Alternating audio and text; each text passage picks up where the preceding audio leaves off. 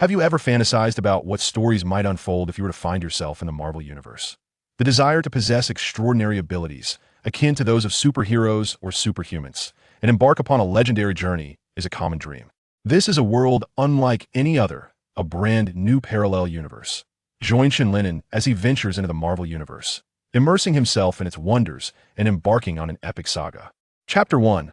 Rebirth as a Delivery Person.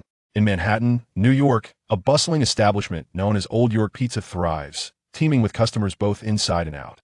A youthful man with dark hair and piercing eyes navigates through the crowd, clutching a towering stack of pizzas.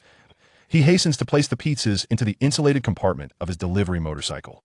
It seems that a booming business can also be a burden, Chen Lin'an muses, a smile gracing his lips as he observes the stark contrast to the previously desolate state of affairs. This transformation could be considered a birthday gift to Old York.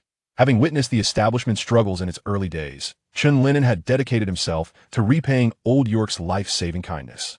Drawing upon memories from his past life, he tirelessly experimented until he transformed the once unpalatable pizzas into a culinary delight. Chen Lin'an entered this unfamiliar world 4 years ago. In his previous life, he was a frail orphan, raised in an orphanage, where he remained throughout his childhood. Transitioning from being cared for to caring for others, his brief existence was inextricably linked to that institution, but on the eve of his 18th birthday, he succumbed to the ravages of illness, taking his last breath curled up in bed. He had assumed that his life had reached its conclusion, yet to his astonishment, he awoke once more. Though faced with an alien environment and a body that appeared to belong to a 13 or 14-year-old, the exhilaration of experiencing life anew filled him with joy. Upon his arrival, Chen Lin'an possessed no memories of his new form. Initially, he felt shards of fragmented recollections streaking through his mind like shooting stars, accompanied by excruciating pain. Once the agony subsided, he grasped the reality of his transmigration and the acquisition of a new body, yet any information regarding it seemed to vanish with his awakening. Leaving no trace behind, in the face of this unfamiliar setting, devoid of possessions and grappling with a language barrier, Chen Lin'an found himself aimlessly wandering through the crisp autumn air.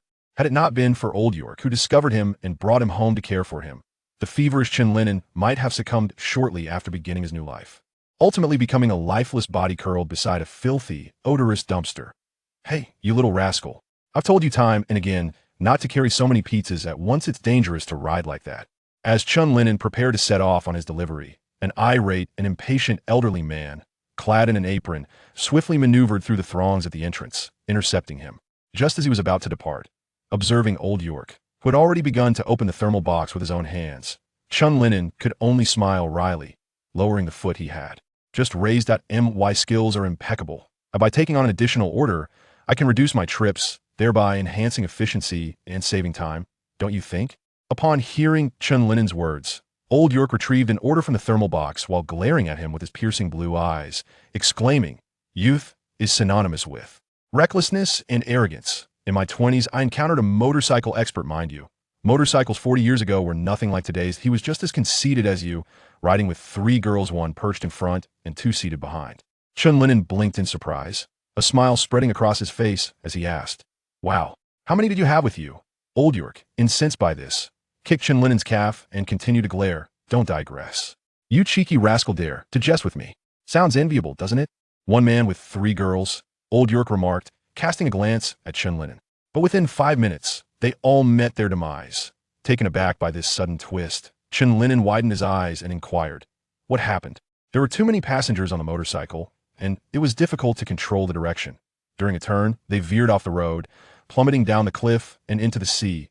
Old York recounted, closing the thermal box, which now contained a normal load. "That fellow even borrowed $50 from me for motorcycle parts, but alas, that money is gone forever." The difference in weight between pizzas and humans is significant. After the shock of the story faded, Chen Lin'an reflected on the disparity between the individuals in the tale and himself. Hearing Chen Lin'an's murmurs, Old York patted his back and said, "Accidents won't spare you simply because you're carrying pizzas. Any overload poses a risk, even if it's just a can of beer." Chen Lin'an nodded in agreement and mounted his motorcycle once more. Venom. As he twisted the key and throttle, the motorcycle roared with anticipation. "Don't forget your helmet." Just as he was about to set off, Old York's rough, irritable voice cut in from the side. Immediately, Chen Lin'an grabbed the helmet and donned it, turning to Old York and awaiting his final inspection. "All set. Off you go." but remember to stay safe on the road. There's no need to rush. Safety is paramount. Old York nodded, gesturing for him to depart while reiterating his caution. Chen Lin'an waved back, saying, "Got it. Hurry back now." With that, he twisted the throttle and sped off toward his first delivery point. As he watched Chen Lin'an's departing figure, a rare, gentle smile graced Old York's stern, weathered face. Over the years, the two had relied on each other, growing as close as true family. Old York bestowed upon Chen Lin'an a newfound lease on life, ushering in a fresh chapter, while Chen Lin'an, in turn, imparted warmth and the experience of familial companionship to Old York, something that had eluded him throughout his childhood, where affection was a luxury he could not afford. Had it not been for his ability to assist with cleaning and odd jobs, he would likely have been sold off by that drug-ensnared woman, desperate for cash. One fateful night, observing her dwindling means, Old York fled that place, sensing her gaze linger upon him like a merchant appraising a commodity's worth. This fleeting existence encapsulated all of Old York's memories of family prior to meeting Chen Lin'an. Perhaps Chen Lin'an's arrival was the fulfillment of the wish he had made with a lighter on his 10th birthday, albeit delayed by over 50 years. After watching Chen Lin'an disappear around the street corner, Old York returned to the shop. Intent on resuming his labors, it seemed imperative to hire additional delivery personnel, for Chen Lin'an was soon to commence his studies, and his education must not be compromised. Having been an exemplary student throughout high school, Chen Lin'an had just embarked on his university journey. He could not afford to let a mere cost-saving measure impede his academic and social pursuits. In his rebirth, Chen Lin'an not only acquired a robust physique, but also experienced a clarity of thought that rendered his studies effortless, consistently securing the top position in his school. He was delighted by these transformations, attributing them to his status as a time traveler, blessed with a mind far superior to the ordinary. Reflecting upon Chen Lin'an's exceptional character and maturity, Old York, who was busily crafting pizzas, found himself enveloped in a joyous ambience. This change prompted the apprentice and other staff members to speculate discreetly about what had transpired. Could it be that someone had introduced Old York to a peer of his age, causing a rare blossoming of affection? Little rascal, what nonsense is swirling in that head of yours? This pizza is blacker than your grandmother's face-washing cloth. Only when Old York's irate voice pierced through the haze of his wandering thoughts, nearly spitting in his face, did the distracted apprentice hastily collect his errant musings. Admitting fault while extracting the burnt pizza from the oven, that "I shall deduct the cost of this charred dough from your wages, you inattentive little scamp. Making pizza is no trifling matter. If you persist in this lackadaisical attitude, you might as well vacate my establishment and return home to play with your eggs." Listening to Old York's relentless tirade, the apprentice felt his earlier discomfort dissolve, even adopting a more rhythmic approach to kneading the dough. Indeed, this was the sensation he cravedo not cease. Continue to berate. Chapter 2. The mysterious stray cat. Old York busied himself in the store while Chen Lin'an traversed the streets. With his exceptional skills and familiarity with the road conditions, he could complete all the deliveries in approximately 40 minutes, far surpassing the efficiency of his peers. Only one order remained, and once it was delivered, the day's business would come to a close. Chen Lin'an glanced at the address in his hand, surveyed his surroundings, and donned his helmet. Speeding off in a determined direction, the sun had slowly descended beyond the horizon, and as the lunchtime rush came to an end, the pizzeria would soon shutter its doors. Though remaining open could yield a substantial profit, Old York believed that one could never earn enough money. It was essential to rest when necessary, so as not to squander the gift of life. Chen Lin'an wholeheartedly agreed, for he earned money solely to enhance his quality of life. If the pursuit of wealth disrupted one's normal existence, then what purpose did that money serve, if not to be spent on hospital visits? Venom. Chen Lin'an hummed a tune while twisting the throttle, his motorcycle racing like a streak of lightning through the empty streets. He had discovered a shortcut through diligent exploration, relying on these routes to save time during pizza deliveries. Before long, he delivered the final order into the hands of the customer. The blonde beauty with cascading waves invited him warmly to join her inside for pizza, but Chen Lin'an graciously declined her offer. People nowadays were exceedingly warm-hearted. Reflecting on the enchanting gaze and the alluring pose she struck for him, he shook his head with a wry smile as he secured his helmet. The sun had completely vanished, replaced by a crescent moon casting a gentle glow in the night sky. The streets were sparsely populated with both pedestrians and vehicles, allowing him to return home with greater speed. After a long afternoon, his stomach grumbled slightly in protest, patting his slightly rumbling abdomen. Chen Lin'an twisted the throttle and surged forward, eager to return for a meal. Venom. Chen Lin'an's motorcycle darted past like a shadow, the exhilarating sensation of speed igniting a rush of excitement. His quick-witted mind endowed him with a unique talent for racing, akin to Takumi Fujiwara from Initial D. The world around him seemed to slow down while his speed intensified. Just as Chen Lin'an reveled in the thrill of the ride, he noticed a black cat staggering at the intersection ahead, convulsing as it moved forward. Its eyes were a profound shade of black, presenting an eerie allure, while white foam dribbled from its mouth, some even clinging to its whiskers. The bizarre sight, coupled with its sporadic, distorted movements, evoked a sense of unease and dread. Unbeknownst to Chen Lin'an, who remained focused on the road, this nearly invisible creature blended seamlessly into the encroaching night. As he rushed to satiate his hunger after a long day's work, the black feline, convulsing intermittently, fixed its deep, obsidian gaze upon the approaching Chen Lin'an. In a fleeting moment as Chen was about to traverse the intersection, the black cat suddenly darted forth like an arrow released from a bow, narrowly missing the front of his helmet. "Goodness!" Chen exclaimed, startled by the feline's abrupt appearance, and hastily squeezed the brakes. The tremendous inertia propelled him forward from the motorcycle, which uncontrollably flipped several times before tumbling into the adjacent drainage ditch. Chen rolled on the ground, unsure of how many times he had turned before finally coming to a halt, his body racked with pain, uncertain if any bones were fractured. What on earth is happening? How could a cat leap directly at a person? Chen pondered, grimacing as he sat up on the roadside. The black cat had vanished without a trace, likely having scurried into the nearby thicket. Chen felt a wave of frustration wash over him. Who could have anticipated encountering such an absurd situation while merely walking? This is utterly ridiculous. Ouch! Slowly raising his arm to remove his helmet, he inspected himself under the moonlight for any injuries. Am I truly this fortunate? His clothes were torn, yet miraculously, he found himself unscathed beneath, albeit covered in a fair amount of dust. He meticulously examined the damaged areas on his arms and legs, finding no wounds, which alleviated some of his discontent. Having rolled so far and emerged relatively uninjured, he was left wondering whether to consider himself lucky. Glancing at his motorcycle, now trapped in the drainage ditch, he chuckled wryly. They navigate the ditch, while I dive straight into it. Clearly my skills are lacking. Shaking his head with a sigh, he leaped into the ditch, attempting to extract his motorcycle. Although the ditch was not particularly deep, the motorcycle's considerable weight posed a challenge. He could only hope to find a way to free it, or else he would have to call for a tow truck. Fortunately, his current phone was relatively durable. Had it been one of the fragile smartphones from his past life, it would have shattered in an instant.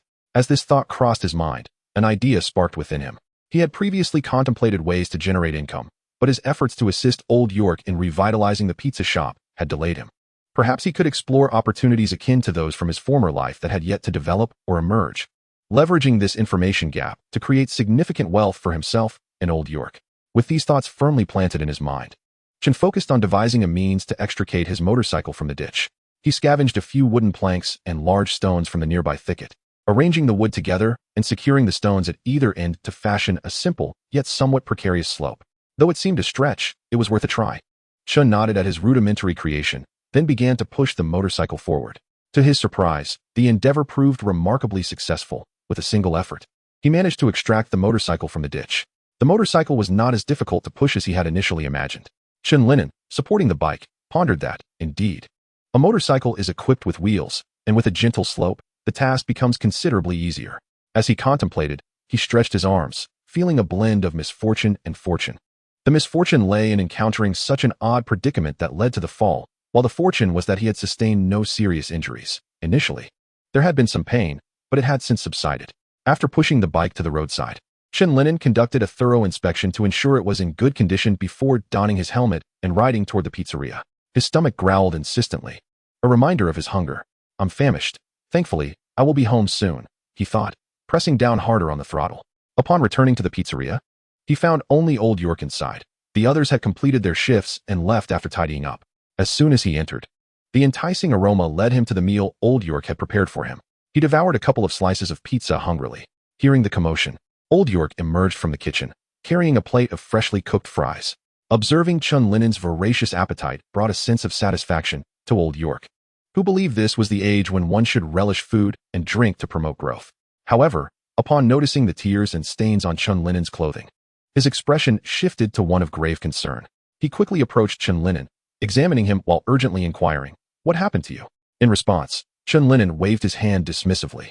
After washing down the pizza with a sip of cola, he replied, "I almost hit a cat on the road. I braked too abruptly and toppled over. Thankfully, I'm fine, just a little tear in my clothes. I must say, I'm quite lucky." "Why would you say that?" Old Yerk interrupted, his irritation boiling over as he slapped Chen Lin'an on the head. I've told you time and again to drive safely and not to speed. You almost crashed just to avoid a cat? Why did you slam on the brakes? Do you realize that at that speed, for your own safety, you would have to plow into someone if they suddenly appeared in front of you? You were fortunate this time, but can you count on luck every time? Old York's face flushed with anger as he looked at the disheveled Chen Lin'an, who was still foolishly grinning. No one should risk their life for a mere cat. Henceforth, you are not to ride a motorcycle anymore. Tomorrow, either return home to study or go out with your friends. You are no longer allowed to help in the shop. He added, tossing a wad of dollars at Chen Lin'an. Ignoring the boy's protests and pleas, he turned and retreated into the kitchen to prepare pasta. Seeing Old York genuinely upset, Chen Lin'an could only grimace and remain silent, focusing on his meal to channel his frustrations into his appetite. It is indeed peculiar. Today he seems to possess an insatiable appetite. Could it be that he is on the brink of another growth spurt? Chapter 3. An encounter with Spider-Man. Following the motorcycle accident, Old York was true to his word, reclaiming Chen Lin'an's keys and forbidding him from assisting in the shop any longer. That very evening, he had already bestowed upon Chen Lin'an a wad of dollars. But just before departing, he feared that cash alone might be unreliable and, thus, slipped the bank card into Chen Lin'an's hand. As he watched Old York wave goodbye while exiting, Chen Lin'an absent-mindedly scratched his head, contemplating where he might wander next as he tucked the money and card away. A sense of mild vexation clouding his thoughts. Previously, due to his unfamiliarity with the surroundings and his unwavering focus on his studies, he had seldom engaged in parties and activities among his peers, leaving him with very few friends. He recalled how those students, often compared to him by their parents, began to spread bizarre rumors, whispers of peculiar behavior, autism, and mental instability, suggesting he was on medication daily. In truth, Chen Lin'an was burdened by none of these allegations. Rather, he found solace in solitude, having grown accustomed to a life of singularity over the years. The thought of mingling with those audacious and carefree American students would truly be a source of distress for him. Although he had resided in this country for over 4 years, he still struggled to embrace certain traditions and customs.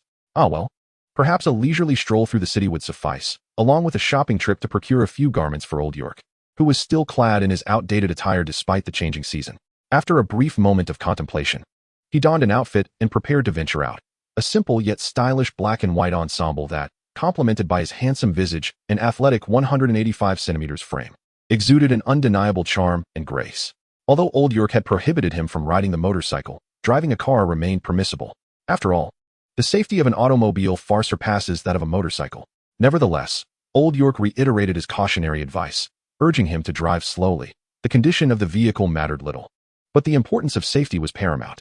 In response to Old York's persistent admonitions, Chen Lin'an assured him with a pat on his chest that he would prioritize safety. As he opened the garage, he found a black SUV parked at the forefront, his favorite model.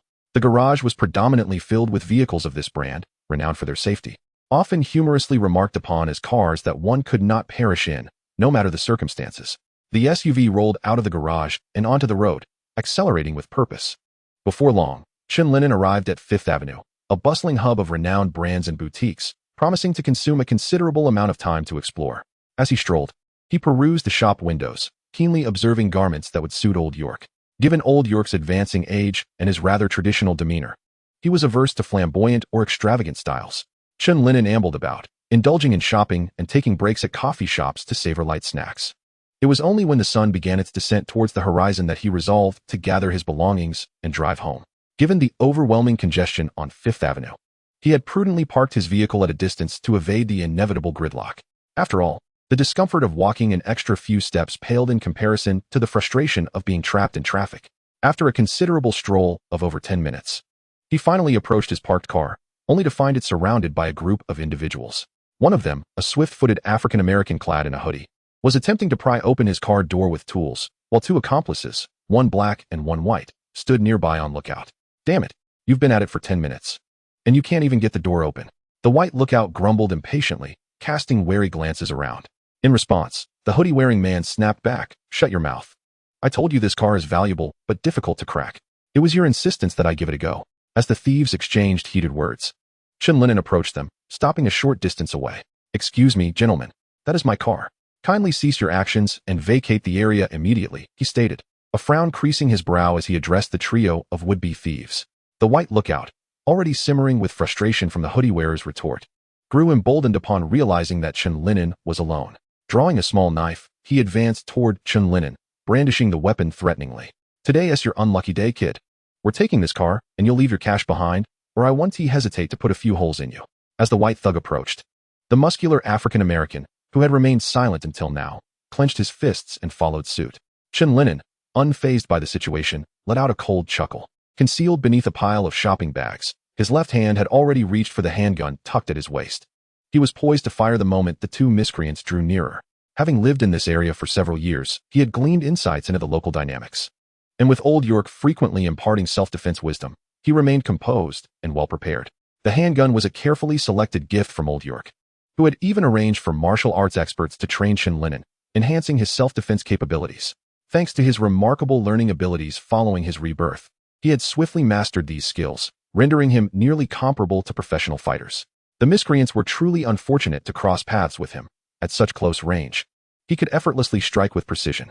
The specter of death loomed ominously behind them, yet they remained blissfully unaware.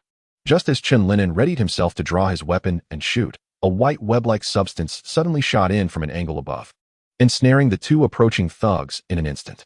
The knife held by the white thug fell to the ground. The hooded black man, focused on opening the car door, caught a glimpse of his companion's predicament. Without hesitation, he abandoned his attempt to unlock the door and prepared to flee the scene. Before he could take more than a couple of steps, a strand of web ensnared him, yanking him back with lightning speed. Within mere seconds, all three thugs found themselves bound and suspended in midair. Stealing cars is hardly a commendable habit. I trust you will have a candid discussion with the police shortly. A clear voice resonated from above, revealing a figure clad in a red and blue suit, perched in an improbable stance against the wall. Spider-Man. Upon recognizing the newcomer, Chen Lin'an gradually relaxed his grip on the handgun. Spider-Man, hearing Chen Lin'an's words, nodded and replied with a smile. "Indeed, your friendly neighborhood Spider-Man. Are you injured? Do you need me to take you to the hospital?" Hearing Spider-Man's concern, Chen Lin'an waved his hand and smiled. "I'm fine.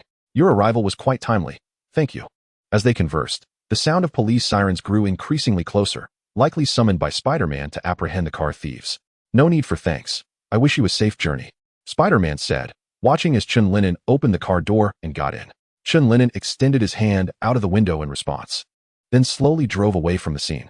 Observing the diminishing glow of the taillights, Spider-Man turned back to the rooftop, removing his mask to catch his breath. If I'm not mistaken, Leon, Chen Lin'an's English name, was just about ready to deal with those thieves, Peter Parker mused, reflecting on the earlier scene. Chen Lin'an and Peter Parker had been classmates since high school, both academic overachievers, though Chen Lin'an had always been the more domineering one, consistently ranking first.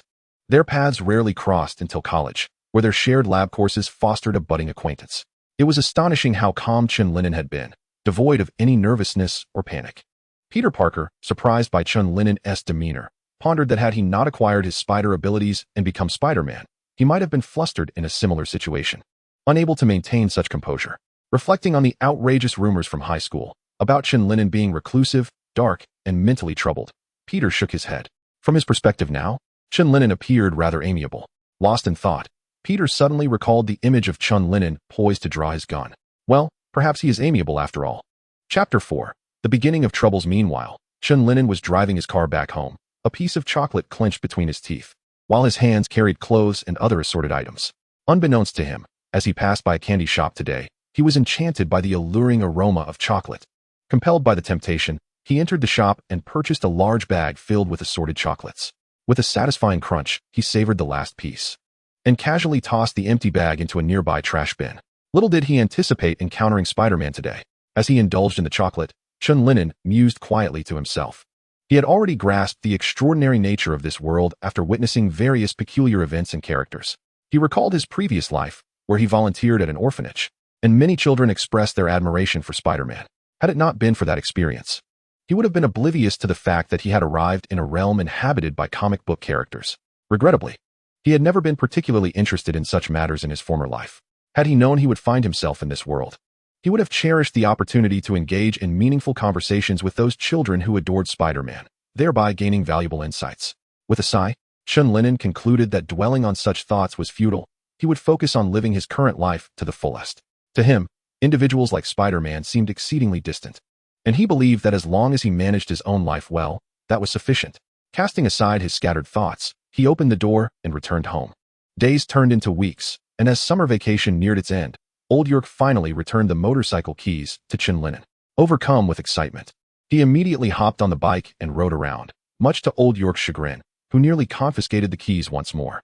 With the motorcycle at his disposal, Chen Lin'an resumed his part-time job delivering food, especially since business was thriving, particularly during mealtimes. One afternoon, he perused the delivery orders and selected several familiar routes. Eager to expedite the deliveries, Old York, as usual, cautioned him to exercise caution and inspected his thermal box to ensure he wasn't clandestinely carrying extra orders. Due to his familiarity with the roads and shortcuts, Chen Lin'an completed nearly all the deliveries in under half an hour, leaving only one distant order remaining. "Let me see where this is," he muttered to himself while studying the address on the note. 30 East 15th Avenue. How far could this be? Are deliveries now being accepted from such a distance? Chen Lin'an scratched his head in puzzlement, contemplating the surprising distance of the address from their shop. Nevertheless, he chose not to dwell on it, as time was of the essence. Pizzas do tend to cool down, and he needed to ensure the delivery reached the customer promptly. After surveying his surroundings and contemplating the best route, he set off in a determined direction. Meanwhile, within the confines of 30 East 15th Avenue, a man lay bound on the floor, bloodied and battered, his head swollen from the brutal assault, surrounded by a circle of onlookers. A burly man with a fierce countenance and a shaved head sat coldly observing the man sprawled at his feet.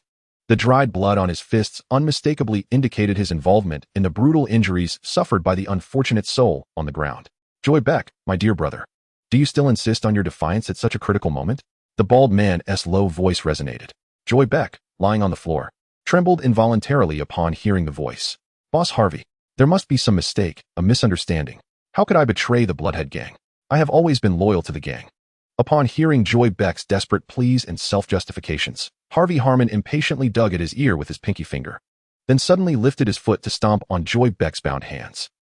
The sound of his hard-soled shoe crushing against flesh echoed in the silent living room, accompanied by the sickening crack of bones. After shattering Joy Beck's hand, Harvey Harmon leaned down to fixate on his eyes, coldly stating, "If it weren't for my brother's insistence that you must die clearly, I would have snapped your neck half an hour ago, you wretched dog. The Bloodhead Gang can provide you with everything you desire, money, women, even narcotics, but the one unbreakable rule is to never betray us. This was made abundantly clear from the very first day you joined the gang, so there is no need for your fear or pleas. You should have been prepared for this, shouldn't you?" As Harvey spoke, he extracted a small voice recorder from the inner pocket of his suit jacket. With a click, the device began to play back a recorded conversation between Joy Beck and other gang members, revealing his treachery and the sale of confidential Bloodhead Gang information at a handsome price. Unfortunately for him, his deceit had been uncovered, and he would not have the opportunity to squander his ill-gotten gains. Observing Joy Beck's silence, Harvey Harmon stowed the recorder away and rolled up his sleeves. As his fists and feet began to rain down blows once more, Joy Beck's cries of agony filled the air again, though they grew weaker until they ultimately faded into a lifeless heap of flesh. Panting heavily after having beaten Joy Beck to death, Harvey Harmon wiped the blood from his hands with his jacket. "Tidy up the scene, then bring out the gasoline. We're going to set this place ablaze," he instructed his subordinates in a hushed tone. After finishing his orders, he retrieved a cigar from his pocket and lit it, the blue smoke rising to obscure his fierce visage and the exhilaration in his eyes from the act of murder. He understood that he lacked the intelligence and cunning of his brother, so he resolved to be nothing more than the sharpest blade in his brother's hand. He inherently relished the thrill of combat, the visceral clash of flesh and the splatter of blood, finding an intoxicating ecstasy in the gradual ebb of life beneath his grasp. As Harvey Harmon savored the lingering pleasure of the moment while puffing on his cigar, his subordinates busily attended to the scene, when suddenly, the doorbell rang. Ding dong. The crisp chime resonated with an almost divine authority, causing everyone in the room to halt their activities at the sound. Chapter 5. The catalyst. At a subtle glance from Harvey Harmon, one of his henchmen discreetly drew the handgun tucked at his waist and stealthily approached the door. Peering through the small peephole, he beheld an Asian youth clad in a pizza shop uniform, helmet adorning his head, cradling a stack of pizzas in his arms. "Hello? Is anyone home? Your pizza has arrived," Chen Lin'an announced cheerfully while pressing the doorbell. It struck him as strange, though the lights were on inside. No one answered the door. After waiting in vain, curiosity began to gnaw at him. Hearing Chen Lin'an's voice, the henchman turned to glance at Harvey Harmon, uncertain of the next course of action. At that moment, Harvey Harmon harbored a fierce desire to obliterate Joey Beck once more to vent his frustration. Who knew when that damned fool had ordered takeout? Was it before they arrived? A cold glint flickered in Harvey's eyes as he contemplated eliminating the delivery boy to avoid complications. However, Recalling his brother's admonition to avoid unnecessary entanglements, he pondered briefly before softly instructing the henchman at the door, "Let us hide. Quickly send him away, but ensure no slip-ups." The henchman nodded in understanding, and after ensuring everyone was concealed, he tucked his gun back into its holster, clearing his throat before stating, "Just a moment, I'm looking for change." After a brief pause, he opened the door halfway and accepted the stack of pizzas presented by Chen Lin'an. Although Chen Lin'an found it peculiar that it took so long for someone to answer, he refrained from voicing his thoughts, merely following protocol and stating softly, "Thank you for your trust. The total is $32, and here are a few discount coupons. We look forward to serving you again." The henchman placed the pizzas on the floor and retrieved 4 $10 bills from his pocket, handing them to Chen Lin'an while saying, "No need for change. The rest is your tip." Chen Lin'an responded with a polite smile, expressing gratitude to the generous customer. "Thank you for your kindness. Wishing you a delightful day." The henchman nodded subtly, eager to expedite the delivery. Just as he prepared to close the door, the individual responsible for disposing of the body inadvertently lost his grip, causing the corpse to slide down the stairs, its head striking the floor with a thud. The henchman, tasked with body disposal, turned pale at the sight and hurriedly grasped the legs of the corpse, yanking it back up with urgency. Due to the spaciousness of the living room, there was truly no concealed space for a person to hide, which is why the henchman was seen dragging the corpse while standing on the staircase. However, he did not anticipate that the body, battered and bloodied, had its blood congealed, which reduced the friction, coupled with the inherent weight of the corpse. This caused him to lose grip unexpectedly, resulting in the unfortunate incident.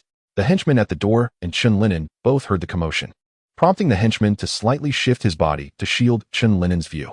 Chen Lin'an merely turned his head upon hearing the noise, but refrained from inquiring further or peering curiously, presuming it was merely the cat or dog in the house knocking something over. Thus, Chen Lin'an resumed his journey home on his motorcycle. Inside the house, after closing the door, the henchman peered out the window, watching Chen Lin'an's motorcycle fade into the distance, failing to detect anything amiss, which eased his anxieties. "I'm sorry, boss. It was unintentional. There was too much blood on the corpse, and I lost my grip, causing it to fall." The henchman, realizing his mistake upon encountering Harvey Harmon's cold gaze, hastily explained, "But I promptly pulled it back up. It couldn't have been more than 2 seconds, and the kid didn't notice anything unusual," he assured frantically.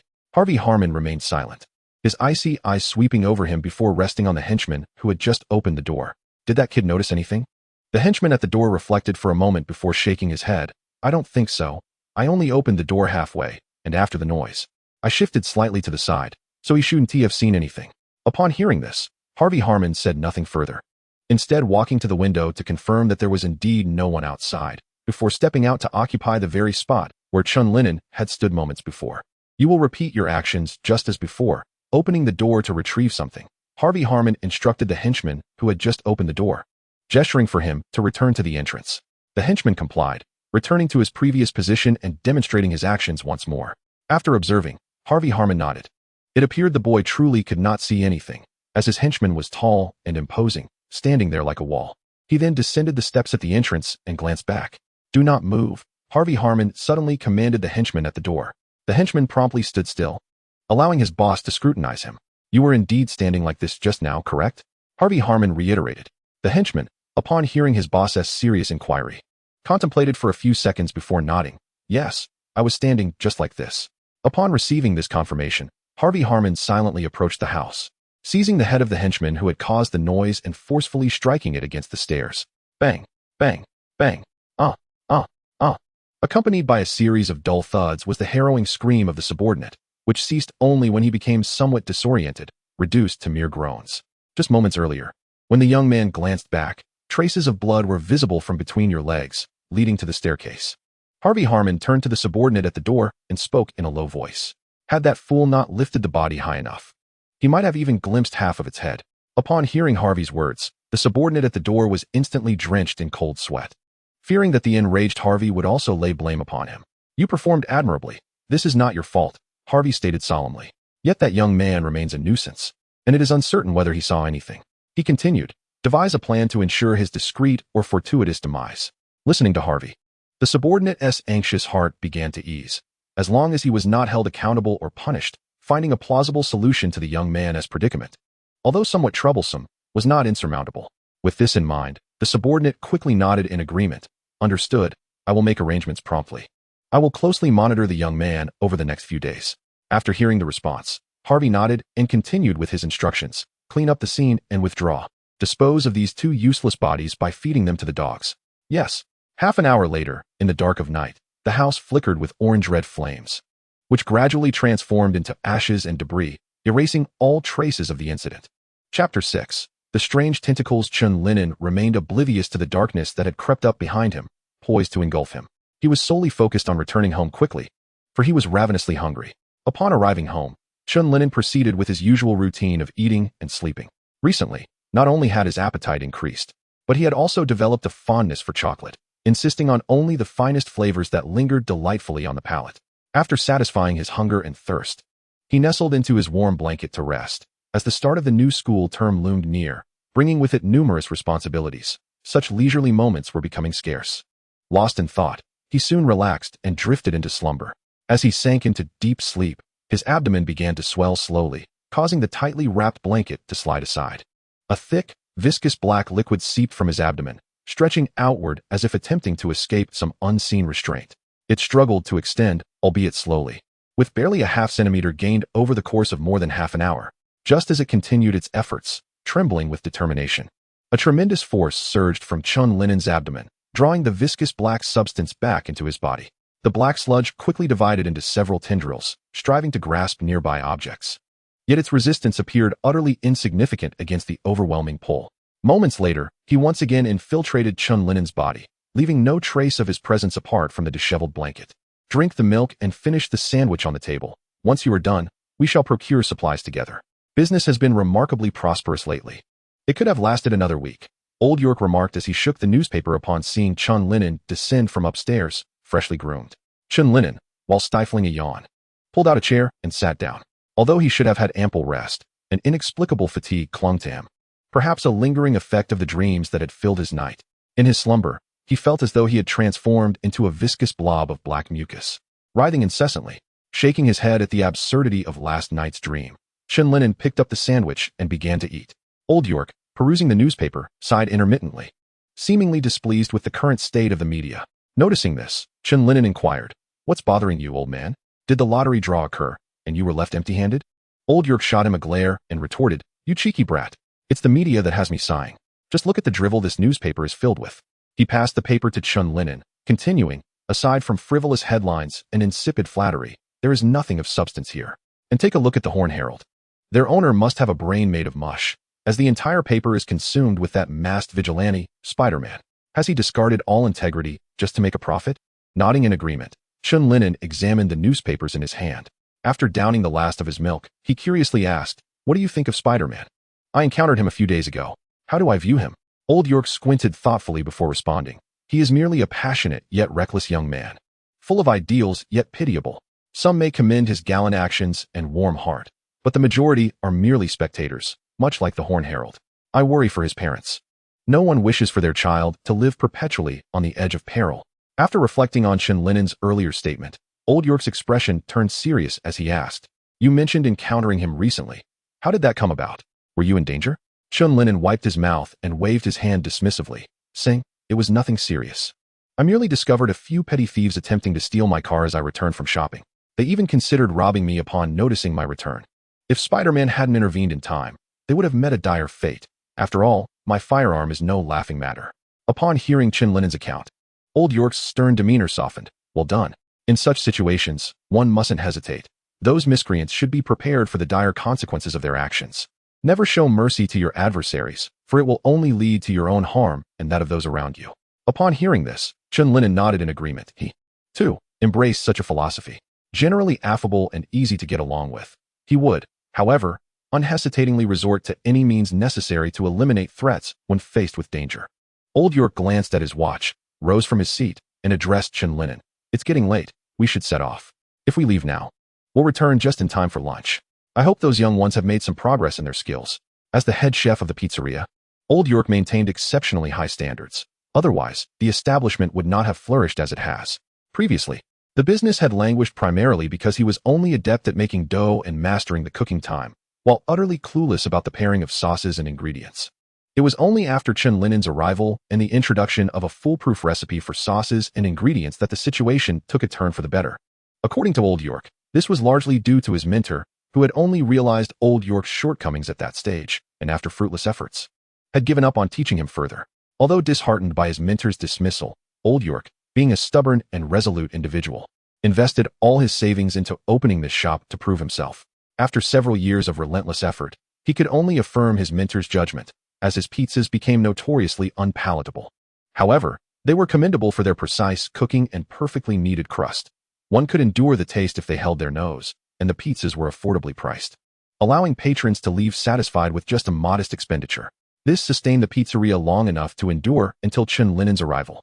It is said that the old customers still reminisce fondly about Old York's previously dreadful pizzas, occasionally ordering the specially retained item from the menu to savor the nostalgia, only to find themselves increasingly fond of the current flavors.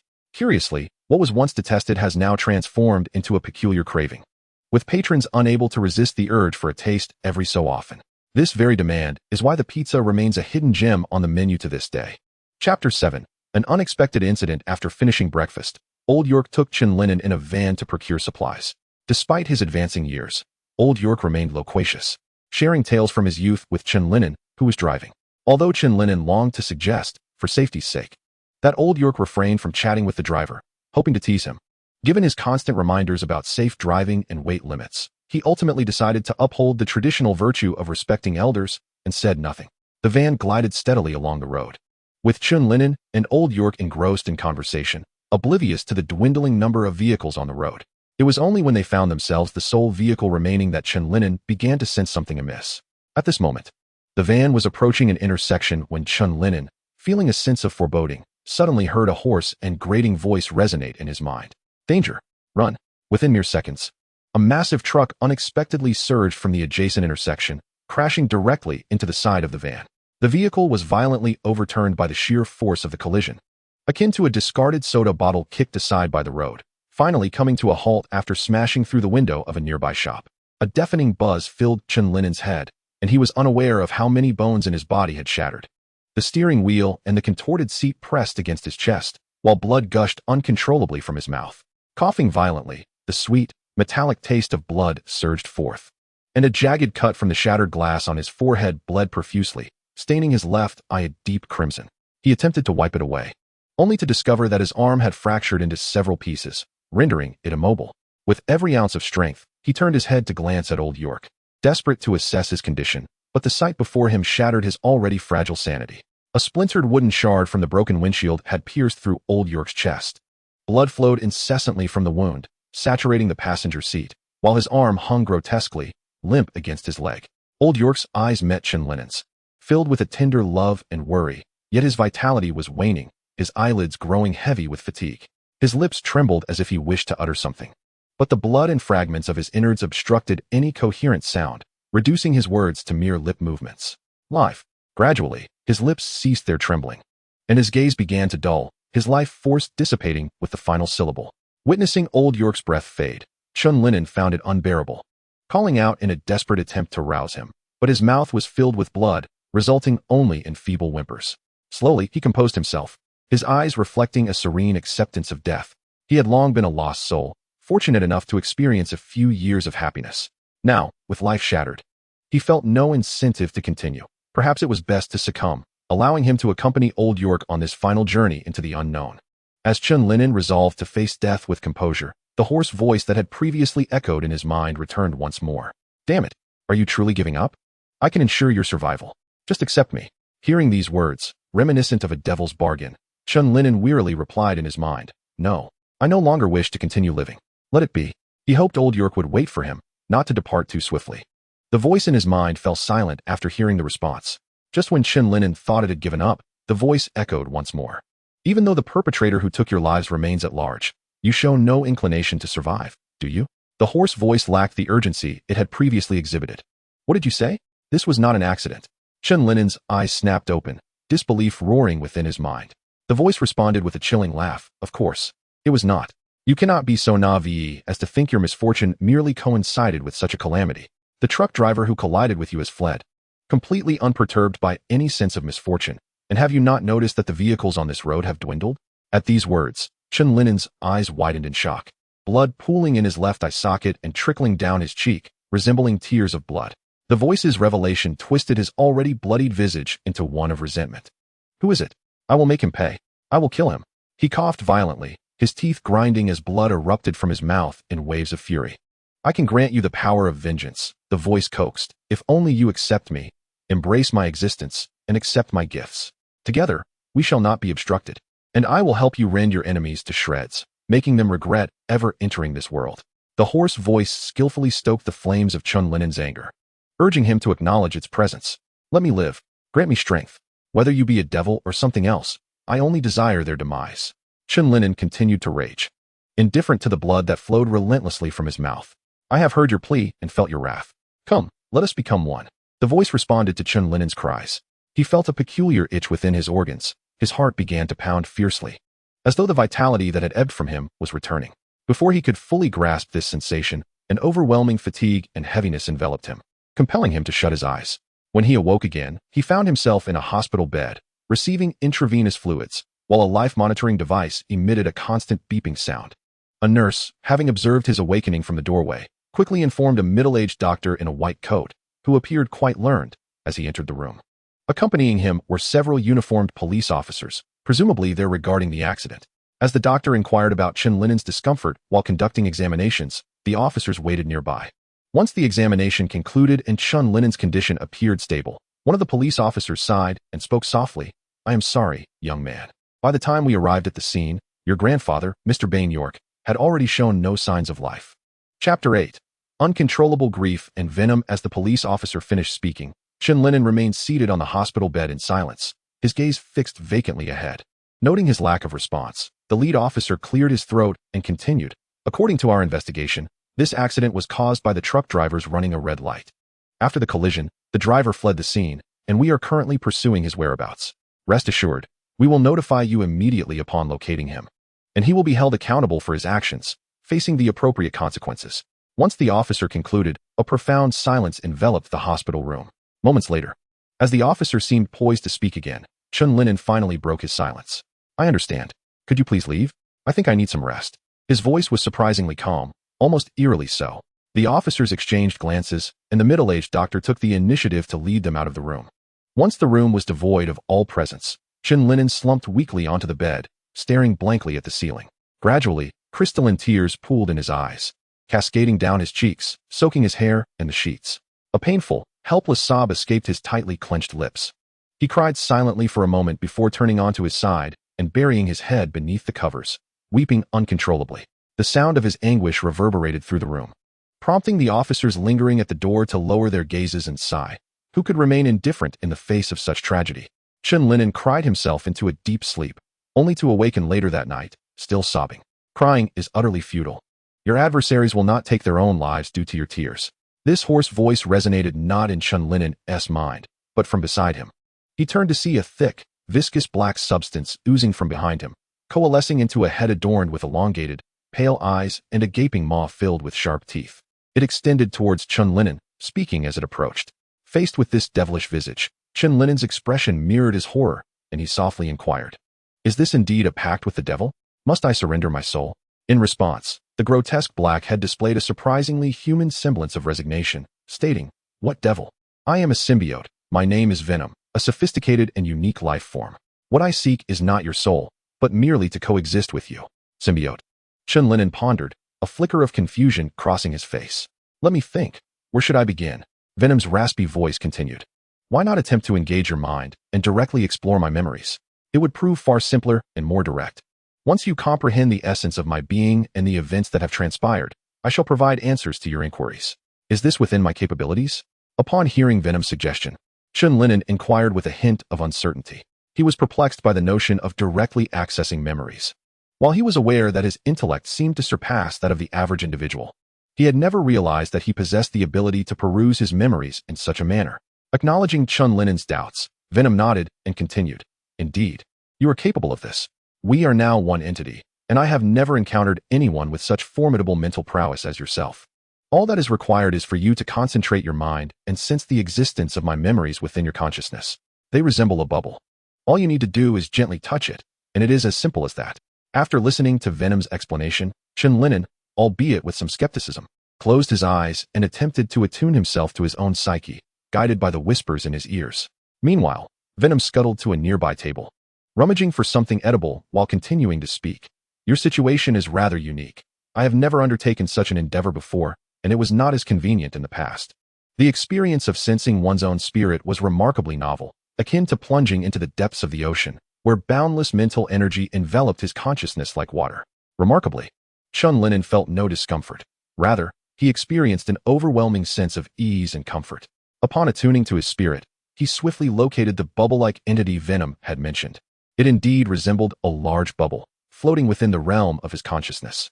With a gentle touch, the enormous bubble emitted a soft sound before shattering with a resounding pop. Simultaneously, an unfamiliar memory surged into his mind.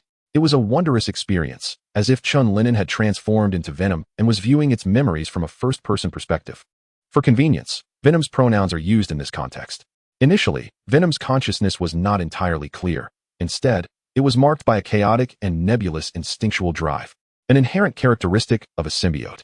The first moment of lucid awareness occurred when it attached itself to a mercenary known by the codename Deadpool. This mercenary was strong and possessed formidable combat skills, making him a seemingly suitable host. However, he bore a fatal flaw. His mental state was far from that of a normal individual. Even while browsing through the memories, Chen Lin'an could perceive the extent of his chaotic and neurotic psyche. Venom found this tumultuous mental state intolerable and, after a brief period of inhabitation, vacated Deadpool's body. Although Venom departed swiftly, the host's personality significantly influences the symbiote, inevitably leading to a chaotic state akin to that of Deadpool.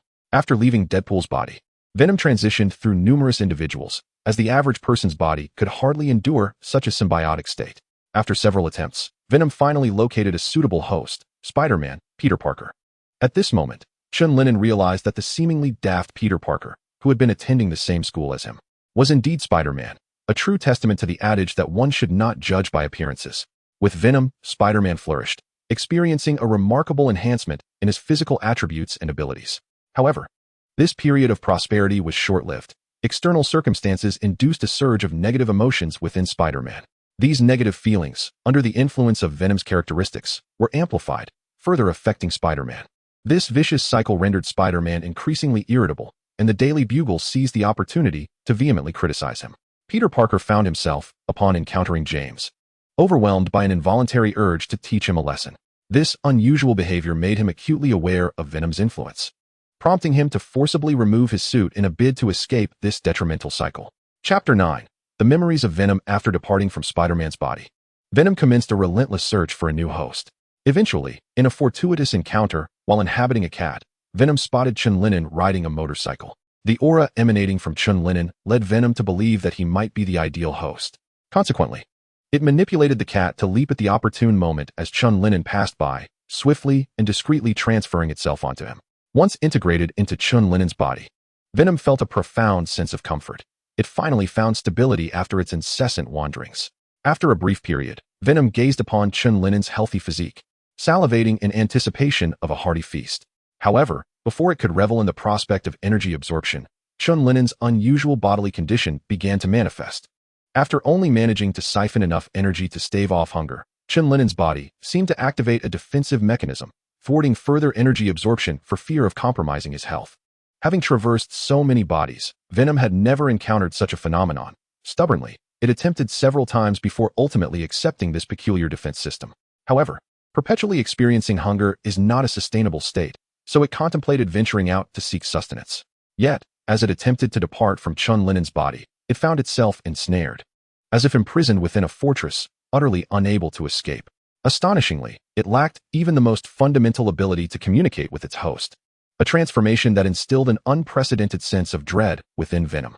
It is worth noting that it had performed this parasitic operation countless times before, effortlessly commandeering the consciousness of ordinary individuals or animals, and seamlessly transferring to a new host when the previous one could no longer bear the burden. Only when faced with exceptionally potent hosts, such as Spider-Man, would it initially comply, though it would subtly influence them from the shadows. This peculiar predicament, being both famished and trapped, devoid of any means of communication, was an entirely novel experience for Venom. Chen Lin'an's immense mental prowess, activated subconsciously, acted like an unreasonable jailer, wholly stripping Venom of its freedom and its capacity to absorb energy. It felt akin to a welfare recipient, barely managing to stave off starvation until the impending car accident prompted it to emit a desperate warning. Following that, Chen Lin'an's tumultuous mental fluctuations afforded Venom a chance, allowing it to awkwardly initiate its first conversation with its host. It is noteworthy that previously, Venom had exerted tremendous effort merely to utter a brief caution within Chen Lin'an's mind. Thus, when it heard Chen Lin'an finally respond, it was nearly overcome with joy. Such a feat was no small accomplishment. Ultimately, after Chen Lin'an consented to acknowledge its presence, Venom sensed a diminishment of its constraints. Though the fundamental principle remained, it could not harm the host's health. Hence, it now eagerly scoured for food, driven by insatiable hunger. When Chen Lin'an concluded reviewing all the memories and reopened his eyes, Venom was voraciously devouring fruits and snacks, wrappers and all. Fortunately, there was an expired chocolate bar in the cabinet, otherwise it would still be enduring hunger. Upon noticing Chen Lin'an awaken, Venom licked its large mouth with its long, crimson tongue and spoke. After pondering for a moment, Chen Lin'an posed a question that had arisen during his memory exploration. I recall that your character was previously chaotic and malevolent due to the influence of your host. Yet, you appear quite different now. What accounts for this change? Will you revert to that state after some time, or is this behavior merely a means to gain my trust? Hearing such direct skepticism, Venom returned from the nearby table to face Chen Lin'an. This transformation is attributable to your uniqueness. Your vast mental energy has effectively cleansed me of the evil and chaos that once tainted me, much like a thorough washing. Although I have endured considerable hardship during my time in your body, the benefits I have gained have been many and quite unexpected. Having liberated myself from the shackles of past negative emotions, I now embody a revitalized, unprecedented state of symbiosis. After articulating this, Venom coiled around Chen Lin'an's shoulder and spoke in a low voice. I understand that you require time to acclimate to my presence. However, you may certainly set aside your reservations and suspicions towards me. You are now aware of the essence of a symbiote, and thus you should comprehend that we are intrinsically linked. Your demise would herald my own. We are the closest of allies and companions, akin to your limbs or other organs. Albeit, I possess the ability to articulate, unlike them. Listening to Venom's candid words, Chen Lin'an managed to quell the discomfort within him. Indeed, as it asserted, a symbiote would never harm its chosen host. The act of amplifying emotions to absorb energy would not jeopardize the host's life. Rather, it would deepen their symbiotic relationship, rendering the host inseparable from the symbiote. Moreover, due to his body's unique characteristics, Venom was entirely unable to overabsorb energy. By the way, you have frequently mentioned the uniqueness of my body. What exactly distinguishes it? Is it due to the enhanced mental prowess you just referenced? Chen Lin'an inquired, contemplating Venom's earlier remarks. Enhanced? Venom replied, shaking his head in denial of Chen Lin'an's assumptions. Your mental faculties are not merely stronger than those of an ordinary person. They are extraordinarily formidable. The reason you cannot harness this power is that your physical constitution is comparatively feeble. I can assert that the circumstances I have encountered within your body are a result of your subconscious protecting you. I can only absorb a fraction of your energy to prevent harm to your body, and the inability to communicate with you stems from your mind typically rejecting external consciousness. At this juncture, Venom expressed a sudden excitement. Have you noticed an improvement in your physical capabilities during this time? Chen Lin'an could not help but reflect on the notable enhancement in his physical state, initially attributing it to natural growth. Now that you recall, do you understand why? Venom teased. Chapter 10. The reasons behind the body's uniqueness. Upon hearing this, Chen Lin'an paused contemplatively. He sensed that this was indeed intertwined with his formidable mental strength. Yet he struggled to grasp the precise mechanism at play. Observing his silence, Venom could no longer contain himself and elaborated. This transformation is a result of the interplay between your consciousness and my abilities. The characteristics of a symbiote enable me to significantly enhance the physical prowess and strength of my host upon our union.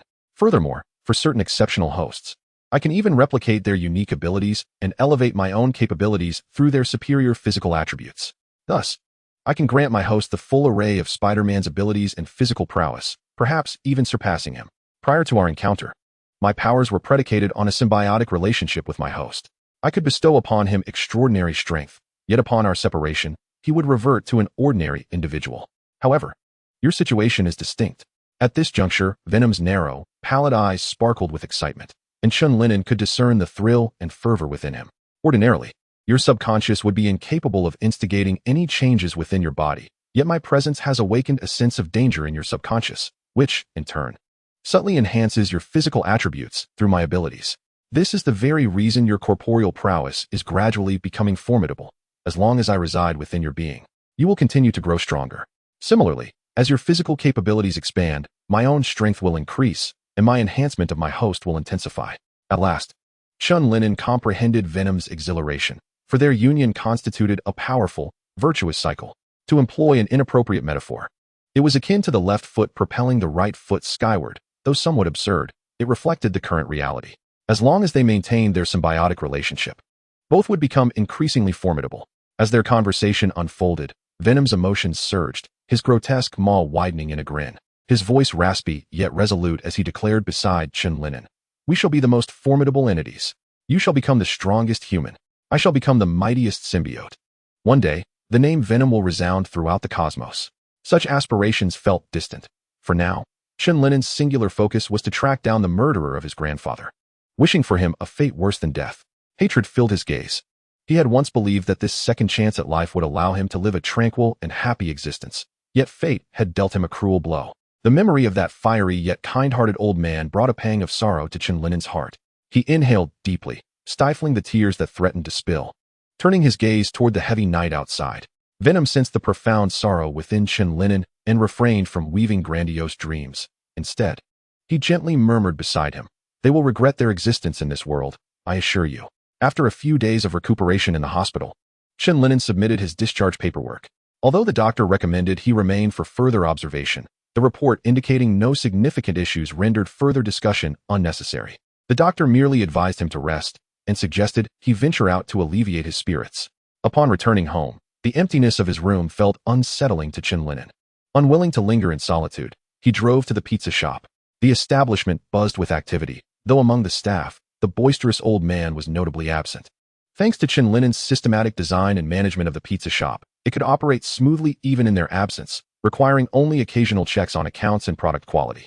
Once the affairs of the pizzeria were settled, Chen Lin'an returned home. Although the place stirred feelings of sadness and nostalgia within him, it remained his sanctuary, the final refuge in this world. Sensing his melancholic demeanor, Venom incessantly chattered in his ear, attempting to divert his attention. "By the way, Peter Parker is your classmate, isn't he? Didn't you notice any peculiarities about him before? That fellow has been wandering around in a tight suit since high school." Upon hearing Venom's inquiry, Chen Lin'an found himself reminiscing. In his recollection, Peter Parker had always appeared to be a somewhat oblivious academic overachiever. Although their interactions were minimal, he could still recall certain aspects related to Peter. "To be honest, we weren't very close at that time. He didn't seem to exhibit any odd behavior, though he often arrived late to events. I used to think he simply overslept or lost track of time while reading. In hindsight, he was likely busy soaring through the streets, dealing with emergencies." Chen Lin'an spoke softly while lost in thought. After hearing Chen Lin'an's response, Venom chuckled hoarsely. "That guy barely had time to eat. During the period I was within him, approximately 90% of his lunches were consumed atop some random building. And it was either hot dogs or pizza. The funniest part was when he had only half a hot dog left, and then a robbery occurred below. He had no choice but to leave the remaining half on the rooftop for a while. When he returned a few minutes later, that half-hot dog had been completely devoured by the surrounding pigeons and sparrows." Listening to Venom's tale, a pitiable yet comical image formed in Chen Lin'an's mind, prompting him to chuckle. Noticing the improvement in Chen Lin'an's mood, Venom seized the opportunity to share more of Peter Parker's embarrassing moments to elicit further amusement from him. As night fell swiftly, and after attending to all trivial matters, Chen Lin'an eagerly awaited the moment. He and Venom had agreed to experience the power of their fusion once darkness descended. Standing before the floor-to-ceiling mirror in his room, he observed as black, viscous liquid began to emerge from his body, enveloping him completely. In no time, he transformed into a towering figure exceeding 2 meters in height. Gazing at the fearsome visage reflected in the mirror, Chen Lin'an felt a twinge of headache. If he were to venture out looking like this, he would surely attract the attention of government authorities, who would likely seek to apprehend him for experimentation. Chapter 11. Nocturnal Wanderings in the Mirror. He beheld a figure of formidable stature, with terrifyingly pale eyes radiating an eerie glimmer. Below, an enormous mouth lined with sharp teeth gaped wide, its crimson tongue slithering like a serpent, and viscous saliva glimmered under the moonlight. "You seem rather dissatisfied," noted Venom, sensing Chen Lin'an's hesitation. "But don't you think we appear quite majestic and imposing like this? Just the sight of us would surely terrify our enemies. Ha ha ha." Chen Lin'an did not deny the intimidating effect of their appearance. However, he was acutely aware of the troubles it could bring. "Indeed, it is quite fearsome. But revealing ourselves like this would be tantamount to announcing to others that we are monsters. Thus, if we wish to avoid being captured for experimentation or exterminated as abominations, I believe it prudent to adopt a more subtle approach and temper our ferocity. Upon hearing Chen Lin'an's reasoning, Venom continued, I sense a lack of confidence in our partnership. Any adversary bold enough to challenge us shall be crushed. Nevertheless, you make a valid point. To mitigate complications, we can indeed afford to be somewhat discreet for the time being. Acknowledging Venom's agreement, Chen Lin'an nodded. Although Venom continued to boast with bravado, they had reached a consensus. So what are your thoughts? Venom inquired, its head manifesting from Chen Lin'an's shoulder. Pondering with a hand on his chin while gazing into the mirror, Chen Lin'an proposed, firstly, let us reduce our size to something more akin to my own. This would facilitate greater agility, and if necessary, we can enlarge ourselves later. Additionally, the mouth is rather exaggerated. It could be sealed entirely, resembling a mask. As his transformation gradually took shape, Chen Lin'an nodded in satisfaction. This is much better. Yet, there seems to be something amiss. To this, Venom jested, wow, quite dashing, akin to Spider-Man. Perhaps I should alter the colors. How about red and blue? Realizing the issue with their current appearance, Chen Lin'an acknowledged, indeed, aside from the height and stature, this guy bears a striking resemblance to Spider-Man, even featuring a white spider emblem on the chest. Wait, that emblem is not what I suggested. Why have you added your own flair? Chen Lin'an lightly tapped Venom's head. Venom cleared its throat and explained, ahem, your ideas led me astray. This embellishment is certainly unnecessary. However, it is undeniably more visually appealing than Spider-Man's original design. Wouldn't you agree? Chen Lin'an nodded in reluctant acknowledgement of Venom's assertion. Spider-Man's suit is indeed rather unappealing, primarily due to its garish color scheme. Much like his personality, appearing somewhat naive, yet rather complex, Venom added. Revise it once more, and again. While it is easy to criticize, they have yet to finalize their own design. After numerous alterations, they ultimately decided to abandon the constraints of a skin-tight suit, opting instead for a more practical and discreet appearance. After all, Venom can transform into various forms of attire. The image that emerged in the mirror was that of a robust figure cloaked in a hood, with only a pair of ghastly white eyes emanating a chilling aura beneath the hood. Apart from that, there was only darkness, as if all light had been consumed by those eyes. The black fabric, shaped by Venom, possessed a resilient texture that was neither as constricting as a bodysuit nor as loose as conventional clothing. The muscle contours revealed through movement exuded a sense of power. Henceforth, barring any extraordinary circumstances, this would be their standard appearance. Venom's favored form would likely see little use. Indeed, while it may not possess the imposing presence initially presented, it is not lacking in its own right. Venom nodded in satisfaction at its reflection, remarking on how Spider-Man's red and blue suit seemed rather inferior in comparison. Hearing Venom's jibe at Spider-Man, Chen Lin'an chuckled as well, stating that given his combat style, a bodysuit is indeed the optimal choice in the absence of special materials, as they had unconsciously gravitated towards that direction themselves. However, the color coordination leaves much to be desired. I believe an all-black ensemble would be far more striking and offer better concealment at night. Aha, truly the best combination. I share your sentiments. Venom nodded in agreement and then melded into the attire, continuing, now let us explore other abilities. Having familiarized himself with his current outfit, Chen Lin'an stepped out of his home, allowing Venom to control his body to acclimate to the surging power and an array of wondrous abilities. A strand of web shot from his wrist, adhering to a distant skyscraper. He then leaped into the air, soaring to the midsection of the building. At that moment, Chen Lin'an found himself parallel to the ground, maintaining a 90-degree angle with the structure as he began to ascend towards the rooftop. As he walked, he gradually broke into a run, quickly reaching the rooftop, where he stood at the edge and leapt into the air. With an exhilarating shout, Chen Lin'an reveled in the novelty of the experience as he soared from the rooftop, perfectly aligning with the luminous moon above. His silhouette, akin to a fish leaping from water, reached its apex before plummeting swiftly downward. Chen Lin'an felt the wind between the buildings parting around him, the howling breeze rushing past his ears, while the vehicles and crowd below grew increasingly closer. We are getting nearer to the ground, he shouted to Venom, his heart racing with anticipation as the earth approached. Although Chen Lin'an's admonition was loud, it appeared as if Venom remained oblivious to his warnings, even shifting its posture and accelerating its descent. Ha! Fear not, for I am here. Even if I were to splatter into pieces, it matters not, Venom chuckled, attempting to reassure Chen Lin'an. Upon hearing such a statement, Chen Lin'an, whose heart was already in his throat, felt his composure shatter. Was this something a person could utter? What did it mean that being splattered into fragments was inconsequential? The ground loomed ever closer, and at their current speed.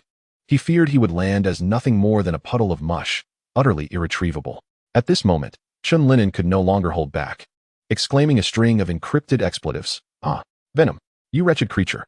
Ah, Chapter 12, Ability Test, and the Chocolate Oath. Meanwhile, those on the ground heard his shout, turning their gazes towards the source of the sound.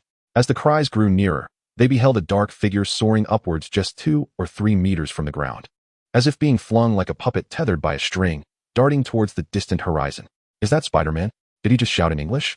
I didn't quite catch it, the onlookers murmured, unaware that the echoes in the night were a series of melodious Chinese phrases.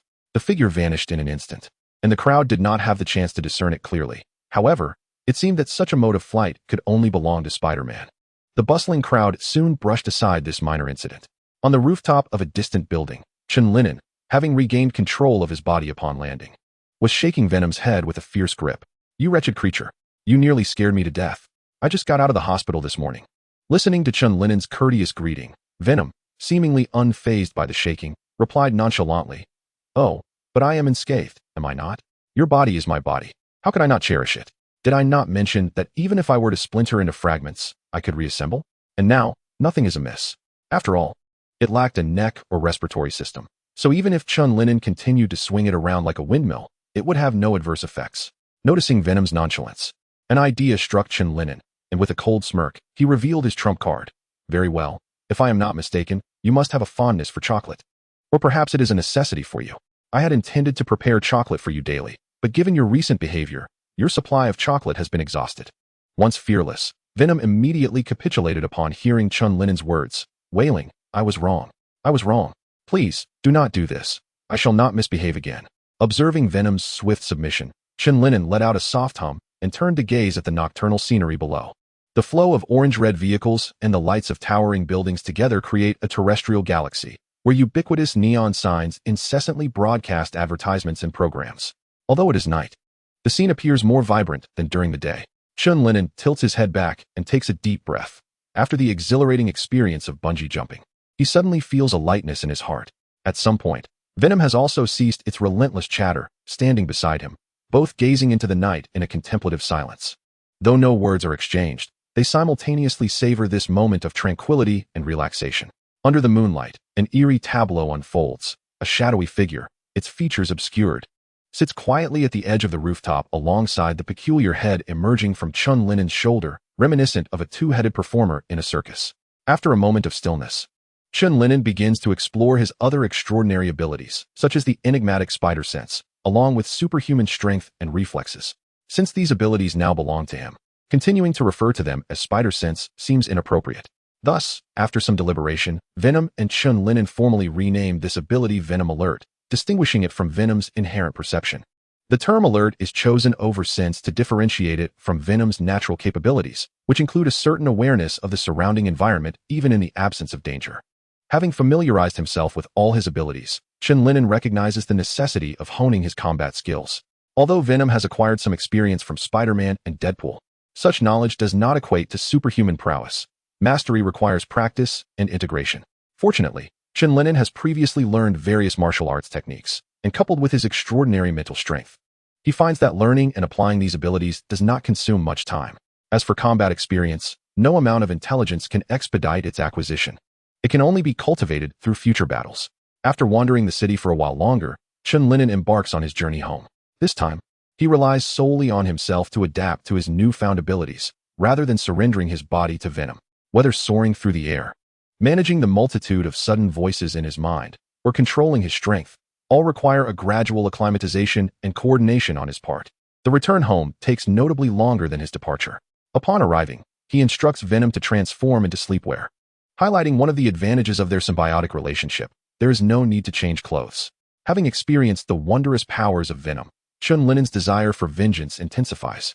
Venom shares this enthusiasm, perceiving the endeavor not merely as retribution, but as an extravagant buffet, a plethora of fresh heads and organs to contemplate. With this thought in mind, Venom expresses its views to Chen Lin'an, asserting that such measures are essential for survival. Upon hearing this, Chen Lin'an furrowed his brow, unable to accept the situation, and retorted, "Stop with the nonsense. Do you not recall the treatment I received while you were within me? How is it that the conditions have become more demanding after my release? Perhaps it would be best for you to return." Upon hearing Chen Lin'an's words, Venom immediately grew displeased, exclaiming, "What are you saying? Now that I have emerged, how can I possibly return? Furthermore, I have not deceived you. My needs are genuine. Due to the unique nature of your body, I am unable to excessively absorb your energy, and I am currently in a constant state of energy deficiency. To me, phenylethylamine is the finest sustenance, which is why I have an affinity for human brains and chocolate.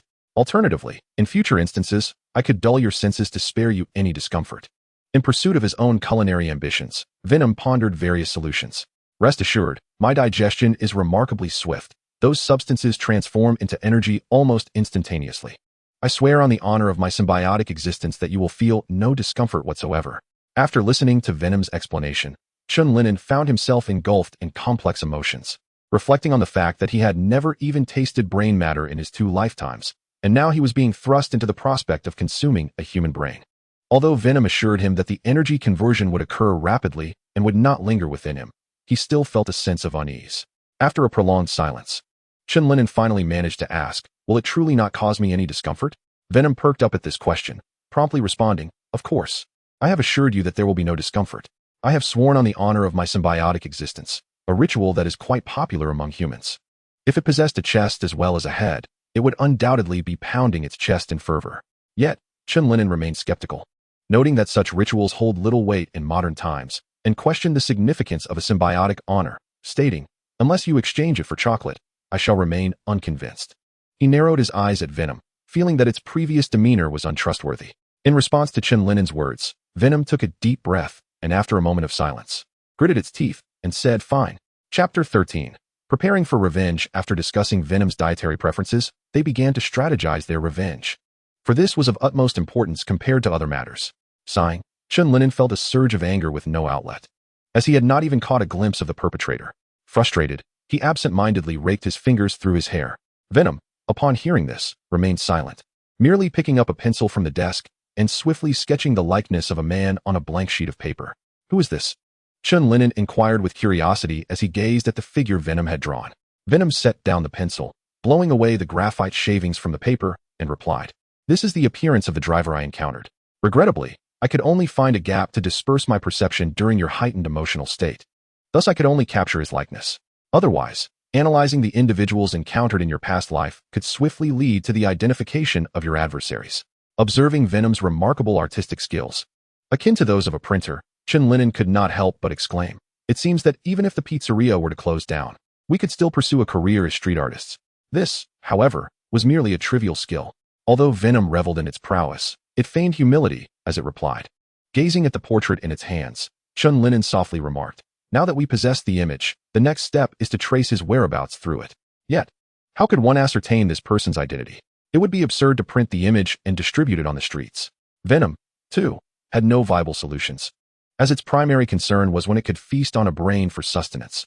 One solitary target was evidently insufficient. It hoped that this individual had numerous accomplices, allowing it to indulge in a lavish meal, savoring many brains. Venom mused internally, excitement bubbling within as if those targets were already within reach. A sinister grin spread across its face as it chuckled softly. Hey. Chen Lin'an, witnessing this, felt a sense of exasperation and gently nudged Venom, saying, "I'm still inquiring, yet you seem lost in thought. What are you contemplating? That smile is rather unsettling." Venom quickly regained its focus, apologizing, "Forgive me, I drifted away momentarily." It then proposed, "Perhaps we should visit the police station."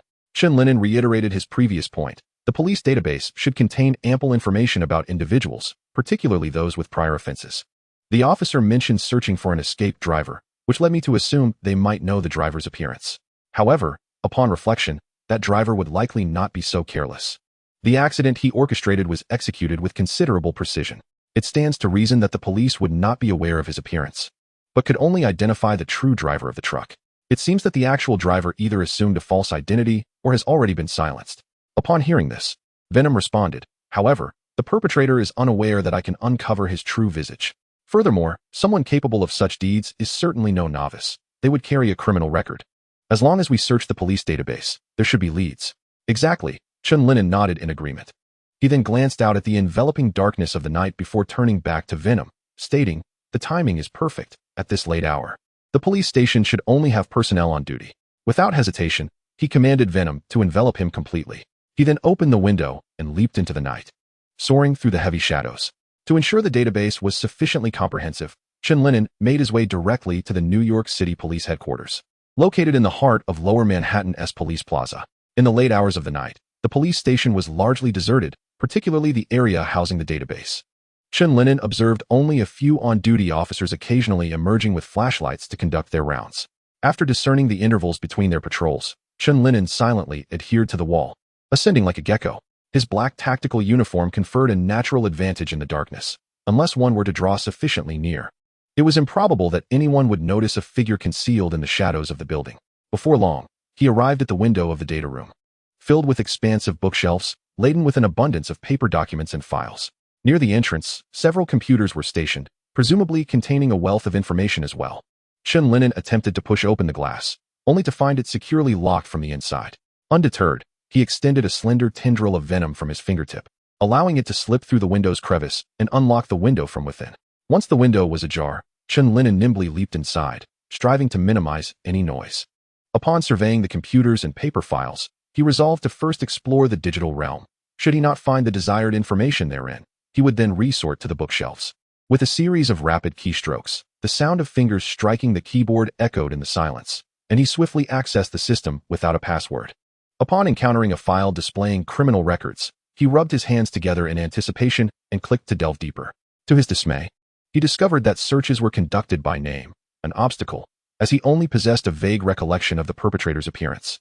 Faced with what seemed an insurmountable volume of information, he sighed in exasperation, wondering if he was truly relegated to the laborious task of sifting through pages manually.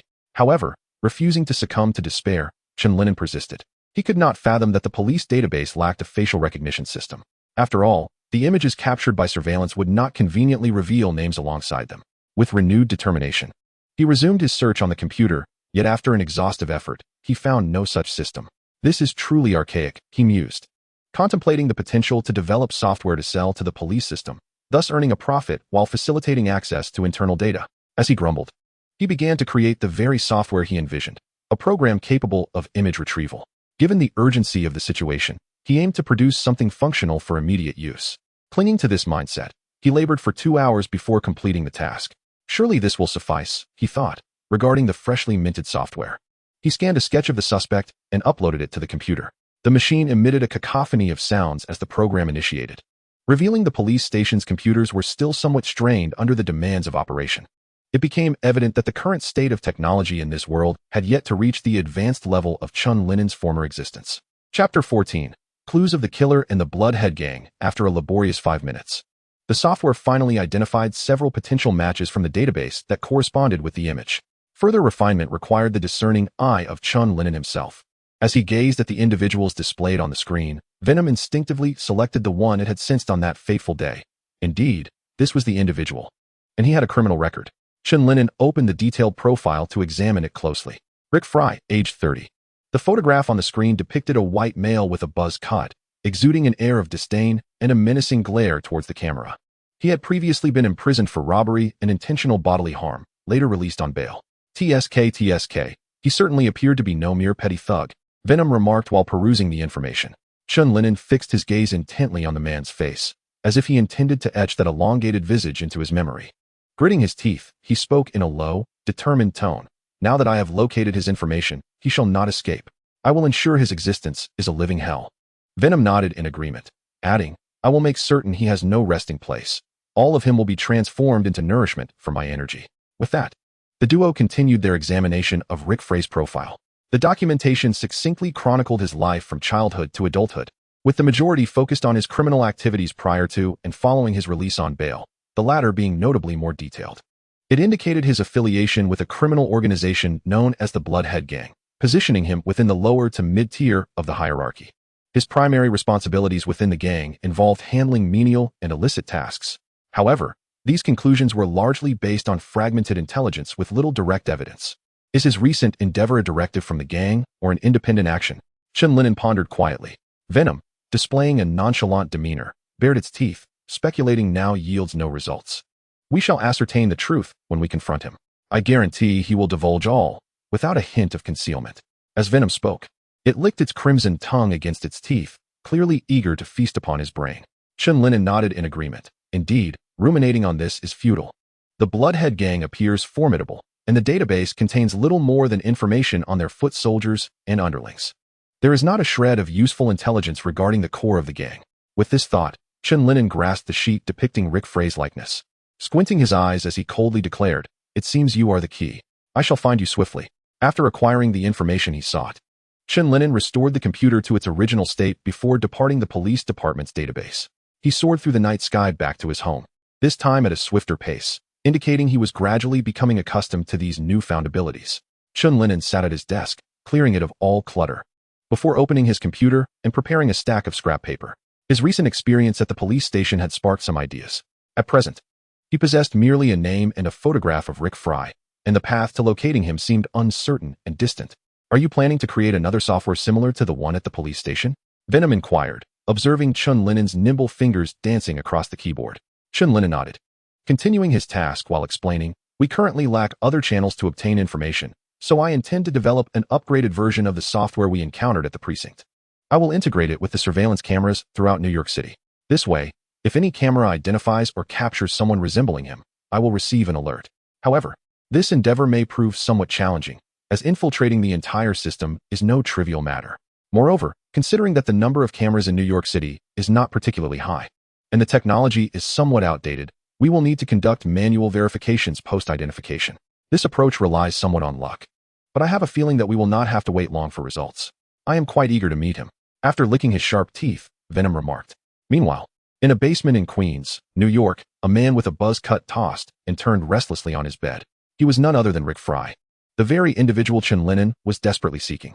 For reasons unknown, he felt a persistent unease following his latest endeavor. Ordinarily, he had performed such tasks numerous times, familiar with the routine and devoid of psychological turmoil. Yet, this occasion felt distinctly unsettling. As a seasoned street thug with extensive criminal experience, he had always trusted his instincts. Given his current discomfort, it was prudent to take measures for self-preservation. Initially, after completing the job, his boss had instructed him to remain in this suburban basement until the heat died down or the situation became less precarious. However, Rick Frey was now contemplating finding a boat to escape abroad for a while, seeking a sense of security. With this thought, Rick Frey, already sleepless, sat upright and began to pack the few belongings he possessed into a small suitcase. As the saying goes, danger coexists with opportunity, and this situation presented him with a chance. After years of performing menial tasks for the gang, he anticipated that upon the completion of this job, his boss would promote him. Once he became a small leader himself, wealth and women would be abundant, and even illicit substances would be plentiful. It is known that the Bloodhead Gang holds dominion in New York, with resources aplenty, as long as one demonstrates loyalty and diligently fulfills their duties. The gang will not neglect them. As Rick Frey pondered, he couldn't help but recall the traitor whose photograph had been circulated throughout the gang not long ago. It was said that he had been brutally beaten to death by the second-in-command of the organization, his bones shattered, leaving him a mere heap of flesh. Shaking his head to dispel the gruesome images from his mind, Rick indulged in dreams of his own future. Upon his return, he would undoubtedly ascend to prosperity, and he envisioned himself reveling with 10 women at once, laughing heartily. His lascivious chuckles echoed in the dimly lit basement, while outside, a few crows cawed discordantly from the trees lining the sidewalk. Chapter 15. Felicia Hardy. Under Chen Lin'an's tireless efforts throughout the night, the software he desired was swiftly completed. He had successfully infiltrated the entire surveillance system of New York City and bound it to his computer, to ensure he received timely feedback after stepping outside. He crafted a button-like alert device, which he stitched into the cuff of his sleeve. When this device began to vibrate and warm, Chen Lin'an would hastily return home to check the results on his computer. Unlike the smartphones of his previous life, which were highly advanced, the current devices lacked such intelligence. Otherwise, a direct connection to his phone would have sufficed. He had previously contemplated leveraging information asymmetry to invest, thus allocating significant resources towards the industries he had envisioned, although they were still in their developmental stages. Once he resolved his current affairs, he would meticulously strategize these ventures, as he already possessed a rough outline. After completing the software and initiating its operation, Chen Lin'an reclined on his bed to catch up on sleep. He knew that if he didn't finish everything in one go, he would struggle to rest properly. Observing him close his eyes, Venom chose not to disturb him. Instead, it hopped onto the table, retrieving a box of chocolates. With one hand unwrapping the packaging and the other savoring the chocolates, it appeared utterly content. Although it had yet to indulge in the head it had longed for, the chocolates were indeed a satisfying substitute.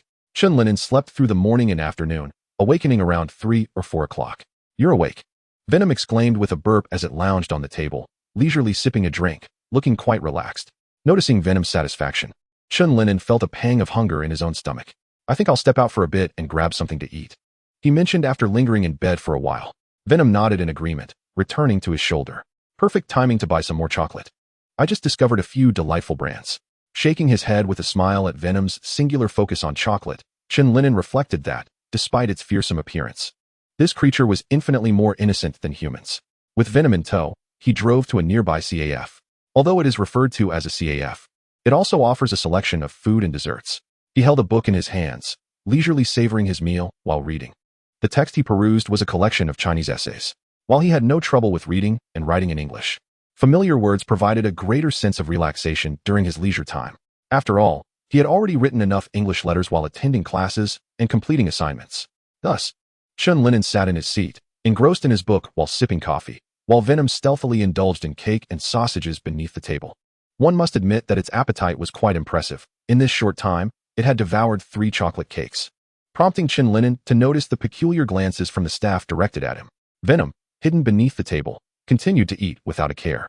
Chen Lin'an sighed internally, thinking, it seems I am being regarded as a glutton. Shaking his head to dispel the chaotic thoughts, he redirected his attention to the book in his hands. After an indeterminate period, he sensed that the light around him had dimmed. Upon lifting his gaze, he discovered a tall, blonde-haired, blue-eyed beauty standing beside him, seemingly appearing out of nowhere. Seeing you so absorbed in your reading, I can understand why your academic performance is so commendable, Felicia Hardy remarked, her beautiful brows furrowed in mild distress. Felicia, what brings you here? Chen Lin'an replied, taken aback by the sudden presence of the striking young woman. Felicia Hardy was his classmate, having shared both high school and university experiences, much like Peter Parker. Thus, she expressed her admiration for his academic prowess, as she had witnessed his remarkable achievements throughout their time together. However, despite being classmates since high school, they only truly got to know each other after entering university, as they became partners in a science group. During high school, although Chen Lin'an excelled academically, possessed an admirable physique, and was handsome, he often returned home immediately after classes and did not participate in parties or clubs, resulting in a lack of friends. Some envious classmates would often slander him, labeling him as a yellow-skinned freak, a mere machine for accumulating grades. Some even suggested he suffered from mental illness, much like the aforementioned rumor-mongers. Though such remarks seem laughable now, many distanced themselves from Chen Lin'an during high school due to these rumors, including Felicia herself. Her perception shifted only after she collaborated with him in university. For this, Felicia felt deeply remorseful, recognizing her past foolishness in believing such tales. Chen Lin'an, or Leon Chen as he was known in English, was undeniably exceptional, handsome, physically fit, academically gifted, and possessing a charming, courteous demeanor. Realizing the destructive nature of rumors, Felicia developed an aversion to them, and through their collaboration in the science group, they forged a friendship. Upon hearing Chen Lin'an's astonished inquiry, Felicia raised an eyebrow and feigned indignation, saying, "Am I not allowed to sit and speak? Leon, you are being exceedingly rude." Felicia's reminder made Chen Lin'an realize his own discourtesy, prompting him to quickly invite her to sit across from him. Once seated, Felicia smiled and remarked, "I just stepped out for a stroll. Staying at home has become rather stifling, and I never anticipated encountering you here." Chen Lin'an responded with a smile, "Indeed. What a coincidence. By the way, would you care for a drink?" "A latte would suffice," Felicia replied thoughtfully to the nearby attendant. Chen Lin'an had not expected to run into Felicia today, especially since he had barely ventured out in recent days. It was quite surprising to meet a familiar face upon stepping outside. "How was your holiday? Surely, you did not spend the entire time studying at home?" Felicia inquired as she picked up the coffee the attendant had just delivered. Chen Lin'an hesitated for a moment before softly responding. It was much the same as before. "I didn't go anywhere special, just helped out at the store and wandered around the city." Felicia's expression revealed that she had anticipated this response. "By the way, how is Grandpa York? I've been flying all over this holiday, and Haven T had the chance to enjoy his pizza. He mentioned wanting to make a special cod pizza for me. Now that I'm back, I must certainly try it." Felicia spoke animatedly, unaware of Chen Lin'an's sudden pause and his somewhat bitter smile. Chapter 16. How Wretched I Am. As his thoughts spiraled, Chen Lin'an tugged at the corners of his mouth, his smile wavering as he pondered the events of this holiday, finding himself at a loss for words. Noticing his silence, Felicia, who had been happily conversing, came to a halt. Although unaware of what had transpired, she could clearly see that something was amiss in Chen Lin'an's expression. After gathering his thoughts, Chen Lin'an, with a dry throat, softly uttered, "I had an accident a few days ago. The old man is no longer with us." Upon hearing his words, Felicia felt as if her mind had exploded. What had she just said? Observing the shift in Chen Lin'an's demeanor, she deeply regretted her earlier remarks.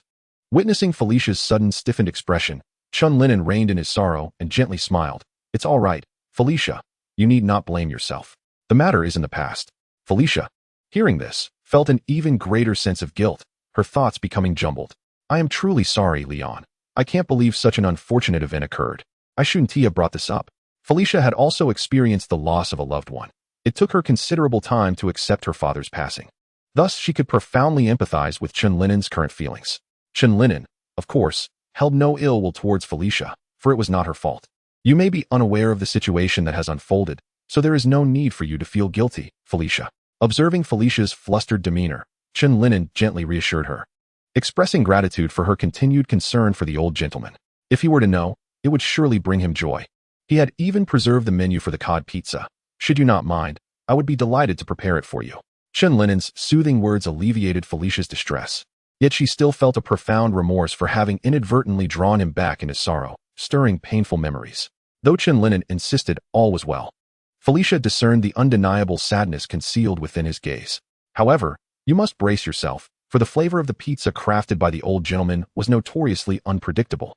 Chen Lin'an reminded Felicia with a smile, recalling the culinary skills of old York. Upon hearing this, Felicia gently grasped Chen Lin'an's hand and softly declared, even so, I shall certainly finish it. Feeling the warmth of Felicia's hands, Chen Lin'an experienced a flicker of warmth within his heart.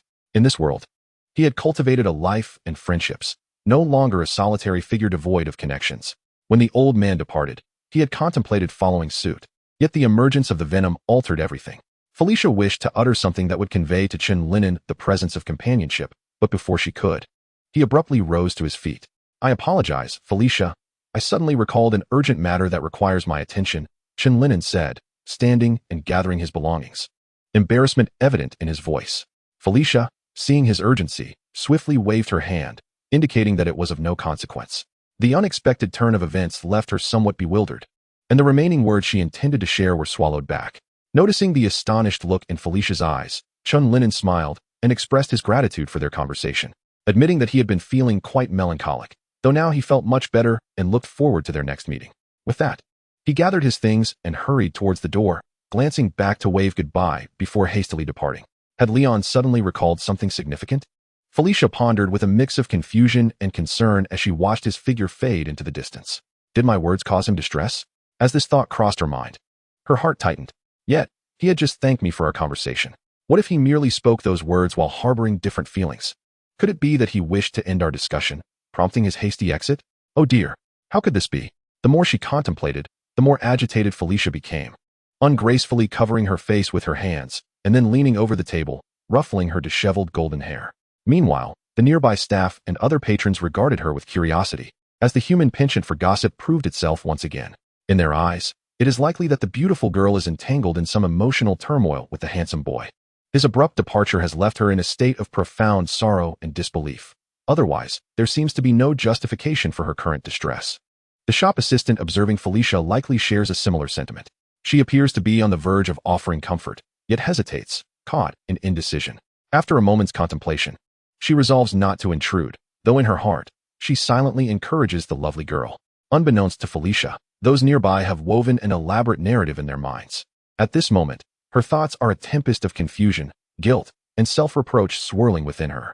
She laments her careless words that may have touched upon Chen Lin'an's inner wounds, while the turmoil arises from his sudden exit. Although Chen Lin'an had mentioned needing to leave due to an urgent matter, Felicia cannot shake the thought that perhaps her words have caused him pain. Once such thoughts take root, they spiral uncontrollably, leaving Felicia resembling a forlorn figure, her hair disheveled as she rests her head on the table. After a while, Felicia straightens herself, her gaze falling upon the half-drunk coffee before her. Inwardly, she muses, although Lion remains indifferent, I ought to apologize sincerely. These past few days must have been exceedingly difficult for him. The sorrow reflected in his eyes is all too familiar to her. She has endured the anguish of losing loved ones and understands the depth of such suffering.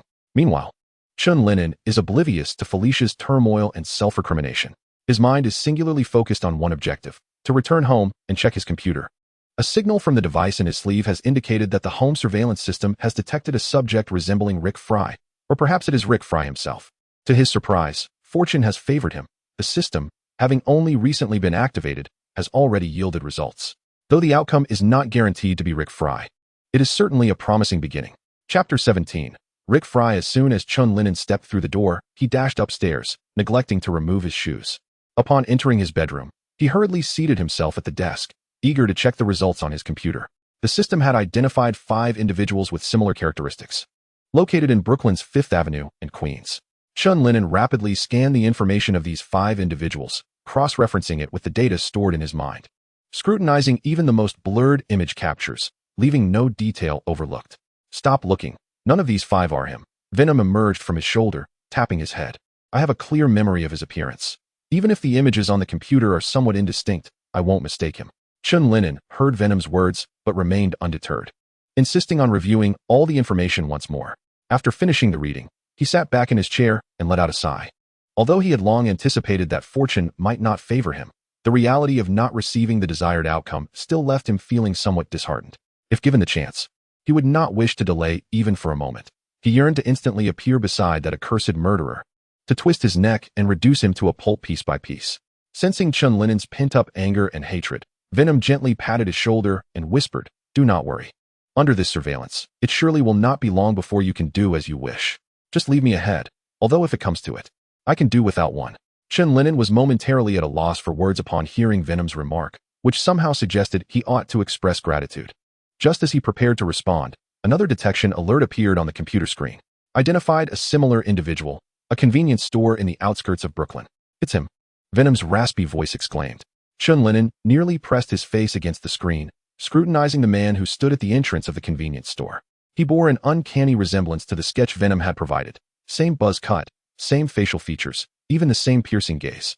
Suddenly, a loud crash emanated from the bedroom window, and Chen Lin'an leapt out.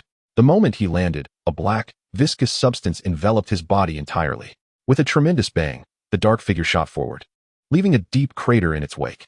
To swiftly reach the location where Rick Fry had appeared, Chen Lin'an allowed Venom to take control of his body, propelling him towards that destination with urgency. The chocolate Venom had consumed during this time finally bore fruit, as it propelled Chen Lin'an at lightning speed through the buildings, darting across the ground like a bolt of black lightning. Unbeknownst to Rick Fry, who was selecting items at the convenience store, calamity was about to befall him. He chose several cans, a few bottles of liquor, and various odds and ends before proceeding to the checkout. "And I'll have a pack of Marlboro," Rick Fry said, pointing to the cigarettes behind the counter. The young cashier, upon hearing this, turned to retrieve a pack from the shelf, placing it into the bag and stating, "That'll be $20.50. Rick Fry rummaged through his pockets, but found no change. "Hey, buddy, I don't have any change. Why not let that 50 cents slide?" he said with a dismissive gesture. Observing Rick Fry's brazen demeanor, the cashier hesitated, then nervously replied, "I'm sorry, but I'm just an employee. If my boss finds out I didn't collect the full amount, he'll definitely fire me. He's a cranky old drunk. And he even suspects I might steal his change, so he often checks the surveillance." Following the finger of the young clerk, Rick Fry caught sight of the surveillance camera mounted on the ceiling nearby. Damn it! He shot a fierce glare at the clerk, realizing that the wretched attendant was subtly warning him of the monitoring presence, and that an elderly man had been observing him all along. The clerk, intimidated by the intensity of Rick's gaze, trembled with a sense of unease. Would this man be provoked enough to take drastic action against him? If only he had let him go earlier. Now that words had been exchanged, it was too late for regrets. Rick Fry was engulfed in fury, rummaging violently through his bag before tossing several packets of snacks at the clerk. Surely, this should suffice for 5 yuan and 4 cents. What a damn convenience store. After hurling the items, he stormed out, slamming the door with a resounding bang. The clerk, resigned to his misfortune, squatted down to retrieve the discarded goods, placing them back on the shelves. "Damn gangsters," he muttered under his breath as he tidied the rack, vowing to inform his overweight boss that he would quit the following day.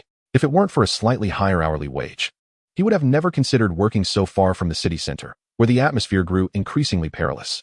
Today's incident served as a stark reminder, extinguishing any lingering sense of false hope he harbored. Rick Fry, equally filled with rage, felt the urge to retaliate. Had it not been for his need to maintain a low profile during this period, he would have drawn the pistol concealed at his waist and fired a few shots at the insufferable clerk. Since he had immersed himself in gang life on the streets, no one dared to cross him when he visited convenience stores. Even his willingness to pay was a privilege granted only on good days.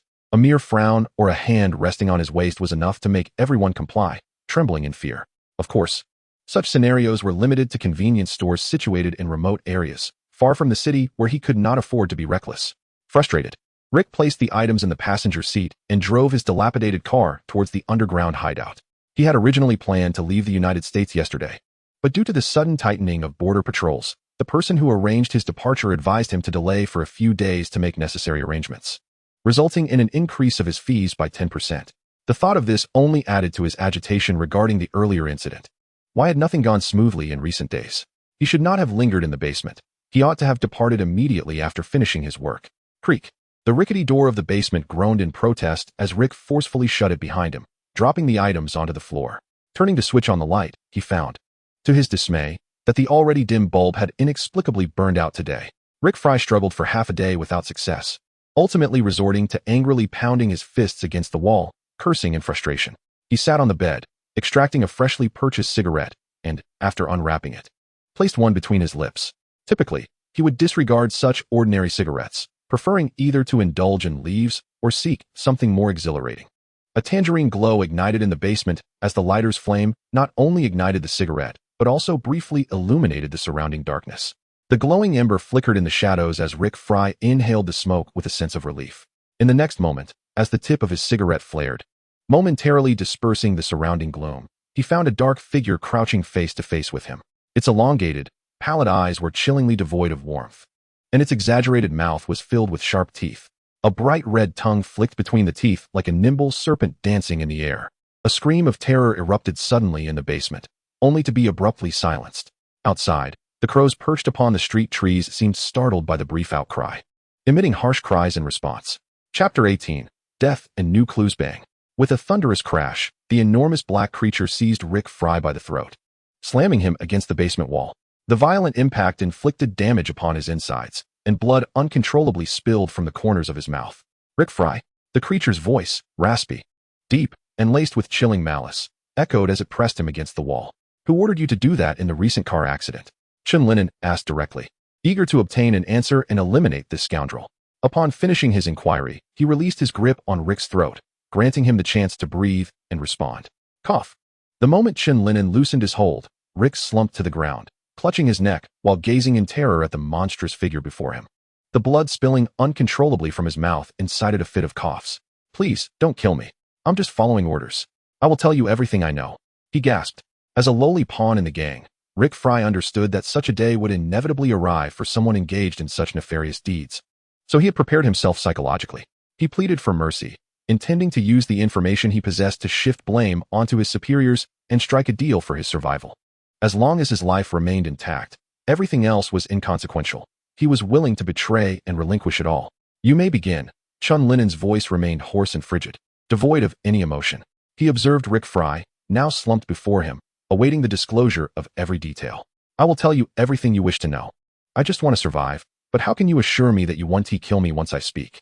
At this moment, Rick Fry began to recover from his initial terror. He understood that the creature before him, though resembling a horrifying monster, was merely a being with a clear intent. After all, he was putting his life at stake.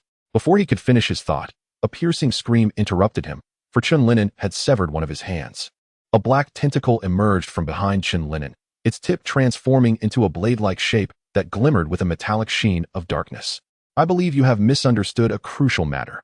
Your life is now in my hands, Chen Lin'an stated, deftly maneuvering the blade across Rick Fry's cheek, leaving a shallow crimson mark.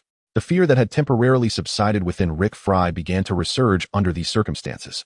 Initially startled by the creature's terrifying appearance, he had come to realize that, despite its frightening visage, it was fundamentally human in nature. However, the sudden emergence of the tentacle and the blade revealed a chilling truth. Although this entity spoke in human language, it was indeed a monster. You now face two choices. The first is to obediently divulge the information you possess, after which I shall grant you a swift demise. The second is to remain silent, and I will ensure that you endure unimaginable agony until you relent. The hoarse and icy voice echoed within the basement, as more tentacles extended from Chen Lin'an's back. It was at this moment that Rick Fry fully comprehended the grim reality. His life was destined to end today. Though he remained uncertain of the manner in which it would transpire, I shall grant you 5 seconds to ponder. Should you remain silent after this interval, you will come to understand the true essence of cruelty. The chilling words struck Rick Fry's heart like a hammer. Leaving him incapable of rational thought, as despair gradually enveloped his mind. 1, 2, 3. As Chen Lin'an counted, several tentacles lunged forth, piercing through Rick Frey's limbs and hoisting him against the wall. Consider this a minor reminder, lest you think I jest. You have 2 seconds remaining. Observing Rick Frey's anguished cries and the cold sweat streaming down his face due to pain and fear, Chen Lin'an felt a twinge of satisfaction. Oh, I can sense fear spreading wildly within his mind. His psyche is on the brink of collapse. The venomous entity that had emerged from Chen Lin'an's shoulder cackled. This bizarre scene shattered the last remnants of Rick Frey's mental fortitude. The creature before him was unequivocally not human. After 2 seconds, overwhelmed by terror and having lost control of his bodily functions, Rick Frey began to incoherently divulge all the information he knew. After he finished speaking, Chen Lin'an decisively severed his head. As the head fell, the severed neck erupted like a fountain, spraying vivid red blood, and a distinct metallic scent began to permeate the confined air. Although Chen Lin'an had just exhibited a chilling ruthlessness, it was ultimately his first encounter with such a scene. Witnessing such a grotesque sight, a wave of nausea surged uncontrollably, compelling him to pound his chest, as if to alleviate his discomfort. I apologize. I forgot to dampen your sense of smell beforehand, Venom remarked, observing Chen Lin'an's disheveled state. No need. I'll just get used to it. I can't rely on dulling my senses every time, Chen Lin'an replied, leaning against the wall and retching. From the limited information provided by Rick Frey, I can sense that many others await my resolution. I must acclimatize swiftly. Remarkably, after half an hour of retching while propped against the wall, the discomfort gradually subsided, indicating that Chen Lin'an was indeed adjusting to the gruesome scene and its accompanying stench. He exhaled deeply and turned to Venom, asking, "Do you still wish to consume his head? Though I have already severed it. It is slightly tainted with blood and dirt."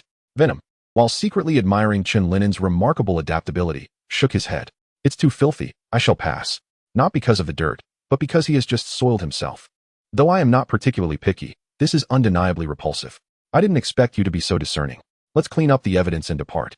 We have more files and new individuals to investigate," Chen Lin'an agreed, nodding in response. Although Venom did not get to savor the head this time, there would be future opportunities, and he resolved to be more cautious to avoid excessive mess. After meticulously erasing all traces that might link them to the scene, Chen Lin'an departed with Venom. Rick Frey was merely a lowly pawn. Many awaited his reckoning. Chapter 19. The sparse repository of clues under the cover of night. Manhattan lay dark and tranquil. In the precinct's archive room, Chen Lin'an returned once more, embarking on a quest for new leads. From Rick Frey, he learned that the individual orchestrating this task was his superior, Paul Mark.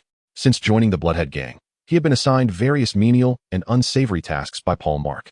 His deftness and discretion led to increased opportunities from Paul Mark, who even promised him advancement. Chen Lin'an entered Paul Mark's name into the computer, eagerly awaiting the screen's refresh to unveil pertinent information and photographs.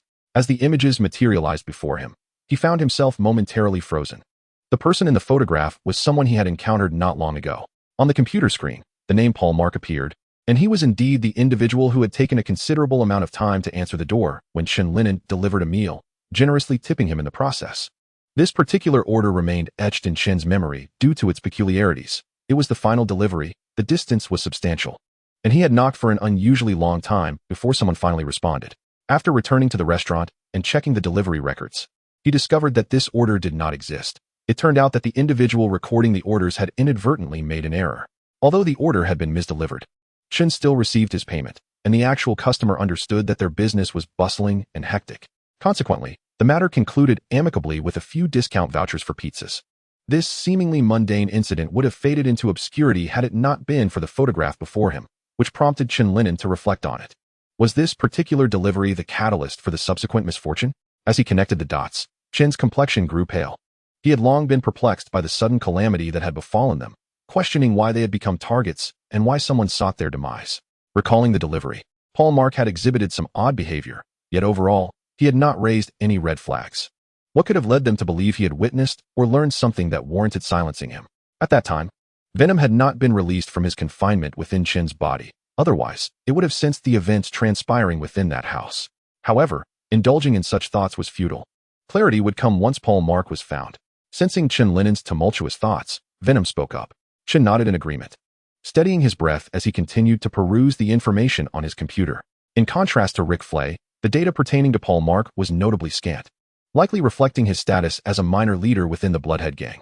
Recognizing that the information on Paul Mark was of limited use, Chen shifted his focus to investigate the gang they both belonged to, the Bloodhead Gang. This organization was evidently a unique and clandestine entity within the New York underworld, possessing an influence unlike that of ordinary gangs. The database contained only a few sparse sentences about the Bloodhead Gang, which left Chen feeling profoundly disappointed. It was utterly ludicrous that the police had such a meager understanding of them. It suggested that they had committed numerous acts of which the authorities remained oblivious. Much like the accident that had befallen him, which everyone had assumed was merely an unfortunate incident. Venom shook his head dismissively, adding, from my observations, the police are not only incompetent, but also foolish. In my quest to study and comprehend humanity, I had previously observed them through Spider-Man, and my conclusion is that, aside from a few exceptional individuals, most of these fools are merely old and young scoundrels, indulging in donuts and coffee. Chen Lin'an pondered for a moment before responding coldly. It is likely that there are numerous individuals within the upper echelons of the government providing cover for the Bloodhead Gang. What manner of organization is this? It is akin to a colossal entity lurking in the shadows. Continuing to peruse the information yielded no fruitful results. It would be more prudent to return home, as hunger was beginning to gnaw at him.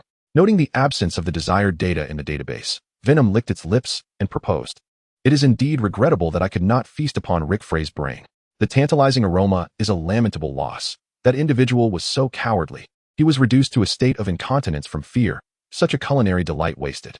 With no brain to devour, it settled for chocolate instead, deciding to indulge in a whole box of hazelnut variety upon returning home. Upon hearing Venom's suggestion, Chen Lin'an closed the computer with a hint of disappointment and sighed. This is truly unexpected and disheartening.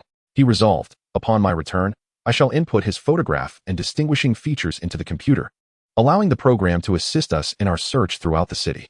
I refuse to believe that as a minor leader of the Bloodhead Gang, he could remain holed up at home indefinitely. Furthermore, their orchestration of that incident was primarily aimed at me.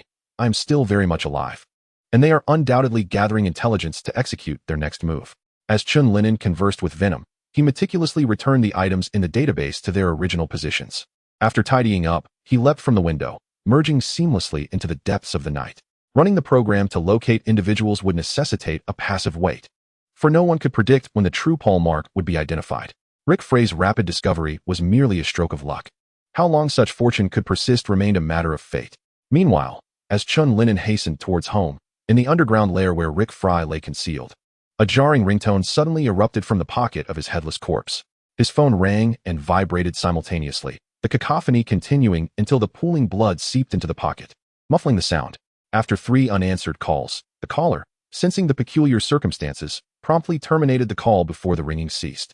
Once the phone fell silent, the underground chamber returned to its oppressive stillness, far removed from the urban sprawl, leaving Rick Frey's body in uncertainty as to when it might be discovered.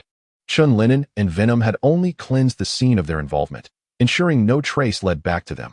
They had no intention of addressing the remaining corpses and bloodstains. Let the wretched refuse succumb to the gnawing of maggots and the bites of flies, transforming into bones and dust. Such was its deserved fate. Chapter 20.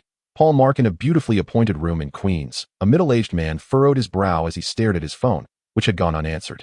His appearance seemed rather unremarkable, yet upon closer inspection, a hint of a fierce disposition lay concealed between his brows.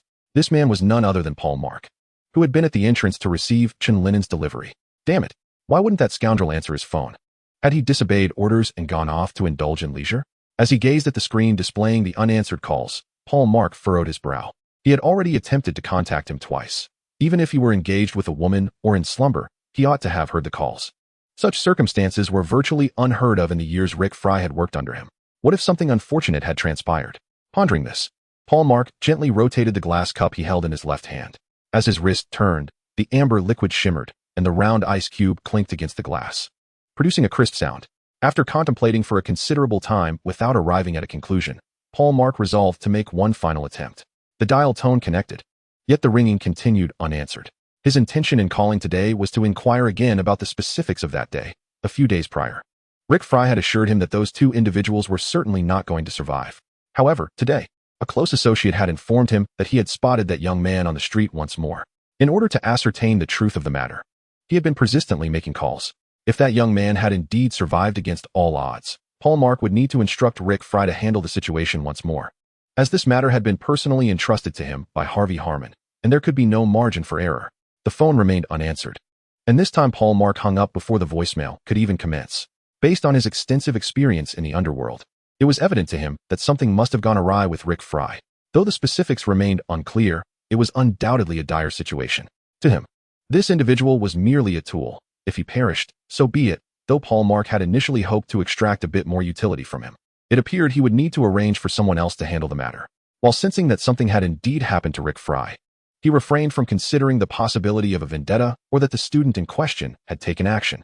Instead, he surmised that the wretched fellow might have ventured out to gamble or chase after women, offending someone and consequently getting himself knocked unconscious. After a moment's reflection, Paul marked down the contents of his glass in one swift motion and dialed another number. Did you not say you saw that young man on the street? Go check the situation tomorrow, and once you ascertain the facts, deal with him. Do you understand? Paul Mark instructed the subordinate who had previously reported to him. After arranging this task, he ended the call. Contemplating further, he decided to personally visit the basement where Rick Fry was hiding the following day to ascertain the situation. He hoped that the rascal had not overdosed and met his own demise. The next morning, in Brooklyn, at Chen Lin'an's residence, Venom was enjoying breakfast with Chen Lin'an. Sipping on soy milk, Chen Lin'an delicately nibbled at the youtiao, pausing occasionally to take a sip of soy milk, exuding a sense of calm and elegance that starkly contrasted with Venom's demeanor. Before Venom lay a large plate stacked high with youtiao, accompanied by a cup resembling a water jug, thoughtfully divided into two sections, one filled with pristine soy milk, the other with rich hot cocoa. As Venom stuffed several youtiao into its mouth, it simultaneously grasped a large straw, first sipping the soy milk, then indulging in the hot cocoa. Oh, human food is truly delightful, especially the culinary wonders of Huaxia. After swiftly finishing its meal, Venom slumped back in its chair, reflecting on the hardships of its past days spent with Peter Parker, living in cramped quarters and subsisting on meager offerings of pizza and hot dogs. Now, in this spacious and clean environment, feasting on delicious food with unlimited chocolate, it felt like a dream. By the way, you mentioned something called tofu now before. When can we try it? I am quite intrigued, Venom inquired eagerly, glancing at Chen Lin'an, who was also nearing the end of his meal. Chen Lin'an took a sip of soy milk and slowly explained, tofu now is not what you might think. It is made from tofu and has nothing to do with brains. The taste should bear no resemblance either, though I have never tried it myself. Venom's expression dimmed upon hearing this, as it had imagined that tofu now was a dish crafted from actual brains, which it had been eagerly anticipating. Oh, I see. What a pity, it lamented. However, there are indeed dishes made from brains, but they come from animals, not humans, Chen Lin'an mused, recalling various delicacies. Oh, really? Venom's eyes sparkled with renewed excitement. After finishing the last bite of youtiao, Chen Lin'an wiped his mouth and continued. For instance, there's pig brain, which can be enjoyed in hot pot or roasted. Also, there are spicy rabbit heads, chicken heads, and spicy lamb heads. Though I haven't tried them myself, I have heard they are quite delicious, yet I am still hesitant to sample them.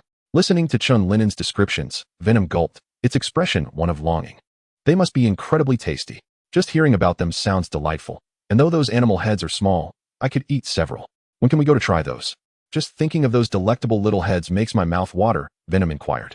Chen Lin'an paused thoughtfully, responding, unfortunately, I may not have time in the near future, especially with the school term approaching. The dishes I mentioned are typically found in the Sichuan-Chongqing region of Huaxia. However, if we can find them in New York, I wouldn't mind getting some for you to try. We can explore and ask around. There are still many Chinese people in New York, and perhaps we will strike gold. Once the meal was finished, Chen Lin'an gestured toward the dishes on the table and said to Venom, it's time to clear the table and wash the dishes. The previously exuberant Venom's mood soured upon hearing this. I am Venom. You dare ask me to wash dishes? Such an affront to a noble symbiote. A piece of chocolate, Chen Lin'an interjected, listening to Venom's complaints with an air of indifference. Really? You think a mere piece of chocolate can appease me? You underestimate my worldly experience, Venom retorted, shaking his head disdainfully. Unfazed, Chen Lin'an raised his hand and continued. 5 pieces, preferably hazelnut. Deal. Venom instantly transformed his earlier defiance, eagerly gathering the dishes and heading to the kitchen, humming a discordant tune as he joyfully washed the dishes. Chapter 21. The unfortunate visitor. The efficiency of a symbiote washing dishes far surpasses that of a dishwasher. Within 20 minutes, the kitchen was spotless. Chen Lin'an brewed a cup, or rather a bucket, of tea for both himself and Venom, and they settled on the sofa, sipping tea while perusing the day's news. Today's headlines were once again dominated by Spider-Man, particularly in the Hornet Daily, which seemed to harbor an insatiable affection for the web-slinger. It was as if they could not bear to publish anything unrelated to Spider-Man without feeling discomfort. This little mustachio truly has a devious mind. When I was still within Peter Parker, I was often targeted by that wretched old man, Venom remarked, watching James on the television with annoyance. Chen Lin'an took a sip of tea and replied, after all, Spider-Man is their daily sales secret. If they were to broadcast the same content and viewpoints as every other outlet, what would be the point? As they engaged in their light-hearted conversation, a furtive figure stealthily approached Chen Lin'an's home. His malicious intent shone like a beacon in the night, and Venom instantly sensed his presence. Upon sharing the intruder's location and situation with Chen Lin'an, he scoffed, though I have yet to locate Paul Mark. It appears these oblivious individuals are already making their way here. I certainly cannot miss the opportunity to claim his head this time. Venom licked his sharp teeth in anticipation. Coated in a black, viscous substance, Chen Lin'an swiftly transformed into a towering figure exceeding 2 meters in height. Observing his form, he softly mused, I should be fine at a normal size. I won't frighten him this time, lest I dirty the floor. With that, he controlled his transformation back to a normal size, a state he referred to as the infiltrator form. This form resembled that of an ordinary human, lacking the horror and dread of his original giant form, yet exuding flexibility and mystery. As he crept closer, he noticed the figure with a hand resting on his sidearm, seemingly intent on barging in to see if Chen Lin'an was present, ready to draw his weapon at a moment's notice. Venom communicated with Chen Lin'an on a profound level of consciousness. Through Venom's shared perception, Chen Lin'an discerned the furtive figure approaching from outside. He scoffed lightly, saying, Let him come in. I shall entertain him splendidly. As he spoke, he retreated, concealing his form within the shadows. Roy Jones, gripping his handgun, had stealthily infiltrated the courtyard. He was certain that his target was inside the house. As he had just glimpsed the flickering light of the television and heard the sound of a news broadcast through the curtains. Damn it! Who closes the curtains in the morning? Is this some peculiar habit of Asians? Roy mused to himself in bewilderment. If only there were no curtains. He could have attempted to eliminate his adversary from the outside without entering the courtyard, making an escape much simpler. As he neared Chen Lin'an's doorstep, he noticed the television sound abruptly cease, followed by the echo of footsteps emerging from the living room, which gradually diminished with the sound of a door closing, ultimately drowned out by the rush of water from the shower. It seemed his target had gone to bathe, which was fortuitous. Contemplating this, Roy skillfully picked the lock and pushed the door open with utmost caution, stepping inside. He traversed the hallway and entered the living room, slowly making his way to the bathroom door, from which the sound of running water emanated, perhaps due to the absence of others in the house. The bathroom door stood ajar, conveniently allowing Roy to push it open without a sound. The bathroom was enveloped in steam, with a curtain dividing the space. Roy abruptly yanked the curtain aside, ready to fire, but found nothing behind it but the gentle trickle of water. At that moment, a hand reached out from behind him, gripping his neck and hurling him against the wall. Faced with an indistinct figure cloaked in black and obscured by a hood, Roy twisted his wrist and fired at the assailant gripping his throat. Bang, bang, bang. The muffled gunfire reverberated within the bathroom, despite the silencer. The sound remained pronounced in the confined space. The acrid scent of gunpowder wafted through the air, reminiscent of devilishly spicy peppers in a Mexican burrito. As Venom consumed every bullet, it relayed their flavor to Chen Lin'an. Before Roy could exhaust his ammunition, Chen Lin'an swiftly dislocated his joints, rendering his arm useless. Then, before a wretched scream could escape his lips, Chen Lin'an firmly clasped his mouth shut, preventing any sound from escaping. What a delightful surprise. Just when I was worried about finding someone, Chen Lin'an rasped. Now, you will answer my questions. Should you utter any sound unrelated to my inquiries, I will break one of your bones. You've already fractured 2 major ones. I trust you will cherish this remaining opportunity. Do you understand? Upon hearing the cold, raspy threat, Roy Jones quickly nodded in acknowledgement, realizing that the peculiar figure before him resembled a masked vigilante akin to Spider-Man. For the next 5 minutes, he cooperatively answered all of Chen Lin'an's inquiries, revealing a palpable desire to survive. I have said all I needed to say. May I now take my leave? I assure you that I will not utter a single word about today's events, and I shall depart from America by boat this afternoon. Fearful of being silenced, Roy hastily guaranteed his discretion. In response, Chen Lin'an reassured him, Rest assured, I have already stated that I shall not harm you. The subsequent matters will be entrusted to another individual. After this, his head suddenly split open as if cleaved by a blade, exposing sharp teeth and a crimson tongue that protruded from within. Amidst Roy Jones's terrified screams, Venom swiftly devoured his head, and before the blood could even spurt forth, it enlarged its maw and completely consumed the remains. Chapter 22. Meeting at the old place. Thus, Roy Jones vanished from this world, thoroughly devoured by Venom. The long-awaited taste of brains brought immense joy and satisfaction to Venom, while Chen Lin'an sat pale-faced on the bathroom toilet, lost in thought. Are you feeling unwell? Venom inquired, noticing Chen Lin'an's demeanor. At Venom's question, Chen Lin'an immediately raised his hand. Do not speak to me. I need a moment to compose myself. Having just consumed a human in 2 bites, despite Venom's earlier claim of dulling his senses, he still felt quite uneasy. After a considerable time, Chen Lin'an took a deep breath to regain his composure, his complexion gradually returning to normal. Observing his improvement, Venom's previously anxious heart began to settle. After all, it had promised that there would be no lingering sensations, wagering its chocolate on it. Seeing Venom's cautious and timid demeanor, Chen Lin'an refrained from commenting, instead stepping out of the bathroom to sit on the sofa, sipping tea as he spoke. Rest assured, your chocolate will not be withheld, though the sensation remains somewhat peculiar. It is not intolerable. Hee. I knew you would be fine, Venom replied with a playful grin. Here, have a piece of chocolate to lift your spirits. Chen Lin'an accepted the chocolate Venom offered and bit into it, the rich and robust aroma blossoming in his mouth, filling every corner. It must be said that the chocolate was indeed delightful, particularly since it had been meticulously selected by Venom, a master chocolatier, showcasing some of the finest varieties available. Before Chen Lin'an could finish the last piece of chocolate, the computer upstairs began to emit signals indicating a fruitful discovery. Chen Lin'an and Venom exchanged a fleeting glance before hastily ascending the stairs. On the computer screen, a photograph of a man with a buzz cut appeared, seemingly taken in a convenience store, strikingly reminiscent of the image of Rick Fry from before. This individual was evidently searching for Rick Fry, and the convenience store was the very location where Rick had last been identified. How intriguing, Chen Lin'an mused, observing the convenience store depicted on the screen. Perhaps the two of them could remain together until death. Venom retorted with his characteristic sharp tongue.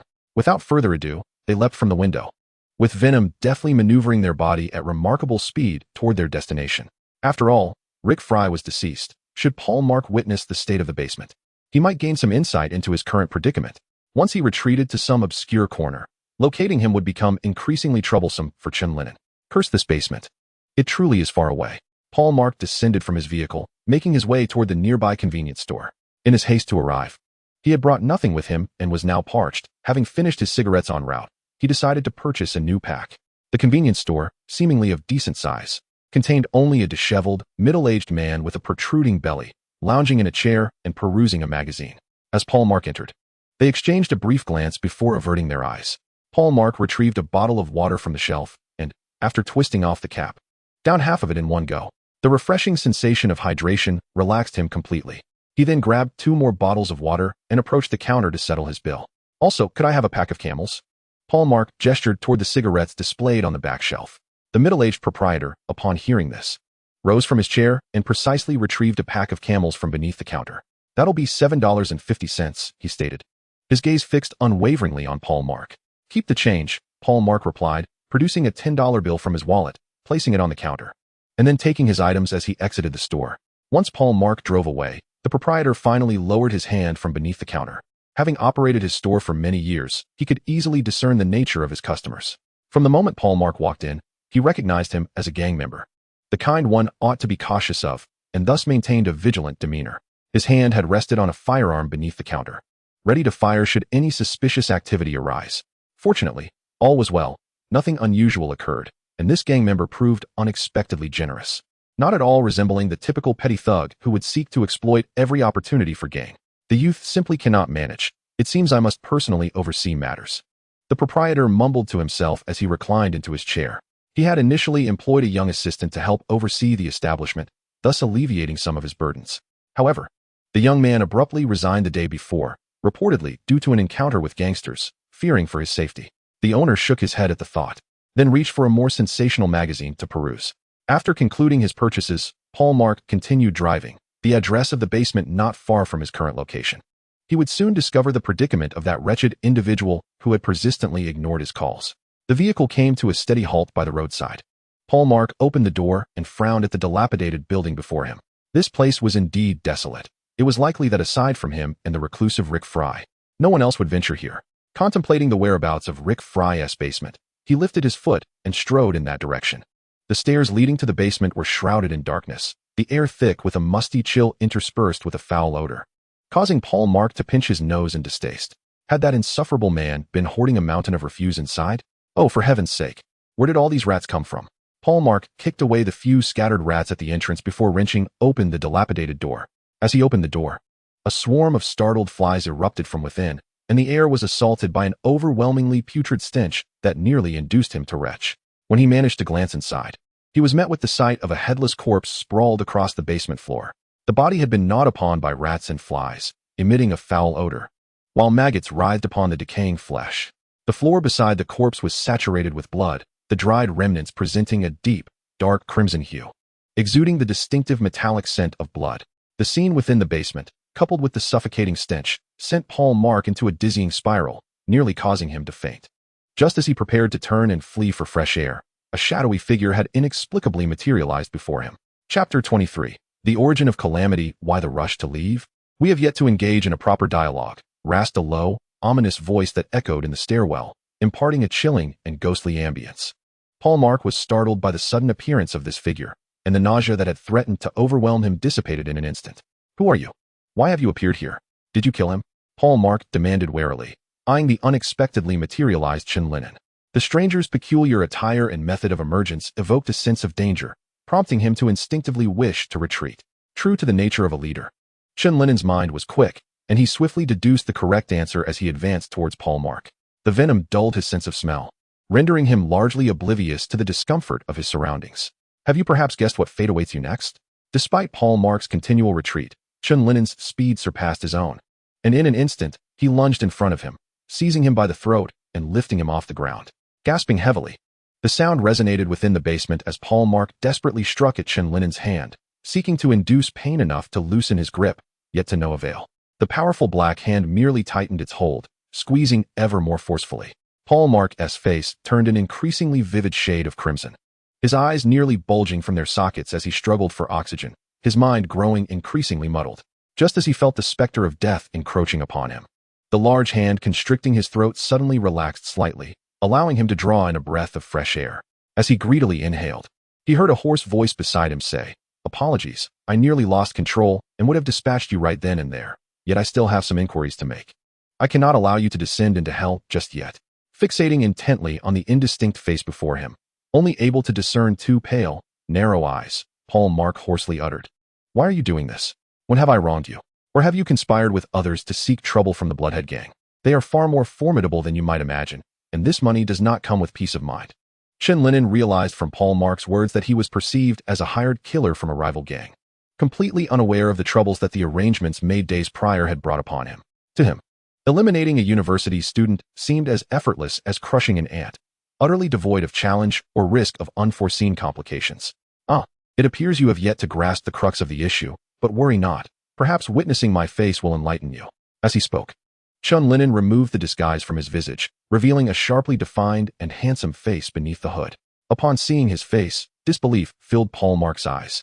He could not comprehend the transformation. The young man before him had merely been a delivery worker, and now he stood as a strange killer. Damn! The very presence of Chen Lin'an before him indicated that the individuals he had dispatched to deal with Chen had also been eliminated.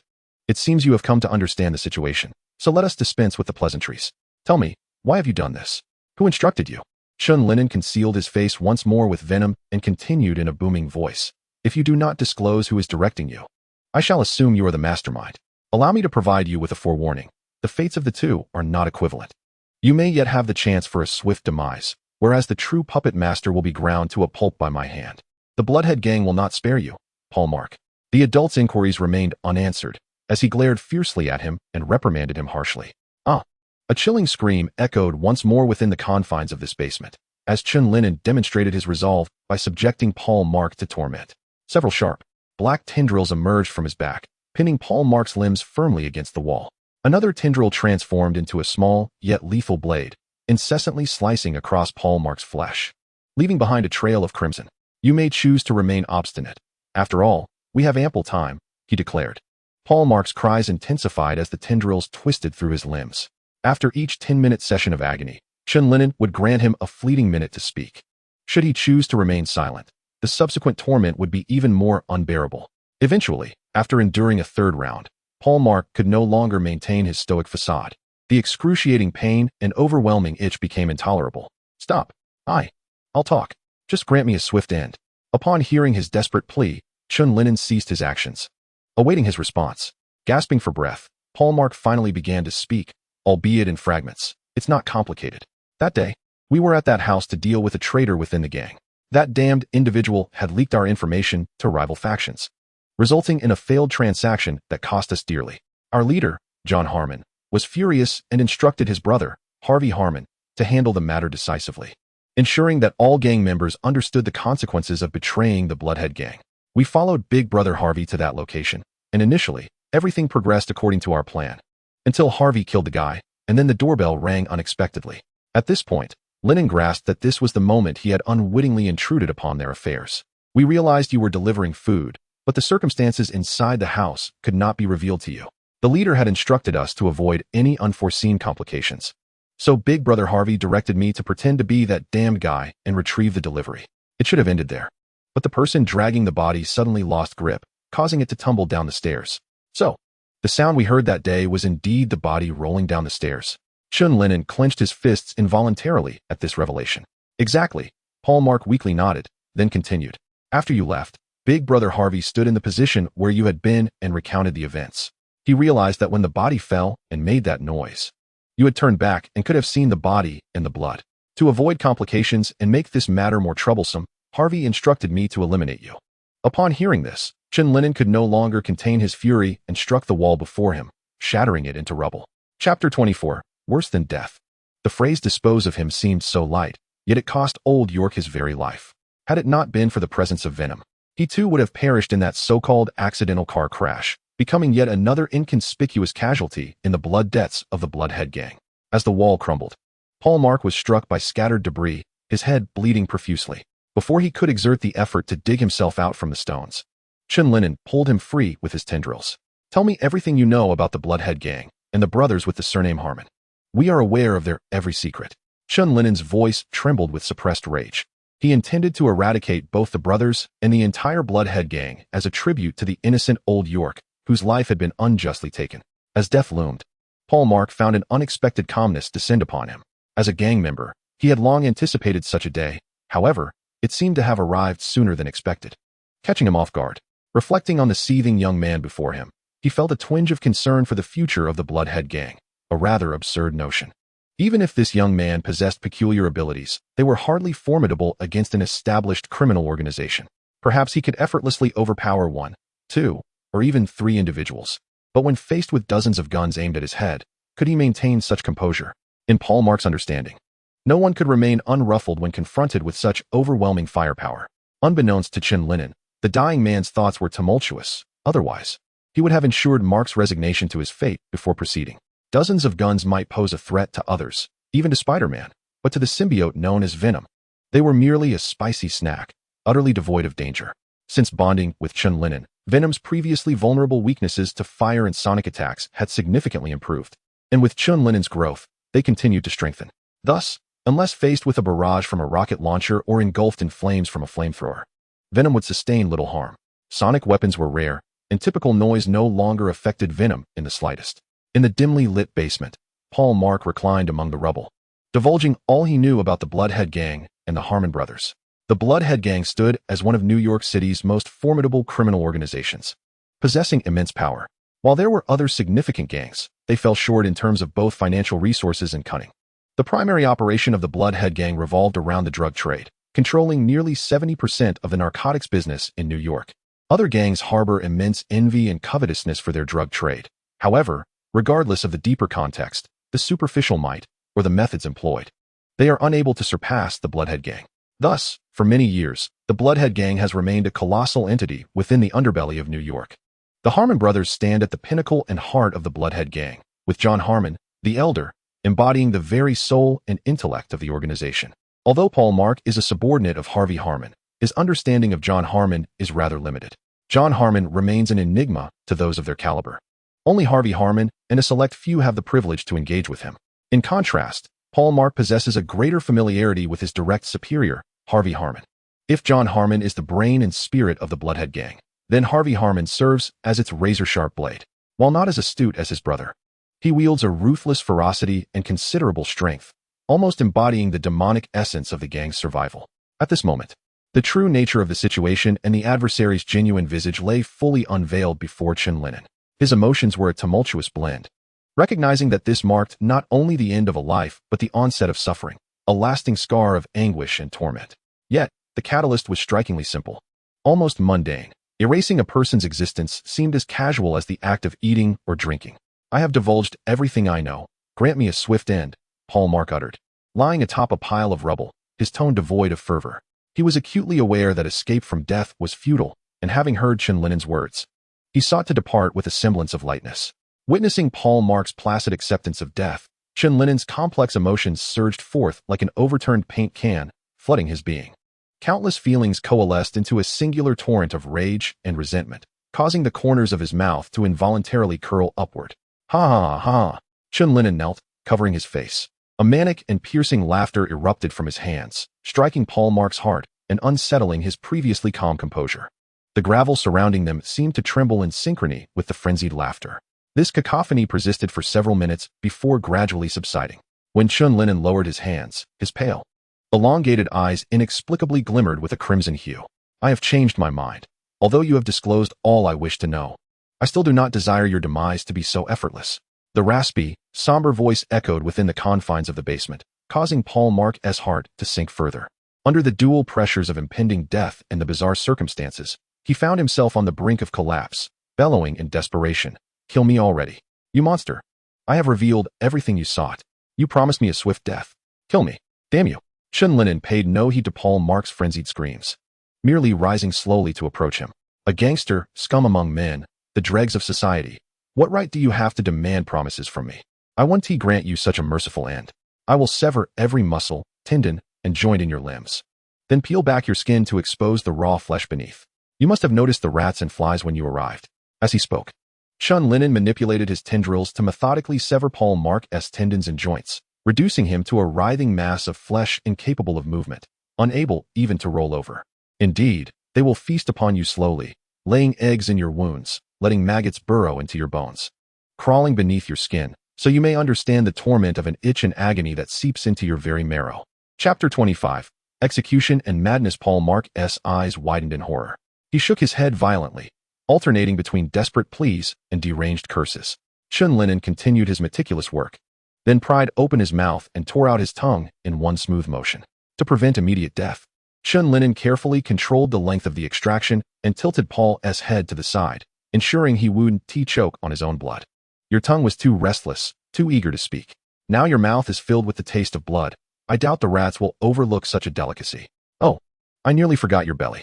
A small incision here will remind those lovely little creatures not to neglect this part. By the time Chen Lin'an finished, a few bold rats had already claimed their front row seats, anticipating a feast that would leave them plump and satisfied. Paul Mark, limbs useless, mouth silenced, could only scream soundlessly, slamming the back of his skull against the ground in a futile attempt to end his own suffering.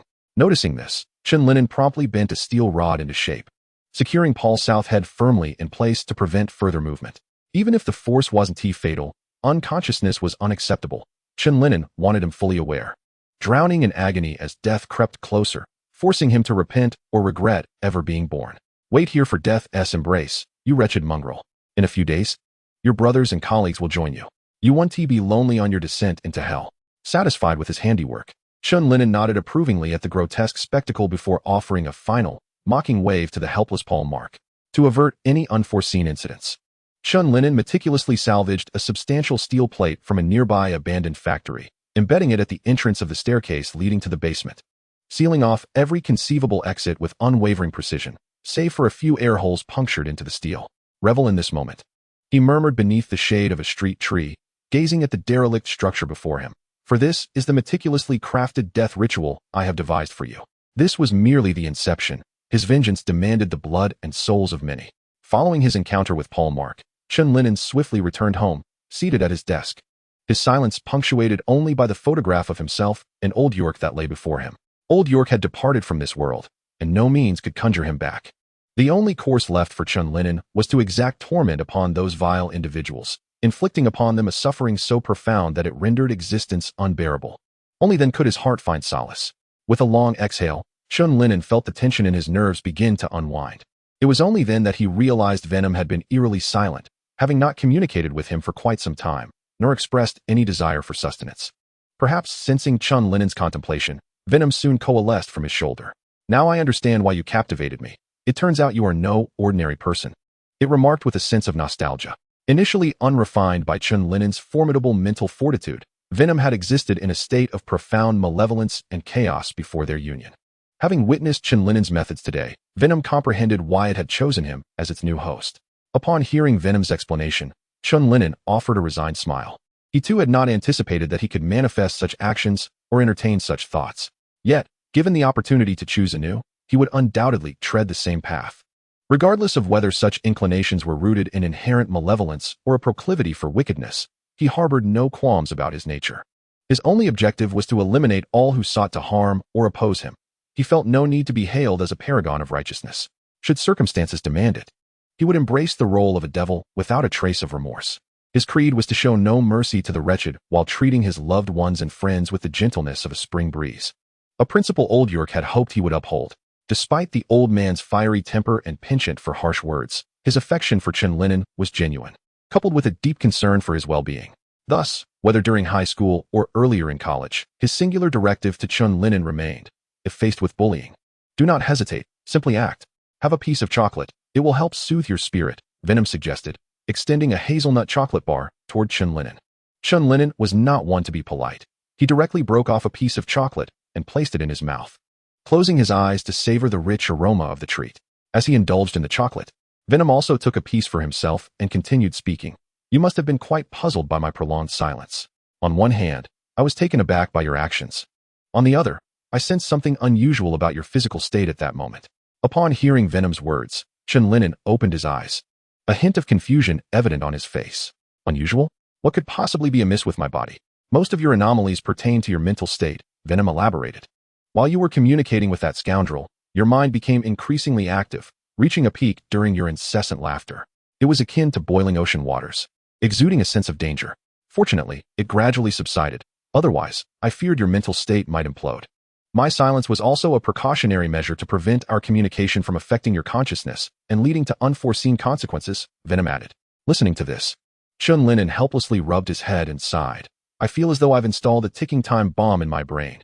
Any moment of distraction could lead to an explosion. Venom, unrelenting in his sarcasm, retorted, how can you compare it to a time bomb? Your mind is far more perilous than any explosive device. Chapter 26. Weaving the net. Though Chen Lin'an found Venom's jibes somewhat exasperating, he couldn't deny the validity of the creature's observations.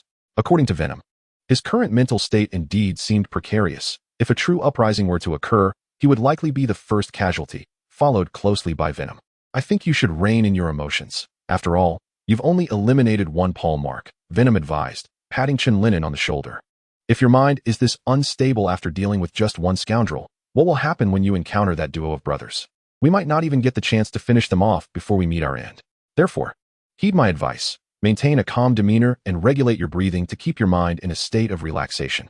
I recall seeing on television that there are practices like asana yoga and various martial arts from the East that promote wellness, gather energy, and stabilize the mind. Take the time to explore and practice these. Let us set a modest goal. Ensure that we don't end up being our own worst enemies in the process of confronting foes. How does that sound?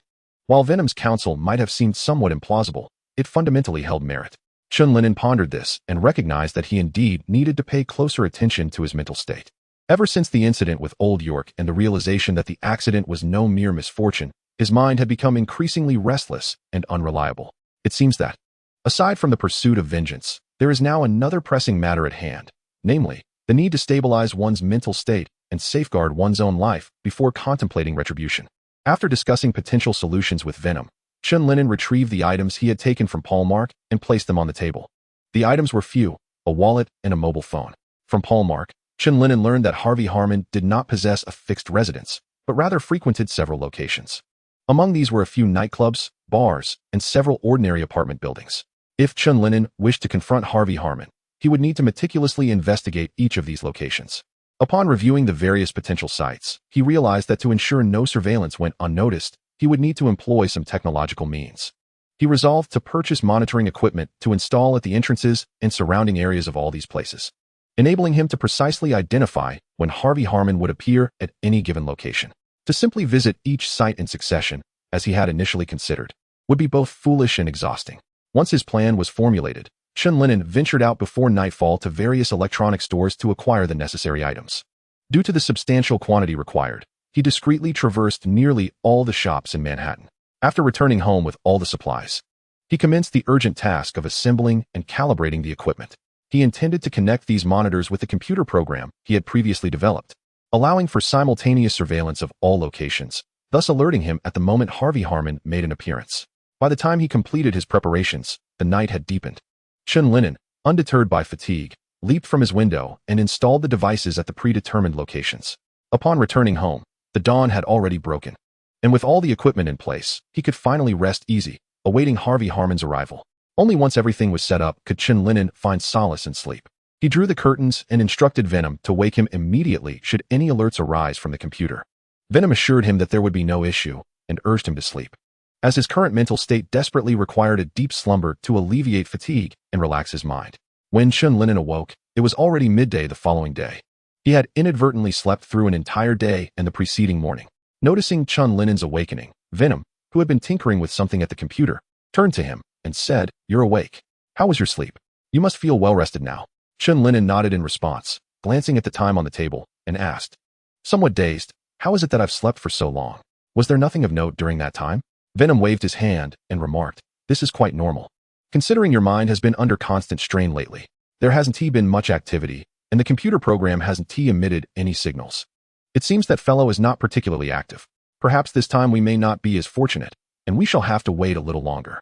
Upon hearing this, Chen Lin'an exhaled deeply, then, as if to reassure himself, replied, "It's all right. Good things come to those who wait. As soon as he shows his face, we'll strike. I refuse to believe he can remain hidden indefinitely. His demise is as certain as the sun rising. It is merely a matter of time. As for his enigmatic brother, any information may only be extracted from Harvey. Perhaps the symbiotic bond with Venom had instilled a profound confidence within him, or perhaps, now that he stood alone, he felt utterly unencumbered. Despite the imminent confrontation with the formidable Bloodhead gang, Chen Lin'an's heart remained unperturbed. He was singularly focused on eliminating each member, causing the gang to crumble piece by piece. Suddenly, amidst his swirling thoughts, his stomach let out a growl of hunger. Although his mind had found respite, his body had yet to replenish its energy. "Let us grab a bite first," Venom suggested, handing him a piece of chocolate. Chen Lin'an popped the chocolate into his mouth and descended the stairs, preparing to cook. He gathered the necessary ingredients, while Venom assisted him with enthusiasm. Having merged with Chen Lin'an, Venom had come to appreciate the exquisite flavors of human food. Ordinary vegetables and meats, once cooked in a pot, transformed into delightful dishes that were utterly mouth-watering. He had previously thought that humans subsisted solely on junk food like pizza and hot dogs. As Chen Lin'an busied himself with the ingredients, he also made time to steam rice.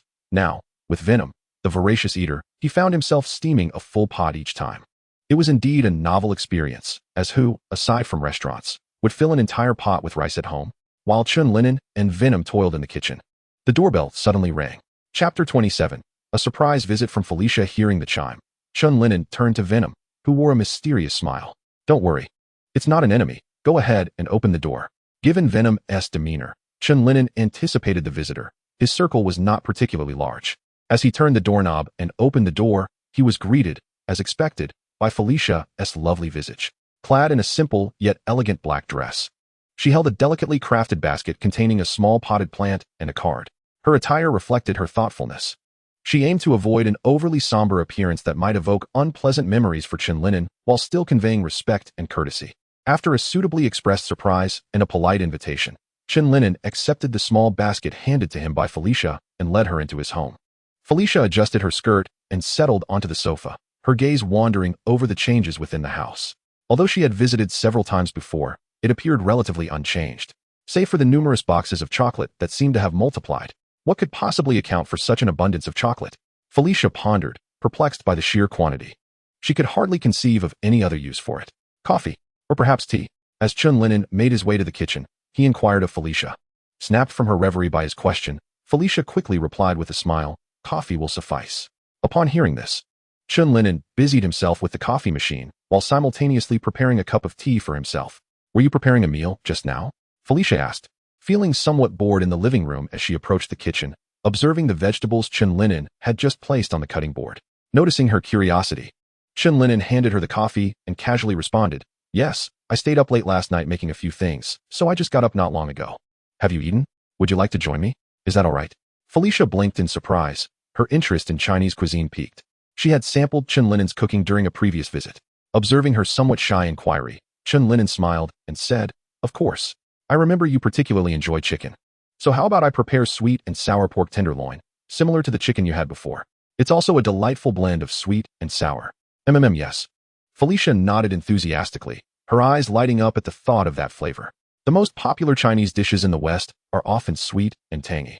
Yet most restaurants tend to oversweeten their offerings, lacking the unique taste and distinct layers that Chen Lin'an's dishes possess. As she watched Chen Lin'an begin to chop vegetables and cook, Felicia suddenly felt a bit embarrassed. Her intention today had been merely to visit and chat with him. And now she found herself unexpectedly crashing for a meal. He wouldn't think I have a voracious appetite, would he? Felicia thought, feeling a twinge of guilt. As her original plan hadn't included a meal, especially since lunchtime had already passed. However, she hadn't anticipated that Chen Lin'an had stayed up late and was only now preparing to eat. She herself had hardly eaten anything at noon, and with school approaching, she needed to manage her figure. With this in mind, she unexpectedly blurted out, "Actually, I didn't eat much at noon either." Chen Lin'an was momentarily taken aback by Felicia's sudden admission, but he quickly regained his composure and chuckled, "Then I shall make a bit more. I'm quite hungry myself." As soon as the words escaped Felicia's lips, a wave of regret washed over her. Good heavens, what had she just said?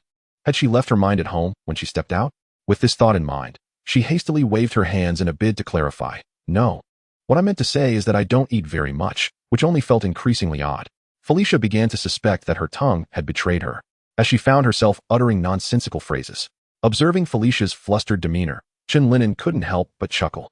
He too was perplexed by her erratic behavior today, as she seemed to spout bewildering remarks unexpectedly.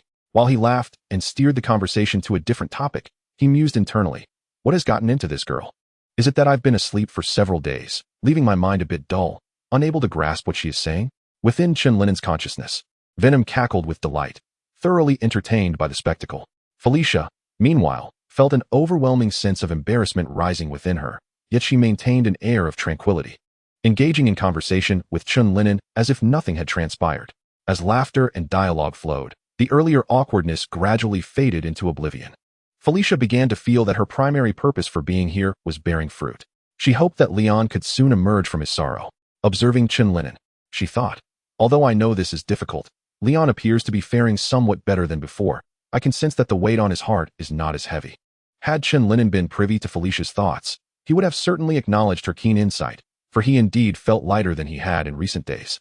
Having resolved several minor issues and uncovered clues regarding others, once he dealt with the Harmon brothers, he could finally bring solace to old York's spirit, allowing him to rest peacefully in the afterlife. With Felicia's presence, the dinner table was imbued with a touch of vibrancy and laughter, although Venom felt a tinge of dissatisfaction, for it could not indulge in a feast. It would have to wait until Felicia departed before it could emerge to dine. The thought of being seen by ordinary humans in its current form would surely frighten them. Nonetheless, there were pros and cons. While Venom could not partake in the meal, it was spared the chore of washing dishes, enjoying a rare day of leisure. "Don't worry, just take the dishes back to the kitchen, and I'll wash them later," Chen Lin'an said to Felicia, prompting a change in Venom's expression. It shouted in Chen Lin'an's mind, "You can't do that. You're simply waiting for her to leave so that I'll be the one to wash. Cunning human, I see through your intentions. I refuse." Ignoring Venom's commotion, Chen Lin'an continued to gather the dishes with an unfazed demeanor. Felicia, of course, had no intention of leaving him to do it alone. After assisting in collecting the dishes, she volunteered to help tidy up. Chen Lin'an, feeling a bit awkward about allowing her to do it alone, joined her in the kitchen, and together they busied themselves with the cleanup. As Chen Lin'an washed the dishes, he couldn't help but feel a wave of nostalgia wash over him.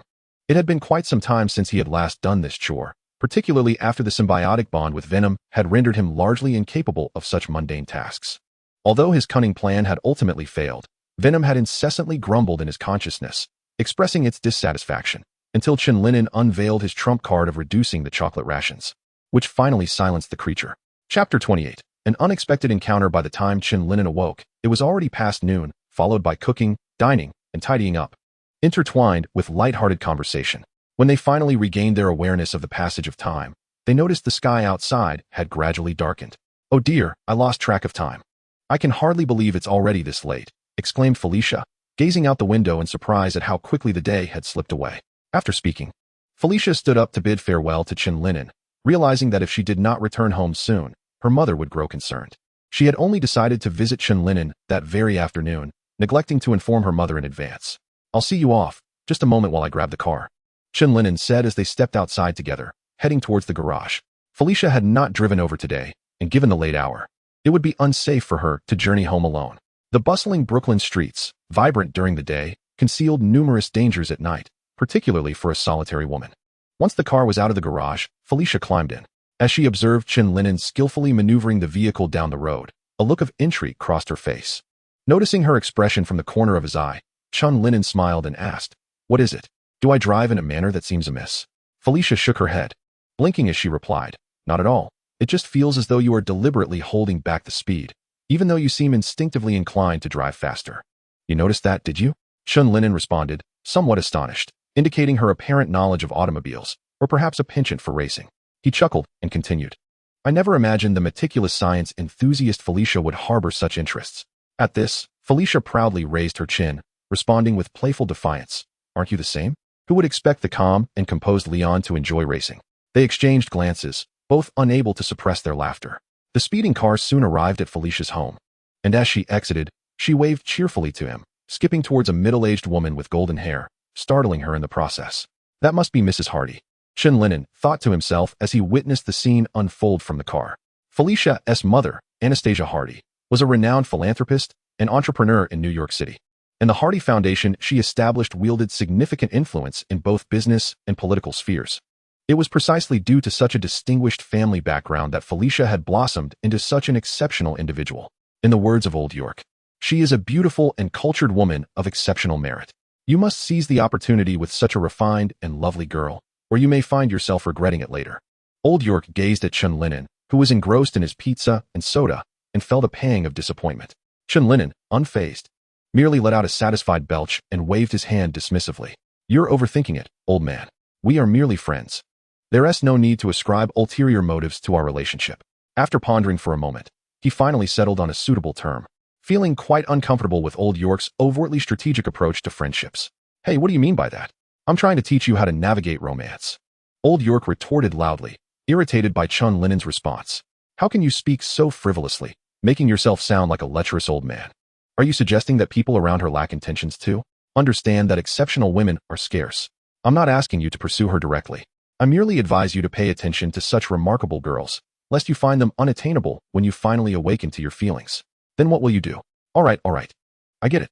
You speak in grand theories, but perhaps you should find yourself a companion first," Chen Lin'an shot back without hesitation. This retort infuriated Old York, who sprang to his feet, ready to reprimand him. Had it not been for Chen Lin'an's quick escape, he might have ended up with a swollen head. Memories of the past surged in Chen Lin'an's mind, and he couldn't help but smile at the recollection.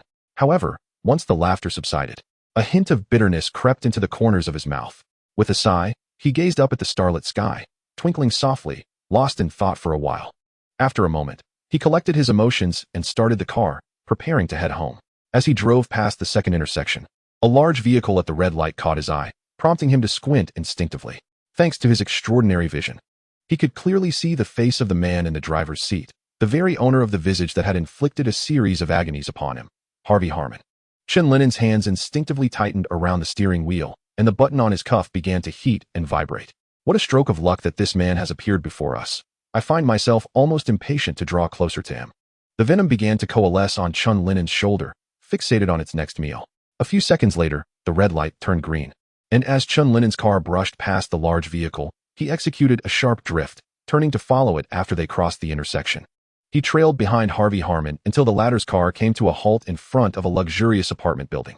Chen Lin'an observed Harvey Harmon disembarking from the vehicle and calculated the time it would take for him to enter the building and ascend in the elevator. After contrasting this with the illumination of the entire building, he deduced that Harmon was likely residing on the 16th floor.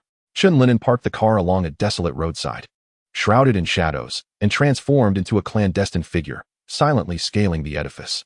Effortlessly, he navigated the walls and paused outside the 16th floor, peering through an unobstructed window on the balcony.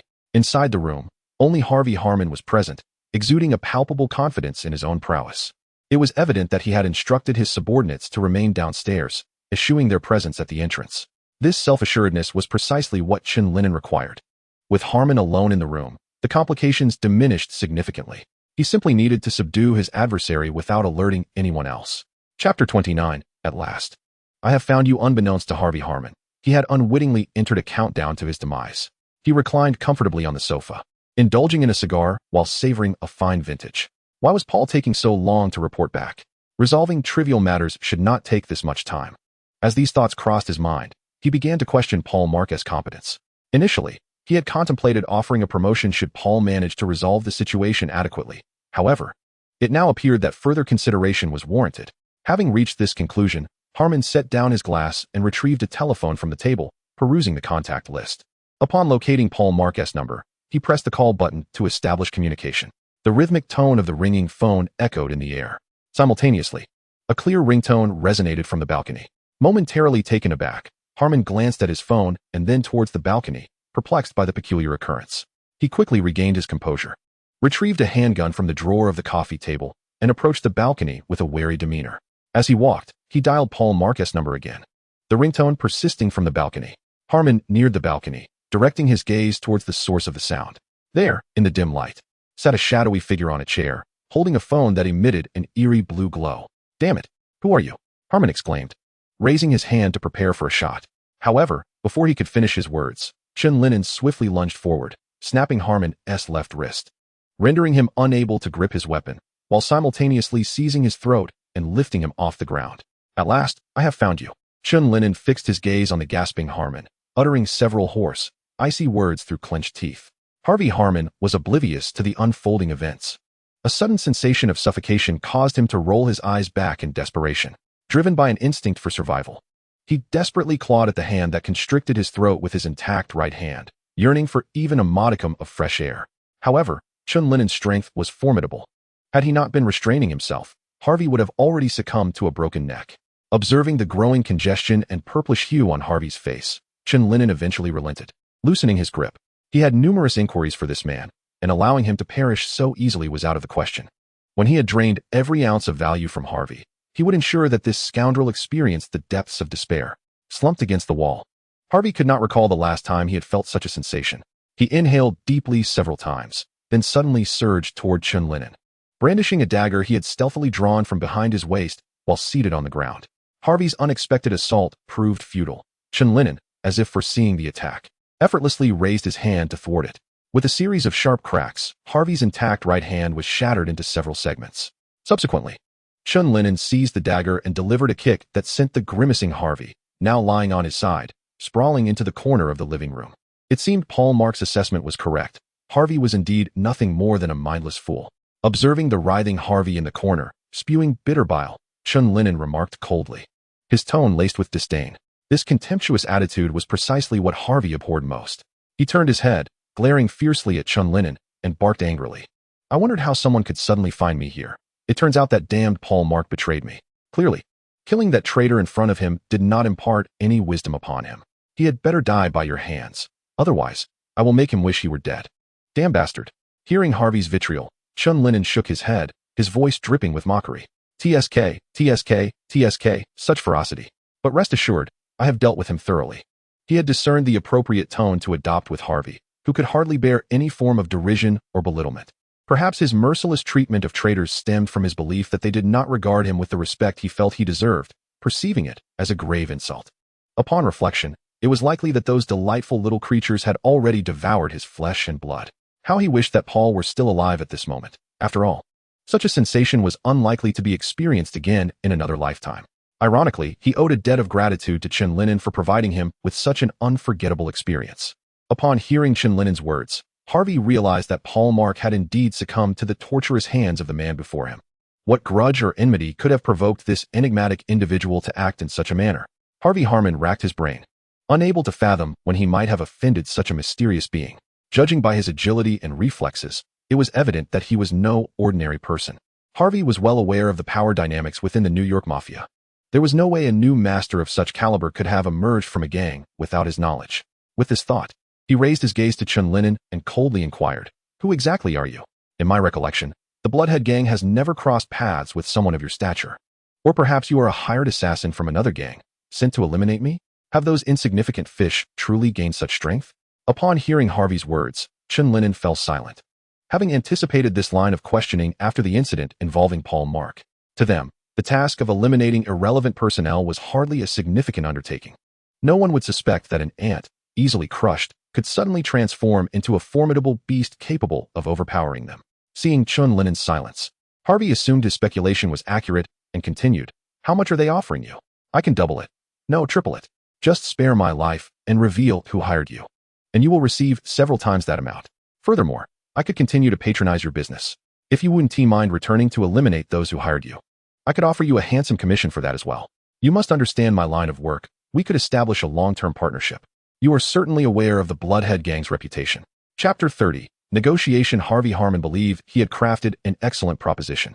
With the Bloodhead Gang's name backing him and his position as second in command, any ruthless character would surely consider his offer. However, it was unfortunate that Chen Lin'an was not one to be swayed by such considerations. Harvey's words merely sounded like the barking of a dog in his ears. "Think carefully. What I can offer you is far more substantial than the trivial promises made by those insignificant fools." Before Harvey could finish his sentence, Chen Lin'an delivered a swift kick, sending him crumpling back against the wall. Judging by the force of that strike, it was likely that several of his ribs had been shattered. "You wretched scoundrel. I will kill you," Harvey snarled through gritted teeth, glaring fiercely at Chen Lin'an.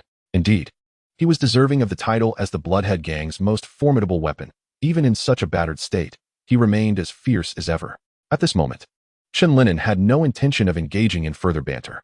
Suddenly, several black tendrils erupted from his back, one wrapping around Harvey's neck and lifting him off the ground, while the others pierced through his limbs, pinning him against the wall. Through the accumulation of experiences over recent times, Chen Lin'an has discerned the advantages of this execution stance. Such a ritualistic approach amplifies the suffering of the subject while facilitating his own operations. As he listened to Harvey Harmon's anguished cries through clenched teeth, Chen Lin'an slowly approached him, allowing the obscurity of his visage to dissipate, revealing a youthful and handsome face beneath the hood. "Do you believe that your silence, maintained through gritted teeth, conveys strength and valor? I possess countless methods to torment you. I hope you do not inadvertently sever your own tongue." Chen Lin'an spoke coldly. He then gestured toward his own face and continued, "Now, gaze upon my countenance. Does it invoke any recognition of who I am? Your response to this inquiry will significantly influence the nature of your impending punishment, so answer wisely." As the black mask receded like a tide, unveiling the youthful visage, Harvey Harmon furrowed his brow, ensnared in confusion. He truly did not perceive any connection between himself and the face before him. Noticing Harvey's expression, Chen Lin'an let out a cold laugh before shrouding his features once more. "From your expression, I have already gleaned your answer. Regrettably, you shall soon experience the most excruciating consequences as a result. I trust you will find some enjoyment in it, while also providing me with the answers I seek." Upon the completion of Chen Lin'an's words, a tendril coiling around Harvey's neck stifled his mouth, while the appendages that pierced his limbs began to rotate slowly, sprouting sharp spikes within the wounds. The intense pain contorted Harvey's face, yet, with his mouth bound, he could only emit silent wails. As the sensation of agony gradually dulled, Chen Lin'an tapped Harvey's head, rousing him from the brink of unconsciousness. "Awaken. It is time to answer my questions. Where is your brother, John Harmon? Alternatively, where are the places he frequents, and what are their respective addresses?" Upon hearing Chen Lin'an's inquiry, Harvey Harmon sneered mockingly. "Guess. There is no way I would betray my brother. You might as well kill me now to save yourself the trouble. By the way, after some contemplation, I finally recalled when I last encountered you. You were that delivery person, right? Truly fortunate to be alive. Paul Mark should rightly perish for failing to manage such a trivial matter. I have reviewed your dossier, and I am astonished by how deeply you have concealed yourself. That old coot isn't merely a disguise of yours, is he?" Harvey Harmon's bravado was abruptly interrupted by his own scream as Chen Lin'an severed his left hand without hesitation. "Enough with the trifles. Divulge your brother's whereabouts." Chen Lin'an's hoarse voice reverberated, forbidding this dying man from tarnishing Old York's name. Even mere mention was intolerable. For to utter anything related to Old York from such a wretched mouth was the utmost indignity. After a pained cry, Harvey bit his lip, striving to contain himself. His hardened teeth drew forth crimson droplets from his lips. He spat out a mouthful of bloodied saliva and resolutely continued to gasp, "I will not speak. Just kill me." He understood the intent behind Chen Lin'an's inquiry. Thus he opted for silence, unwilling to let this terrifying figure cause trouble for his brother. Upon hearing Harvey Harmon's refusal and witnessing the determination in his eyes, an odd sensation surged within Chen Lin'an, compelling him to laugh. Ha! The laughter echoed throughout the room. Although he anticipated that Harvey Harmon would not easily divulge information, the response evoked within Chen Lin'an a mixture of absurdity and revulsion. Here was a wretched scoundrel, capable of ruthlessly snuffing out lives, now presenting himself as a martyr, resolute and unwavering. How utterly ludicrous and ironic. The mocking laughter abruptly ceased, replaced by Harvey Harmon's anguished screams, for his other hand had also been severed. Chen Lin'an gazed down at the writhing figure on the floor and bellowed in a deep voice. You have someone you care for? You possess feelings? Do you deem yourself worthy? You scum worthy? Do you think yourself noble, remarkable? How laughable! To hear such words from your mouth is an affront to language itself. After venting his fury, he inhaled deeply and coldly chuckled. Did you think that by remaining silent, I would be powerless against you and your brother? With that, Chen Lin'an retrieved the phone that had fallen from Harvey Harmon's grasp and waved it before him, stating, Your brother would hardly ignore your call, would he? If I were to capture your current state in a photograph and inform him that he must come alone to rescue you, do you think he would come? Listening to Chen Lin'an's words, Harvey Harmon, his heart heavy with despair, felt the cracks in his resolve. He understood that the man before him would not relent. Yet he wished to shield his brother from this monster-esque grasp. Given Chen Lin'an's displayed prowess, his brother's arrival would surely spell disaster. Previously, with tears of rage in his eyes, he had shouted at Chen Lin'an, You damned fiend. If you have the guts, come at me. Let me go, and we shall face off. It was I who ordered your elimination. What concern is that of my brothers? In response to Harvey Harmon's outcry, Chen Lin'an coldly replied, If I intend to kill you, how could I possibly spare your gang leader brother? Once I choose to take a life, I will leave no loose ends, including your brother. Chapter 31, A Mental Uprising. Harvey Harmon roared in fury, fixating his gaze upon Chen Lin'an until a realization struck him, causing him to abruptly halt. With a bloodied grin at the corner of his mouth, he sneered, So that's it. I understand now. You seem unscathed, yet you are filled with such rage. It seems you hold a great concern for that old fellow, do you not? Allow me to speculate. Could it be that Paul Mark dispatched someone to eliminate you? Yet they failed to take your life and instead claimed that old man's? Just as he finished speaking, Chen Lin'an swiftly severed one of his legs. Blood gushed forth from the stump, streaming down the wall, staining it crimson. Harvey Harmon sensed the suppressed fury emanating from Chen Lin'an, yet instead of fear, he felt a surge of exhilaration. After a brief, anguished cry, he bit his lip and cackled. Ha ha ha. You're angry, aren't you? It seems my words ring true. With a swift motion, the tentacle-like blade of darkness flashed repeatedly, severing Harvey Harmon's limbs, leaving only his torso and head, which Chen Lin'an discarded onto the ground. Blood now splattered across Harvey's face, but he remained unfazed, shouting maniacally, You're enraged, ha ha ha. Your fury only affirms the truth of my words. You care for that old man, do you not? You would rather perish than see him die. Yet the outcome is that you live while he has perished. Ha ha ha. He had completely unraveled, yearning for his own demise, resorting to the most vile language to provoke the man before him. This was his final act of defiance. He could not allow this demon to feel at ease. You wish to kill me to avenge that pitiful old man? Come then, in my life. I have divulged everything to you. It was merely the possibility of exposure that prompted me to orchestrate an accident, yet unexpectedly, only a trivial old fool met his end, while you, the truly culpable, survived. Harvey Harmon glared with intensity, his vehement words invigorating his body, causing more blood to ooze from his already severed limbs. At this moment, his brain, overwhelmed by grievous injuries, had dulled the sensation of pain. Even if Chen Lin'an refrained from further action, his time was limited. His eyes fixed with a piercing gaze upon the now trembling Chen Lin'an, he laughed maniacally. Ha ha ha. It should have been you who perished. I suppose you're suffering as well, aren't you? Ha ha ha. Harvey's frenzied laughter and words relentlessly assaulted Chen Lin'an, and the Venom sensed that this time, his mental fluctuations were even more exaggerated than during his encounter with Paul Mark, akin to the ocean reversing its course, with waters cascading from the heavens in a terrifying torrent. Chen Lin'an's eyes burned crimson, and the blood-splattered, deranged visage of Harvey Harmon loomed larger in his vision, the intense dizziness forcing him to collapse to the ground. He felt as though his breath was amplified 1,000-fold, the violent gasps resonating alongside Harvey's laughter, flooding his mind. Calm down. Damn it. You must regain your composure. Your mind is on the verge of exploding. Venom urgently shouted within the confines of his consciousness, urging Chen Lin'an to steady himself. However, no matter how Venom urged him to calm down, it was as if he were deaf to the words. His mind inundated with the maniacal laughter of Harvey Hammond. Shut up. Shut up. Chen Lin'an bellowed, clutching his throbbing head, his voice strained to the breaking point. The overwhelming dizziness and laughter threatened to shatter his skull. while the intense pain and the relentless pounding in his temples made it feel as if his head were on the verge of exploding. Silence. With the utterance of his command, an invisible wave dispersed, and at last, the frenzied laughter of Harvey Hammond ceased. Simultaneously, Chen Lin'an felt the world spinning out of control, suddenly losing consciousness and collapsing into a pool of blood. The once shared living room now bore witness to his solitude, the writhing figure of Harvey Hammond having vanished, reduced to a gruesome smear across the floor. After what felt like an eternity, a dark liquid sluggishly emerged from Chen Lin'an's body, gradually enveloping him and compelling him to move towards the window. Though only a few steps separated him from the window, Venom's movement was laborious. Chen Lin'an's tumultuous psychic energy, having been recently unleashed, surged forth in intermittent waves, hindering Venom's control. In the enveloping darkness, Chen Lin'an felt as though he were sinking to the ocean's depths, the endless waters swirling around him, tossing him about. No matter how fiercely he struggled or how desperately he sought to rise, the surface remained tantalizingly out of reach, forever beyond his grasp. All that surrounded him was an abyss of darkness, accompanied by an overwhelming sense of suffocation and oppression.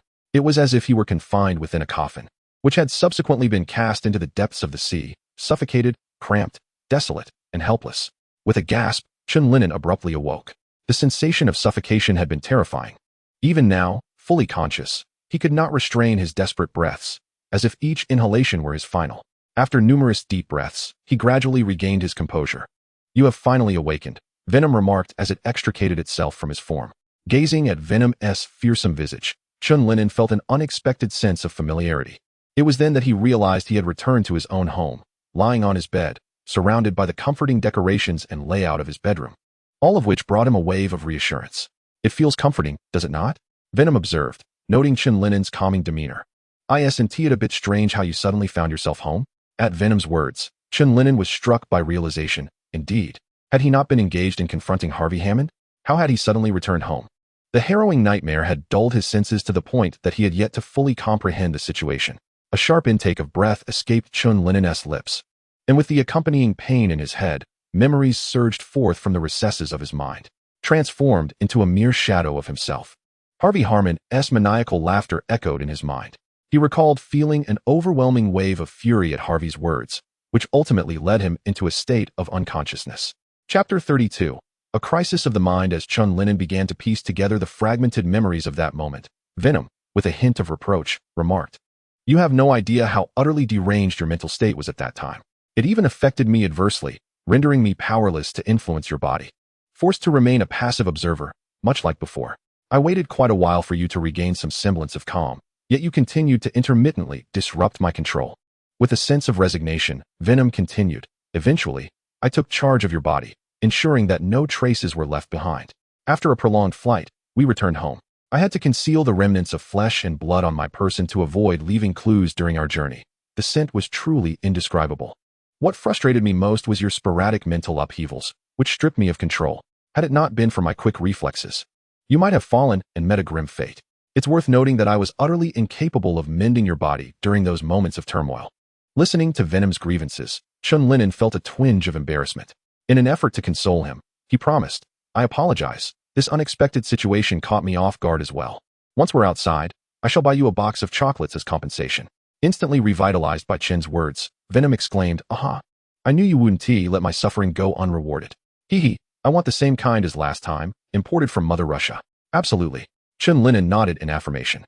It was undeniable that he had hindered himself in this ordeal. Venom could indeed be quite dependable at times. "Wait, did you just say remnants of flesh?" "What remnants of flesh?" A delayed realization struck him, revealing something amiss. The details Venom had just shared ignited an unsettling premonition within Chen Lin'an. Responding to his inquiry, Venom patted his shoulder and continued, "That day, Harvey Hammond's words provoked you, unleashing an uncontrollable mental frenzy. Before losing consciousness, you literally reduced him to a pulp, scattering his remains throughout the living room." As Venom's words settled in, the image of Harvey Hammond, obliterated into fragments, caused Chen Lin'an's complexion to pale slightly. Thankfully, after several such encounters, he had grown accustomed to the chaos, so his reaction was relatively subdued. That despicable wretch got off rather easily. His demise was far more merciful than Paul Marquez, Chen Lin'an remarked coldly after a moment of silence, a surge of disdain for the scoundrel rekindling his desire to ensure he met his end once more. However, as he pondered, he admitted, I am still somewhat astonished and unable to comprehend how I lost control to the extent of rendering him in such a state. I recall that at that moment, my intention was merely to silence him. I had no desire to end his life, for his greatest value had yet to be realized. Upon hearing his confusion, Venom casually remarked, "There's really nothing to be overly concerned about. Your mental faculties are not entirely under your control, more often than not. It is your subconscious that influences them." You wished for him to be quiet, and so he fell silent, albeit perhaps in a manner that deviated from your expectations. Nevertheless, the outcome remains the same. At this juncture, Venom, intrigued, probed Chen Lin'an. "You don't believe that my influence has led you to become this way, do you?" "Become what?" Chen Lin'an turned to inquire, somewhat perplexed by Venom's insinuation regarding his mental turmoil and its relation to the symbiote. Venom pondered for a moment before stating more plainly, "I mean, do you feel your personality has become malevolent and distorted? Consider your recent methods. They do seem rather ruthless. I was wondering if you might attribute this transformation to the symbiote's influence, leading to your current cruelty and harshness." Realizing Venom's point, Chen Lin'an acknowledged the creature's sensitivity, likening it to that of a young girl. "I don't think that is the case. To me, all of my actions stem from my own thoughts and inner self." As he spoke, he shook his head, rejecting Venom's notion. "If I had the luxury of time, I would have employed ancient Chinese tortures upon them, for their sins deserve no less." Upon hearing Chen Lin'an's words, Venom visibly brightened, breaking off a piece of chocolate to share, and continued, "You seem to take this rather lightly. If it were that Peter Parker fellow, he would undoubtedly be tormented, feeling abnormal and in need of therapy. Or he might blame me, thinking I transformed him into this state. I admit I played a role in amplifying his emotions, but the primary cause lies within his own psyche." Listening to Venom's grievances, Chen Lin'an couldn't help but smile, realizing that Venom could likely critique Spider-Man for eternity, given the hardships it endured in that relationship. As Chen Lin'an reclined on the bed, his eyes fluttering shut, he reflected on the unforeseen turn of events that had derailed his original plans. Alas, the most pressing matter now was how to proceed with the enigmatic John Harmon. He had initially hoped to resolve everything in one fell swoop, but was met with unexpected complications.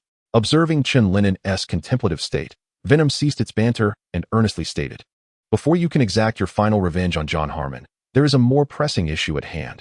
You must devise a prudent solution first. It is precisely what I mentioned to you previously, and you should be able to surmise it, the issue concerning your mental fortitude." Upon hearing Venom's words, Chen Lin'an sat up, a touch of discomfort evident on his brow as he rubbed his forehead, and remarked, "This is a dilemma I have also been pondering how to resolve." Venom continued, "Your mental prowess is exceedingly formidable, akin to an unfathomable ocean. Moreover, the recent episodes of loss of control have rendered your mental faculties less restrained than before. If we were to liken this control to a dam, then these two upheavals have indeed inflicted considerable fissures upon it. Should it one day shatter completely, your mind would be reduced to a mere pulp by your overwhelming mental force." Chapter 33, John Harmon. Hearing this admonition once more, Chen Lin'an covered his head with his hands in exasperation, exclaiming, "This is truly disheartening. The mere existence of a bomb within my mind is already difficult to accept. Now, the safety mechanism has been disengaged." Venom, sensing his distress, patted Chen Lin'an's shoulder in a gesture of solace, saying, "Relax, relax. Although the situation is far from ideal, it has not yet deteriorated to such an extent. Thus, it is imperative to maintain a positive mindset and avoid excessive agitation, especially anger. First, calm your emotions and spirit, then endeavor to regain control. Otherwise, even as your body grows stronger, it may not keep pace with the potential collapse of your mental state. Therefore, take advantage of your gradually strengthening physique to diligently practice controlling your mental prowess. This may even catalyze an accelerated growth rate for your body." In summary, while managing your emotions, explore thoroughly to attain mastery over your mental faculties. After all, our extraordinary journey has only just begun, and I would prefer not to see it curtailed before we have ventured far. Chen Lin'an found Venom's counsel commendable, in order to avert an untimely demise. He resolved to explore various methods to regulate his mind, such as meditation or breath control techniques. Initially, he had dismissed Venom's previous suggestions of yoga as somewhat far-fetched. Yet upon further investigation, he discovered that these seemed to be among the few available options. Indeed, the possibilities were limited, and he could only experiment through literature and the internet. If only I had knowledge of John Harmon's whereabouts, I could swiftly resolve everything by eliminating him. Chen Lin'an sighed as he expressed this to Venom. Venom replied, "Indeed, and now 2 days have elapsed. He must surely have realized that his brother is deceased." Complicating matters further, 2 days have passed. Why did you not mention this sooner? Chen Lin'an exclaimed, springing up from his bed in shock. astonished that he had been unconscious for such a duration. Venom, with a touch of resignation, responded, "You did not inquire, and I had too much to convey, causing me to overlook it." Chen Lin'an placed a hand on his forehead, sighing, "This complicates things further. He must have already begun his investigation." "Certainly. Especially since the news has already reported it," Venom added in affirmation. "The police have remarked that they have never encountered such a brutal and audacious method of murder." Dubbing the elusive suspect, namely you, as the demolitions expert, for the crime scene resembled a grotesque explosion of human remains. However, this moniker lacks sophistication. Demolitions expert sounds rather pedestrian, akin to a mere bomb man, devoid of depth or creativity. Perhaps the influence of Venom, having once inhabited the persona of Peter Parker, contributes to his incessant commentary, particularly when he begins to critique certain matters. As Chen Lin'an listened to Venom's ramblings and critiques regarding the news, he felt a sense of numbness. It appeared that this incident had become common knowledge, and surely Harvey Harmon, unless blind or deaf, would be aware of it. The plan had been disrupted, although, in truth, it seems it had never been properly formulated to begin with, and a new one had yet to be devised. A headache ensued. What was to be done? In a villa on the outskirts of New York, a man of approximately 40 with tousled blonde hair was seated on a sofa, resting with closed eyes. His golden locks were slightly disheveled, and his unkempt beard suggested he had not been groomed for days. Nevertheless, his chiseled, handsome features were evident. This man was John Harmon, the brother of Harvey Harmon, possessing a demeanor starkly different from his towering sibling, exuding an air of authority befitting a higher status. This authority was palpable, as a number of individuals stood silently behind and beside him, their lips sealed in a hushed reverence. At last, the oppressive silence was pierced by the sound of approaching footsteps. The crisp tap of polished shoes echoed against the floor as a man halted beside John Harmon. Clad in a well-tailored black suit, his brown hair meticulously styled with gel, he peered through gold-rimmed glasses at John with mature, steady blue eyes. "Boss, the police investigation is currently at a standstill. The perpetrator has left no trace. However, I have managed to glean some information from within your brother's ranks. Although seemingly trivial, I believe it may be connected to this incident, as there are no other anomalies to report." As he spoke, he handed a document to John Harmon. Upon hearing the man's words, John slowly opened his eyes, revealing bloodshot blue irises, a mixture of exhaustion, suppressed anger, and frustration. As he straightened his posture, an invisible authority radiated outward, silencing everyone in the hall.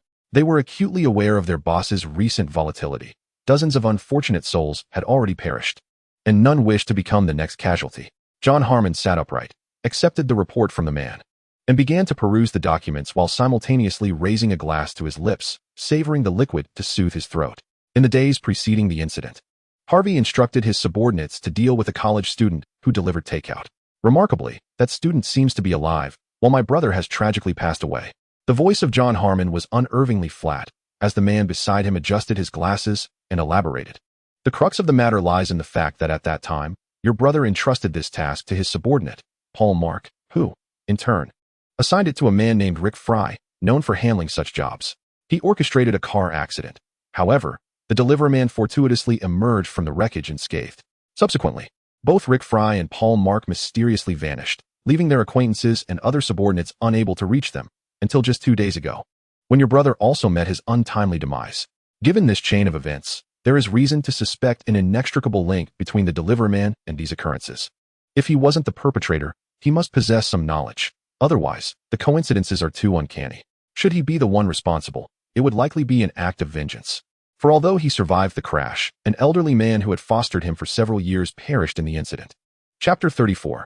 Home Service. John Harmon cast the documents onto the table, then drained the remnants of his drink in quick succession, the only sound in the room being the clinking of ice cubes swirling in his glass. As the last of the crystalline ice remained, John Harmon, who had maintained his silence, finally spoke, his voice gravelly and low. "Home, has the individual my brother intended to kill met his end?" "Not yet," the man replied simply, indicating that while he had not yet died, the opportunity for his demise was ever imminent. Upon hearing Holmes' response, John Harmon tightened his grip on the glass. "Then why is it that my brother is dead?"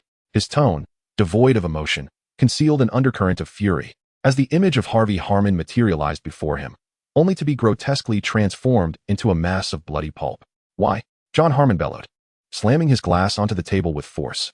The glass shattered with a sharp crack, shards slicing into his hand, blood gushing forth to stain his palm. In the face of John Harmon's wrath, all present quaked in trepidation, including Holmes, who stood like a statue, now lowering his head slightly. The injury to his hand elicited no reaction from John Harmon. He did not even furrow his brow, as if that hand were not his own. He had never envisioned that one day his brother would meet such a sudden and tragic end, and even now, he struggled to accept this brutal reality. From a young age, he and his brother were inseparable, their only parent being a wretched prostitute who met a tragic end at the hands of a client unwilling to pay for her services. They had never known their father, who had vanished from their lives since their birth. Following their mother's death, they were sent to an orphanage, where the other children cruelly mocked and bullied them upon discovering their mother's profession. In these dire moments, it was often the younger brother, Harvey Harmon, who rushed to confront their tormentors, while the elder, John Harmon, remained silent, fearing expulsion from the orphanage. Upon leaving the orphanage, the astute John Harmon took to the streets with Harvey, struggling to make a living. Lacking education and skills, their best option was to join a gang. John's rise to prominence began during this period. He thrived in a world dominated by brute strength, distinguishing himself through his intellect. After years of relentless effort, he finally attained a position of power, controlling nearly 70% of the drug market in New York City and amassing significant wealth. John cared for no one but his brother, recognizing Harvey's preference for physical confrontation over strategic thinking. Consequently, he assigned him the role of a mere enforcer, allowing him to enjoy life under John's protective wing. However, fate dealt a cruel blow when news of Harvey's tragic death reached him, leaving John in a state of fury and despair, desperate to find the murderer and exact vengeance. Shaking the glass shards and blood from his hands, John picked up a towel from the tray beside him to wipe his hands, instructing Home, "Bring that scoundrel before me. I must know what transpired between him and Harvey, and I will ensure he pays for it. By the way, what has become of Harvey's bodyguards?" Home replied solemnly, "One has already succumbed, while the remaining 5 are still alive, but they likely won't last much longer." Given the gruesome fate that befell Harvey, it was improbable that his bodyguards would escape John's wrath. For days, they had endured torture in the basement, and John would not grant them a merciful death. Upon hearing Holmes' report, John settled back onto the sofa and declared, "Take them all to feed the dogs. My hounds have gone hungry for days and deserve a meal." With a dismissive wave of his hand, Holmes turned and exited through the door. Bang, bang, bang. The sound of gunfire echoed behind him. John Harmon was unleashing his pin-up rage. Holmes exhibited no surprise. His stride remained steady, and his expression unchanged. As a devoted assistant who has worked alongside John Harmon for many years, Holmes could immediately sense that a few unfortunate souls were about to meet their demise. Although John Harmon typically exuded a demeanor of humility, his wrath was akin to that of a madman, even more ruthless than that of Harvey Harmon. Before long, Holmes descended into the basement, gesturing for his men to drag out the mutilated bodies of several individuals, Harvey Harmon's bodyguards. At that moment, they were entirely drenched in crimson and black blood, their flesh bearing no sign of health. Their eyes reflected only despair and numbness, the torment of recent days having shattered their spirits. Seemingly overwhelmed by the stench of blood and decay emanating from these wretches, Holmes furrowed his brow, retrieving a handkerchief to cover his mouth and nose. He waved his hand again, coldly instructing one of his subordinates, dispose of them in the dog cage, including the deceased. After issuing his commands, Holmes hastily exited the basement, as if lingering even a moment longer would taint him with their repugnant odor. In Brooklyn, at Chen Lin'an's residence, the man had been in slumber for 2 days, now holding a hamburger in his left hand and a pizza in his right, occasionally sipping on cola from the table, relishing his meal. Beside him, Venom was indulging in a variety of chocolates, meticulously breaking off pieces to savor their distinct flavors and qualities. These past few days, Chen had remained in bed, recovering his strength, and had scarcely eaten anything, leaving him ravenous. Thus, he had opted for takeout, rummaging through his kitchen for sustenance during the wait, reminiscent of a hamster foraging for food. After finishing the last sip of cola, Chen Lin'an patted his now rounded belly, letting out a satisfying belch.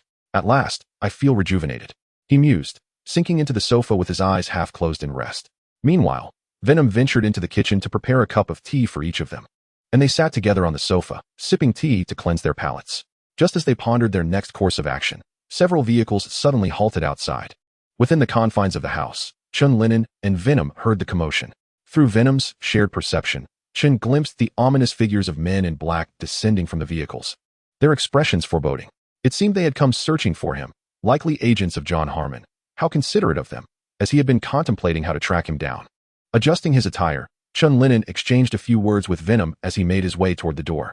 Venom, in response, chuckled mischievously and retreated into Chen's body, eagerly anticipating the forthcoming encounter. As Chen opened the door, several armed men in black stood blocking his path, their guns trained on him. with a calm yet threatening tone. They commanded, "Please accompany us, sir." After observing their demeanor, Chen Lin'an chuckled softly and, demonstrating his awareness of the situation, raised his hands. He allowed them to direct him at gunpoint to one of the vehicles. Once inside, a black bag was swiftly placed over his head, obscuring his view of his captors as well as the road and buildings outside. "Ah, how professional," Chen Lin'an remarked mockingly, his tone laced with sarcasm. Although the individuals beside him shot him a disgruntled glance, they refrained from engaging further in conversation. After all, they were in a precarious situation.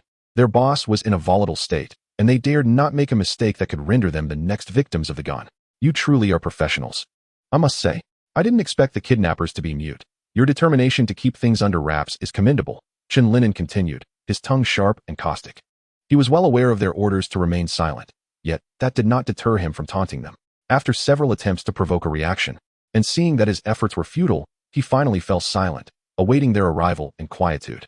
At that moment, he felt a peculiar calmness, even a sense of elation, which explained his incessant chatter along the way. He sensed that his quest for vengeance was nearing its climax. Eliminating John Harmon would signify the completion of his mission.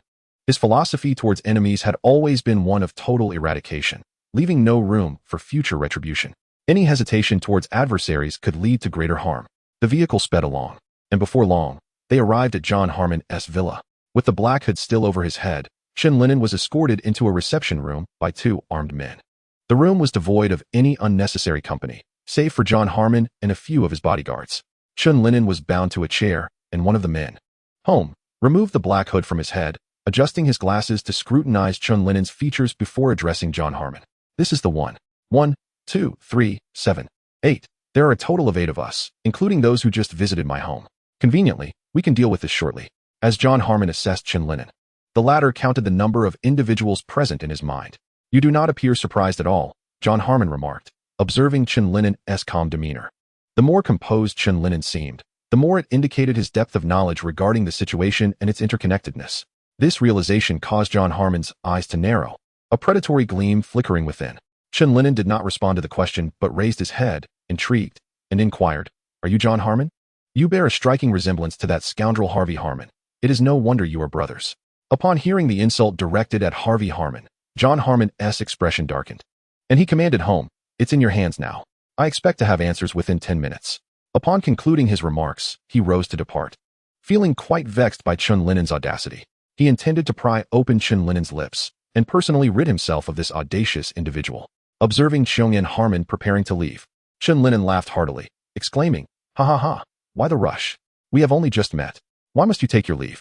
Are you not eager to uncover who was responsible for the death of that scoundrel and the connection between that demise and mine? Allow me to divulge the answer directly. It was I who ended his life, reducing him to mere pulp, akin to a balloon bursting, bang. Ha ha ha. My sincerest apologies for the mess I must have caused you. I wonder if you managed to gather his remains entirely. Perhaps a fragment still lingers in some obscure corner. Nevertheless, fret not, for the little creatures like rats and cockroaches will assist in the cleanup." Listening to Chen Lin'an's provocative words, Venom could not help but muse. "You possess quite the talent. I perceive that with each encounter, you are becoming increasingly adept at this." In response, Chen Lin'an mentally remarked, "Modesty, it is nothing of consequence. In Huaxia, we refer to this as killing with intent, a universally understood principle." As Chen Lin'an spoke, Chen Harmon's expression shifted repeatedly, his pent-up fury becoming unbearable. Bang, bang, bang. He seized the handgun from a nearby bodyguard and unleashed a relentless barrage of gunfire upon the bound Chen Lin'an, continuing until the magazine was depleted. Click, click, click. The empty chamber of the pistol echoed, and Harmon casually discarded it, opting for another firearm to continue his assault. His crimson eyes brimmed with hatred and rage, instilling a sense of dread among those present. After depleting 3 handguns in succession, Chen Harmon's fury began to abate slightly. He gasped for breath, attempting to tame his disheveled hair, and instructed Home, "Go, prepare the tools. I shall have him minced into pulp for the dogs." Just as Home nodded to comply, Chen Lin'an, riddled with bullets, suddenly stirred. "Ah!" Chen Lin'an gasped, awakening as if from a deep slumber. Observing his movements, the onlookers were incredulous, fixating on his tattered and blood-stained attire, which bore testament to the recent chaos, evidence that all that had transpired was no mere dream. Yet, the question lingered, why had one destined for death seemingly returned to life? Chapter 36, The Moment of Conclusion. As Chen Lin'an revived, Home, typically composed and poised, now found himself in a state of disarray. He glanced at his employer, only to witness the anger and agitation on the latter's face dissipate, replaced by a shared expression of bewilderment and trepidation among all present. Human beings are perpetually captivated by the allure of the unknown. However, when this enigma transcends the boundaries of human comprehension, curiosity can swiftly metamorphose into terror. It is evident that the phenomenon of resurrection surpasses the realm of normal understanding and acceptance. With a sharp crack, the ropes binding Chen Lin'an shattered like fragile parchment, cascading to the ground. Rising from his chair, he allowed the inky liquid to envelop his form while he grinned menacingly, proclaiming, "Your turn has concluded. Now it is mine." As his words echoed, a monstrous entity, towering over 2 meters, materialized before the onlookers. Its elongated, pallid eyes and jagged maw unmistakably signified that this creature was far from a typical human.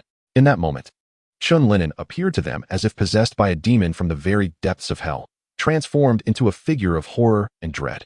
They finally grasped why this seemingly unremarkable individual could effortlessly overpower Harvey Harmon's bodyguards, for Chen Lin'an was no ordinary man. He was a demon traversing the earth. The abomination before them was the answer to their bewilderment. They had never encountered such a terrifying creature nor conceived that humanity could devolve into such a form. What manner of beast is this? Even the seasoned, professional bodyguards found themselves in disarray, with some, guided by their beliefs, beginning to murmur prayers. Their training had always been directed towards confronting humans. No one had prepared them for how to face a monster. Chen Lin'an's icy gaze swept across the assembly. He extended a hand into the air, then, with a mere flick of his fingers, expelled the bullets that had recently embedded themselves within his body. Bang, bang, bang, bang. With a sweeping motion of his right hand, the bullets cascaded like a curtain, striking each individual in succession. Chen Lin'an's hand functioned like a machine gun, unleashing a relentless barrage of the absorbed projectiles. In an instant, 5 of the 8 present perished, including the impeccably groomed and refined Home, whose glasses were shattered by a bullet before it penetrated his skull, extinguishing his life. Oh, remain composed. I have no taste for brains that have ceased to think. Their flavor pales in comparison to that of fresh, vibrant minds, Venom exclaimed, witnessing Chen Lin'an's indiscriminate onslaught. Responding to Venom's outcry, Chen Lin'an lowered his arm just as he exhausted his ammunition. He leaped nimbly to the side of the 2 remaining survivors, seizing them effortlessly. His gaping maw, lined with razor-sharp teeth, opened to an exaggerated extent, ample enough to accommodate a head. Crack, crack, with 2 resounding snaps of breaking bones. The ground was soon adorned with 2 headless corpses.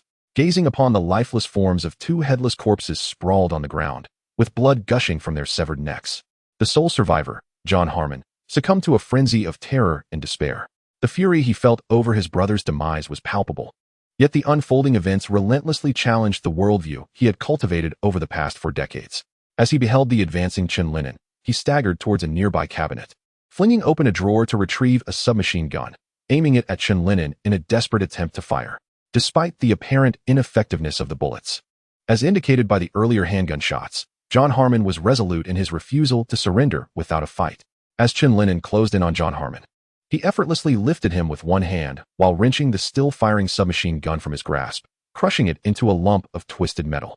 You must be aware that such toys have no effect on me, do you not? Rest assured, I shall soon send you to join your brother. You adored him, did you not? I hope the 2 of you can keep each other company in hell. The raspy voice echoed in John Harmon's ears, causing him to tremble in fear as he dangled in the air. Observing John's futile struggles, Chen Lin'an slowly widened his maw lined with jagged teeth. You are a devil.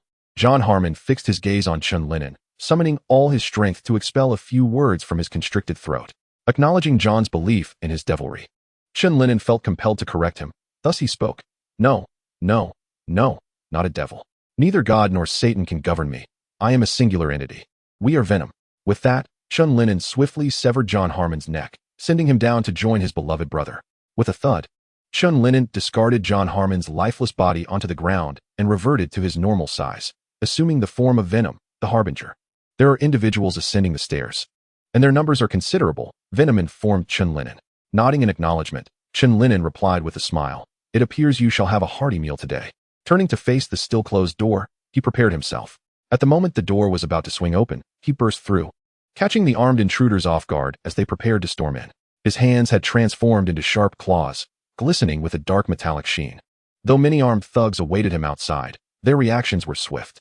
Although Chen Lin'an's sudden entrance momentarily stunned them, the remaining assailants quickly aimed their firearms. unleashing a hail of bullets in pursuit of him. Undaunted by the overwhelming barrage, Chen Lin'an appeared oblivious to the onslaught, effortlessly slashing their throats with his claws while simultaneously turning to devour their heads whole. Within a minute, all those present had succumbed, lying on the ground as lifeless corpses, either torn to pieces by his claws or beheaded, reduced to headless remains. Chen Lin'an's dark silhouette stood amidst a scene replete with corpses and pools of blood, evoking a chilling resemblance to a malevolent spirit that had escaped from the gates of hell. Ah, what a satisfying and delightful feast it was. Venom emerged from Chen Lin'an's shoulder, expressing its contentment with a satisfied sigh. Today marked the most fulfilling meal it had savored since descending to Earth, despite lacking a stomach. It felt an overwhelming sensation of satiety. Chapter 37. The routine before school commences. Observing Venom's satisfied demeanor, Chen Lin'an chuckled softly and remarked, "Make sure to remember this feeling, for such an opportunity may not arise again." Venom nodded in agreement, acknowledging the rarity of a day where it could eliminate dozens of individuals so effortlessly. The villa was nearly deserted. It seemed that John Harmon enforced strict measures, as not a single person had managed to escape. Upon realizing the gravity of the situation, everyone had rushed to this location. As Chen Lin'an surveyed the villa's condition, he mused to Venom, "However, this has spared us considerable trouble. Now that everyone has been dealt with, we should take our leave." He began to approach the window, but paused upon noticing the high-end liquor displayed in the adjacent cabinet. Redirecting his steps towards it, "What? Do you intend to indulge in a drink afterward?" "How ostentatious," Venom quipped. Chen Lin'an tapped Venom's head lightly and clarified, "What are you talking about? I'm not drinking. I was merely thinking that since we've resolved matters here, it would be prudent to ignite a fire, ensuring everything disappears more thoroughly." As he spoke, he summoned numerous tendrils to manipulate the bottles, opening the high-end liquor and spilling it onto the floor. Chen Lin'an had no interest in alcohol. These potentially valuable spirits held no significance for him. Their greatest utility lay in serving as accelerants for the forthcoming blaze.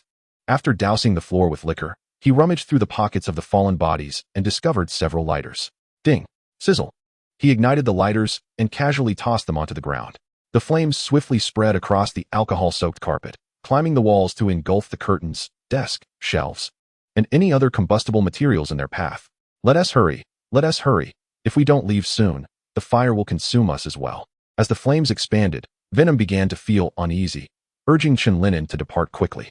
Heeding Venom's words, Chen Lin'an approached the window and leapt out, escaping the villa. Though his captors had blindfolded him upon arrival, it had proven ineffective against Venom's perceptive abilities. He distinctly remembered the route they had taken.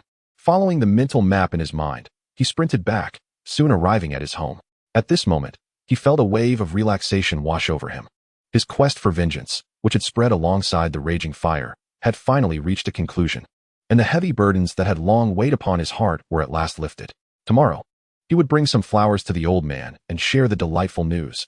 At last, he had avenged himself. Chen Lin'an lay in bed, lost in thought, gradually slipping into the realm of dreams. Beside him, Venom sensed his newfound tranquility and tenderly drew the curtains and tucked him under the covers. With all matters resolved, Chen Lin'an's life had finally returned to a semblance of peace. He had never anticipated such tumultuous events. Reborn, he only wished to cherish his family and live a simple yet joyful life. However, the unexpected experiences of this period had completely disrupted his previous expectations. Whether it was the act of killing or the venom coursing through his veins, it served as a constant reminder that he could no longer return to a life of normalcy. Little did Chen Lin'an know that his future would be fraught with various troubles. With only a few days left before school resumed, he planned to revisit Huaxia, to explore this world's version of his homeland. He ventured to the region where he had lived in his past life, though in this world, its name had changed. The orphanage from his memories no longer existed. In its place was a bustling street of street food. Chen Lin'an had anticipated such an outcome, and he smiled in acceptance. After leaving that place, he took Venom to Bashu, where he attempted to recreate a previous culinary vision of grilled brain. Venom had eagerly awaited this moment, and once the first serving of brain entered its belly, it was insatiable. Thus began the legend of a man consuming 200 portions of grilled brain, which spread widely throughout Bashu. Now aboard a flight back to New York, Chen Lin'an was blissfully unaware of this burgeoning tale. He lamented Venom's outrageous appetite, which nearly emptied his wallet. Had he not intervened, Venom could have easily devoured another 200 servings. Speaking of wallets, Chen Lin'an was not financially strained. Old York had never been short of funds, allowing the pizzeria to thrive despite its subpar offerings. Eventually, the pizzeria diversified its menu, and business flourished, yielding ever-increasing profits. Moreover, neither he nor Old York were extravagant spenders, and after years of accumulating wealth, their accounts held substantial liquid assets. This trip back to Huaxia was not merely for leisure. Chen Lin'an also set his previous ambitions into motion, investing significantly in what he perceived as promising enterprises, waiting for their potential to blossom. Having invested in companies in Huaxia, he did not neglect those in the West either. Utilizing the information in his mind, he managed to secure a promising future with a modest investment. Beyond his aspirations for investment, he yearned to establish a conglomerate of his own, aptly named Zero Industries. The choice of this name held no profound significance. It was simply a reflection of his fondness for the numeral zero. His ambition, undoubtedly, was to create a colossal entity akin to Stark Industries. Yet he recognized that he was still an exceedingly long way from realizing that goal. For a researcher, few things are more enticing than transforming their ideas into tangible reality and subsequently yielding fruitful results. What set Chen Lin'an apart from most researchers was his ample financial resources, enabling him to continue generating substantial income to support his own inquiries. Consequently, he found no need to seek employment at establishments like Stark Industries or Oscorp to apply for project funding. He could pursue whatever he desired, financing initiatives as far as his funds would allow, and once the outcomes began to attract further investment, he would proceed accordingly. Chen Lin'an commenced his endeavors in the realms of communications technology and biotechnology, first acquiring numerous promising yet struggling small enterprises. He then integrated these entities to establish two companies, each dedicated to one of the aforementioned sectors, while both ultimately belonging to his Zero Industries conglomerate. It was not until the academic term began that Chen Lin'an was able to solidify his envisioned structure. The specific outcomes would depend on the contributions of the company as researchers and his own investigations. He had already devised numerous commendable ideas that were in the process of refinement, firmly believing that once these products were unveiled, Zero Industries would swiftly establish its foothold in both fields. Chapter 38. Felicia's invitation time flew by, and as the school term commenced, Chen Lin'an felt a wave of nostalgia wash over him. This summer had been replete with unexpected events, far beyond anything he had ever anticipated. He had not foreseen Old York's sudden departure, nor had he imagined coexisting with a fearsome extraterrestrial being, which irrevocably altered his ordinary existence. He had never thought he would take a life with his own hands, employing such brutal methods, nor could he have imagined that Peter Parker, a fellow academic overachiever, was none other than Spider-Man. "Hey, Leon." As Chen Lin'an made his way to the parking lot after class, Felicia's voice rang out behind him, just finishing her own class. She hurriedly approached him, clutching her books. Today, she wore a cream-colored knitted long-sleeve top paired with a deep brown skirt and ankle boots. The originally refreshing outfit, complemented by her striking figure, exuded an alluring charm that was undeniably captivating. "The postcard and photos you sent me are truly beautiful. After seeing them, I think my next travel destination should be China. You'll have to help me plan the itinerary." During her travels in Huaxia, Chen Lin'an sent numerous postcards and photographs to Felicia, evidently igniting her passion for exploration. Despite having just returned not long ago, she is already contemplating another adventure. In response to Felicia's request, Chen Lin'an readily agreed. As a person from Huaxia, it would be quite amusing if she couldn't assist in this regard. As they strolled along, Chen Lin'an shared her travel experiences, and Felicia, equally intrigued, eagerly inquired about various anecdotes. Before long, they arrived at the parking lot. Chen Lin'an turned to Felicia and asked, "Did you drive here? If not, I would be happy to give you a ride." Aware of Felicia's affluent background, she felt it courteous to ask, even though they were already there. Upon hearing Chen Lin'an's question, Felicia smiled and replied, "Then I would appreciate your kindness. I have many more questions about Huaxia that I would like to discuss." With a smile, Chen Lin'an opened the car door for her, and Felicia softly expressed her gratitude before getting in. Nearby, a red Ferrari stood, as if its owner had momentarily forgotten it. Once inside the car, the two engaged in cheerful conversation, and soon they arrived at Felicia's residence. After once again thanking Chen Lin'an, she stepped out and made her way towards the elevator. But after taking only a few steps, she suddenly turned back. Chen Lin'an had been preparing to leave, but paused at Felicia's unexpected movement. "Is something amiss? Did you drop something?" she inquired while glancing at the passenger seat for any forgotten items. Felicia shook her head, leaning against the lowered window and smiling as she said, "Nothing's fallen. I just remembered there's a jewelry exhibition in a few days. Do you have time to accompany me?" "A jewelry exhibition?" Chen Lin'an replied with a hint of confusion. Felicia nodded and continued, "My mother has invested in this exhibition. The organizers invited her, but she is unavailable. So she asked me to make an appearance. However, such events are usually quite dull, and I'm rather distressed about attending alone. I thought it might be more enjoyable if you join me." After considering Felicia's explanation and reflecting on his own schedule for the coming days, Chen Lin'an realized he had no other commitments aside from his research. Thus, he gladly accepted Felicia's invitation. Felicia beamed with happiness, waved goodbye to Chen Lin'an, and briskly walked into the building. After bidding farewell to Felicia, Chen Lin'an drove home, the evening breeze flowing through the slightly open window and tousling his hair. Driving on a leisurely summer day felt wonderfully relaxing, though it would have been even better without the noise emanating from the right side.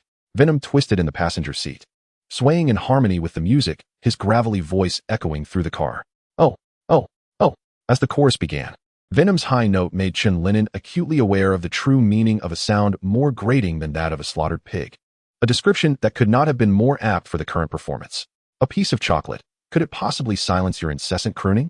In a moment of exasperation, Chen Lin'an decided to employ his ultimate weapon, ready to use chocolate to pacify Venom.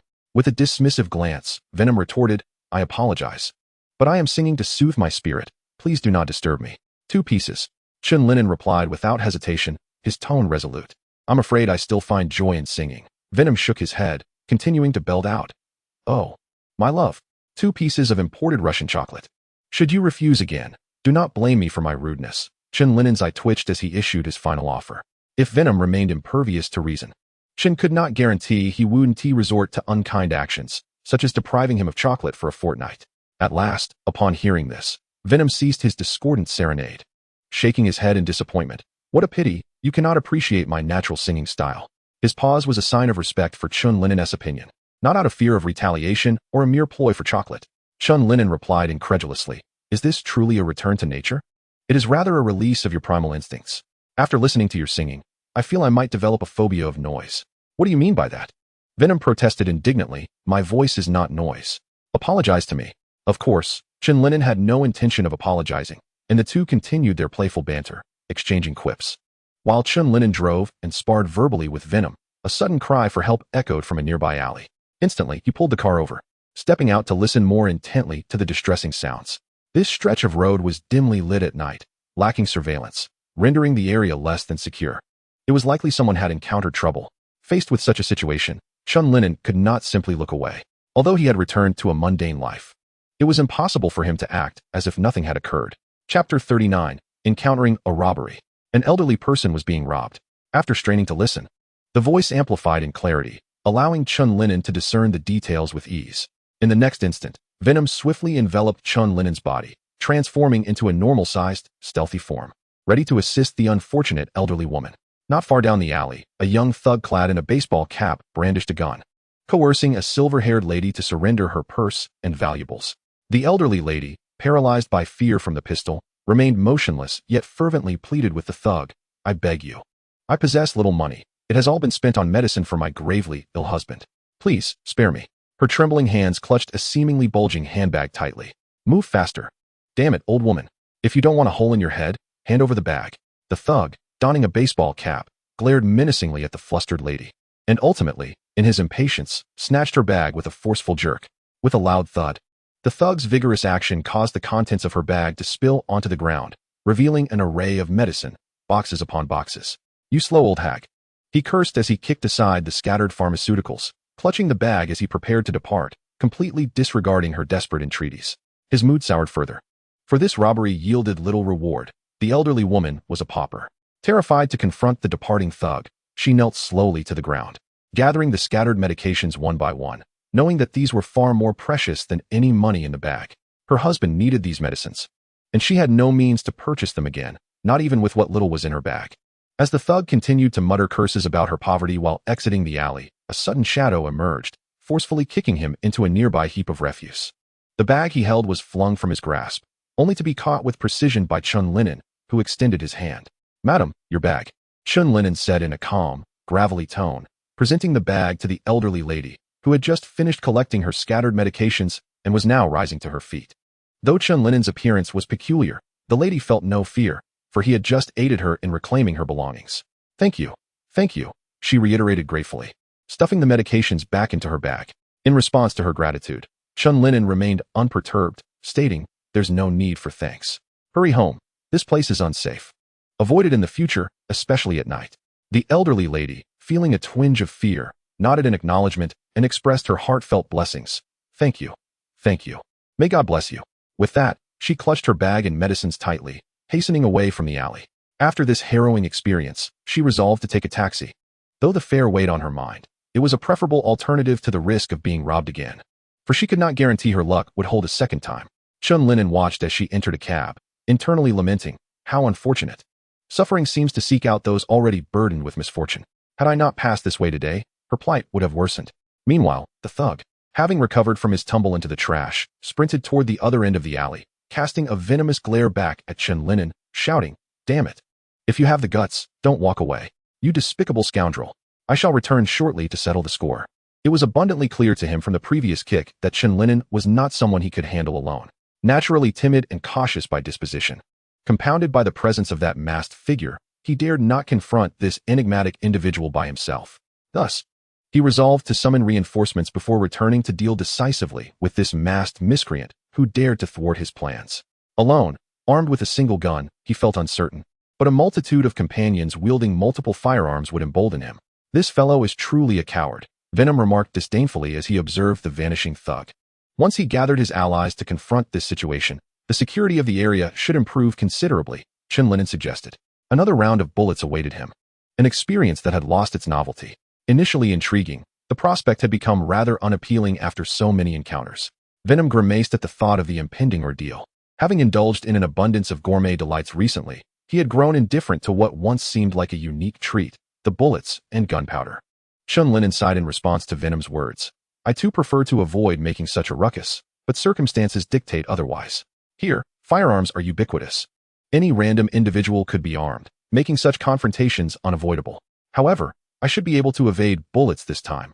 I shall use them as practice. And with my current skills, they should struggle to land a hit on me." As they exchanged banter, the thug in the baseball cap, accompanied by 5 or 6 others, returned to the alley.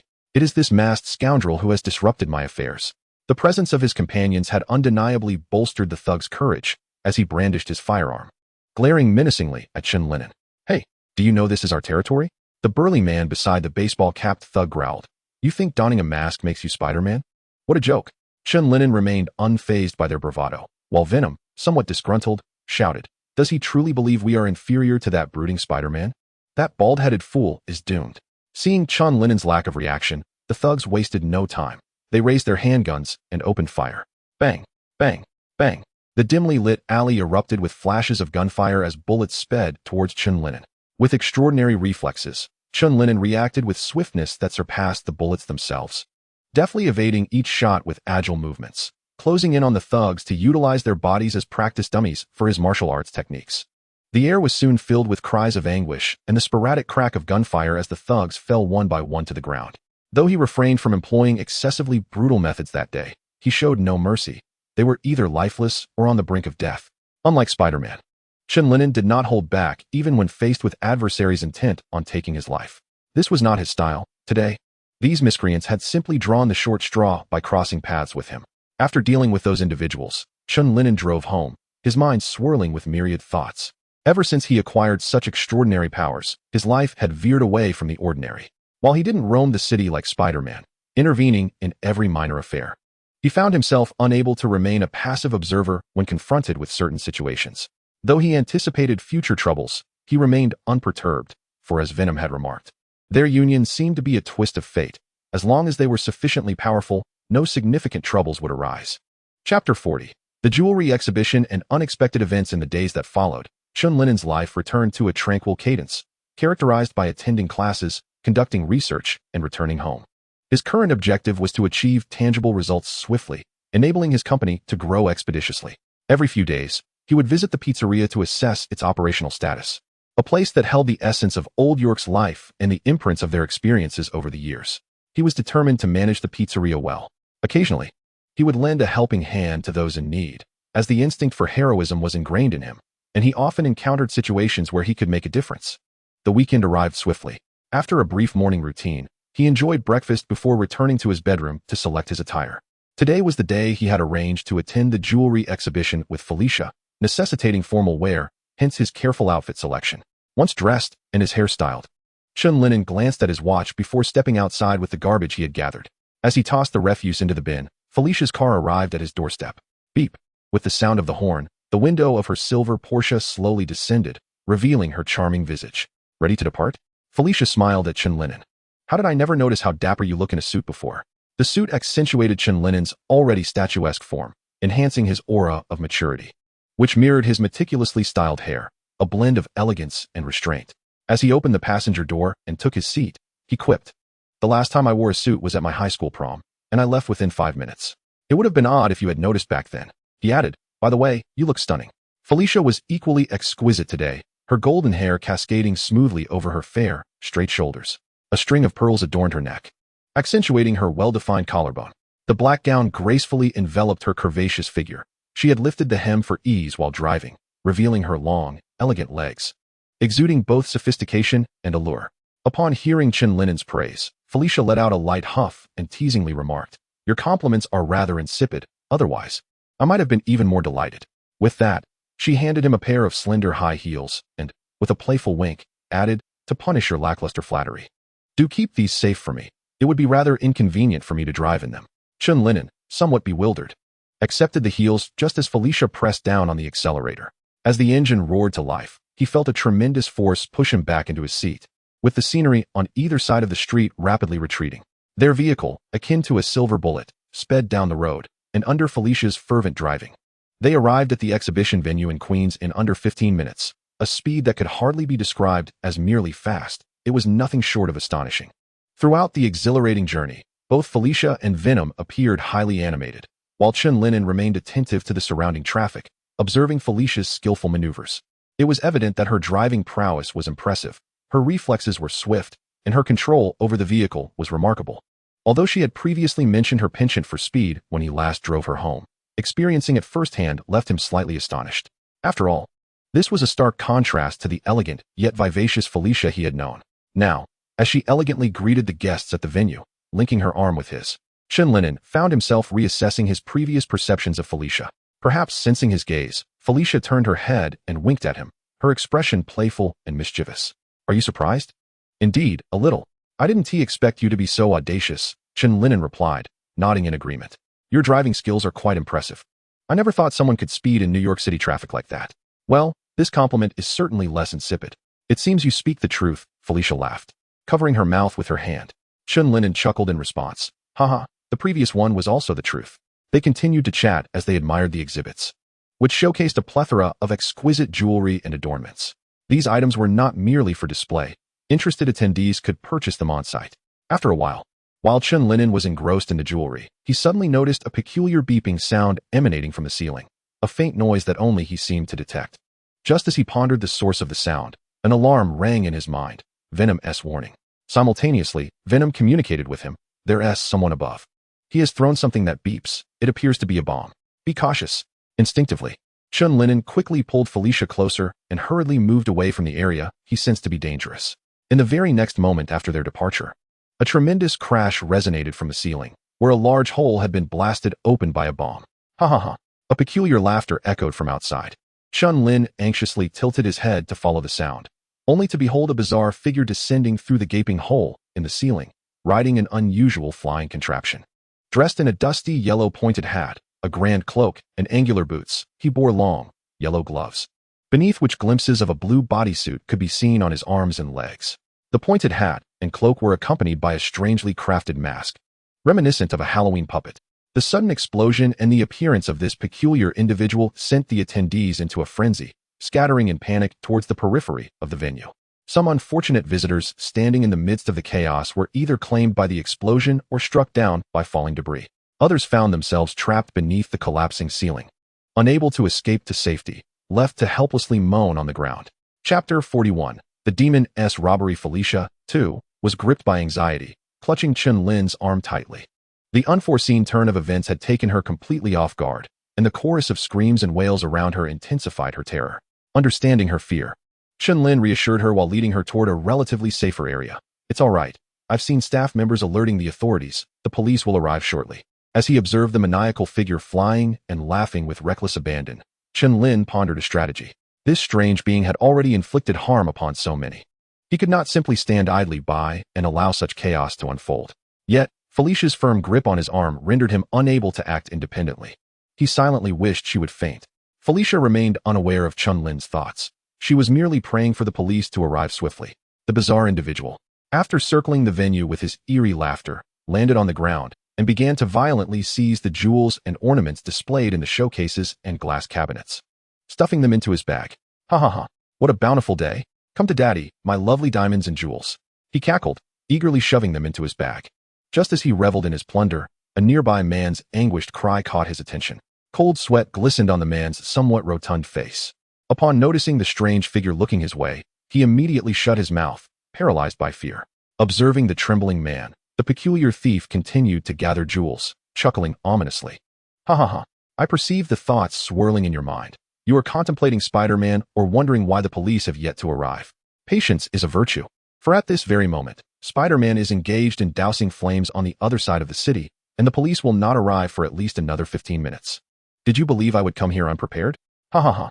The Phantom of Evil never embarks on a heist without meticulous planning.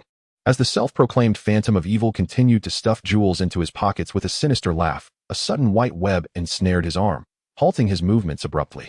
Spider-Man. How could this be? The Phantom was taken aback upon seeing the web entangled around his limb. According to his calculations, Spider-Man should have been miles away at this very moment. Before he could formulate a response, an immense force surged through the web, yanking him into the air, while the bag of jewels he clutched was dislodged by another strand of silk. Bang! The Phantom was slammed against the wall of the exhibition hall, creating several cracks in the plaster. Dazed, he staggered to sit up against the wall and quickly glanced toward the center of the venue. Upon finally discerning his adversary, he realized this figure was not Spider-Man, but rather a stranger cloaked in black, with only a pair of white eyes visible. I knew it could not be Spider-Man. Who are you? The Phantom shook his somewhat dazed head, directing his inquiry toward Chen Lin'an. Seizing the moment while the Phantom was momentarily incapacitated against the wall, Chen Lin'an managed to assist several individuals trapped beneath rubble to safety. When confronted with the Phantom's question, he refrained from providing an answer, instead responding with a calm, gravelly tone. You claim to enjoy laughter. Why is it absent now? Cursed be it. Chen Lin'an's taunt ignited the Phantom's fury, prompting him to retrieve several small, pumpkin-like bombs from his satchel and hurl them toward Chen Lin'an. In the face of the approaching explosives, Chen Lin'an swiftly shot forth several strands of webbing, ensnaring the bombs before tossing them through the shattered ceiling. Boom! A resounding explosion echoed as the bombs detonated mid-air, sending shockwaves that caused the attendees to sway uneasily. Just as Chen Lin'an neutralized the bombs, a relentless barrage of gunfire erupted from behind him. The Phantom had seized the opportunity to ascend back onto his flying device, unleashing a torrent of bullets from the front-mounted gun aimed directly at Chen Lin'an. More bullets. Venom roared within Chen Lin'an's mind, urging him to act quickly. He evaded the onslaught and shot 2 strands of webbing toward the underside of the Phantom's craft. Once ensnared, Chen Lin'an began to swing the web, using his strength to spin the flying device and its occupant like a yo-yo. This maneuver left the Phantom, who was standing on the device, disoriented. With his left hand gripping the web, Chen Lin'an extended his right hand in a gun-like gesture, swiftly aiming at the Phantom's head and firing off a series of shots. Bang! Bang! Bang! Bang! Without a doubt, several bullets struck the evil spirit's forehead. For Chen Lin'an, moving targets posed little challenge. However, despite the bullets hitting their mark, they failed to inflict any harm. They merely created a slight dent in the mask. It appeared that this peculiar mask had some form of bulletproof material. Observing the airborne demon, Chen Lin'an lamented, "Had I known, I would not have dodged the bullets earlier. I should have kept a few more. Perhaps a few additional shots could penetrate his mask." In response, Venom indignantly remarked, "Forget the bullets. If you capture him, I could easily pierce him with a single claw. But capturing him is no simple task. Haven't you noticed he is on a flying device?" Chen Lin'an replied, tilting his head. Meanwhile, the evil spirit, drenched in cold sweat, felt the imminent threat of death. Who was this new adversary? His approach was ruthless. Although Spider-Man utilized webs, his methods were far less brutal. Moreover, this newcomer seemed to possess unique abilities. Bullets could not harm him, and he could absorb those that struck him, only to return fire. This was the true essence of a firearm, and it was indeed terrifying. The evil spirit, shaken by the near brush with death, decided it was time to flee. Although the jewels and diamonds were enticing, his life held far greater value. With this thought, he abandoned his greed for the treasures. The edges of the flying device suddenly launched 2 slender, cold blades. He then sharply descended, causing Chen Lin'an to loosen his grip, before swiftly rotating to sever the webs binding his vehicle. Hee. No one can capture the evil spirit. Goodbye. Ha ha. Once free, the demon hastily soared towards the gaping hole in the ceiling. As Chen Lin'an noticed the demon's attempt to escape, numerous agile tendrils emerged behind him, extending into the air to intercept or bring down the fleeing foe. In response, the evil spirit maneuvered his flying device to evade the tendril's attacks, astonished by this unexpected ability of his pursuer. Chapter 42, The Escape Bang. As the tendrils continued to thrash about, the demon, in his evasive maneuvers, made a critical mistake and was directly pierced by one of the tendrils through the side of the flying device. Seizing this opportunity, the remaining tendrils transformed into sharp spikes, aiming to pierce either the demon's body or his craft. "Damn it!" the evil spirit exclaimed, quickly ascending in height and hurling several pumpkin bombs for cover. To prevent Chen Lin'an from obstructing his escape, he even scattered all the pumpkin bombs from his waist pouch while ascending, hoping to use them as a barrier against his pursuer. Beep, beep, beep. The sound of the bombs echoed ominously. Their timers activated as at least 6 or 7 were cast into the air. The wicked spirit's pumpkin bombs, thrown to obstruct the tendrils, proved to be quite effective.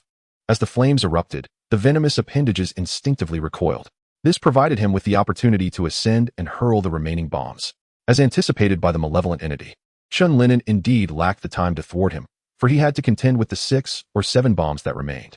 Should these explosives detonate, it was likely that no one present, save for him, would survive. Furthermore, given that the explosion was fire-based, the venom would also likely sustain considerable damage. To prevent such a catastrophe, Chen Lin'an had no choice but to shift his focus, prioritizing the bombs over the peculiar wicked spirit, who would have to wait for another opportunity to be dealt with. He need not worry that this spirit would vanish after this endeavor. In the humble city of New York, such bizarre figures frequently surfaced. Their previous appearances had often resulted in chaos, leading to their capture by Spider-Man and subsequent incarceration.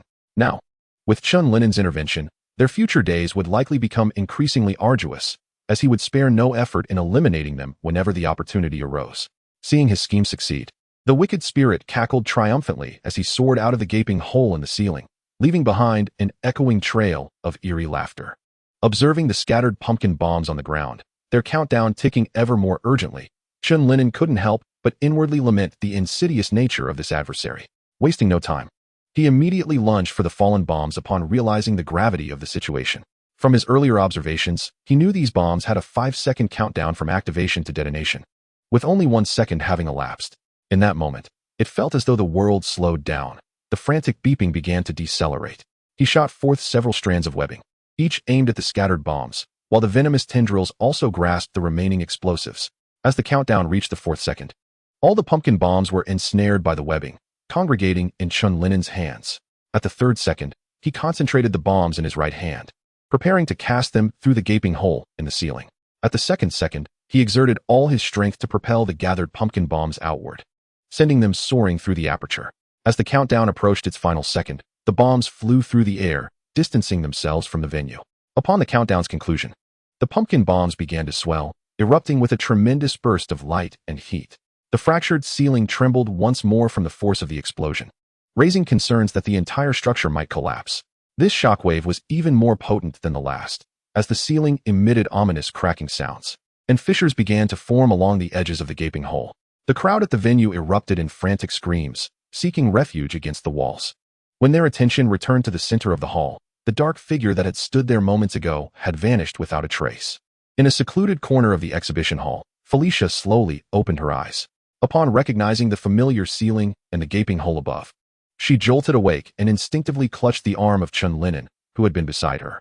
Seeking comfort, she instinctively retreated to a place that felt safe. "Do not fear, Felicia. That strange individual has departed, and we are safe now," Chen Lin'an's voice reassured her, gentle yet comforting. Calming down at his words, Felicia noticed that the ominous presence was indeed absent, while medical personnel were carrying stretchers to evacuate the injured and unfortunate souls. Several police officers were furrowing their brows, examining the scene. "I was terrified," Felicia murmured, lightly brushing her chest as she exhaled in relief. Turning to Chen Lin'an, she expressed her confusion. "Why did I faint?" Chen Lin'an, still shaken, replied, "A stone fell from the ceiling, and a piece of wood was dislodged, striking you and causing you to lose consciousness. I was terrified too. But thankfully, you are all right. Otherwise, I would have felt guilty for a lifetime." His concern was palpable. Felicia, observing Chen Lin'an's worry, sought to console him. "This is not your fault, Leon. If you hadn't led me away from the center of the hall, I might have been in grave danger." "Thank you." She bit her lip, sincerely expressing her gratitude. Upon hearing Felicia's thanks, Chen Lin'an felt a pang of guilt. The explanation he provided about the stone and wood was entirely fabricated. The truth was that he had intended to thwart the creature known as the demon, but was unable to act decisively due to Felicia's presence. Consequently, the venom had discreetly extended and rendered Felicia unconscious from behind. Although he had employed subtlety, the impact had still caused some discomfort, leaving him feeling remorseful. However, given the circumstances, he could hardly conceive of a superior alternative. After Felicia regained consciousness, they lingered in the venue for a while longer, as the police needed to question them about the recent events and take a brief statement. On the journey back, while escorting Chen Lin'an, Felicia recounted her feelings during the ordeal, still somewhat rattled. Yet, reflecting on the situation now that it had resolved, she found herself experiencing a blend of fear, novelty, and unexpected intrigue. I truly do not understand why New York City is plagued by these peculiar individuals, Felicia lamented while driving, her tone a mix of exasperation and disbelief. Today, that demon was clearly a robber, yet he insisted on donning bizarre attire and wielding strange equipment, all while adopting an absurd moniker. Chen Lin'an shrugged at the words, gazing out at the fleeting scenery, and softly remarked, "Perhaps it is the peculiarity of this world that gives rise to so many strange individuals. You seem to be speaking oddly as well," teased Felicia with a chuckle upon hearing Chen Lin'an's words. Turning his head and blinking with a smile, Chen Lin'an replied, "I might have caught the oddness from that eccentric person we encountered today, huh?" Chapter 43. The investigation of Jean Bing as they traveled along. Felicia and Chen Lin'an engaged in lighthearted banter, swiftly casting aside the unpleasantness of the day's events. After bidding farewell to Felicia and expressing his gratitude, Chen Lin'an watched as her car disappeared down the street before returning home to stretch out on the sofa. It was rather unfortunate that such an incident marred what should have been a delightful weekend. Who wouldn't consider it a stroke of bad luck? After resting for a moment, Chen Lin'an picked up his phone to order takeout, pizza, fries, hot dogs, and an array of snacks, all intended to replenish the energy of both himself and Venom. He had hardly eaten before leaving, as no one could have anticipated an attack that would delay his return home for so long. Although the takeout was undoubtedly less appetizing than a home-cooked meal, its speed and sufficient caloric content were its redeeming qualities. When the delivery arrived, Chen Lin'an and Venom quickly devoured all the food, both ravenously hungry after the day's events. Sated, Chen Lin'an reclined on the sofa, allowing his thoughts to drift in a state of contentment, while Venom lay beside him, munching on chocolate and sipping on soda with fervor. A long, satisfied belch escaped Venom's fearsome maw, and with a feigned air of satisfaction, it patted its non-existent belly, leisurely picking chocolate from between its teeth. "Oh, chocolate and cola truly bring joy, though I do miss the delightful taste of fresh brains," Venom mused with a squint of its pale eyes. In response, Chen Lin'an patted his own stomach and said, "Day by day, there aren't that many brains available for you to savor. You must acclimate to this lifestyle. Chocolate is no less delectable than brains, with an array of flavors to choose from." Venom shook its head, sighing, "You do not comprehend. This is the primal instinct of a symbiote, much like human instincts. When humans are hungry, they desire food. When thirsty, they crave water, and when seeking to reproduce, they engage in mating. These are instincts. The symbiote's drive to find a suitable host is instinctual, as is the pursuit of phenylethylamine. They are one and the same." After listening to Venom's explanation, Chen Lin'an countered, "But chocolate contains phenylethylamine as well, does it not? It is merely a different means of energy intake, akin to how humans transitioned from consuming raw flesh to cooking their food." Venom pouted, initially wanting to argue, but upon reflection, it realized there was some truth to Chen Lin'an's words. With a huffy sound of mild defiance, it said, "Humph, you think you're clever. Fine. I merely wish to stretch my limbs and indulge in a few more snacks." When it comes to stretching one's limbs, Chen Lin'an could not help but reflect on the battle of the day, for New York City was indeed far from tranquil. He had merely attended an exhibition, yet he found himself entangled in a criminal incident perpetrated by an exceedingly peculiar individual. It appeared that even in the absence of provocation, his days were fraught with unrest. In a moment of contemplation, he began to comprehend why Spider-Man, Peter Parker, was perpetually busy, often perched atop rooftops consuming hot dogs or pizza. After all, in such an extraordinary world, teeming with disquieting criminals like the grotesque fiends, managing them was no simple task. With only one Spider-Man to contend with the vastness of New York, and given that he refrained from lethal force, merely subduing criminals to hand over to the authorities, the situation was dire. In this unique realm, the extraordinary offenders would invariably seek escape, or others would endeavor to exploit them, resulting in an ever-expanding list of adversaries that could never be fully resolved. Reflecting on this, Chen Lin'an felt a tinge of regret. He had nearly subdued that criminal today. Yet fate had thwarted his efforts. That individual had proven to be cunning, ultimately employing an array of explosives to force Chen Lin'an into a harrowing decision. allowing him to escape under Chen's watchful gaze. Had that villain not possessed such a cache of explosives, or had he not been so desperate in his actions, Chen Lin'an would have assuredly ended the criminal's nefarious career within the exhibition hall. Chen Lin'an held no mercy for these felons. The anguished cries of innocent bystanders crushed under debris, their severed limbs, haunted his thoughts. Until those murderers were vanquished, how could the souls of their victims find solace? How could their families and friends attain peace of heart? Like the deceased Harvey Harmon and Joan Harmon, their untimely demise would forever weigh on Chen Lin'an's conscience. In the heart of New York City, within a towering office, a corpulent man sat in a specially designed chair, repetitively muttering the names of Harvey and Joan Harmon. Simultaneously, he listened to a report from a man seated in a hovering wheelchair beside him. The man in the wheelchair spoke somberly to the imposing figure. The investigation into Joan Harmon's death has been ongoing for some time, yet we remain uncertain of the cause. It seems that the most direct beneficiaries of this situation are the Symbiote faction. However, according to our informants embedded within their ranks, they did not initiate any actions against the Bloodhead gang during that period. On the contrary, they were taken aback by his sudden demise, even suspecting it might be a trap laid by us. It was only after confirming Joan Harmon's actual death that they began to encroach upon our territory. If they were indeed responsible, there would be no need for such theatrics or an investigation. They should have acted promptly. The benefits they would have reaped at that moment would far exceed those available now. As he listened to the man's report, the imposing figure seated in a specially designed wheelchair turned around, his displeasure evident in his gaze. "Alistair, is this the answer they have provided me?" he inquired sternly. "Our adversaries have effectively crippled our operations, yet we remain oblivious to their identities. Do you wish for Silverman and the others to mock my foolishness to my face?"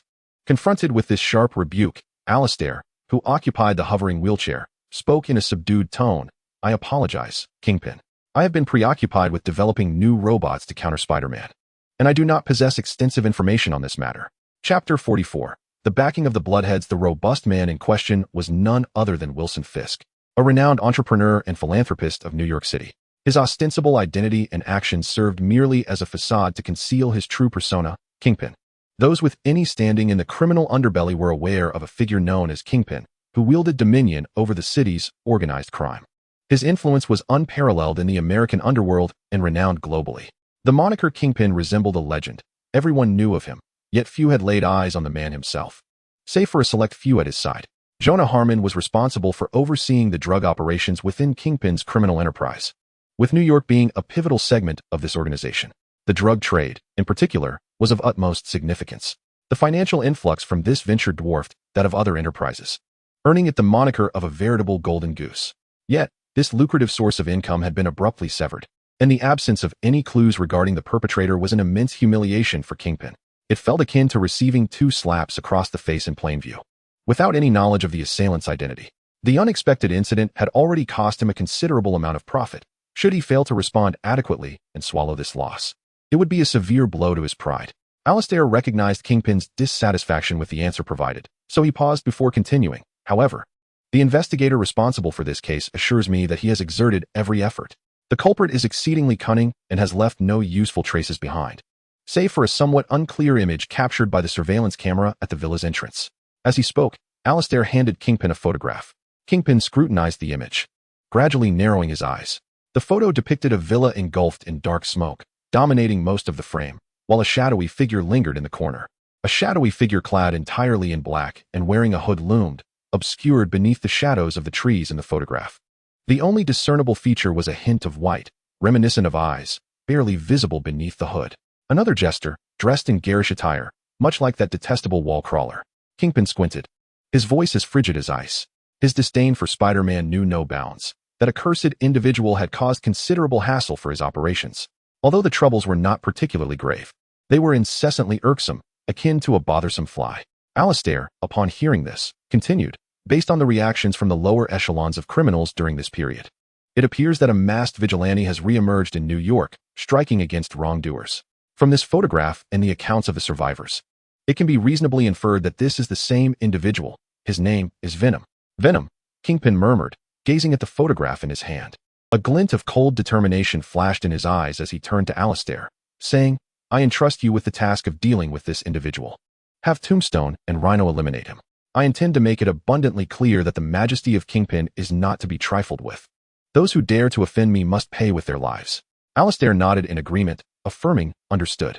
After issuing these orders, Kingpin regarded Alistair with a reassuring tone. "Rest assured, Alistair, that wall crawler will inevitably face his reckoning. You will surely avenge your father. You are exceptionally gifted. What you lack is merely a platform to showcase your talents. Now that I have provided you with everything you need, it is up to you to unleash your abilities."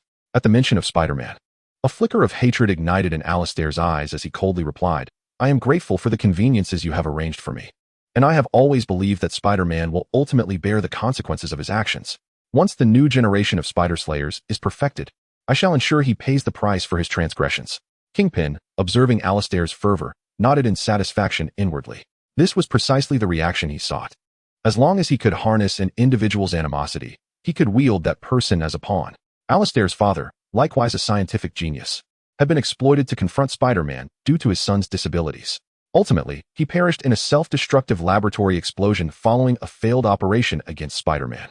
In the wake of his father's demise, Alistair began to harbor resentment towards Spider-Man. Kingpin seized this opportunity to recruit him, permitting him to continually refine the Spider Slayer robots, fueling his desire for vengeance against Spider-Man for his father's death. Thus, Kingpin not only gained the assistance of this brilliant scientist, generating wealth and conducting research, but he also created a formidable adversary for the ever-dominant Spider-Man, utilizing Alistair's hatred to eliminate the wall crawler once and for all. Jean was exceedingly pleased with this lucrative venture, as he had spent merely a small sum of money to reap an unfathomable profit. After arranging measures to deal with Venom, Jean inquired about the research progress from Alistair. Upon receiving the complete report, he waved Alistair off, signaling that he could leave.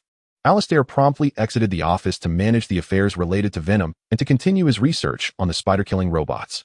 He consistently approached his experiments with the utmost enthusiasm and meticulousness, which was why Jean continued to utilize his talents.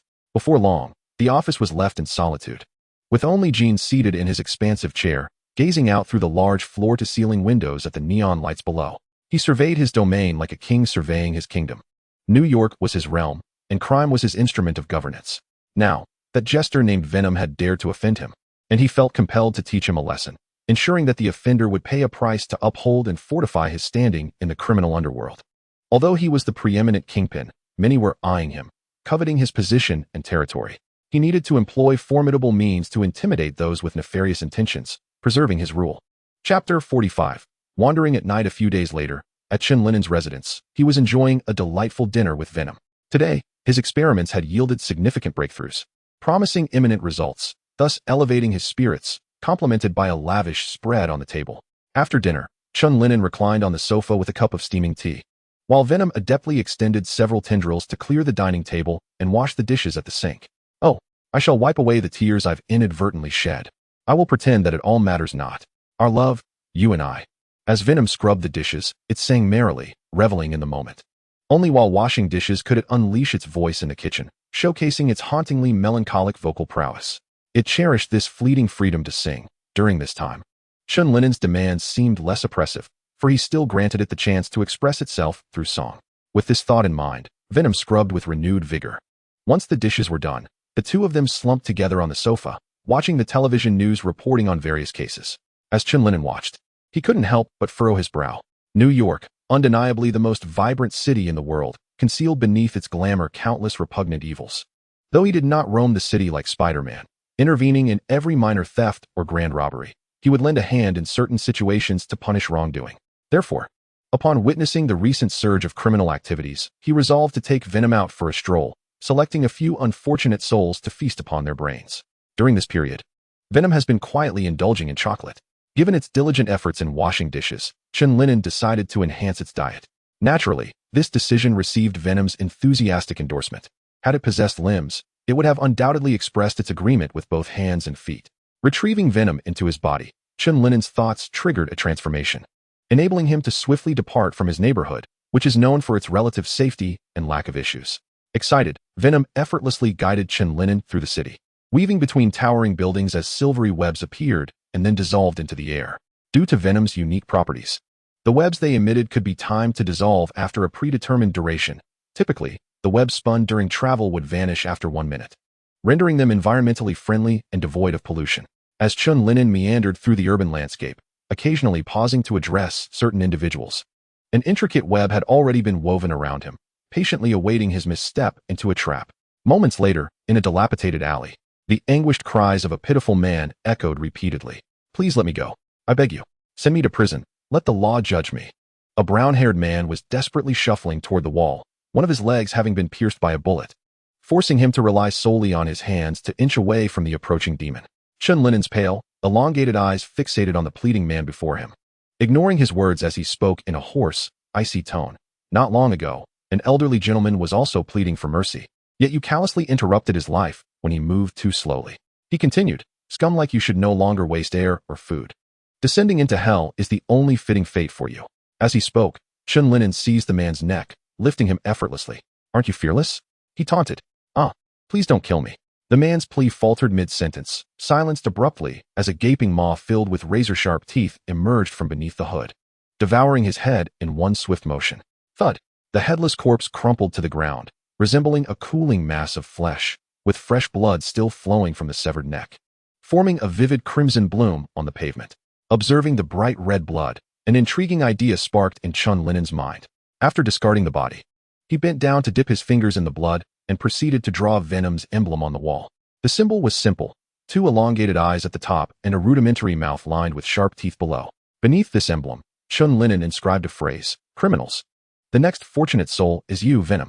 Satisfied with his creation, he nodded approvingly at the mark and words he had crafted.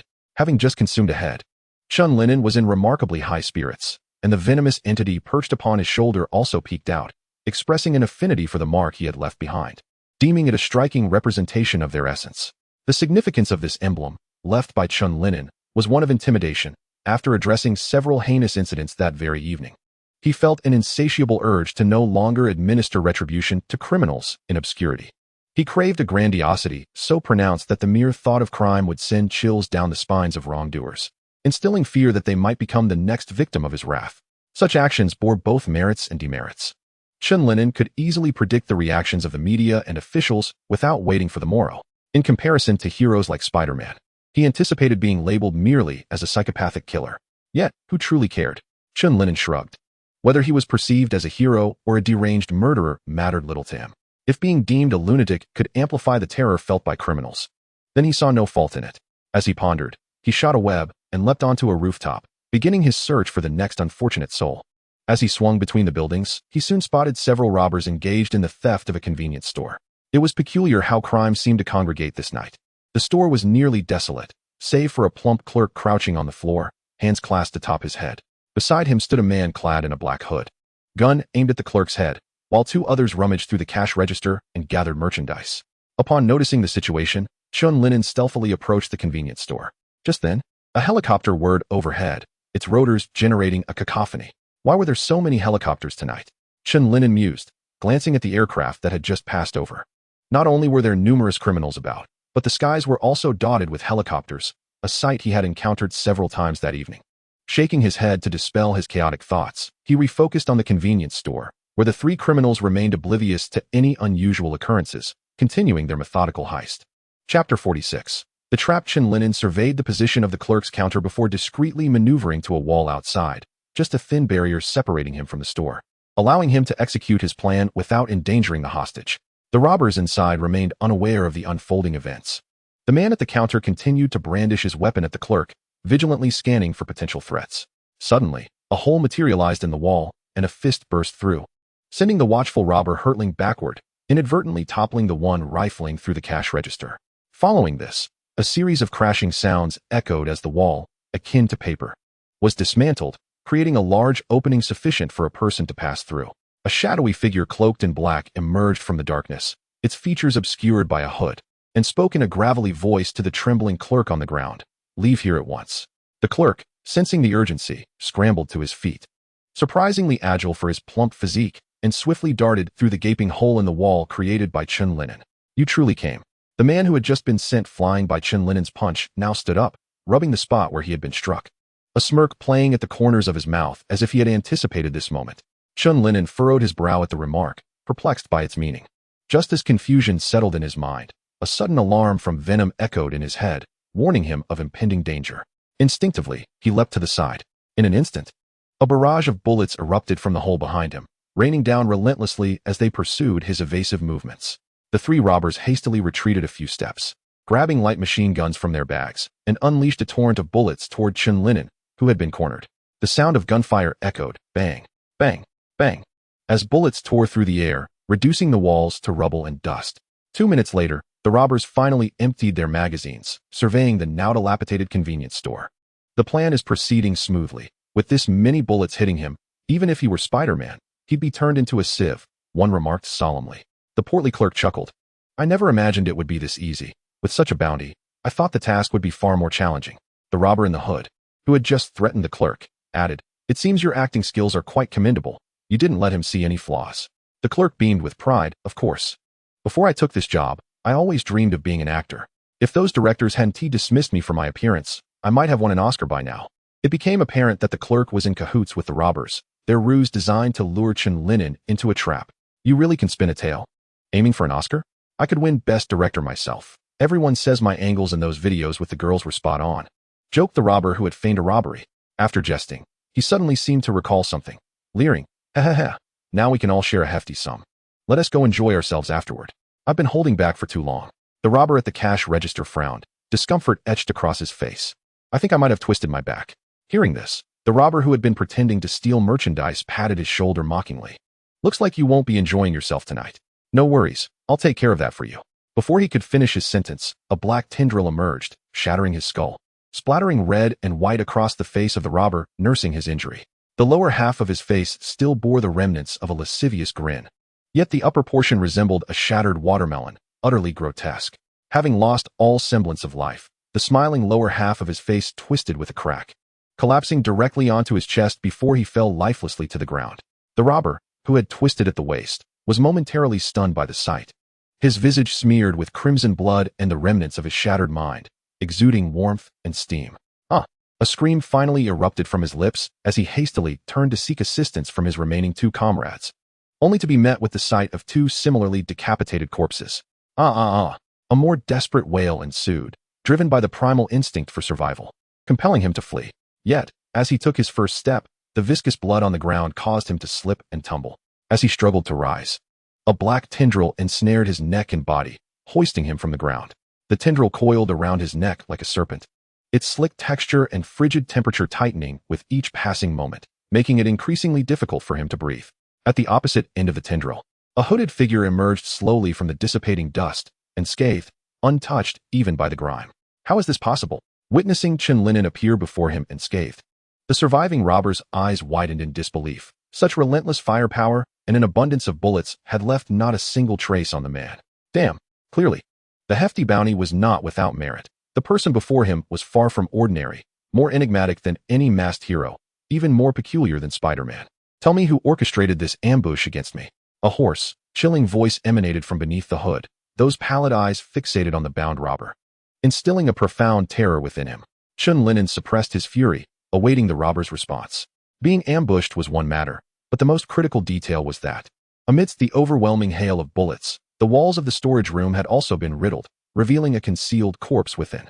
This body belonged to a young man clad only in undergarments and a hat, with a bullet hole piercing through both the hat and his forehead. His visage frozen in a state of terror at the moment of death. It was evident that this corpse was the true vendor, while the trembling, rotund figure outside had been a robber donning his clothing. No wonder the attire appeared somewhat snug. The hat was rendered unwearable due to the bullet's passage. Chapter 47. Tombstone and Rhinoceros. Do not be angry. Do not succumb to rage. Venom, too, was soothing his emotions within his consciousness, fearful that he might be overwhelmed by fury and succumb to a mental breakdown. Chen Lin'an exhaled deeply and replied, It's nothing. This level of provocation is far from my limit. Following the previous outburst, he had consciously trained himself to manage his emotions, and the act of shattering the skulls of those 3 had already provided a measure of catharsis for his anger. The bound and immobilized robber, gripped by fear, trembled as he stammered, I don't know.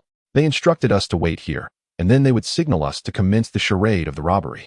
Once we begin, they would arrive immediately. Of course, if we could eliminate you directly, our commission would increase by 30%.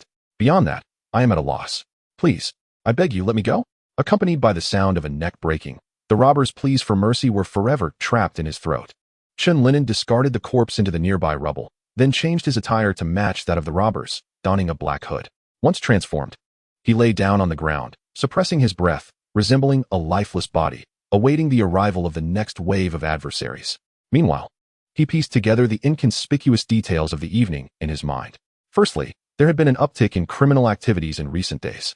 He hadn't ventured out to confront any criminals lately, indicating that the enemies had employed some means to instigate these incidents to draw him out.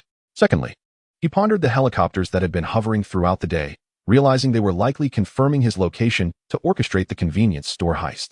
The reason the subsequent enemies did not act alongside the robbers was probably due to uncertainty regarding his whereabouts, resulting in a 2 to 3 minute delay.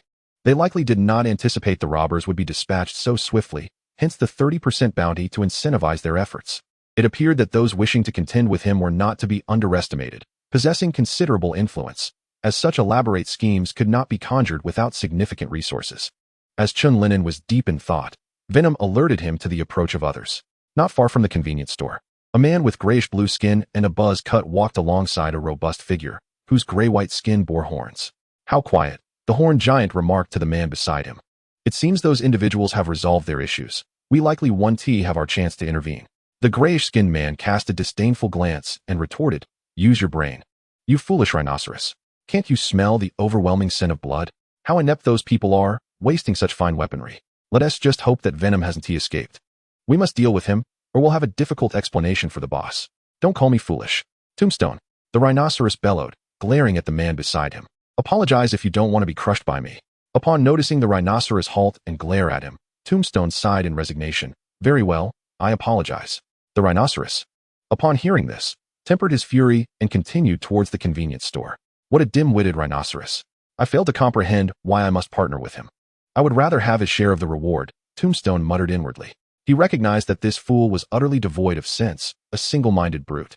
If he did not apologize, a confrontation would undoubtedly ensue. Working alongside such a partner was truly a trial. Soon, they arrived at the convenience store, where the ground was littered with corpses and blood, causing Tombstone to adopt a somber demeanor. He had surmised that the robbers might fail, but he had not anticipated such a one-sided massacre. In his estimation, while the robbers might falter, that individual named Venom would certainly not fare any better. With such an arsenal, even Spider-Man would find it no easy task. "No one is left. Our target has escaped after dispatching these individuals," Rhino remarked, surveying the dilapidated convenience store. This time, upon hearing Rhino's words, Tombstone refrained from mocking him and replied with a serious expression, "Do not underestimate them. Their strength likely exceeds our expectations. These are not mere street thugs. They are professional mercenaries, and being dealt with so easily is no trivial matter." In the next instant, a hooded figure cloaked in black suddenly materialized behind him, delivering a powerful punch to his back. "You guessed correctly," a hoarse, cold voice echoed as the fist struck, perfectly aligning with Tombstone's previous statement. The unexpected blow sent Tombstone hurtling through the air, his body crashing against the already crumbling wall and rolling out amidst the debris. No wonder his complexion was so peculiar. He was no ordinary individual. From that singular punch, Chen Lin'an discerned that this Tombstone was anything but typical. The man's skin possessed a remarkable toughness, akin to stone, indicating that breaking through would be quite a challenge. Chen Lin'an had overheard their prior conversation. Thus he was aware that the two sent to confront him were as bizarre in appearance as that previous fiend, with names as strange as their looks. They were not the usual fare. "An enemy," Rhino exclaimed, immediately lowering his head and charging at Chen Lin'an, each thunderous footfall revealing the tremendous force behind his advance. For Chen Lin'an, such an assault lacked sophistication. With his exceptional reflexes and speed, he easily evaded the attack. As Rhino was about to collide with him, Chen Lin'an deftly leaped aside, watching as Rhino crashed into the wall, transforming the already precarious convenience store into ruins. Boom. The convenience store was reduced to a grave of shattered stones, entombing Rhino within. If he were to pursue a career in demolition, he would undoubtedly excel, requiring no machinery. He was a one-man construction crew. Chen Lin'an remarked to Venom amid the rubble, "This hulking brute is like a tank, rampaging with immense destructive power. If only his speed matched his strength, he could truly be a formidable threat." Upon hearing this, Venom contemptuously bared his teeth and remarked, "I suspect his intellect may not surpass that of a pig." At that moment, the gravestone, which had just been sent flying, had regained its footing. With a sinister smile, it gazed at Chen Lin'an, revealing a somewhat ghastly expression. "It has been a long time since I felt pain. It seems I have indeed underestimated you." After uttering these words, it charged swiftly toward Chen Lin'an. In response, Chen Lin'an immediately advanced to meet it, initiating a fierce battle. Chapter 48. The To combat the gravestone was the second extraordinary individual Chen Lin'an had encountered, aside from Spider-Man. Through their relentless clashes, he could perceive that the gravestone possessed a physical prowess several times greater than that of an ordinary human. Particularly striking was its ashen skin, which resembled hardened stone, endowing it with formidable defensive capabilities. With a resounding thud, after parrying one of the gravestone's assaults, Chen Lin'an executed a backward somersault, creating some distance. He raised his hands, crossing them over his chest, and in the next moment, the tips of his fingers began to sharpen, even glinting with a metallic sheen. The gravestone regarded this transformation with a wary glance, as the air around Chen Lin'an crackled with the sound of slicing wind. "Let us see who is harder," Chen Lin'an declared coldly, before dashing toward the gravestone. As Chen Lin'an's hands morphed into lethal claws, white marks began to etch themselves into the gravestone's rock-like skin. With each piercing strike, the gravestone bore numerous lacerations, blood seeping from the wounds and staining its already tattered garments. With a rip, the gravestone tore off its shirt, baring its upper body. Its eyes glowed with a crimson hue as it twisted its neck and beckoned provocatively. Observing this, Chen Lin'an snorted disdainfully, flicking the blood from his hands before charging forward once more. With the experience gained from their earlier skirmish, the gravestone occasionally managed to deflect one or two of Chen Lin'an's strikes, yet more often than not, it continued to accumulate new injuries. Chen Lin'an could sense that as he inflicted more scars upon the gravestone, its defensive capabilities diminished, leading to deeper and more grievous wounds. His strikes became increasingly swift, rendering the gravestone less able to withstand the onslaught. With a sickening squelch, Chen Lin'an's right hand pierced through the gravestone's skin, his fingers plunging deep into its abdomen. The gravestone grasped Chen Lin'an's right hand tightly, attempting to prevent any further penetration, while blood trickled from the corner of its mouth due to the internal damage. Chen Lin'an's left hand rose once more, the tips shimmering with a metallic luster, as he aimed a vicious claw at the gravestone's neck. In response, the gravestone reluctantly withdrew its left hand from Chen Lin'an's right wrist to counter the impending lethal threat, while it successfully grasped Chen Lin'an's left wrist. Averting a fatal strike to its throat, the absence of one hand allowed Chen Lin'an's right hand to delve even deeper into its abdomen. The intense pain caused the veins on the gravestone to swell, as he firmly grasped Chen Lin'an's hands and bellowed, "Foolish rhinoceros, have you perished within the stone?" With the gravestone's roar, the rhinoceros, buried beneath a pile of rubble, erupted forth, clinging tightly to Chen Lin'an, whose hands were restrained. The immense force from the rhinoceros's robust arms pressed inward, causing Chen Lin'an's body to emit the ominous sounds of cracking bones. Thanks to the rhinoceros's grip on Chen Lin'an, the gravestone was able to retreat a few steps, withdrawing the fingers that had impaled his abdomen. Enduring the agony of shattered bones, Chen Lin'an's eyes, hidden beneath his mask, blazed with a crimson fury. As soon as his hands were free from the gravestone's body, he quickly braced himself against the rhinoceros's powerful arms to prevent further injury from the relentless grip. Yet, in that moment, he relinquished his hold, allowing the rhinoceros to crush his spine and ribs. Sensing Chen Lin'an's hands slacken and the bones fracturing, the rhinoceros, momentarily taken aback, loosened his grip. At that instant, Chen Lin'an's body slithered like a serpent from the rhinoceros's embrace, ascending onto his shoulder. In the next moment, Venom surged forth, mending Chen Lin'an's shattered bones and restoring his ravaged insides. The rhinoceros, taken aback by this unforeseen turn of events, hastily raised his hands in an attempt to dislodge Chen Lin'an. However, Chen Lin'an denied him the opportunity before the rhinoceros could grasp him. He thrust his sharp fingers into the creature's eyes. The searing pain and the encroaching darkness compelled the rhinoceros to shield his eyes, careening wildly like a headless fly, ultimately tripping over the rubble and falling to the ground. With precision, thread shot from Chen Lin'an's wrist, swiftly ensnaring the writhing rhinoceros. Once he had secured the rhinoceros, Chen Lin'an realized that the gravestone had vanished. It had only been a minute or two since he had been seized by the rhinoceros and had now gained control over it. Where had that fellow, the gravestone, gone? Chen Lin'an inquired of the Venom, having been preoccupied with the rhinoceros and unaware of the gravestone's movements.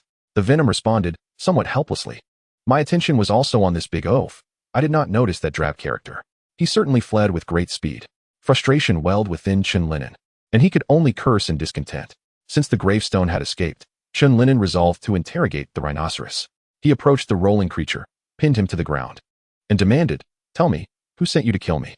Upon hearing Chen Lin'an's question, the rhinoceros ceased his lamentations, shaking his head in reply, "I cannot disclose that." Without hesitation, Chen Lin'an struck the rhinoceros, knocking out a tooth, and continued, "Who ordered you to kill me?" The rhinoceros, undeterred, merely shook his head once more, asserting, I cannot say. Compared to a tombstone, the skin of a rhinoceros is truly indestructible.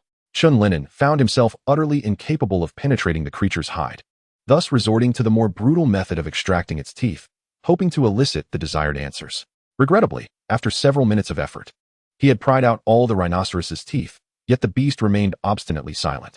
In light of this, Chen Lin'an finally comprehended why the tombstone had referred to him as a foolish rhinoceros. Indeed, it was both remarkably dim-witted and astonishingly stubborn. The battle here was not without its noise. Chen Lin'an could hear the sirens approaching, and realizing that answers were unattainable, he ceased his prolonged endeavor. Suddenly, a tentacle extended from his back, piercing directly into the rhinoceros's eye, shattering its brain. A desperate solution he had concocted for this brutish giant. Contemplating the rhinoceros's grotesque defensive capabilities, curiosity glimmered in Chen Lin'an's eyes. He simply could not fathom how a normal person could transform into such an entity, akin to an indomitable humanoid tank. Were it not for the existence of its eyes as a vulnerability, he would have indeed found himself at a loss against this armored behemoth. With his thoughts racing, Chen Lin'an swiftly collected samples of the rhinoceros's blood and skin. Observing the creature's lifeless form, he shot out a web and vanished from the scene just before the police arrived.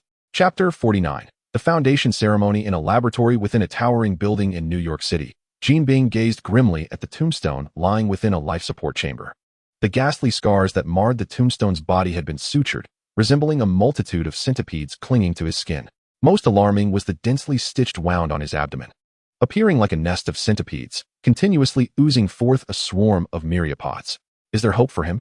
Jinbing inquired somberly of Alistair, who was meticulously adjusting data beside the life support chamber. Upon hearing the question, Alistair first nodded, then shook his head with a sigh, responding, "He is still alive. But for now, this is the extent of his existence. His injuries are far too severe. Had it not been for his extraordinary physical constitution, he would not have had the chance to return here." Jinbing's expression grew even more oppressive, the staff in his hand creaking under the strain of his mounting frustration. Crack. Ultimately, the staff succumbed to its fate, crumbling into fragments under Jinbing's single-handed grip. Though words escaped him, his fury was unmistakably palpable. Jinbing's ire was not solely due to the impending demise of the tombstone, but rather because of the losses he currently faced and the foreseeable threats that lay ahead. "Give me some time. Perhaps he may still prove useful in the future," Alistair offered, attempting to console the deeply troubled Jinbing. "The corpse of the rhinoceros has been retrieved by the police and taken to the station. I believe we should also bring it back. The body of the rhinoceros is indeed peculiar. It possesses an intuition that perhaps this deceased creature still holds significant value. However, this is merely his personal assessment, and he cannot guarantee it entirely, especially given that Kingpin is currently in a foul mood." After a considerable time, Kingpin sighed, and his rigid expression gradually softened. "I trust in your astute mind, Alistair. Perhaps you will surprise me. I shall arrange for the rhinoceros's body to be returned. For now, I have other matters to attend to," Kingpin stated, adjusting his tie before exiting the laboratory. He had never anticipated the sheer power of Venom. Not only had the well-armed mercenary squad been utterly decimated, but both the gravestone and the rhinoceros had sustained severe injuries. It seemed he had previously underestimated the situation. Venom's strength far exceeded his expectations.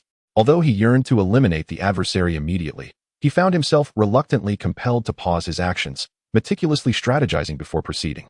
As he walked out of the corporate gates, his previously somber demeanor transformed into a broad smile, radiating warmth and approachability. In that moment, he seamlessly transitioned from the underworld Kingpin to the renowned entrepreneur and philanthropist, Wilson Fisk. The journalists gathered were his own recruits for publicity. He was on his way to Empire University for the groundbreaking ceremony of a new building, funded entirely by his generous donation. While facing the reporters at the entrance, he skillfully responded to pre-prepared questions, showcasing his amiability and friendliness, carefully managing his public persona.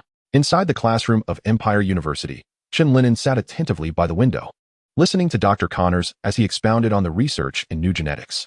This field was not only of paramount importance to Chen Lin'an, but also represented cutting-edge technology with promising prospects, capturing his keen interest.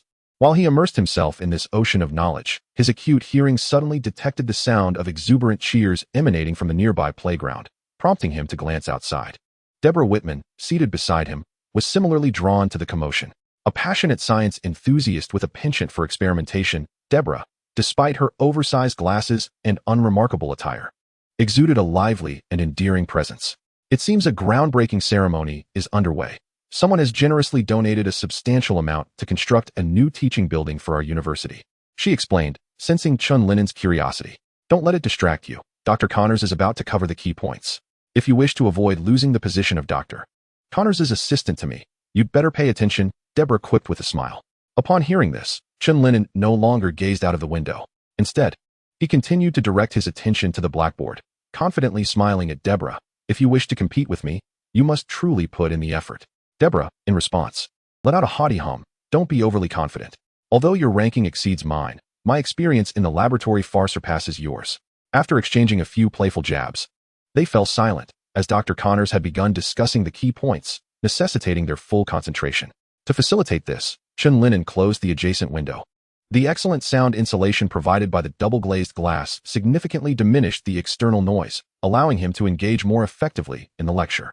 At this moment, the small square adjacent to the Imperial University's sports field was teeming with people. In addition to numerous reporters and photographers from various media outlets, there were also many university students who had come to witness the event. They were keenly observing the school leaders and several entrepreneurs who had contributed donations on the stage ahead. Among the entrepreneurs, two figures stood out prominently. One was Norman Osborn, a middle-aged man of well-proportioned stature, exuding an air of vitality and dignity. He was the founder and chairman of the Osborn Group and the father of Henry Osborn, a classmate with whom Chen Lin'an was not particularly familiar. The other was Wilson Fisk, a bald middle-aged man of substantial size, clad in a white suit. Towering over 2 meters, he resembled a small giant, making the otherwise normally sized Norman Osborn appear rather diminutive beside him. Unlike Norman, who was an entrepreneur, Wilson Fisk was a renowned businessman and philanthropist. His wealth stemmed from numerous companies and conglomerates, and his business empire was both more clandestine and extensive than that of Norman. After the school leaders had provided a brief overview, Norman Osborn stepped up to the microphone to deliver his speech. Meanwhile, seated beside the stage, Jonah Jameson, the owner of the Daily Bugle, surveyed the surroundings with a stern expression. The thick mustache adorning his lips added an air of authority to his already stern visage. Where is Parker? Does he not understand the significance of today's occasion? I do not pay him to slack off. Jameson inquired of a middle-aged African-American man seated next to him. This middle-aged man, named Robbie, was both a trusted subordinate and friend of Jameson. With a kindly demeanor, he responded in a gentle tone, Peter is a responsible lad. He must have already arrived, perhaps busy taking photographs. Just as he spoke, a young man with brown hair, camera in hand, was diligently capturing images of the stage, adorned with a press badge from the Daily Bugle. He was indeed the Peter Parker that Jameson had been grumbling about. Observing this, Robbie turned to Jameson and remarked, see, I told you so. Jameson, looking at the focused Peter, let out a huff before sternly stating, he is fortunate. If I had not seen him, his salary would undoubtedly be docked this month. Upon hearing this, Robbie merely smiled, fully aware of his boss's personality. Although James maintained a stern demeanor daily, seemingly disapproving of Peter, he genuinely respected Peter's photographic skills. Even when Peter occasionally arrived late, offering rather flimsy excuses, James would only chide him lightly, never truly contemplating dismissal or salary deductions. Peter, engrossed in his photography, heard James's words and could only shrug. After all, aside from his somewhat acerbic tongue, James treated him quite well. This sentiment pertained specifically to Peter Parker, not Spider-Man, as James was arguably Spider-Man's most fervent critic, eagerly seeking every piece of evidence to portray him as a criminal. As Peter captured images, the focus shifted from Norman Osborn to Wilson Fisk, who, with a gleaming golden shovel emblematic of the groundbreaking ceremony, beamed as he expressed his aspirations for the building and his hopes for the students of Empire University. He articulated his desire to leverage his wealth to foster the university's advancement, asserting that the newly established criminology building would offer students an enhanced learning environment, thereby nurturing their growth and contributing to the city's stability and harmonious development. While Peter sought the perfect angle for his photographs, he mused enviously about their wealth, contemplating when he might establish a company akin to Oscorp, having even devised a name, Parker Industries. Lost in his reverie, Peter's spider sense suddenly blared a warning. A pumpkin bomb had been hurled onto the stage, landing perilously close to Wilson Fisk's feet. Given his proximity due to his photography, Peter leapt onto the modest platform and shoved Fisk aside. The moment they fled, the bomb detonated, collapsing the section of the stage where the microphone had rested. The crowd was thrown into chaos by this unexpected turn of events, shrieking as they scattered away from the epicenter of the explosion. Ha ha ha, lucky fellow. You actually managed to dodge it. A figure on a peculiar flying contraption circled above, his outlandish attire and maniacal laughter unmistakably identifying him as the Goblin, the very villain who had previously attempted to rob the jewelry exhibition. Realizing his bomb had failed, the Goblin brandished 2 laser guns, aiming them at Wilson Fisk. Just as he prepared to fire, 2 strands of webbing suddenly appeared, ensnaring his weapons and disarming him. Damn it, once again, this irritating web. Who could it be this time?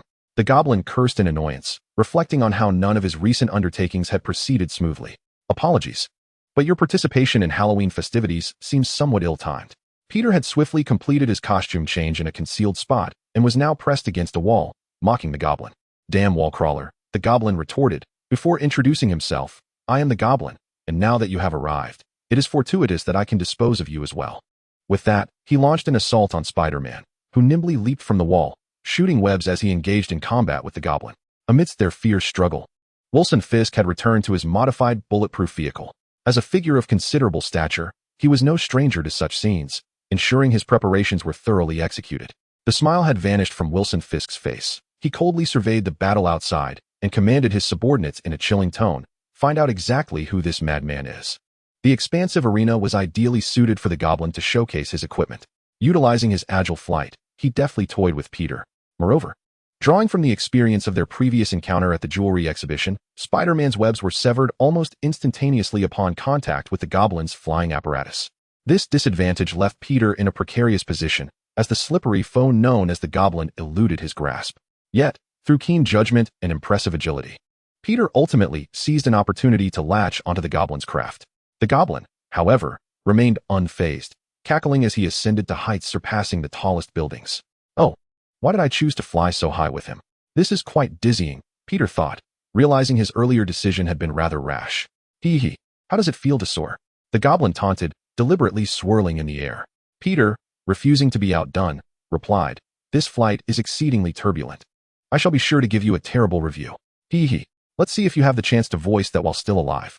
With that, the goblin abruptly changed direction, flinging Peter away. As he neared the top of a building, Peter understood that a fall from such a height would be disastrous. He reached out towards another building, intending to shoot a web, but unfortunately, his supply had just been depleted. Oh, damn it, I forgot to replace it yesterday. And I used too much just now. This sudden turn of events tightened his chest, leaving him to contemplate alternative solutions. Without webs, he needed to slow his descent gradually, first gripping the side of the building and then easing himself down. Quickly formulating a new plan, he adjusted his posture in midair, redirecting his landing from the top of the building to its side. Bang! Sizzle! Peter first collided with the glass on the side of the building, then, utilizing his bioelectric abilities, he desperately clung to the faade, causing the glass to emit a painful grinding sound. Chapter 51, The Employer. Nevertheless, he underestimated the immense inertia of his fall. Although friction with the glass significantly slowed his descent, he continued plummeting towards the ground. In the classroom, Chen Lin'an stretched his arms and eased his back. Professor Connor's lecture had just concluded, and he had garnered much knowledge from it. As he organized his books in preparation to leave, a shadow suddenly plummeted from outside, breaking a branch and crashing to the ground. The thud startled Chen Lin'an, causing his heart to race. Was this the desperate classmate who had succumbed to the pressures of academia and leapt? Prompted by this thought, he hurriedly opened the window to look below. Fortunately, the individual appeared to be unharmed, now propping themselves against the wall and standing up. Wait a moment. Clad in a red and blue suit, that was Spider-Man, Peter Parker. How could he have fallen from above? Chen Lin'an instantly recognized the figure that had just regained its footing on the ground. Are you all right? He inquired, gazing at Spider-Man, who was leaning against the wall, clutching his waist. Oh, my back. At that moment, Peter was engulfed in his own back pain, and Chen Lin'an's sudden question startled him. He quickly looked up to see his classmate, Leon Shun, peering through the window. Although they were not particularly close, Peter felt a twinge of embarrassment. Whether as Spider-Man or as Peter Parker. Cough, cough. Peter forced himself to suppress the agony in his back, resting one hand on the wall, and feigned a relaxed and suave demeanor as he spoke. I'm fine. I just fought a monster for a while, but he got away. No worries. Next time I'll make sure he ends up in prison. Well then, goodbye. Don't lean out of the window too much. Be careful not to fall. Before Chen Lin'an could respond, Peter swiftly departed. Once he was certain he was in a deserted area, he leaned against the wall and quietly groaned. So painful, my back. I might need to take a break. At the classroom window, Chen Lin'an remarked to Venom, who had also witnessed Spider-Man's departure. He must be in a lot of pain. I could see his muscles trembling uncontrollably. Venom replied, that thud must have hurt, but it likely isn't as painful as when your bones and spine shattered last time. Hearing this, Chen Lin'an grimaced, thank you very much. You've reminded me of that excruciating pain. Next time, remember to block my pain sensations in a timely manner. I certainly do not wish to endure such suffering again. Venom, feeling awkward at Chen Lin'an's complaints, could only chuckle sheepishly and agree, acknowledging that it had indeed been his oversight to focus solely on repairs while neglecting to shield against pain. Being a masked hero is truly arduous. What just transpired? And what peculiar individuals have appeared? New York is certainly a place teeming with talent. Chen Lin'an shook his head, carrying his neatly organized backpack as he strolled outside, engaging in casual banter with Venom. He had been entirely absorbed in his classes throughout the day, blissfully unaware of the events unfolding outside. Perhaps he would catch up on the news once he returned home.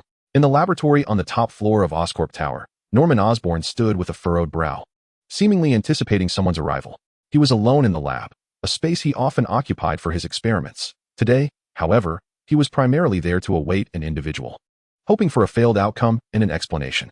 With a sudden clank, a square steel panel at the top floor slowly opened, and a peculiar figure, riding on a flying device, swooped into the laboratory, none other than the Goblin, who had recently orchestrated an attack at Empire University. "You've botched it, Goblin. This is far from what we had agreed upon," Norman Osborn remarked coldly, observing the Goblin's erratic movements. In response, the Goblin chuckled ominously and retorted, No. This is not my fault. You never mentioned that Spider-Man would be involved. Without him, Wilson Fisk would have already been a corpse. I can assist you in eliminating him once more, but this time the price will be doubled," he added, negotiating with Osborn. Taken aback by the Goblin's audacity, Norman Osborn replied sternly, "How dare you attempt to negotiate with me? Everything you possess is a result of my generosity. Without these enhancements, you are merely a third-rate thug, a pitiful wretch devoid of value." He then approached the large screen in the lab, displaying various images. "Do not forget that I possess all your information. Should you dare to continue with your exorbitant demands, I will disseminate these details far and wide," he threatened. The Goblin fell silent, though his piercing gaze betrayed his inner turmoil. "Are you contemplating my demise?" Norman mocked, observing the Goblin's silence. "All this information is set to auto-send. If you fail to input a password every 3 days, it will be released automatically. Do you dare to act against me?" After delivering his ultimatum, Norman fixed his gaze on the Goblin's mask, finding it more comical than terrifying, as he was well aware of the identity beneath it and how far removed from significance that individual once was. After a brief silence, the Goblin suddenly erupted into laughter, raising his hands in mock surrender. "Very well, Mr. Osborn, you win. I shall seek another opportunity to deal with Fisk." Hearing this, Norman Osborn's expression transformed into one of triumphant assurance. "Excellent. Such an attitude lays the groundwork for our fruitful collaboration, does it not? I provide you with the means to grow powerful, and you assist me in resolving my complications. This arrangement benefits us both." "Indeed, Mr. Osborn," the Goblin replied with a chuckle, "but I trust you anticipated as much. Following the recent events, Wilson Fisk is undoubtedly set to bolster his defenses, especially with that insidious wall crawler causing disturbances once again. My current equipment feels somewhat inadequate to contend with such challenges." "So?" Norman Osborn inquired, gazing intently at the Goblin. The Goblin chuckled in response and continued, "I require more formidable gear to perform my tasks effectively. Had the surroundings not been sufficiently spacious today, I might have struggled to extricate myself from Spider-Man's grasp." Upon hearing the Goblin's request, Norman Osborn fell into contemplation, and the Goblin refrained from interrupting, patiently awaiting a response. After a prolonged silence, Osborn solemnly declared, "I understand your requirements, and I shall enhance the equipment, delivering it to you post-haste.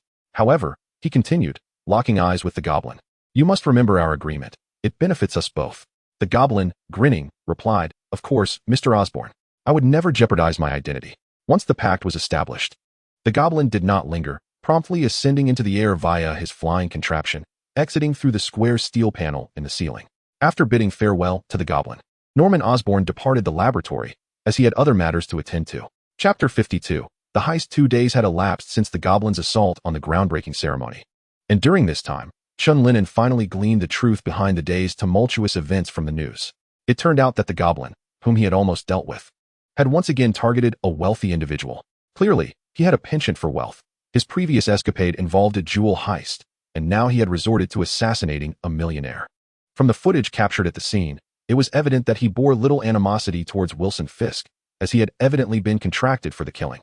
Had there been any personal vendetta against Fisk, he would not have dallied with Spider-Man for so long. Instead, he would have exerted all his efforts to eliminate Fisk, regardless of Spider-Man's interference. As Chen Lin'an observed the footage on the television, depicting Spider-Man ensnaring the Goblin's flying device, he comprehended why he had witnessed Peter plummeting from the sky that day. Poor Peter, he silently murmured, realizing the pain he must have endured. all while feigning nonchalance. Little did he know that Chen Lin'an was intimately acquainted with him through Venom. While continuing to leisurely enjoy breakfast with Venom, the morning news began to broadcast. The television displayed surveillance footage from a museum, showing Spider-Man shattering glass and absconding with numerous artifacts. When security attempted to intercept him, he injured several guards, leaving them suspended atop the museum's roof. Accompanying the visuals was the news anchor's commentary, providing analysis of the footage. In a moment of disbelief, Chen Lin'an found himself unable to contain his shock, spewing milk from his mouth as he coughed uncontrollably. "Surely I must be mistaken," he exclaimed incredulously to Venom. "Spider-Man is robbing a museum." Venom disdainfully flicked away the milk that had accidentally splattered onto him and remarked, "You have neither seen nor heard incorrectly. The scene is indeed as it appears. But how could Spider-Man possibly resort to robbing a museum?" Chen Lin'an remained perplexed, observing. Although this individual is desperately attempting to mimic Spider-Man, his movements and techniques are distinctly different. Chen Lin'an meticulously analyzed the footage on the television. While the Spider-Man depicted seemed to bear an uncanny resemblance to Peter's usual attire, a closer inspection revealed a lack of fluidity in his actions and combat style. It appeared that someone was impersonating that fool to commit robbery. Venom nodded in agreement, having discerned the anomaly just as Chen Lin'an had. Peter must be quite troubled now. I wonder how his back is faring. I suddenly think that developing a healing ointment could be quite lucrative, and we could even recruit Spider-Man as a spokesperson. Chen Lin'an mused while continuing to eat with Venom. As anticipated by Chen Lin'an, Peter, upon witnessing the news on television, was rendered speechless. What is happening? When did I rob a museum? This is nothing short of slander and defamation. Following his intense battle with the villain, he had indeed fallen hard to the ground. And now his back was still throbbing with pain. Thanks to his extraordinary healing abilities, a mere mortal would likely suffer lifelong ailments, or perhaps even perish on the spot. "Oh, Peter, this is terrifying. Spider-Man has allegedly robbed a museum," Aunt May exclaimed in astonishment as she watched the news. Knowing that Peter Parker was the one who took photographs of Spider-Man, the danger posed by the superhero now concerned her greatly. "Child, perhaps you should consider a different job. This Spider-Man is exceedingly perilous. What if he were to harm you?" Aunt May expressed her worries to Peter. Peter, feeling quite disheartened by her words, realized that Aunt May's concern stemmed from love, and thus he swallowed his frustration. "Trust me, Aunt May, Spider-Man is not that kind of person. He is being framed and slandered," Peter reassured her. At that moment, James called him, urging him to rush to the museum featured in the news for a photo opportunity. For James, the foremost critic of Spider-Man, this was an unmissable chance to capture incriminating evidence. He believed that this pest, who roamed the streets of New York daily, had finally revealed his true colors, and he was determined to expose his vile nature to the public. After hanging up, Peter found himself devoid of appetite, bid farewell to Aunt May, and left the house, heading towards the museum. When he arrived, James, the editor of the Daily Bugle, along with the photography team, was already nearly prepared. Spotting Peter, James adopted a serious demeanor and commanded, "It is time for you to fulfill your role. Ensure that you document the crime scene thoroughly."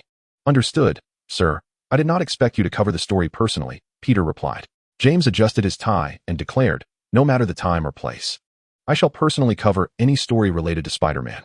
After uttering these words, he recalled something and, with a stern countenance, turned to Peter and inquired, "By the way, why were there no photographs taken this morning?" Upon hearing this, Peter felt a pang of guilt and embarrassment, scratching his head as he replied, I sincerely apologize. But does an apology enhance newspaper sales? Do you still consider yourself a journalist?" James, maintaining his serious demeanor, admonished Peter. At that moment, Peter felt an overwhelming sense of awkwardness, as he had indeed slacked off at work and was now facing a reprimand from his boss. Just as James was about to continue his lecture, the cameraman in charge of filming called out to him, signaling that they were ready to begin recording. Consequently, James swallowed his words and focused on preparing for the news report regarding the incident. In an instant, his expression transformed from one of someone owed money to a demeanor befitting a news broadcast, solemn yet congenial. "Ladies and gentlemen, welcome to today's Hornet Current Affairs News. Behind me stands the museum that was robbed by Spider-Man last night. Just yesterday evening, this pest, which has plagued New York for far too long, finally revealed his true colors.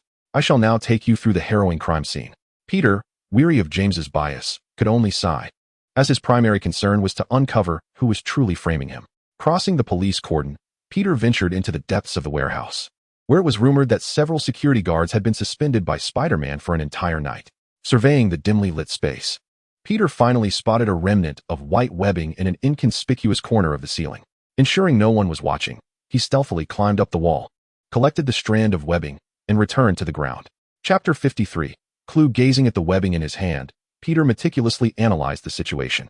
It has been over a full night since the incident, and my webbing typically degrades within a few hours. Clearly, this imitator has overlooked that fact, merely replicating my webbing based on its appearance. Just as Peter was scrutinizing the webbing, a woman's voice suddenly interrupted him from behind. "Hello, this is a crime scene. May I ask who you are and what you are doing here?" Upon hearing the voice, Peter quickly tucked the webbing back into his pocket and turned around. Before him stood a woman with a ponytail and sun-kissed skin, regarding him with a serious expression. "I am Officer Lee from the New York Police Department. What are you doing here?" Officer Lee's piercing gaze fixed on Peter Parker, as if she would arrest him on the spot should he fail to provide a legitimate explanation.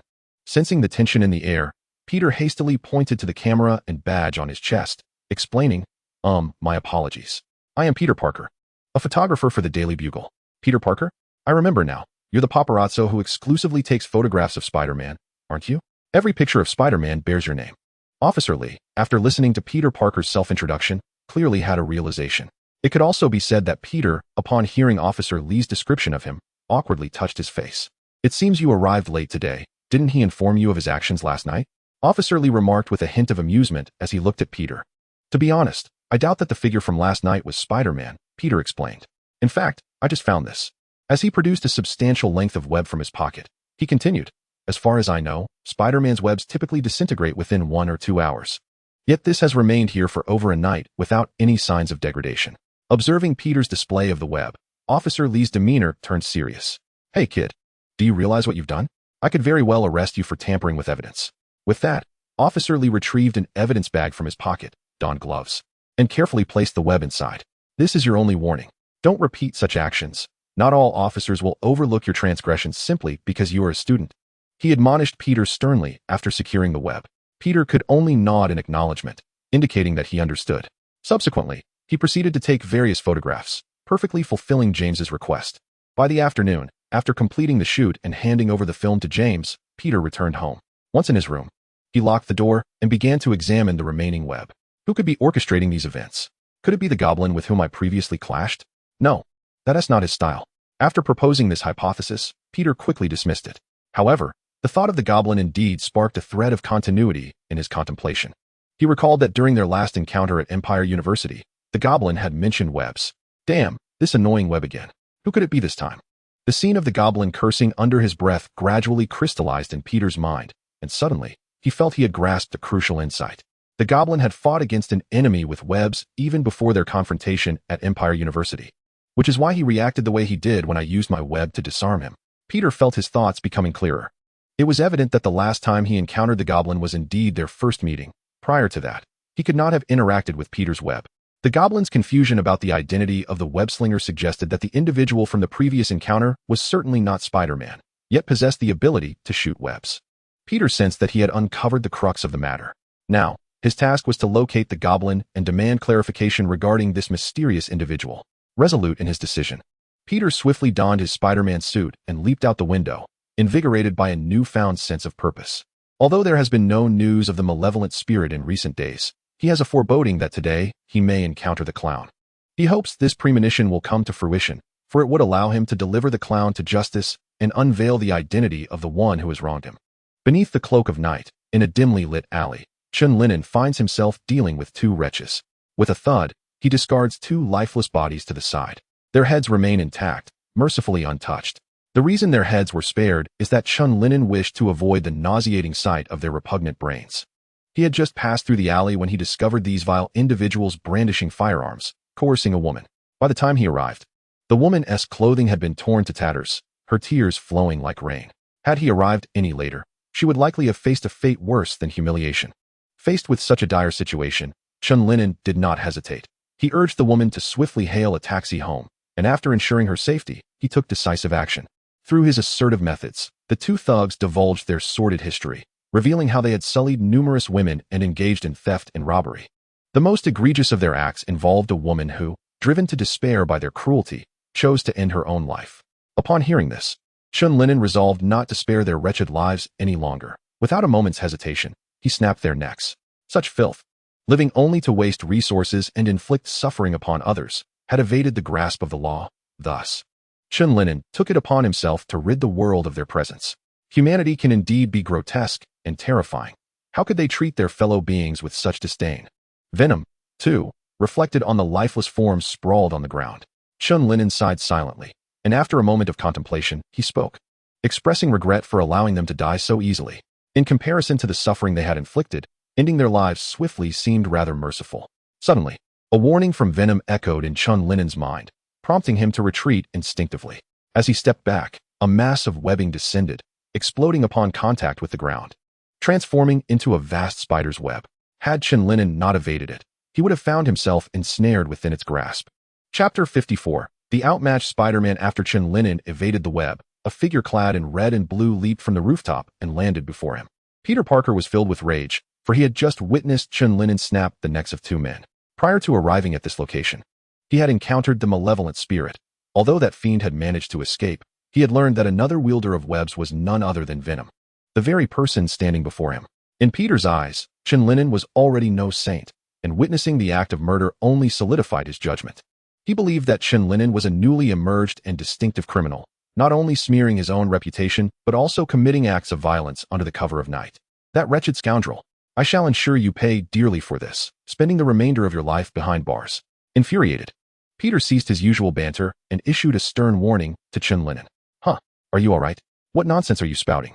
Upon hearing Peter's words, Chen Lin'an was left in a state of confusion.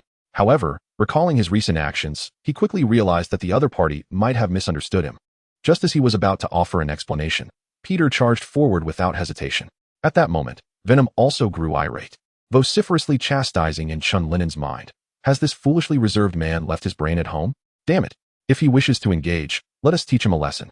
Consequently, Chen Lin'an blocked Peter's fist with his left hand and struck him in the abdomen with his right. Peter, wincing from the pain, stumbled back a few steps before shooting two strands of webbing from his wrist towards Chen Lin'an. Chen Lin'an effortlessly evaded the webbing. Yet his Venom instincts still rang alarm bells. Suddenly, he noticed a massive garbage bin being yanked towards him by Peter's web. Reacting swiftly, Chen Lin'an leapt into the air and narrowly avoided the bin's onslaught. Realizing his ambush had failed, Peter leapt up and landed atop the overturned bin. Just as he regained his balance, Chen Lin'an swung towards him with webbing, but Peter's spider sense was equally acute, allowing him to sidestep the attack. Recognizing that their back-and-forth assaults were ineffective, Chen Lin'an pondered how to break the stalemate. Both of them possessed heightened instincts, rendering typical attacks futile. Thus, when Peter charged at him again, Chen Lin'an unleashed numerous tendrils from behind, encircling him from all directions, leaving no escape. Taken by surprise, Peter found himself ensnared by the tendrils that bound his hands and body. Initially, he struggled against the tentacles with his extraordinary strength, but Chen Lin'an swiftly executed a sweeping kick, causing him to lose his balance and fall to the ground. At last, Peter was thoroughly ensnared, suspended before Chen Lin'an. Oh, this is quite uncomfortable, the inverted Peter mentally lamented, recalling how he had previously been the one to suspend others. Chen Lin'an then produced a mobile phone, thrusting the recently recorded confession videos of the two criminals before Peter, even thoughtfully turning the phone around for clearer viewing. In the footage, the two individuals were incessantly detailing the time, place, and nature of their crimes. Initially, he had intended to leave the phone with the two criminals, ensuring that the police would find it upon discovering the bodies. However, given the unusual circumstances that have arisen today, Chen Lin'an does not mind allowing Spider-Man a glimpse. As he watches the two individuals in the video repeatedly confessing their misdeeds, Peter, concealed beneath his mask, cannot help but gape in astonishment. Although he still disapproves of their actions, the fury he once felt at the thought of innocent lives being taken has dissipated. Mr. Spider-Man, do you now comprehend? After the video concludes, Chen Lin'an addresses Peter. Just before your arrival, I rescued a woman who was on the verge of being assaulted. Even so, you could have handed them over to the police. You have no right to determine the fates of others. Despite acknowledging the guilt of these two individuals, Peter still maintains that directly ending their lives is not justifiable. Does the law grant you the authority to swing through the streets with your webs, to pummel individuals or bind them and cast them at the police station's doorstep? Chen Lin'an retorts in a calm tone. We are both trampling on the law. You are not morally superior to me. It is your prerogative to believe that these criminals should be judged by the law, but in my view, it is better to eliminate such scum before they inflict greater harm on society. Like those two men, they have harmed no less than 10 innocent people, and one has even lost their life. Resolving their existence sooner is their greatest contribution to society. You have your methods, and I have mine. Do not disturb me, and I shall not interfere with you. With that, Chen Lin'an tosses the phone to the ground, stating, since you enjoy dealing with the police so much, These items are yours. He then turns to leave, but Peter, suspended above, calls out, "Wait. Why did you impersonate me to commit robbery? There are traces of your webs on the museum ceiling. Impersonate you to rob?" Chen Lin'an halts. Recalling the morning's news, "Are you referring to the Spider-Man who robbed the museum? I apologize, but you have mistaken me. I possess no particular penchant for mimicry or thievery. While I do have webs, I have my own name. I am Venom." As he speaks, he inscribes the word Venom on the wall with black webs. "You have reminded me. I shall henceforth alter the color of my webs to black. Farewell, Spider-Man." With that, Chen Lin'an shoots a web toward a distant building, preparing to depart. "Wait. I apologize for the misunderstanding, but you must help me untangle this," Peter calls after him. Chen Lin'an, without pausing, replies as he retreats. "It will dissolve on its own in 10 minutes. Watching the vanishing black figure, Peter mutters to himself, "I think I can understand how the criminals I once suspended felt as I departed. It seems I have mistaken the wrong person." Venom claims his webs will dissolve on their own. Who, then, was responsible for the museum robbery? Beneath the mask, Peter furrows his brow in contemplation. Though his body was restrained and immobile, his mind remained unshackled, fervently contemplating the identity of the individual who had orchestrated his downfall at the museum. Chen Lin'an was indifferent to the fanciful musings of Peter Parker. There was no necessity for him to provide a detailed account of his circumstances. After exiting the alley, he veered into another passageway and leisurely made his way home with Venom in tow. The sight of Spider-Man's dismay clearly exhilarated Venom, who, upon returning, incessantly jabbered and taunted Peter while indulging in an extra couple of chocolate bars to express its delight. Chapter 55, Spider-Man's Predicament. Spider-Man's distress did not linger for long, as the imposter soon revealed himself. On the morning following Chen Lin'an's encounter with Peter, a figure claiming to be a mysterious personage, with a fishbowl for a head, transmitted a video statement via the Daily Bugle, asserting himself as the true hero of the city. In the video, he solemnly vowed to apprehend the loathsome thief known as Spider-Man, promising to restore peace to the lives of New Yorkers. After viewing this footage, Chen Lin'an felt a profound sympathy for Peter Parker. Indeed, fame can be a double-edged sword. An unknown individual was attempting to capitalize on Spider-Man's notoriety to stage his own grand debut. In the ensuing days, incidents of Spider-Man's alleged thefts and criminal activities proliferated, and under the sway of public opinion, the once admired hero found himself vilified, akin to a rat scurrying through the streets. In stark contrast, the mysterious figure had assumed the role of a heroic savior, thwarting Spider-Man at every turn. With the media's endorsement, he swiftly transformed into the genuine hero who would usurp the title of the erstwhile champion. It was a bitter irony, a testament to the terrifying power of public discourse. Disguised as the enigmatic character, Chen Lin'an stood atop a building, observing the news on the large screen across the way, engaging in discussion with Venom. Humanity, indeed, is a complex and cunning species. Venom, swaying its head in bewilderment, lamented its inability to comprehend the intricacies of human nature. Just as Chen Lin'an prepared to continue his thoughts, Venom abruptly receded within him, cautioning, "Someone approaches." Chen Lin'an turned his gaze in that direction, and after a brief pause, a figure clad in a red and blue uniform leaped onto the rooftop and crouched nearby. "Hey, Venom. I didn't expect to find you here," Peter greeted, his tone somewhat awkward yet infused with energy. "What a coincidence," Chen Lin'an replied with a nod, his voice unremarkable. Observing Peter's undeniable vitality, Chen Lin'an was taken aback. He had anticipated that Spider-Man would be utterly defeated given the recent shift in public sentiment. With this thought in mind, he ventured to inquire, "I am surprised to see you so spirited. I had thought you would be quite disheartened by the news. I recently came across news of your duel with the enigmatic figure on the Brooklyn Bridge. They say you were vanquished and plunged into the depths of the sea, leaving your fate uncertain." Chen Lin'an's inquiry aptly shattered the somewhat awkward atmosphere, prompting Peter to recall a particular moment and chuckle. "Your assumption is not misplaced. A few days ago, I was indeed in a state of profound frustration and exasperation, which led me to fall prey to the mysterious figure's ruse. Lured to the Brooklyn Bridge. Fortunately, just as I felt overwhelmed to the point of contemplating abandoning my Spider-Man identity, I encountered some individuals who still believed in Spider-Man. They reminded me that as long as there is a glimmer of hope, one must not surrender. This rekindled my initial motivation and the reasons behind my transformation into Spider-Man." At this juncture, Peter turned to Chen Lin'an and remarked, "Someone once told me that with great power comes great responsibility. This has been my guiding principle. What do you think, Mr. Venom?" "I find it rather naive and sunny. Those who adhere to such a notion often find themselves ensnared by their own moral constraints. In today's society, such individuals tend to be the most severely harmed," Chen Lin'an retorted coldly. "Ah, I should have anticipated that," Peter mused. Acknowledging that while Venom also combats evil, his approach diverges significantly from Peter's own, potentially due to past traumas. Peter, faced with Chen Lin'an's piercing gaze and the obscurity of his features beneath the hood, felt a pang of understanding.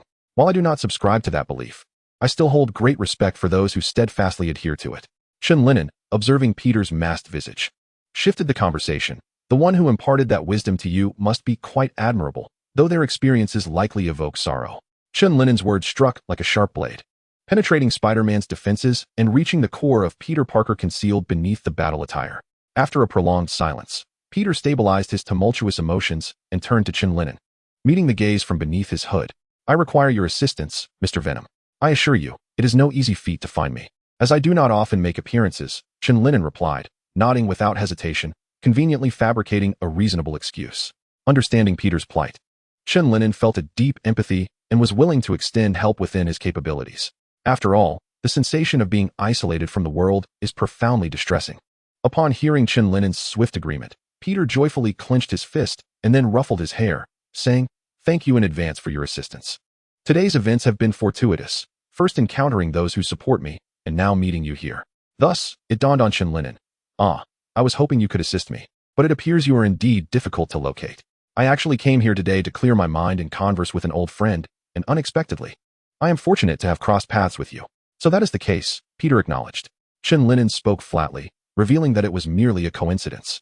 Had he known sooner, he would not have felt so touched earlier. It turned out to be a misunderstanding, which left him feeling somewhat awkward. After a brief internal monologue, Chen Lin'an curiously inquired, "Your old friend? Where is it?" Upon hearing this, Peter executed a nimble flip to the edge of the rooftop, pointing at a stone-carved bat-like creature and remarked, "This is my old friend. Over the years, I often come here. I call it Bruce. Although I'm unsure if it appreciates the name, I feel it suits it well." As he affectionately patted the stone figure's head, Peter cheerfully continued, "Come on, Bruce. Greet our new friend Venom. We must be polite. Now you have another friend besides me." Observing Peter standing next to the sculpture, Chen Lin'an paused for a moment before gravely stating, "How long have you been experiencing this symptom? I think you should see a doctor." Recognizing the peculiarity of his actions, Peter awkwardly scratched his head and offered a clumsy smile, explaining that it was merely a joke. To divert suspicion regarding his mental state, Peter redirected the conversation back to the Mysterio. Chapter 56. Quentin Beck. Peter pointed at Mysterio on the large screen across from them, expressing his mild exasperation. "This fishbowl-headed villain is quite troublesome. He excels at creating illusions that blur the line between reality and fantasy. I fell for his tricks recently, which made me look like a clown. The kind of illusions that leave one utterly confused about what is real." "Fascinating," Chen Lin'an mused, stroking his chin thoughtfully. Peter continued, "Indeed. Experiencing Jurassic World through those illusions must be exhilarating, as if dinosaurs were right before you. By the way, when I was on the Brooklyn Bridge today, he claimed that was the place I ruined for him, so he intends to ruin me there in return." Recalling the clues from his confrontation with Mysterio, Peter added, "Honestly, I cannot recall what transpired on the Brooklyn Bridge before. Goodness, I've been there at least 100 times. I believe we need a vast and comprehensive database. Perhaps that will help us uncover information about this fishbowl-headed menace." Chen Lin'an pondered for a moment before suggesting, "Where should we go for that?" "Let's head to the police station. Their records are the most thorough," Chen Lin'an replied matter-of-factly. "The police station?" Peter was taken aback, not expecting Venom to suggest such a location. However, upon reflection, it seemed quite reasonable, as the police station indeed maintained extensive records. "I have visited there several times before, and it suffices for locating most criminals." As Chen Lin'an spoke, he turned to Peter and inquired, "Tonight, I shall go there to investigate. And you might consider any additional clues. The more detailed the search, the more accurate the results." Hearing that Chen Lin'an was willing to assist him in gathering information, Peter sheepishly scratched his head and replied, "I feel rather embarrassed. It is my issue after all. Perhaps I should accompany you. That would be convenient." "It is indeed the most efficient way to conduct the investigation." Chen Lin'an nodded without hesitation, realizing that having Peter join him at the scene would indeed be advantageous. After settling their plans, they agreed to meet at midnight on the rooftop of the building adjacent to the police station. Once the arrangement was made, Chen Lin'an returned home to prepare. His recent conversation with Peter sparked the idea of accessing the police department's database once again. He anticipated needing to research information frequently, and making a trip to the police station each time would be rather cumbersome. Perhaps he could develop a backdoor program to transfer the entire database onto his computer, allowing for real-time synchronization, thus enabling him to query the information from the comfort of his home. With this thought in mind, Chen Lin'an swiftly began working on his computer. As night gradually enveloped the sky, approaching midnight, he unplugged the drive from his computer and leaped out of the window. making his way to the rooftop where he had arranged to meet Peter. With a swift motion, a dark web line adhered to the rooftop, and Chen Lin'an's shadowy figure ascended from below. "Oh, you've already arrived. It seems I've kept you waiting," Chen Lin'an remarked upon seeing Peter, who was already on the rooftop. Peter waved his hand, responding, "Not at all. You arrived just in time. I merely came a bit early." Preoccupied with thoughts of the mysterious figure, Peter had been lost in contemplation for an hour prior, gazing at the sky. "Since we are prepared, let us proceed. Simply follow my lead." Chen Lin'an beckoned to Peter as he leaped from the rooftop, gliding towards the police station. Peter closely followed, making his way in the same direction. In no time, the two arrived outside the database. They crouched against the wall like geckos, one to the left and one to the right, concealed in the shadows. Chen Lin'an skillfully opened a window and quietly jumped onto the floor inside, with Peter following suit, both moving cautiously to avoid making any noise. After booting up the computer, Chen Lin'an inserted the drive he had prepared and accessed the database. He turned to Peter and asked, "Now, please share the clues you possess. We shall use them to search for suitable individuals in this database." Peter, resting his chin in thought, contemplated for a moment before responding, "Brooklyn Bridge, Spider-Man. Considering the revenge he has taken on me today, there might even be a helicopter involved. He claimed that I ruined his life. If that is the case, he must have been living quite well before, at least not like some petty thug." Chen Lin'an, utilizing the clues provided by Peter, entered keywords for retrieval, subsequently presenting the filtered individuals before Peter for his selection. There was a car accident, a robbery, a helicopter crash. "Let me see the helicopter crash. Quentin Beck. I remember now. This is the one," Peter exclaimed, pointing at the profile of a man on the screen. Approximately a year ago, a film crew was set to shoot a car chase scene on a bridge, which included a series of explosive moments. One of the explosions was so powerful that it damaged the rotor of the helicopter that was filming. I happened to pass by and rescued the individuals from the helicopter, but it ultimately crashed. I discovered an improperly placed explosive device near the tower, concealed by special effects personnel who lacked permission, as they intended to create an even larger explosion. The helicopter's demise was caused by him. Upon being discovered, he attempted to flee, but I, of course, could not allow that. I restrained him and handed him over to the authorities. Peter sighed in exasperation, continuing, "When he was arrested, he claimed I was the one who harmed him, vowing to take revenge. What an insufferable criminal, utterly oblivious to his own faults." Chen Lin'an shook his head. He then clicked on the details of the case. The man's name was Quentin Beck, and his crimes led to a year of imprisonment, from which he was recently released. "I suspect he has been planning for some time and is now eager to exact his vengeance upon you. He first slanders you, then emerges as a self-proclaimed hero, aiming to usurp your masked vigilante legacy and turn you into a pariah. Such malicious intent, Quentin Beck. He must have been scheming throughout his year in prison." Peter sighed again, pointing at the address on the screen. "Now I finally understand. This miracle studio must be his location. I believe I should confront him in person and teach him a proper lesson." Chapter 57. The Illusion. This must be the place. This studio is remarkably remote.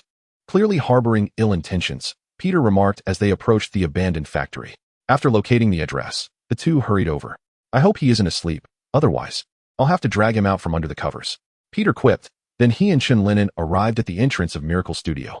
The factory had only this single entrance. While one could not dismiss the possibility of other hidden doors, they had found none upon their recent circuit. After traversing the initially conspicuous lobby, Peter and Chen Lin'an moved through a concealed door, entering a deeper space. This must be his genuine personal studio, as they observed the Spider-Man costume previously featured in the news hanging on the wall above the workbench. Additionally, the walls were adorned with numerous photographs of Spider-Man and various scenes. Beck's Spider-Man Secret Club. Just by looking at these, one might think he is my fervent admirer, Peter quipped while gazing at the assortment of photos and videos. It appears all the plans were meticulously crafted here, including those for the museum and the Brooklyn Bridge, Chen Lin'an remarked, pointing at a series of photographs displayed on the wall. Upon witnessing this, Peter self-deprecatingly admitted, "This guy has me completely under his spell." After saying this, he took down the Spider-Man suit hanging on the wall and examined it closely. It turned out to be equipped with suction cups, which explained how he could also scale walls. The suction cups on the suit unveiled the secret behind his wall-crawling abilities. Subsequently, Peter tossed the suit back onto the wall, where it adhered firmly upon contact. It's still functional. Although the technology is rather rudimentary, it suffices for superficial appearances. While Peter scrutinized the Spider-Man outfit, Chen Lin'an observed Quentin Beck's other equipment. At that moment, he picked up a square object resembling a die from the table and examined it intently. As he held it in his hand, the object seemed to spring to life. A pale blue light emanated from the cube, swiftly unfolding into a lifelike projection depicting a scene of a ceiling cracking and collapsing. This is an entirely new holographic projection technology. It truly blurs the line between reality and illusion, Chen Lin'an commented regarding the projection. It seems he employs this device to create illusions. I must admit, the design is remarkably clever. He handed the projection die to Peter while expressing his admiration. Upon witnessing the image, Peter remarked, "That's the ceiling of the museum where he made his first public appearance. It appears that his aquarium-like head is packed with ingenuity. This technology renders holographic projections compact, portable, and exceedingly realistic. With such formidable talent and skill, he could easily amass wealth without resorting to crime," Chen Lin'an mused, captivated by the vivid imagery. With this technology, he could do anything: open a holographic cinema, register a patent for holographic projections, or even run his own company. Yet, he chooses to don a fishbowl on his head, commit robberies, and incite chaos, all while masquerading as a mysterious figure. In response, Peter shrugged and said, "I can't comprehend it either, but that's the mindset of these individuals. I've encountered quite a few in New York over the years. They possess a unique logic, often blaming others for their own mistakes, much like Quentin Beck." Regrettably, Chen Lin'an shook his head and gathered the remaining dice from the table. He planned to further investigate this device upon his return, envisioning the possibility of transforming it into a projector for films, which seemed quite feasible. Perhaps, if perfected, it could even evolve into a product for a technology company. Given that Quentin Beck was not making proper use of this invention, Chen Lin'an felt no hesitation in claiming it for himself. Currently, this technology belonged to Beck. But once he deciphered and upgraded it, it would become his own innovation. Chen Lin'an was confident in his ability to advance this technology and explore its comprehensive applications. After examining Quentin Beck's personal studio, Peter and Chen Lin'an continued their exploration within the expansive factory. It was improbable that only the front section contained all there was to see. Undoubtedly, there were many more secrets hidden in the depths. Moreover, they had yet to encounter Quentin Beck, leaving them curious about his whereabouts. As they delved deeper, the factory's lights suddenly extinguished, plunging the surroundings into darkness. This abrupt dimness heightened their alertness, and just as they braced themselves, the space was illuminated once more. However, instead of the dilapidated factory they had been in, they found themselves amidst a vibrant meadow, clearly a scene conjured by the mysterious Quentin Beck's projection technology. Simultaneously, several enigmatic figures wearing glass helmets began to materialize around them. Observing Chen Lin'an and Peter being encircled, the mysterious figures chuckled cryptically, stating, "When you believe these are mere illusions, there exists something genuine within. Yet, when you perceive something as real, it may actually be a fade." Standing atop a platform, Quentin Beck spoke enigmatically, "Greetings, Spider-Man. I have prepared numerous gifts for you. And to this new friend, I never anticipated Spider-Man would seek assistance. Nevertheless, although my gifts are intended for one, they will surely suffice to satiate both of you." As he spoke, Peter directed several strands of webbing towards the figures nearby, but it was evident that they were mere phantoms, as his webbing passed through them effortlessly. "Enjoy the gifts I have prepared for you. I hope you can still stand here afterward," he laughed maniacally. With that, the mysterious figure gradually faded away, leaving Peter and Chen Lin'an standing in the midst of this illusory meadow. Peter, visibly frustrated, pondered aloud why a madman had been released from prison, questioning whether they had conducted any mental evaluations. Chen Lin'an shrugged in resignation, replying, "If they were truly reliable, there would be no need for our existence." At that moment, he was communicating with Venom, seeking assistance in pinpointing Quentin Beck's actual location. After all, no matter how spectacular his effects were, Beck remained an ordinary individual. If they could locate him, this farce could finally come to an end. Chapter 58. A simple resolution at that moment. Chen Lin'an and Peter witnessed a remarkable transformation in their surroundings. In the blink of an eye, the industrial setting morphed into a vibrant, untamed forest. Within this wilderness, the echoes of various wild beasts' roars reverberated, and as they remained on high alert, a swarm of flying creatures suddenly surged towards them from the distance. Reacting swiftly, both Peter and Chen Lin'an leapt aside, causing the airborne monsters to crash to the ground harmlessly, without inflicting any damage. "This is an illusion. It's no wonder my spider sense is utterly still," Peter deduced swiftly upon observing the scene. Chen Lin'an reached the same conclusion, yet he remained cautious. After all, while the current situation was indeed false, the next moment could prove otherwise. His apprehensions were soon validated when the flying beasts reappeared, accompanied by a colossal dinosaur charging at them. Peter chose to evade the dinosaur, only to be struck by one of the genuine flying creatures, which sent him tumbling away. Meanwhile, Chen Lin'an launched a thread towards the sky, aiming for the currently unseen ceiling of the factory, hoisting himself up just in time to avoid both waves of attacks. Cough, cough. Peter exclaimed as he rose from the grass, realizing he had reached the boundary of the factory, having collided directly with the wall. Damn it. My spider sense has been compromised by these illusions, he remarked to Chen Lin'an, who had now descended beside him.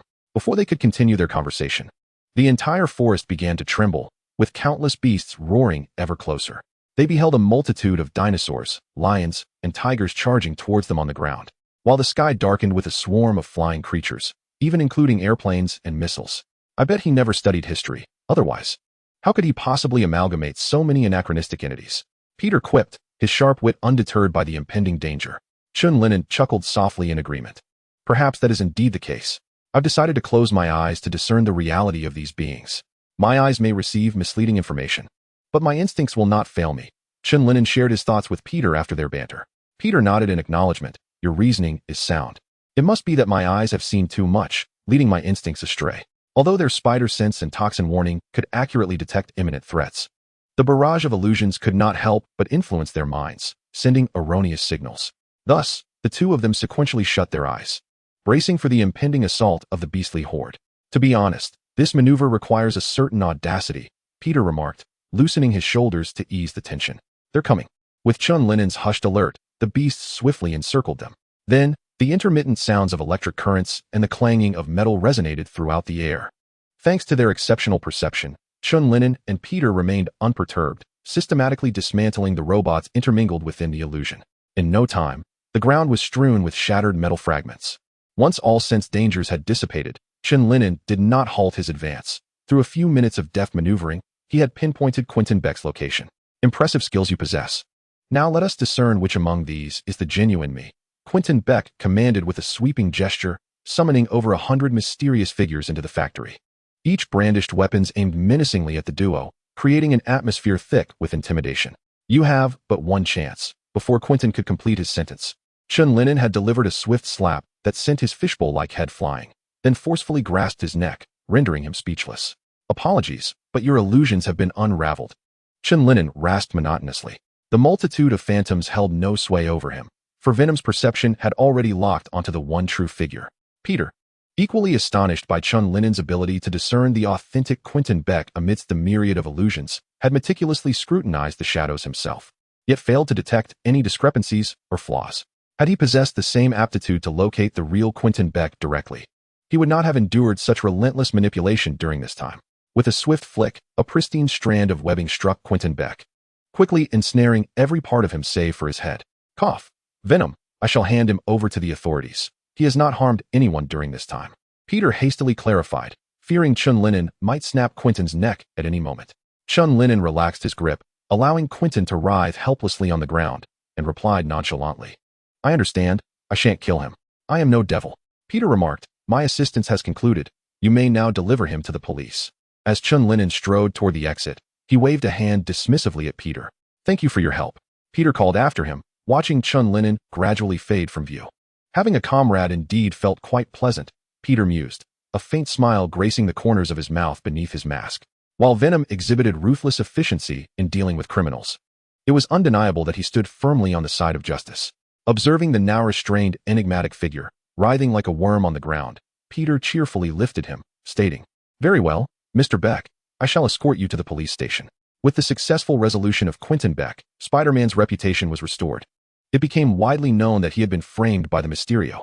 Consequently, following this incident, Spider-Man's stature soared even higher, with nearly all media outlets condemning Mysterio and extolling Spider-Man, save for James's Daily Bugle. In this scenario, although James can no longer spout nonsensical claims of the Mysterio's innocence, his attitude towards Spider-Man remains unchanged, and he even begins to analyze the faults committed by Spider-Man during this incident in his column. While this invites a barrage of insults from numerous Spider-Man fans directed at both the Daily Bugle and James, it is undeniable that the newspaper's sales have visibly increased. Chen Lin'an shows little interest in this wave of public opinion.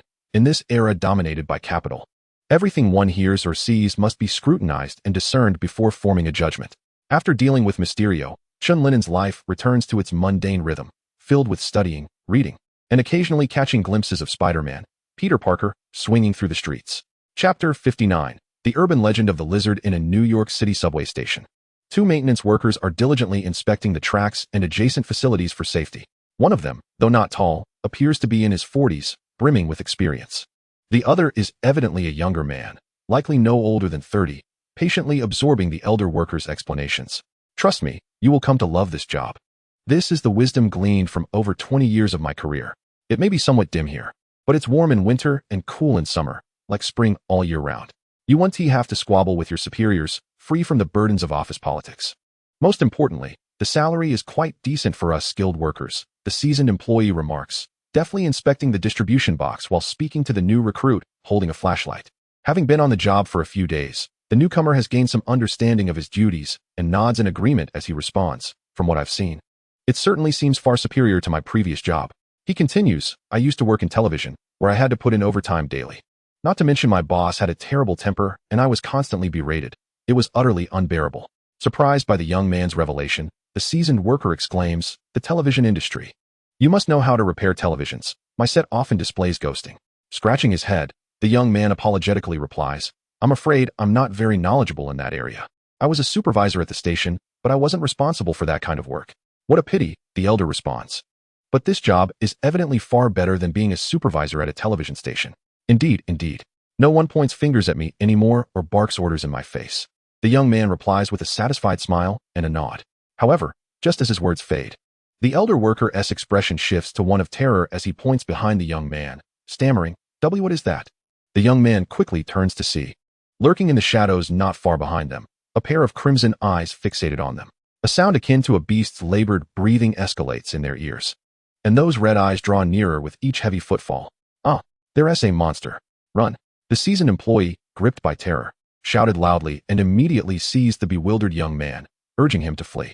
They summoned every ounce of strength, sprinting at a speed unparalleled in their lives. The subway line interconnected with the sewer, and they had just emerged from a nearby drain.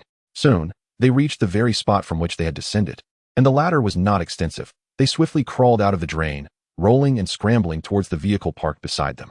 The young man, displaying remarkable agility, had already entered the driver's seat and was twisting the key to ignite the engine.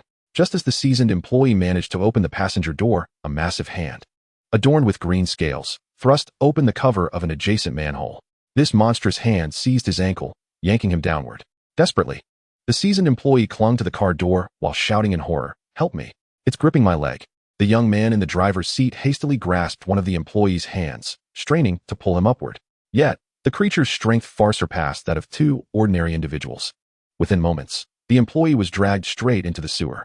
The young man, shaken, gazed at the manhole from which the employee had vanished. He had exerted himself to the utmost, but had failed to retain his grip. In a frenzy, he started the car and sped towards the nearest police station. However, the haunting image of those red eyes resurfaced in his mind, instilling a paralyzing fear that rendered his hands unsteady. Initially intent on reaching the police station, his path became increasingly erratic. The more fear he felt, the more chaotic his driving became, leading him further off course. The car careened wildly, forcing numerous vehicles on the road to halt, while many unfortunate ones were sideswiped or directly collided with. At last, the young man remembered to apply the brakes. But regardless of his efforts, the vehicle refused to decelerate, likely due to the series of collisions that had compromised the brakes. Red eyes. Red eyes. Oh no. Please don't follow me. The heightened anxiety made the young man feel as though the creature was still pursuing him, as he could still see those dreadful eyes in the rearview mirror. At that moment, the car had barreled through several barriers, reaching a road adjacent to the seaside. Suddenly, a figure clad in red and blue plummeted from the sky, landing directly atop his vehicle. Such a commotion naturally attracted Spider-Man's attention. Peter had been tailing this vehicle, but its uncontrollable speed was quite alarming. Had it not been for the collisions with roadside vehicles and barriers that slowed it down, he feared it would soon plunge into the sea. Hey, sir, remain calm. Steer properly. Don't head towards the ocean. There are speed-reducing barriers on the roadside. Drive towards them and then pull the handbrake. Peter shouted, leaning over the car's roof and peering through the window. Upon encountering Spider-Man, the young man managed to regain a semblance of calm, yet his hands continued to tremble uncontrollably. His direction was still aimed straight towards the sea rather than steering towards the barriers. Damn! Recognizing the gravity of the situation, Peter leapt down from the roof of the car, forcefully yanking the door from the driver's seat and casting it aside. The vehicle had spiraled beyond control, and he needed to ensure the safety of its occupants. As he flung the door open, the car had already careened off the road, hovering above the ocean's surface. Peter hastened his actions, simultaneously pulling the young man from the driver's seat, while securing a web to the guardrail beside the highway to prevent their fall. The vehicle plummeted into the water, creating a colossal splash. Grasping the young man, Peter utilized the elasticity of his web to leap back onto the highway. He set the young man down on the ground, exhaling deeply before remarking, "I hope your car had proper insurance, and I believe you ought to retake your driving test. This manner of driving is unacceptable. Red eyes, there are monsters in the sewer," the young man muttered, clutching his knees in terror. Listening to his frantic ramblings, Peter stroked his chin and replied, Are you certain it isn't merely a figment of your imagination? Those red eyes could very well be the reflection of a device." "No, sir. I swear it's real," the young man exclaimed, his eyes wide with excitement. "My companion and I had already escaped the sewer, but it dragged him back." "Well, it seems trouble is afoot once more," Peter said, rubbing his forehead in exasperation. "New York City never enjoys a moment of peace. By the way, sir, please ensure the police don't pin this incident on me," he added, hearing the distant wail of sirens. He shot out a web and departed from the scene. He was meant to be at the Daily Bugle, but this incident had delayed his arrival. Chapter 60. The investigation of the lizard man inside the Daily Bugle building. Peter, having just arrived, organized his photographs and handed them to Robbie, who was standing nearby. Robbie examined the Spider-Man images with satisfaction, nodding in approval before continuing. "Very nice, Peter. Your photographs are always exceptional. However, I would like to see how your shots of the lizard man turned out." "What lizard man?" Peter inquired, puzzled by Robbie's words. "The lizard man, Parker. If you had arrived on time, you would understand the situation." James, with a grave expression, entered the room. Several reports have surfaced regarding a massive lizard in the New York subway, with numerous eyewitnesses corroborating the claims. This morning, someone encountered it in the subway. Upon hearing James, Peter realized that the individual he had rescued earlier was indeed the one who had reported the sighting of the creature with red eyes. So, the monstrous being he had assumed was merely a sensationalized media creation was, in fact, the lizard man. Peter mused inwardly. "Devote more of your attention to your work, Parker. You surely do not wish for your salary to be completely deducted." As James spoke, he retrieved a photograph from his clothing and handed it to Peter. The image depicted a middle-aged man, approximately 40 years of age, of modest height. "This man is the subway repairman who went missing this morning. His companions testified that he was abducted by that reptilian creature," James continued. "So, are you instructing me to locate him?" Peter inquired, gazing at the photograph in his hands. In response, James shook his head and said, "Certainly not. Finding him is the police's duty. Your responsibility is to capture a photograph of that lizard man. Do you understand?" Listening to James's words, Peter comprehended his task and nodded in agreement.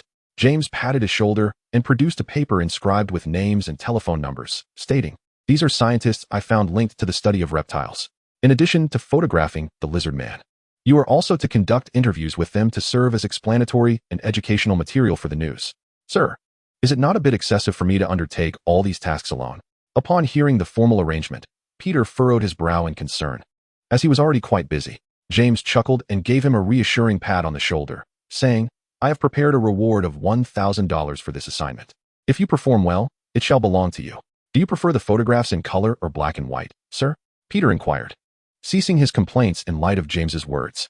In the dimly lit underground passage, Chen Lin'an was meticulously searching with a large flashlight. Venom peeked out from his shoulder and remarked upon the damp and dark subterranean space. "Are you certain those individuals are still concealed here?"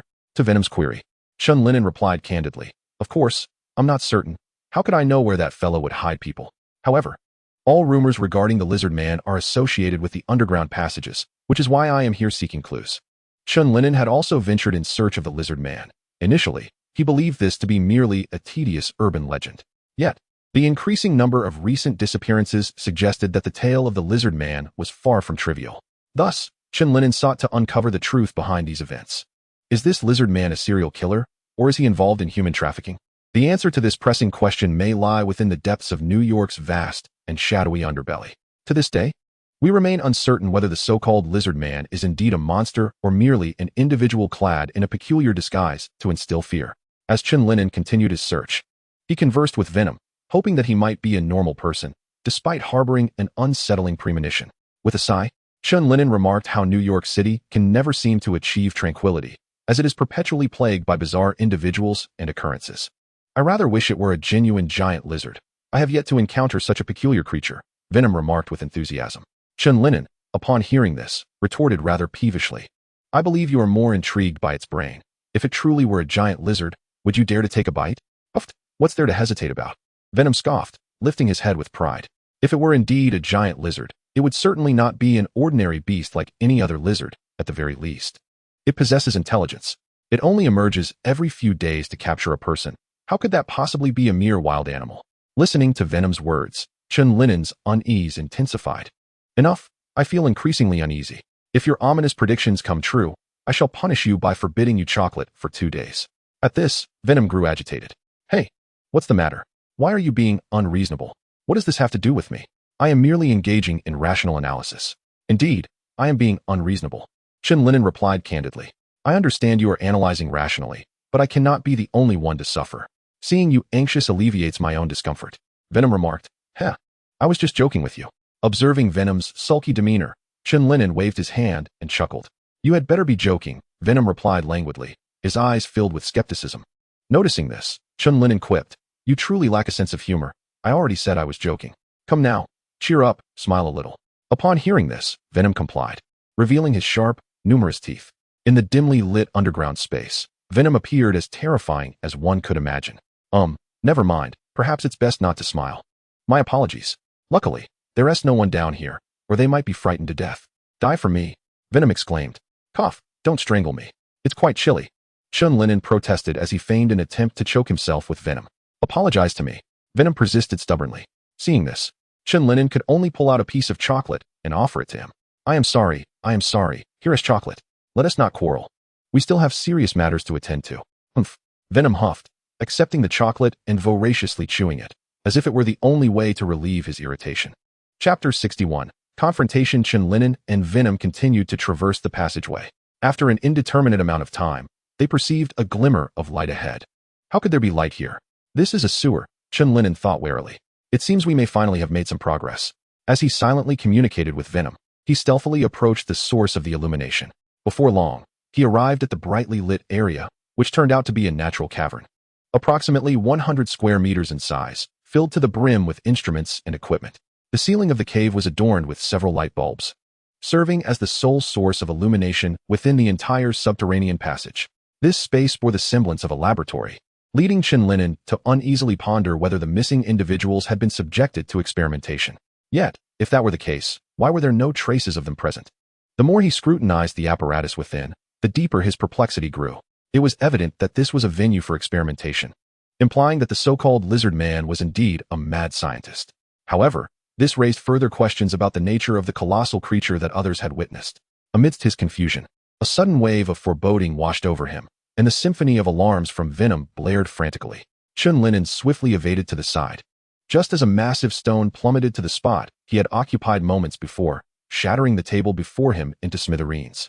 After narrowly escaping, he turned to observe the direction from which the stone had come, only to find a pair of crimson eyes glaring intently at him from the shadows. Judging by the height of those eyes and the indistinct contours surrounding them, the assailant indeed possessed an extraordinarily imposing stature. While he scrutinized his adversary, the creature did not cease its assault, hurling enormous stones in his direction. As Chen Lin'an dashed and dodged, he cursed inwardly, realizing that it was truly a monster. Venom's predictions had proven correct. The lizard man was indeed a lizard creature. What had transpired to escalate the situation in New York to such dire straits? As he drew closer to the beast, he discerned its form. The creature resembled a gigantic lizard, albeit standing upright, its emerald scales cloaked in a long trench coat. Its blood-red eyes reflected not only the ferocity of a beast, but also the intellect of a human. The subterranean chamber had limited boulders left to throw, and soon, the creature had exhausted its ammunition. Seizing the opportunity, Chen Lin'an surged forward, his claws eager to etch vivid crimson patterns upon the immense lizard's hide. He approached the lizard man swiftly. As the creature swung its claws toward him, he leapt forcefully, scaling the top of the sewer, then pressed down with all his might, landing behind the lizard man. With a swift thrust, Chen Lin'an's sharp claws pierced directly into the creature's back. The resistance he felt underscored the hardness of its scales and the development of its muscles. The pain ignited fury within the lizard man, who let out a furious roar, his crimson eyes aflame with unrestrained savagery and a chilling intent to kill. He violently tossed his body, flinging Chen Lin'an off his back. The agile Chen Lin'an landed deftly against a nearby wall and retaliated by launching strands of webbing at the lizard man. Though the spider silk before the lizard man resembled mere rags that could be torn apart with a single tug, Chen Lin'an's relentless assault persisted, leading to his entrapment in a dense, dark cocoon despite his continuous struggle. Seizing the fleeting opportunity while he was ensnared, Chen Lin'an brought his fingers together, transforming his hand into a sharp spear, and propelled himself towards the lizard man with the wall's recoil, intent on piercing his heart and vanquishing the beast. His hand pierced through the spider silk and continued to tear deeper within, where he felt his fingers breach the lizard man's flesh. Yet a formidable bone barrier thwarted his advance. A tremendous force seized his wrist, immobilizing his hand in a vice-like grip. With a resounding rip, the silk entwining the lizard man was shredded from within, even as one of his hands clutched Chen Lin'an's wrist tenaciously. Chen Lin'an's fingertips had penetrated the lizard man's chest. Had it not been for the sternum's resistance and the firm grasp on his wrist, the creature's heart would have been impaled. With a furious roar, the lizard man tightened his grip, and Chen Lin'an's other hand, shaped like a blade, struck towards the lizard man's hand that restrained him, only to be caught and rendered motionless. Just as Chen Lin'an prepared to launch another attack with his tendrils, a powerful, thick tail swept in from the side. The tail struck him at the waist, forcefully propelling him against a nearby wall, where he fell into the murky waters below. Cursing under his breath, he momentarily forgot the lizard man's additional appendage. Clambering out of the water, he felt the venom coursing around his wrist, mending the damage inflicted by the creature's previous assault, which had twisted the bones of his wrist. Aware of the harm he had caused, the lizard man charged at Chen Lin'an as he emerged from the water, intent on eliminating him once and for all. Having just endured a painful stab to his back, the lizard man swung his claws, eager to retaliate. Chen Lin'an's arms hung limply, and as he noticed the lizard man rapidly approaching, a flicker of fear compelled him to retreat a few steps. This scene intensified the crimson glow in the lizard man's eyes, his primal instincts roaring to shred his prey before him. Just as the lizard man's claws were about to descend upon Chen Lin'an, several tendrils erupted from behind him, ensnaring his hands, limbs, and even his tail with unwavering grip. Simultaneously, his previously crushed and powerless arms surged forth with newfound strength. The claws pierced through the lizard man's shoulder, prompting Chen Lin'an to issue a low growl as he forcefully yanked, combined with the tendrils binding the lizard man's wrist, resulting in the creature's arm being wrenched from its socket. The lizard man's anguished cries reverberated throughout the underground chamber, and the excruciating pain transformed him into a frenzied creature, flailing about like a headless fly, as walls and stone pillars bore the brunt of his wild thrashing, becoming riddled with cracks. Chen Lin'an first wrapped the severed arm of the lizard man with spider silk and set it aside, then charged forward once more. Chapter 62, The Lizardman's Research. Chen Lin'an planned to take advantage of the lizardman's grave injuries to eliminate this creature and rid himself of the trouble. However, upon observing the lizardman's current condition, a tumult of emotions surged within him. Just moments ago, he had torn off the lizardman's arm, yet now a segment had already sprouted from its shoulder. What astonishing regenerative speed! Even if lizards could regenerate limbs, it could not possibly be this swift. Chen Lin'an felt his foundational knowledge and life experiences being profoundly challenged. As the lizard man charged toward him once again, a flicker of fear and confusion appeared in its eyes.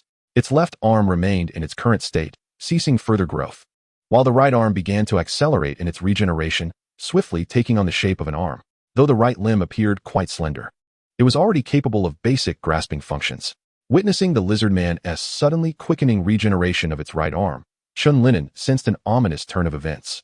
Simultaneously, the lizard man awkwardly reached into its coat pocket with its barely functional right hand and retrieved a small glass vial.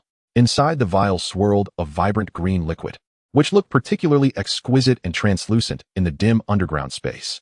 With a decisive motion, the lizard man hurled the glass vial between itself and Chen Lin'an, causing the vial to shatter and the verdant liquid to spill forth, mingling with the air. Instantly, a green mist began to rise and gradually disperse. Observing this, Chen Lin'an promptly halted, avoiding a headlong plunge into the unknown green fog. He took a moment to steady his breath, then, holding his breath, swiftly traversed the mist. Although his reaction was prompt, the lizard man had already vanished, taking advantage of that fleeting moment. Damn! Chen Lin'an scanned his surroundings, but found no trace of the lizard man.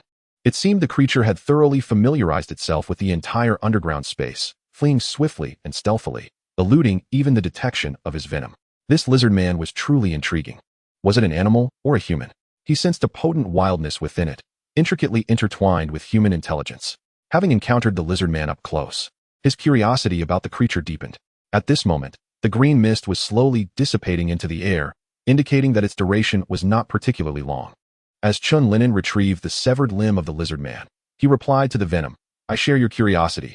How did this monster come to be?" It must have once been a normal human. Just look at its movements and behavior, as well as the clothes it wears. The shattered laboratory, now in ruins, must belong to him. It is truly difficult to envision this reptilian creature conducting experiments with test tubes. Upon mentioning the laboratory, Chen Lin'an and Venom returned to search for clues. Although the place had been ravaged by debris, leaving many instruments and devices in disrepair, remnants of paper-based experimental records and reports still existed. The research on the fusion of lizard genes with laboratory mice yielded the following findings. Report 1, failure. Report 153, success. The studies concerning the amalgamation of lizard genes and human DNA, albeit brief, revealed the essence of the reptilian entity and the rationale behind its existence. While the documents did not explicitly detail the results of the lizard-human hybrid research, Chen Lin'an inferred that the endeavor had been unsuccessful. Otherwise, the monstrous being they had just encountered would not have come into existence. As Chen Lin'an surveyed the remnants, Venom could not help but exclaim, "Humanity is truly terrifying. They can so casually conduct experiments that birth such monstrous entities." "Indeed," Chen Lin'an replied, shaking his head in agreement. In the midst of their conversation, Chen Lin'an suddenly shot a strand of webbing in a certain direction. Whoosh! A shadow that had just emerged swiftly rolled aside, evading the web. "Hey, no need to be alarmed. It's me, Spider-Man," Peter announced, rising to his feet. He had noticed the illumination from their location and stealthily approached to investigate, only to be spotted by Chen Lin'an upon revealing himself. "What brings you here?" Chen Lin'an inquired curiously upon recognizing Peter. In response, Peter produced a photograph, stating, "Haven't you heard the recent rumors about a lizard man in New York City? I came to search for clues." He presented a photo he had captured on his way, depicting a colossal footprint. "It seems the rumor may indeed hold truth. A giant lizard lurks within this subterranean space." Chen Lin'an took the photograph and examined it closely, noting the clearly defined, enormous footprint. Peter continued, "I studied this footprint for some time and discovered some clues. The heel is noticeably deeper than the forefoot, indicating that this great lizard is either exceptionally heavy or walks upright, which is rather perplexing." After considering Peter's observations, Chen Lin'an nodded in agreement. "Your assessment is correct. There is indeed a lizard man down here, and he walks on 2 legs. This footprint belongs to him. We had just engaged in battle with him before you arrived, but regrettably, he managed to escape." Peter was momentarily taken aback by Chen Lin'an's revelation. He had still been grappling with the reality of the lizard man's existence and was astonished to learn that Venom had already fought him. "I wasted some time on the way here due to the footprint. Had I arrived earlier, I might have been able to capture him," Peter lamented, shaking his head in disappointment. Afterward, he surveyed the dilapidated laboratory and asked Chen Lin'an, "So, what exactly is this place?" "It appears to be a laboratory." Chen Lin'an, upon hearing this, handed over the report in his hand and said, "This is a laboratory, the laboratory of that reptilian creature, where he conducts experiments on the fusion of lizard genes with those of other beings." "What?" Upon hearing Chen Lin'an's words and seeing the reports in his hands, Peter felt a mixture of shock and confusion. Wasn't this the very research that he had assisted Dr. Connors with? Peter's mind was flooded with questions. He could not fathom why Dr. Connors' research data had found its way into this reptilian laboratory. Could it be that this creature had pilfered Dr. Connors' experimental data? With a torrent of thoughts swirling in his mind, Peter resolved to visit Dr. Connors at school later to uncover the truth. While Peter was lost in contemplation, Chen Lin'an was also surveying the laboratory. As he observed the facility and the experimental data, he couldn't help but think of Dr. Connors, who was an expert in genetics and reptiles. Chapter 63, The Vanished Dr. Connors. However, unlike Peter, Chen Lin'an was unaware of Dr. Connors' research in this field. He merely wished to subtly inquire about Dr. Connors' perspective on the reptilian creature, for he was an expert in that domain and might possess insights on dealing with such beings. After the two had searched the underground space, each left with their own concerns. Although Chen Lin'an was aware of Peter's identity, Peter remained oblivious to this fact. Their identities were still shrouded in secrecy from one another. Consequently, regarding the lead on Dr. Connors, they could not share information, and both held their own ideas for further investigation into the reptilian creature. When Chen Lin'an emerged from the underground passage, the sun was already descending toward the horizon. He had spent the better part of the day in the sewers, yet he felt he had made some progress. I'm finally out. I feel as though I exude the scent of the sewers. I wonder how long it will take to dissipate," Chen Lin'an remarked, taking a deep breath of the fresh air outside. With the streets bustling with people, Venom communicated with him, saying, "That is merely the scent in your nostrils. I am a symbiote. How could I carry the stench of the sewers?" Gazing at the dimming sky, Chen Lin'an patted his stomach and said, "First, let us grab a bite to eat, then check if Dr. Connors is at school. I recall their essay night class this semester. Perhaps he is busy in the laboratory. I want a large steak and a cup of hot cocoa," Venom quickly added, already envisioning his meal. Not a problem. Chen Lin'an replied while surveying the nearby restaurants, recalling one that was quite decent. Meanwhile, on the other side, Peter Parker was squatting on a rooftop, enjoying a hot dog. As he consumed his hot dog, he gazed at the photograph in his hand, increasingly convinced that he ought to seek out Dr. Connors. This reptilian figure, being both a creature of the cold-blooded variety and a subject of cutting-edge genetics, could undoubtedly provide him with a wealth of inspiration. Peter swiftly finished his meal, tucked the photo away, and soared toward the offices of the Daily Bugle. This enormous footprint ought to serve as an adequate feature for James's front page tomorrow. Although it did not depict the lizard in a direct manner, it certainly conveyed ample suspense. Once he managed to capture a clear image of the lizard, the promised reward of $1,000 would be his. Such a sum represented a significant fortune for him, sufficient to purchase a motorcycle or even a second-hand car. The thought invigorated him further, and he resolved to surprise Aunt May with a gift once he secured the prize. Before long, he arrived at the Daily Bugle, delivering the photograph to James. As he had anticipated, although James expressed disdain for the absence of a direct image of the lizard, he nonetheless agreed to feature the massive footprint on the front page. After handing over the photo, Peter swung back toward the school, where the halls were largely deserted. A few individuals wandered about, presumably attending evening classes. As Peter made his way toward the laboratory, a bright voice called out from behind, "Hey, Peter, wait for me." He turned to see Deborah Whitman, sporting large-frame glasses and clutching a few books, rushing toward him. "Wow, what a surprise to see you here at night. I thought you weren't attending evening classes," she inquired with curiosity as she fell into step beside him. Peter scratched his head and replied, "I usually don't, but I'm here to ask Dr. Connors a few questions. I'm just uncertain whether he's in at the moment." Deborah adjusted her glasses and smiled. "You've come to the right person. I've been attending evening classes for a while now, based on Dr. Connors' usual routine. He should be in the laboratory today." Peter's concerns eased at her words, as he had been worried about whether the doctor would be present. They engaged in conversation as they entered the building, ascending to the third floor where the laboratory was located. Upon reaching the third floor, they spotted Chen Lin'an standing at the stairway, preparing to enter. Seeing Chen Lin'an, there surprised Deborah, who waved cheerfully. "Hey, Leon, what a coincidence. Are you here for evening classes too? It's quite unexpected to run into both of you. I thought you two rarely attended night sessions."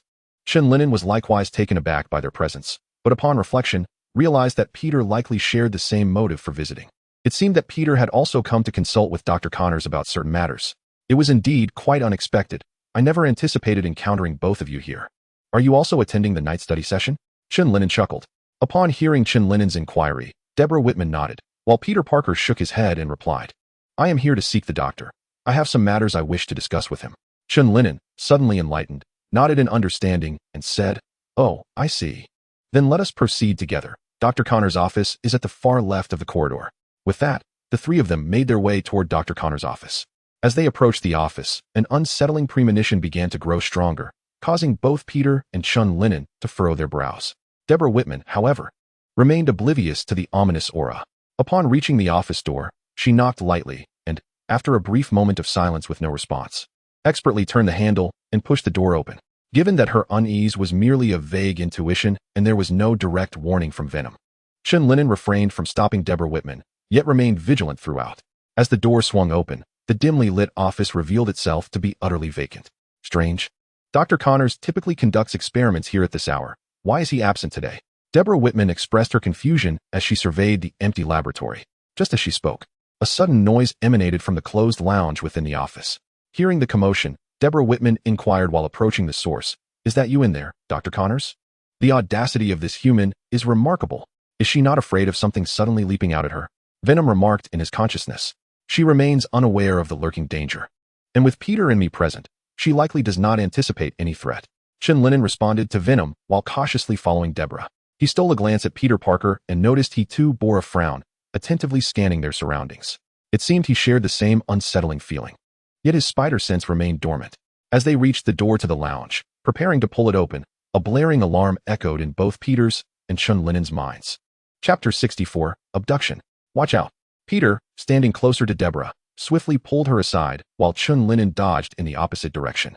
Bang! A table was hurled from the lounge, shattering the door and landing in the laboratory area. Peering through the broken entrance, they caught sight of a massive figure crouched by the window, its shoulder bearing a colossal object wrapped in cloth, the nature of which was unknown. After tossing the table aside, the figure turned and gazed at them with crimson eyes before leaping directly down from the upper floor. The lizard. How could he possibly be at the school? The same question arose in the minds of Chen Lin'an and Peter. Neither had considered that the ominous premonition which had lingered since the outset pointed directly to the lizard man. Shouldn't this creature be lurking around the subway entrance? Why had it suddenly appeared in their school, even venturing into Dr. Connor's laboratory? As Chen Lin'an rushed to the window upon witnessing the lizard man leap from it, he scrutinized the scene for a considerable time, yet discerned nothing. He was utterly oblivious to how the creature had vanished after its descent. Goodness, how terrifying. What on earth was that? Its eyes resembled those of a devil. Deborah was evidently shaken, her voice trembling as she spoke. Peter, crouching beside her, offered reassurance. There's no need to be afraid. It has already departed. What was that thing it carried on its shoulder? Did either of you catch a glimpse? Chen Lin'an inquired as he stepped back from the window. Peter frowned in response. It seemed to be tightly wrapped, completely obscured. Was it some sort of instrument or equipment? Could it possibly belong to Dr. Connors? Deborah exclaimed, a mix of fear and disbelief in her tone. She had wondered why Dr. Connors was absent. It turned out he had been abducted by that creature. In terms of shape, it hardly resembled him, Chen Lin'an recalled meticulously. Nevertheless, one thing was certain. Whatever the monster had taken was undoubtedly related to Dr. Connors. Where could he possibly be now? I remember his home address. I shall go there shortly to ascertain what has transpired, Peter remarked, stroking his chin thoughtfully. Leon, you stay here with Deborah. The police may arrive to investigate soon. Upon hearing Peter's words, Chen Lin'an realized he was being discreetly dismissed to facilitate Peter's search for Dr. Connors. Yet he chose to remain silent and merely nodded. Once Peter departed, he could concoct an excuse to slip away and follow him to Dr. Connors' residence. After exiting the laboratory building, Peter found an unoccupied spot to don his Spider-Man suit. As he swung through the city with remarkable speed, he reflected on the experiments he had conducted with Dr. Connors earlier. Incredible, Peter. Did you witness that? I merely introduced a fragment of lizard DNA to that mouse and performed a genetic recombination. Its severed limb grew back. Dr. Connors exclaimed, his face alight with excitement as he gazed at the lively mouse in the cage. Just moments prior, this mouse had only 3 legs. And within this brief interval, a new leg had sprouted at the site of the amputation, displaying remarkable agility without any sign of discomfort. Peter, equally exhilarated and astounded, replied, I can hardly believe my eyes. This is simply astonishing. Dr. Connors held the mouse for a moment, scrutinizing it closely before handing it back to Peter. This is merely the beginning. Dr. Connors continued, imagine if we could apply this technology to the human body. Those who are disabled would be granted a new lease on life, and many currently incurable diseases would be resolved with ease. As he spoke, he absent-mindedly touched the empty cuff of his right sleeve with his left hand, a poignant reflection of his dream. After soaring through the streets once more, Peter paused to reminisce, silently musing. So, there are those who covet this magnificent technology, seizing it for their own purposes and creating a monster in the process. No, I must intervene to prevent further deterioration, Peter resolved within himself. On a nearby rooftop, Chen Lin'an observed Peter as he navigated between buildings. Sensing the distance was nearly bridged, Chen Lin'an exerted himself and leapt high from the top of one building to another in the distance, bolstered by the symbiotic enhancement of Venom. His leaping ability was extraordinarily amplified. That fool is accelerating. We must hasten as well, Venom urged, compelling Chen Lin'an to increase his speed. Thus, the two moved in tandem through the city, swiftly arriving at a residence. The house was illuminated, suggesting activity within, and Chen Lin'an discerned the presence of a family. As numerous photographs adorned a tree in the yard, while Chen Lin'an surveyed the surroundings, Peter had already entered the house. As Peter pushed the door open, a massive lizard-like creature leapt from the window, clutching a woman.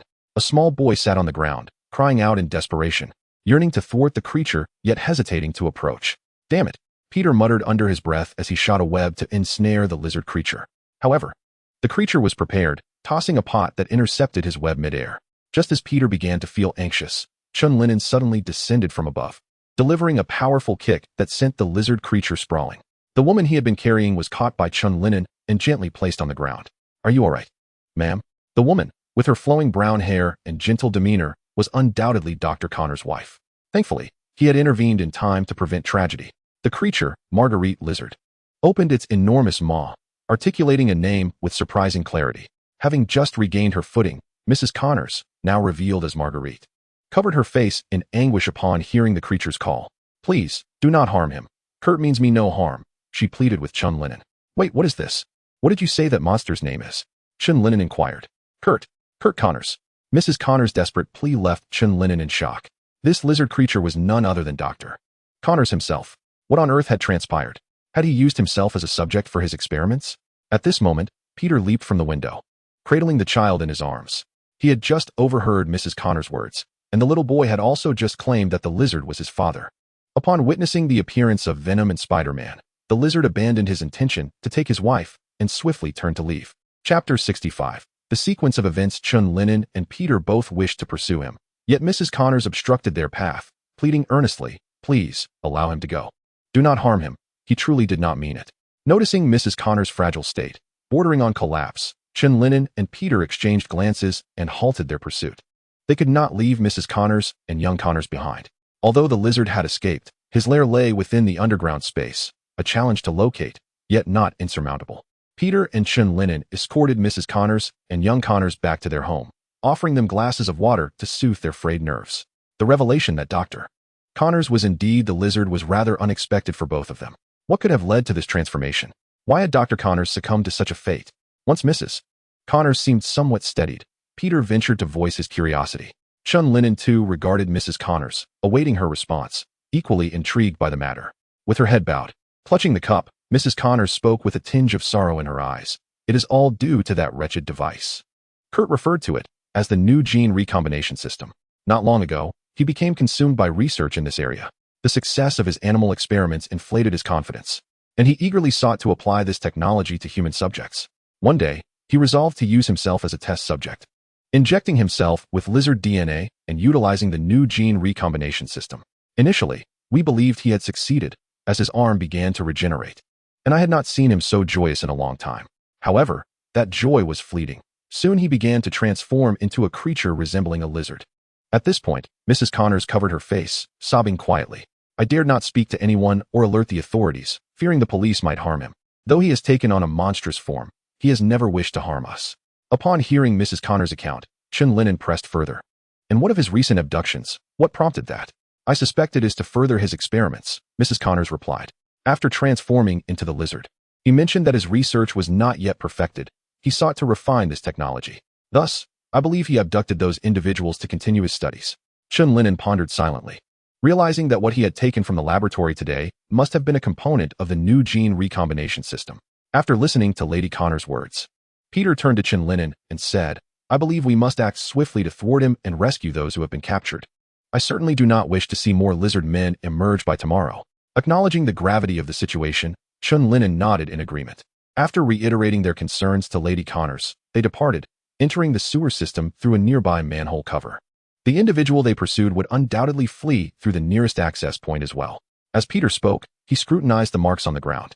Indeed, they soon discovered large footprints and drag marks leading in one direction. As they followed the remnants, they arrived at a section devoid of solid ground, with only flowing water beneath. This area boasted several drainage channels, and to continue their search, they would need to select one to enter. Apart from a few smaller passages that the lizard men could not navigate, 3 larger channels remained unexamined. Chen Lin'an regarded the drainage options and remarked to Peter. Peter responded, "It seems our next course must be guided by fortune. Let us each choose a passage and see what clues we can uncover. If neither yields results, we can regroup and tackle the third together." Chen Lin'an nodded, recognizing this as their best strategy. Just as he was about to enter his chosen channel, Peter called out to him, hesitatingly imploring, "If possible, please refrain from directly killing the lizard men. As far as I know, this experiment is reversible. With the appropriate equipment, we could potentially restore them to their original state through opposing gene recombination. They have families, children." Chen Lin'an acknowledged Peter's counsel, having wrestled with the same dilemma. If it were indeed true that a new gene recombination device could revert them to human form, that would be the ideal outcome. After discussing this matter, they began selecting their respective channel entrances. Trusting their instincts, they each embarked on their chosen paths. The current in the channel was swift, compelling Chen Lin'an to traverse backwards from above, all the while searching for any signs. Given the size of the lizard men, they would likely leave traces in their wake. As he pondered this, Chen Lin'an meticulously examined the depths. The further he ventured, the less turbulent the water became, and the marks obscured by the current gradually revealed themselves. "My luck is truly remarkable. I have indeed chosen the right path," Chen Lin'an exclaimed with joy upon spotting the evidence. The venomous entity nearby interjected eagerly, "This time, we cannot allow him to escape." Continuing forward for several minutes, the water in the channel became quite shallow, eventually obstructed by a large grate at the exit. "This must be the way out. I should assess the situation first," Chen Lin'an contemplated as he leaned against the grate, observing the surroundings outside. Outside the fence, a stream of water encircles the central platform like a moat. Dr. Connors, known as the Lizard, is diligently engaged on the platform, surrounded by an array of instruments, including a device resembling a machine gun. However, instead of a barrel, it features a radar-like head that resembles a small umbrella. The walls beside the platform have several openings containing barriers, and an assortment of food items is placed nearby, suggesting that those captured by the lizard people are likely held within. Peter is not expected to arrive here anytime soon.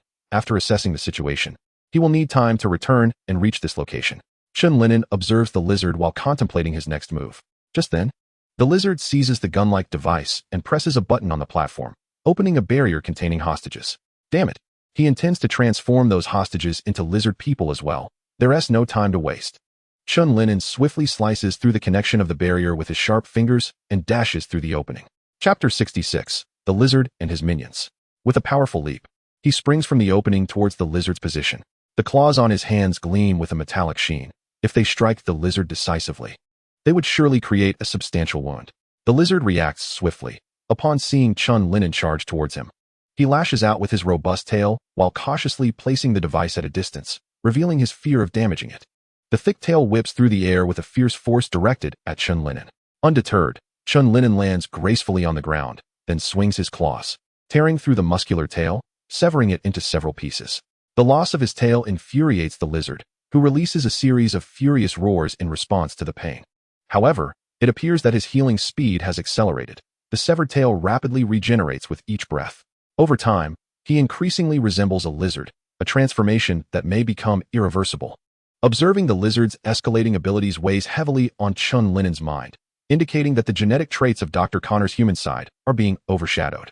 Damn this creature. Time and again, he confronts me. The lizard curses in a raspy voice as he sees Chen Lin'an again. Hearing such fluent curses, Venom quips, "I thought he could only hiss." It seems his speech has become increasingly articulate, contrary to his genetic condition. Chen Lin'an responds, "Indeed, his physical abilities and traits grow less human, yet his intellect shines remarkably. Have you not noticed how he has prepared all the necessary devices and facilities?" The enraged lizard man charged towards Chen Lin'an, likely realizing that if he did not neutralize his opponent, his plans would come to a standstill. As they engaged in combat, Chen Lin'an became acutely aware of the changes within himself. His armor and muscles had grown more robust and formidable, his agility had increased, and his claws had sharpened. Moreover, his astonishing regenerative abilities were now even more remarkable. Regardless of the deep wounds Chen Lin'an inflicted, they visibly began to heal almost instantaneously. Damn it! Why does it feel like his recovery is surpassing mine? Chen Lin'an had always considered his own regenerative capabilities, bolstered by Venom, to be among the finest. Yet the lizard man was persistently challenging his understanding of limits. "Get away from me." With each collision, the lizard man launched a vicious counterattack with his tail, sending Chen Lin'an crashing into the wall, leaving a substantial dent in the stone. However, he quickly rebounded, using the wall to propel himself back into the fray, this time with numerous tendrils trailing behind him, each radiating a dark metallic sheen. Initially, he had aimed to control the situation, mindful of the fact that his opponent was Dr. Connors, striving to avoid causing fatal harm. Yet, it was becoming increasingly apparent that a more aggressive approach was necessary. Furthermore, given Dr. Connor's current regenerative prowess, even a decisive strike might not guarantee success. "I'm sorry, Doctor, but it seems I must create a few more openings in you." With a low growl, Chen Lin'an lunged forward.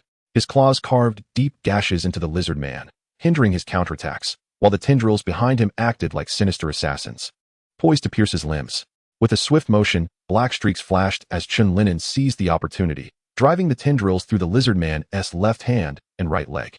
While several other tendrils did not penetrate completely, they nonetheless inflicted grievous wounds, exposing bone. The lizard man, gritting his teeth in agony, let out a furious roar and slammed his intact right arm onto the control panel, pressing a button. As the button was pressed, the barriers containing the hostages sprang open. Chen Lin'an, initially perplexed by the unfolding events, soon received a stark revelation. From the openings emerged pairs of glowing crimson eyes, and a primal roar echoed throughout the subterranean chamber. He has transformed the hostages into lizards. Venom's expression turned grave. While continuing to fight, Chen Lin'an responded with a heavy heart. "I thought he was just about to start converting the hostages, but it appears he has completed the transformation during this time." Thud, thud. One after another, lizard minions descended from the wall openings, converging towards the central platform from the surrounding waters. Their eyes were fixated on Chen Lin'an, filled with a ravenous desire to tear their prey apart. Though their physiques may not rival the colossal form of the lizard man that Dr. Connors could potentially become, they are nonetheless significantly larger than the average human. A few of the swifter creatures have already ascended the central dais and are now hastening towards Chen Lin'an, brandishing their sharp claws and gaping maws, eager to rend him limb from limb. At that moment, Chen Lin'an is engaged in a fierce battle with the lizard man, successfully dominating the confrontation. The lizard man is left with only one leg and its tail free to move, while the rest of its body is ensnared and immobilized by Chen Lin'an's tendrils. The frenzied lizard minions assault Chen Lin'an relentlessly, but they are repelled by his tendrils and counterattacks. As time passes, more and more lizard minions crawl up. A portion of them besieges Chen Lin'an, while another inexplicably charges towards the lizard man. They open their mouths wide, revealing rows of sharp teeth, and strike at the lizard man with their claws. In an instant, blood sprays everywhere, staining the dais with the lizard man's crimson essence. Chen Lin'an is taken aback by this scene, perplexed as to why these lizard minions are attacking their own kind with such ferocity. His confusion is soon clarified when the lizard man before him, battered and bloodied, tears off its own arm and leg to escape Chen Lin'an's grip. The minion's assault is a result of the lizard man's own command and control, as it had been pierced through the arm and leg by Chen Lin'an's tendrils. Thus, in a desperate bid for freedom, it resorts to this gruesome yet expedient method. After breaking free from control, it swiftly retreats from the central dais and directs all the lizard minions to encircle Chen Lin'an, confining him in place to afford itself a chance to heal its wounds. Chapter 67. The reversal. It has become increasingly terrifying. I seem to witness the emergence of a cold-blooded monstrosity. The Venom has also been taken aback by the lizard man's actions. Chen Lin'an grits his teeth, fending off and incapacitating the surrounding lizard minions while contemplating a strategy. At this moment, his gaze falls upon the device that the lizard man had previously cherished. If he is not mistaken, this apparatus is likely Dr. Connor's latest achievement, the new gene recombination device. This instrument is more powerful, compact, and effective than its predecessors. With this thought in mind, Chen Lin'an begins to maneuver towards the location of the new gene recombination device while fending off the lizard minions. Upon spotting the device, he extends his wrist, intending to use his webbing to draw it closer. However, just as his web connects with the apparatus, the enraged lizard man leaps from a distance, severing his thread. In the brief interval, the lizard man, having torn off its limbs, has already begun to regenerate, aside from its size being slightly reduced. It bears little difference from its former self. "Do not touch my belongings, you wretched creature," the lizard man bellowed, directing his reptilian minions to assault Chen Lin'an with increased ferocity. At that moment, a white web strand shot down from above, snatching the new gene recombiner from the lizard man's grasp. "What a lively gathering without my presence," Peter quipped, examining the device with meticulous attention. "Just hold on a little longer. I need 2 minutes to recalibrate the equipment and reverse its functions," he informed Chen Lin'an, simultaneously using webbing to fling several lizard minions aside. Chen Lin'an responded, "You'd better hurry. Although they can't harm me, controlling my strength is becoming increasingly difficult. These lizard people were likely previous hostages. It would be unfortunate if I injured them too severely." Witnessing the escalating chaos and the sudden appearance of Spider-Man, the lizard man surged forward with renewed fury, intent on reclaiming the gene recombiner, an essential tool for his plans to purify humanity and establish a new race. "Damn wallcrawler. Why must you impede me? This is a crucial step in human evolution, an inevitable future. Can you not see how superior and powerful we are now? Why obstruct humanity's progress?" As Peter deftly leaped and dodged the lizard man's attacks, he retorted, "Are you quite sure you are becoming superior? I wager you cannot even type on a keyboard, let alone hold a pizza." His hands busily manipulated the settings on the gene recombiner, reversing the previous configuration that fused human DNA with lizard DNA. Now, he aimed to eliminate the lizard genes, amplifying the human genes to restore them to their original state. After a fruitless pursuit, the lizard man paused, retrieving several vials of a deep green liquid from a drawer on a nearby lab table. These vials appeared more vibrant and contained a larger dosage than those Chen Lin'an had seen previously. With a resounding crash, the lizard man hurled the large glass test tubes to the ground, causing the green liquid to seep from the shattered glass and evaporate into a thick mist. "Hold your breath," Peter urgently warned as he observed the mist rising. "This is a lizard-derived aerosol. Previously, it was a liquid injection, and now it's clearly intended for mass production of lizard people. First, the injection, followed by gene recombination with the new device. This was the methodology employed in Dr. Connor's experiments, as demonstrated in the previous limb regeneration trials on lab mice. He has now refined this process, transforming the injection into an aerosol and miniaturizing the gene recombiner for easier transport and operation. It is evident that Dr. Connors intends to disseminate the aerosol throughout the city on a grand scale, subsequently manufacturing reptilian beings en masse. As he articulates, he views this as a purification and enhancement of human genetics. Fortunately, help arrived just in time. Had he succeeded in his endeavor, it would have spelled great trouble. While Peter silently rejoiced, he focused on holding his breath and making final adjustments. Just as he was immersed in calibrating the device, a massive figure of a reptilian creature suddenly lunged out from the mist, landing directly in his arms. The two of them plummeted from the wall, crashing into the flowing water below. The circular platform beneath them was strewn with numerous reptilian henchmen, all rendered unconscious by Chen Lin'an's efforts. The remaining reptilian minions, stimulated by the green weaponry, began to grow even larger. Their scales hardened, and their claws gradually elongated. This cursed aerosol has incited their reptilian instincts, Peter thought anxiously as he struggled to keep pace. If this continues, it may become irreparable. As Chen Lin'an fought off the increasingly ferocious reptilian beings, he felt a growing urgency. Moments later, a blinding white light suddenly illuminated the water beneath them. Following this, Spider-Man, Peter Parker, emerged from the water, pulling the now humanoid Professor Connors with him back onto the platform. "Phew, I made it just in time," Peter exclaimed, raising the new gene recombination device and aiming it at the rampaging reptilian henchman. "On the count of 3, remember to dodge," Peter shouted to Chen Lin'an, who was still entangled with the reptilian minions. Chen Lin'an responded loudly, "Got it. Hurry up. 3, 2, 1. Zing." A beam of white light shot from the device directly towards the reptilians. As Chen Lin'an counted down to 1, he shot a web upwards and swiftly vacated the platform. With the brilliance of the white light, the frenzied reptilian henchmen ceased their movements. The blood-red hue in their eyes gradually faded, their green scales slowly dissipated, and they returned to their original sizes. After a moment, as the light dimmed, the platform was now littered with the hostages captured by the reptilians. Finally resolved. These reptilians are truly formidable, especially when we cannot employ excessive force, Chen Lin'an sighed in relief. Chapter 68. The dust settles, and Venom in the news. Had these reptilians not been able to revert to human form, he would not have been restrained. It is far more challenging to control one's strength to incapacitate them than to directly eliminate them, and it consumes considerable energy.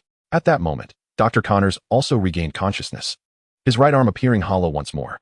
"Oh my, what have I done? I nearly harmed so many people." Realizing the gravity of his actions, Dr. Connors lamented, covering his face in remorse. Had he not been stopped, the chaos that would have ensued in New York is truly terrifying to contemplate. Fortunately, no major disaster occurred. "Dr. Connors, you must exercise greater caution in your future experiments," Peter admonished him. "I understand, and I sincerely thank you both. I nearly committed an irreversible mistake." Dr. Connors expressed his gratitude and remorse earnestly to Peter and Chen Lin'an.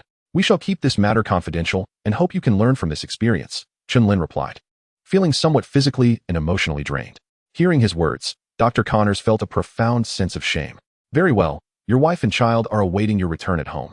Allow me to escort you back," Chen Lin'an offered, preparing to lead Dr. Connors out through a passage. "The remaining citizens are in your capable hands, Spider-Man. Since you arrived late, I must trouble you a bit more now," Chen Lin'an said, waving to Peter as he guided Dr. Connors into the passage. Peter sighed, rubbing his forehead as he glanced at the multitude around him, thinking, this fellow truly has a knack for evasion. As he spoke, he shot out a web, retrieving a camera from a concealed entrance. With the acquisition of a $1,000 photograph, he thought to himself, "Tonight, I shall share this splendid news with Aunt May." He recalled seeing Aunt May fretting over bills earlier that day. The kind-hearted woman had never mentioned her troubles to him.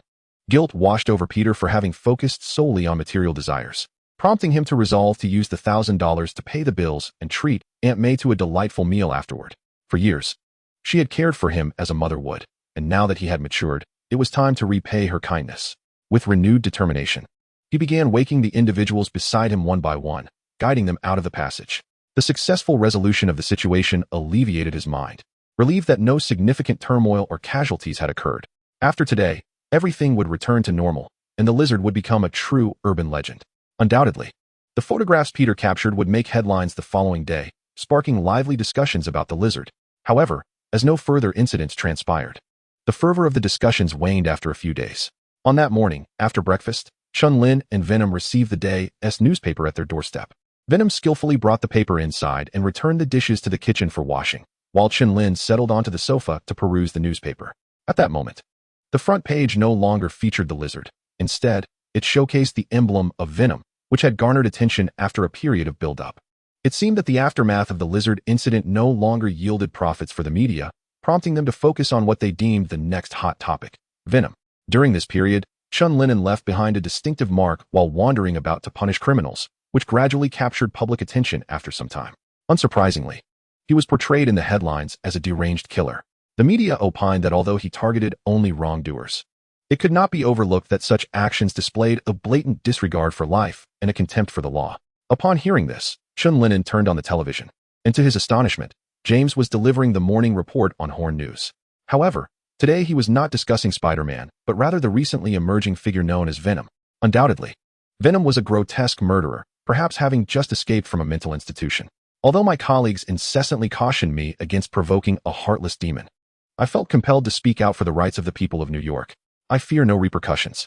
At the conclusion of the broadcast, I wish to convey a message on behalf of the citizens of New York to the police system, hoping they would utilize taxpayers' money more judiciously, rather than merely spending it on donuts, allowing the city to fall into the hands of two masked villains. One Spider-Man has already rendered New York a perilous place. It is hard to imagine the emergence of another deranged murderer. I pray for the city's safety and that all citizens may quickly escape the shadows of these masked fiends. Observing the furrowed brow and serious demeanor of James on the television, Chen Lin'an could not help but smirk. The rhetoric of this little mustached man was indeed sharp.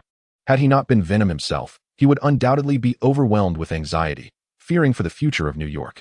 It is no wonder that Horn Daily's sales and viewership have surged. This old man certainly has a knack for selling anxiety.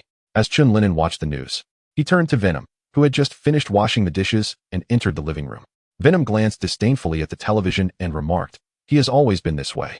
Now, apart from Spider-Man, he has another topic to create buzz around." "I don't mind," Chen Lin'an chuckled nonchalantly. "With his publicity, the crime rate should decline significantly. After all, they do not wish to lose their heads. Regardless, I have indeed killed, and the more terrifying and deranged my image is portrayed, the better the effect. Who knows? Your little snacks may become increasingly elusive." Chen Lin'an teased Venom, who responded with a toothy grin. "I am not worried about that. I understand that human nature remains unchanged. Even if the crime rate decreases, there will always be those who commit crimes for profit. As long as humanity exists, my little snacks will never vanish." Venom's contemplations on human nature resonated with Chen Lin'an, who nodded in agreement, saying, "Well said. Just remember, if you find yourself unable to gnaw on a brain, do not come crying to me for chocolate." At this remark, Venom felt a wave of displeasure wash over him, sulkily plopping onto the sofa and munching on chocolate. Perhaps this time it mistook chocolate for the foul-smelling, hardened head of James, crunching away with an unsettling sound that could make anyone's teeth ache.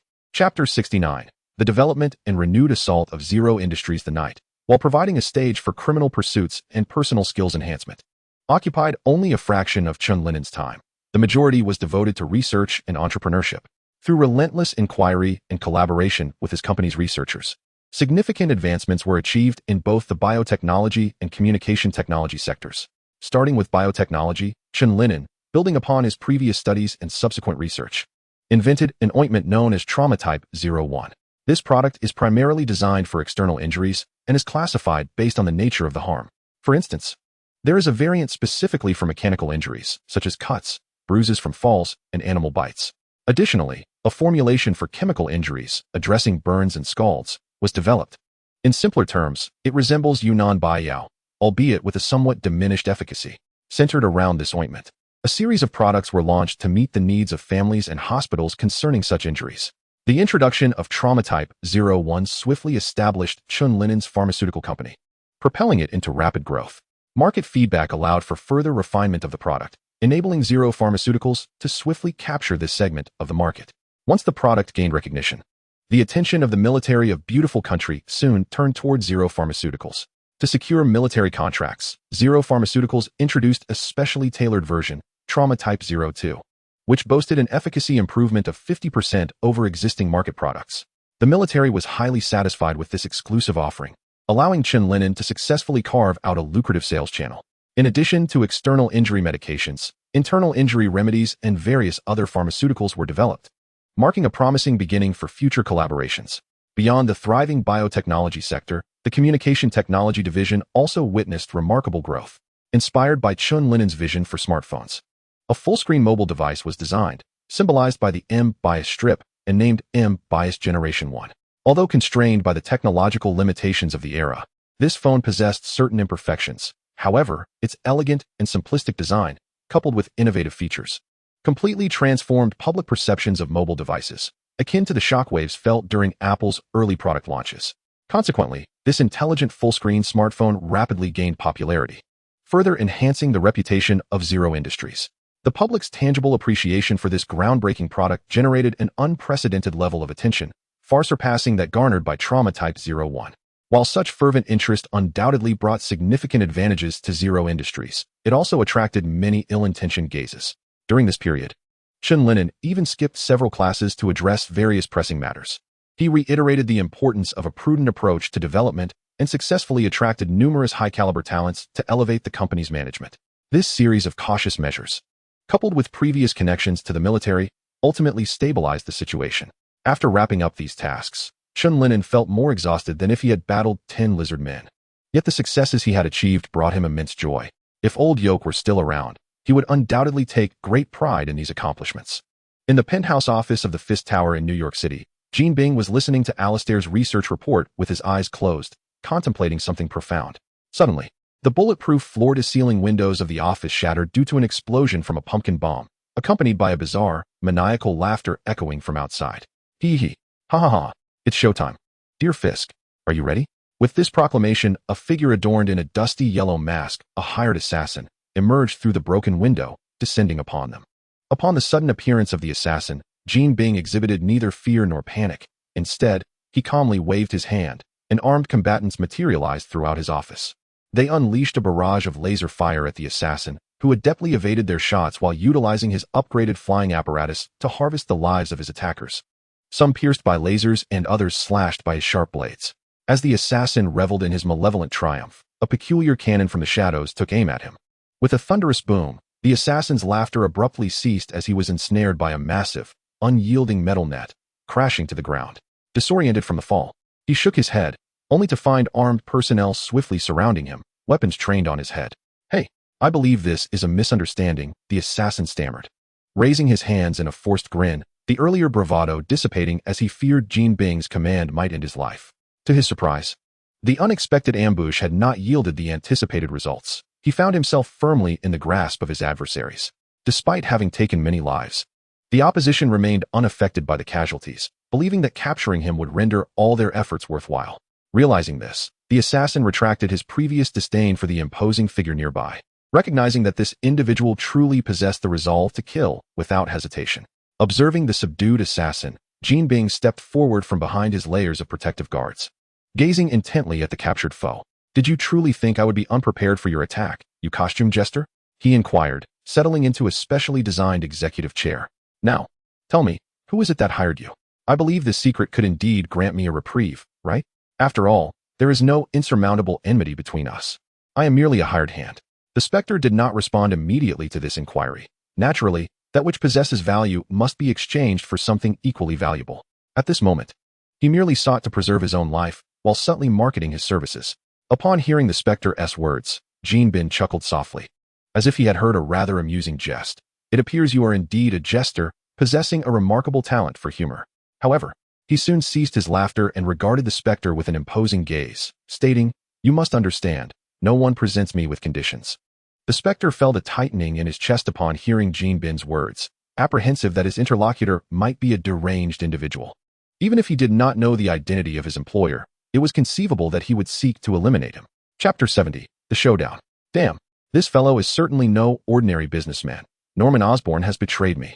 The Spectre cursed inwardly, never having anticipated that this assignment would prove so perilous. Despite his audacity, he had maintained a semblance of prudence. Had he known that Wilson Fisk possessed his own armed forces for protection, he would have never so readily acquiesced to Norman Osborn's demands. Even if he had, he would have ensured he was fully prepared before proceeding. Jean Bing observed the Spectre's mask, his tone less oppressive as he continued. However, I can offer you an opportunity to negotiate with me.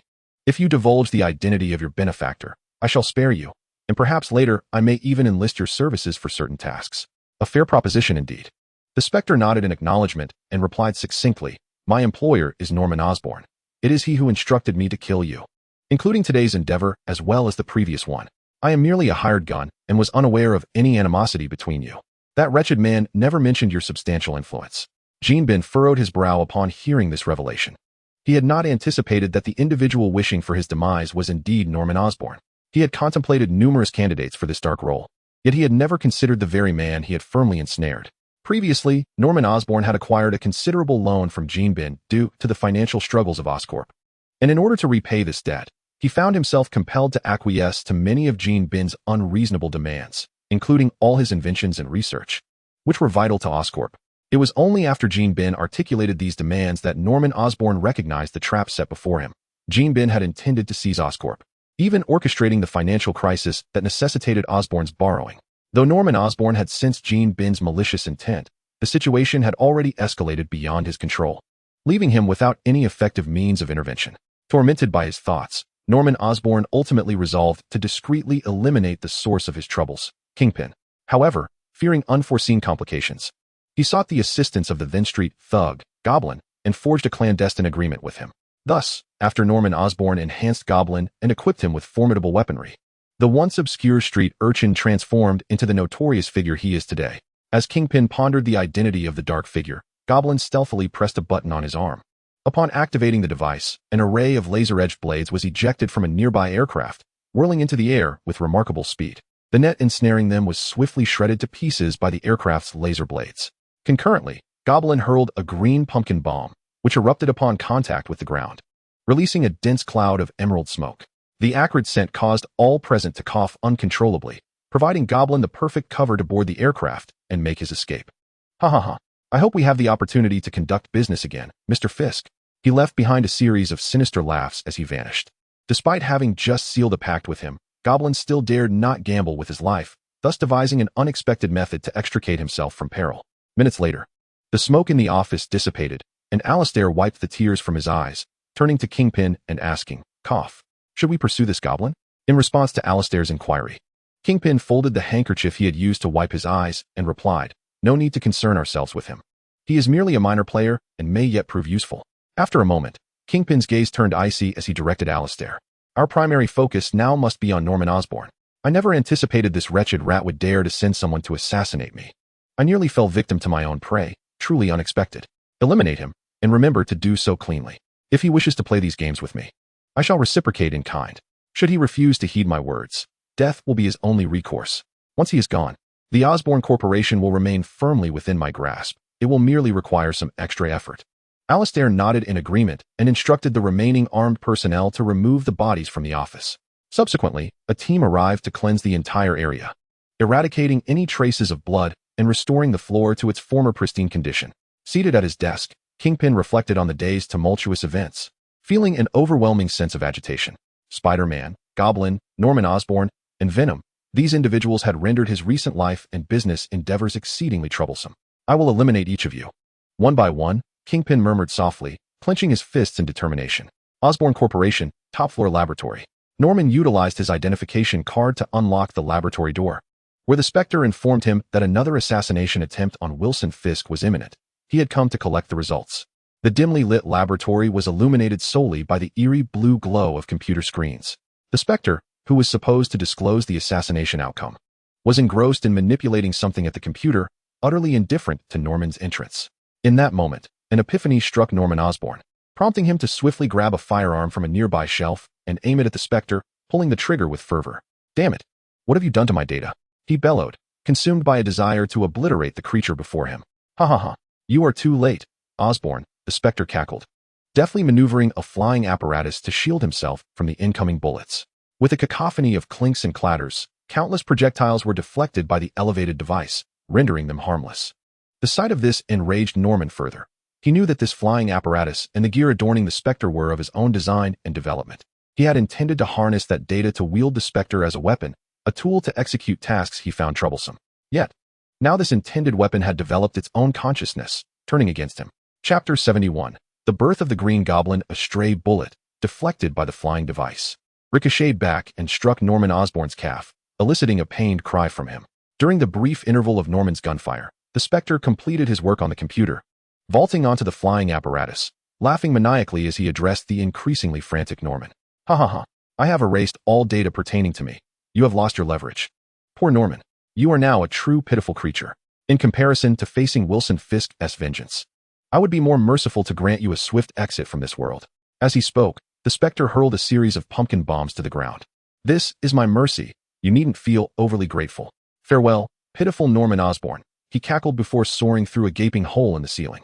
Norman had no time to react before the countdown of the pumpkin bombs reached its end, engulfing his body in a conflagration, leaving the entire laboratory charred and desolate. After an indeterminate duration, a figure emerged from the smoldering ruins by the wall, a charred Norman Osborn, his skin nearly obliterated by the recent explosion, teetering on the brink of death. Had it not been for his precarious position and the slight augmentation of his own body through harmless enhancement during prior research on reinforcement serums, he would undoubtedly have succumbed to a charred corpse by now. Nevertheless, he found himself teetering on the brink of death, propelled by an overwhelming will to survive and an insatiable hatred, clinging to the last vestiges of his strength as he crawled towards the instrument that might hold his salvation. Etched in his memory, with his blurred vision, Norman Osborn painstakingly discerned his direction, dragging himself across the floor like a worm, leaving a faint trail behind him. The following morning, outside the Osborn Group building, several black sedans stood vigil at the roadside, meticulously observing every individual that emerged. These were assassins dispatched to eliminate Norman Osborn.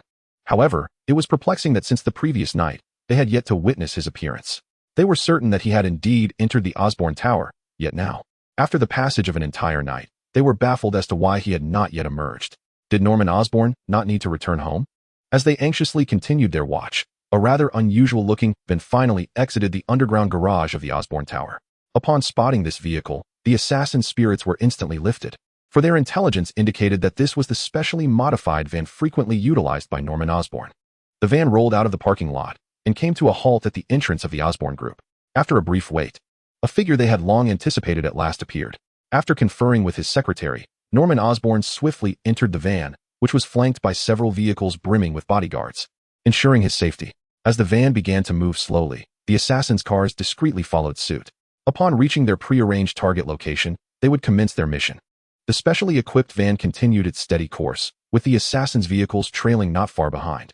As they distanced themselves from the Osborn Company, the number of vehicles on the road dwindled. This unusual circumstance soon aroused the suspicions of Osborn's bodyguards, who promptly drew their weapons, ever vigilant for any sign of trouble. Just as the convoy approached an intersection, two large trucks suddenly surged forth from the side, sandwiching the specially modified van between them. The bodyguards trailing the van were also separated by the trucks, with two vehicles being directly struck and sent tumbling over the guardrail. The surviving bodyguards, witnessing this chaotic scene, hurriedly exited their cars, retrieving an array of weapons and using their vehicles as cover to launch a counterattack. Simultaneously, armed personnel surged from the trucks that had intercepted the convoy, removing the cover from atop the vehicles to reveal several machine guns, initiating a coordinated assault alongside the assassins who had been following closely behind. Although Norman Osborn's bodyguards were all highly trained professionals, their counterattacks were swiftly and effectively thwarted. Under the oppressive barrage of gunfire and the meticulously planned ambush, their resistance stirred little commotion before they were completely annihilated. As Norman Osborn's bodyguards were eliminated, the specially modified nanny vehicle began to succumb to the relentless onslaught, becoming increasingly battered and dilapidated. The lead assassin unleashed a torrent of gunfire upon the vehicle, his grin growing more brazen and unrestrained. The act of destruction was undeniably simple, exhilarating, and perilously addictive. A sudden, peculiar laughter erupted from the soon-to-be destroyed nanny vehicle, a sharp and jarring sound that, in such a grim context, instilled a chilling sense of dread and an uncanny dissonance.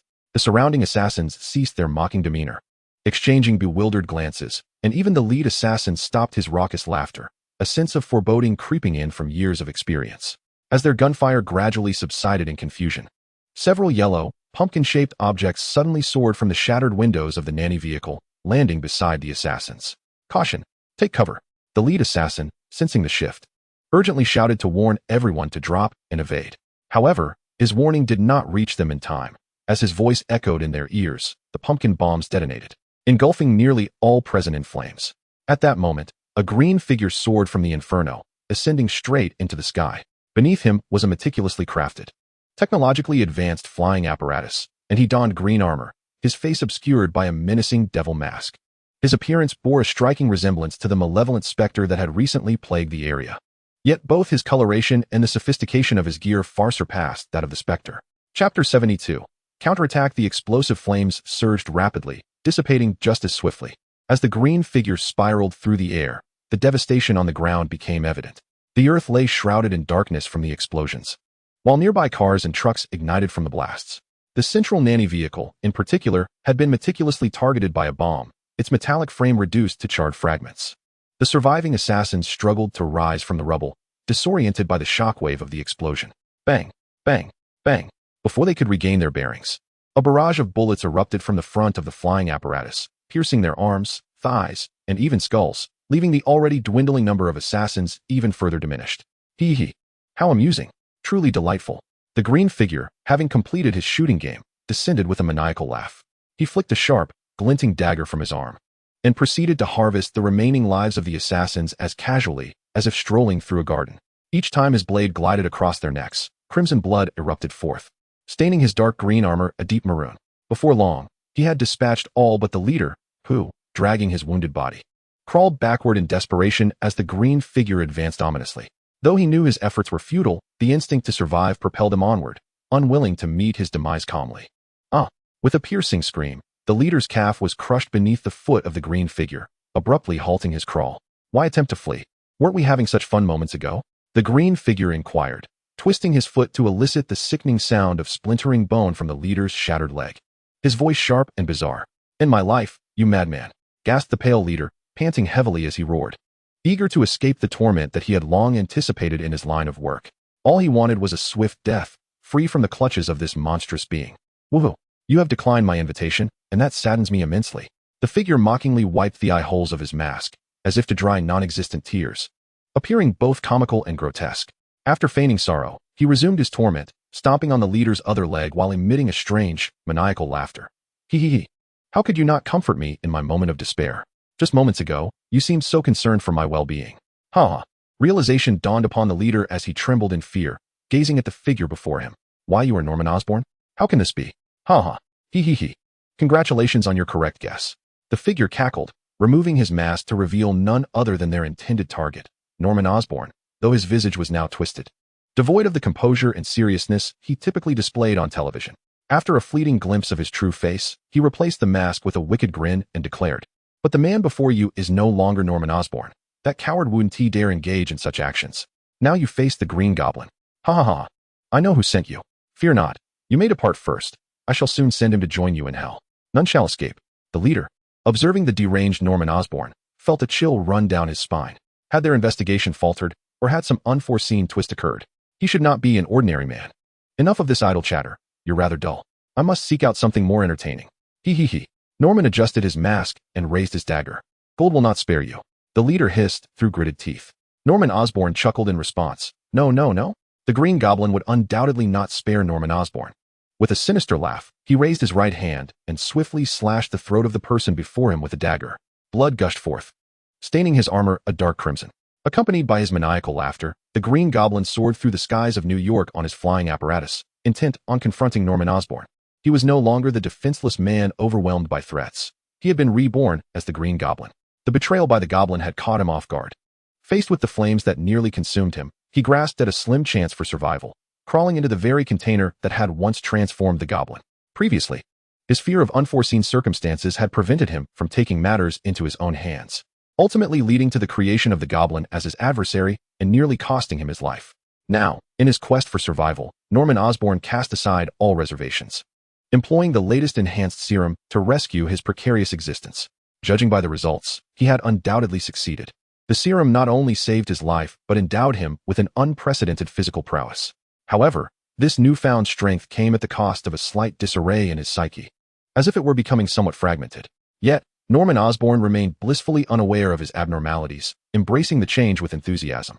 He no longer wished to be the cowardly and ineffectual Norman Osborn, confined to his research. He aspired to be the formidable and unrestrained Green Goblin. To exact revenge on Norman and the Goblin, he crafted a suit of armor and flying apparatus using the most advanced technology from Oscorp, transforming himself into the Green Goblin, whose equipment was undoubtedly more powerful and comprehensive than that of the Goblin. Just as the Green Goblin contemplated how to deal with Norman, a black web suddenly shot from a distance, latching onto the underside of his flying vehicle and yanking him downward. Caught off guard, the Green Goblin quickly regained his composure and used the flames from his apparatus to sever the webbing. In that fleeting moment, the hooded Chen Lin'an adeptly leaped into the air using the web, delivering a kick to the Green Goblin, who had just burnt the web. The Green Goblin tumbled onto the rooftop of a nearby building, with Chen Lin'an landing gracefully beside him. Today, Chen Lin'an had merely intended to take a leisurely stroll after a meal, scouting for suitable snacks for Venom. However, he had unexpectedly encountered an old foe he had not managed to defeat before. Chapter 73, A Chance Encounter. So, is it the new equipment that gives you such audacity to fly so recklessly? Chen Lin'an coldly remarked, eyeing the transformed goblin. Last time at the jewelry exhibition, you escaped. This time, I shall not let you slip away. The Green Goblin quickly realized that this newly renowned assassin, Venom, had mistaken him for the repugnant and vile goblin. He waved his hand, summoning his flying apparatus back to his side, and with a sinister chuckle, he replied, I am not that trash. I am the Green Goblin. Though I yearn to engage in playful banter with you, I find myself currently preoccupied with the intent to eliminate others. Rest assured, I shall return to seek you out, to claim your head as a prized possession.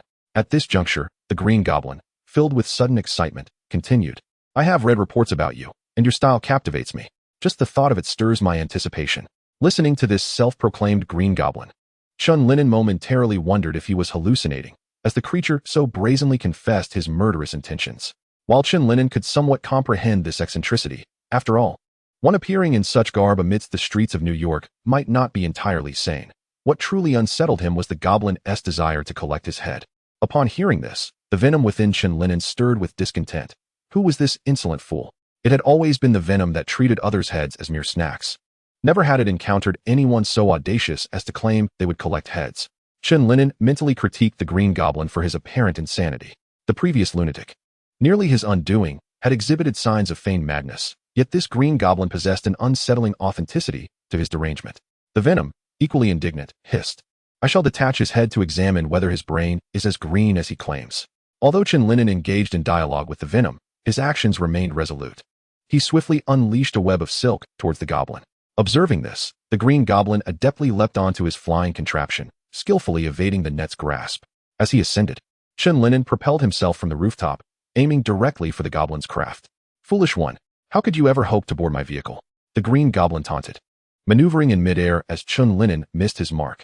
Yet, in a twist of fate, as the goblin evaded him, Chen Lin'an extended several tendrils from his back that ensnared the goblin, pulling him onto the flying vessel.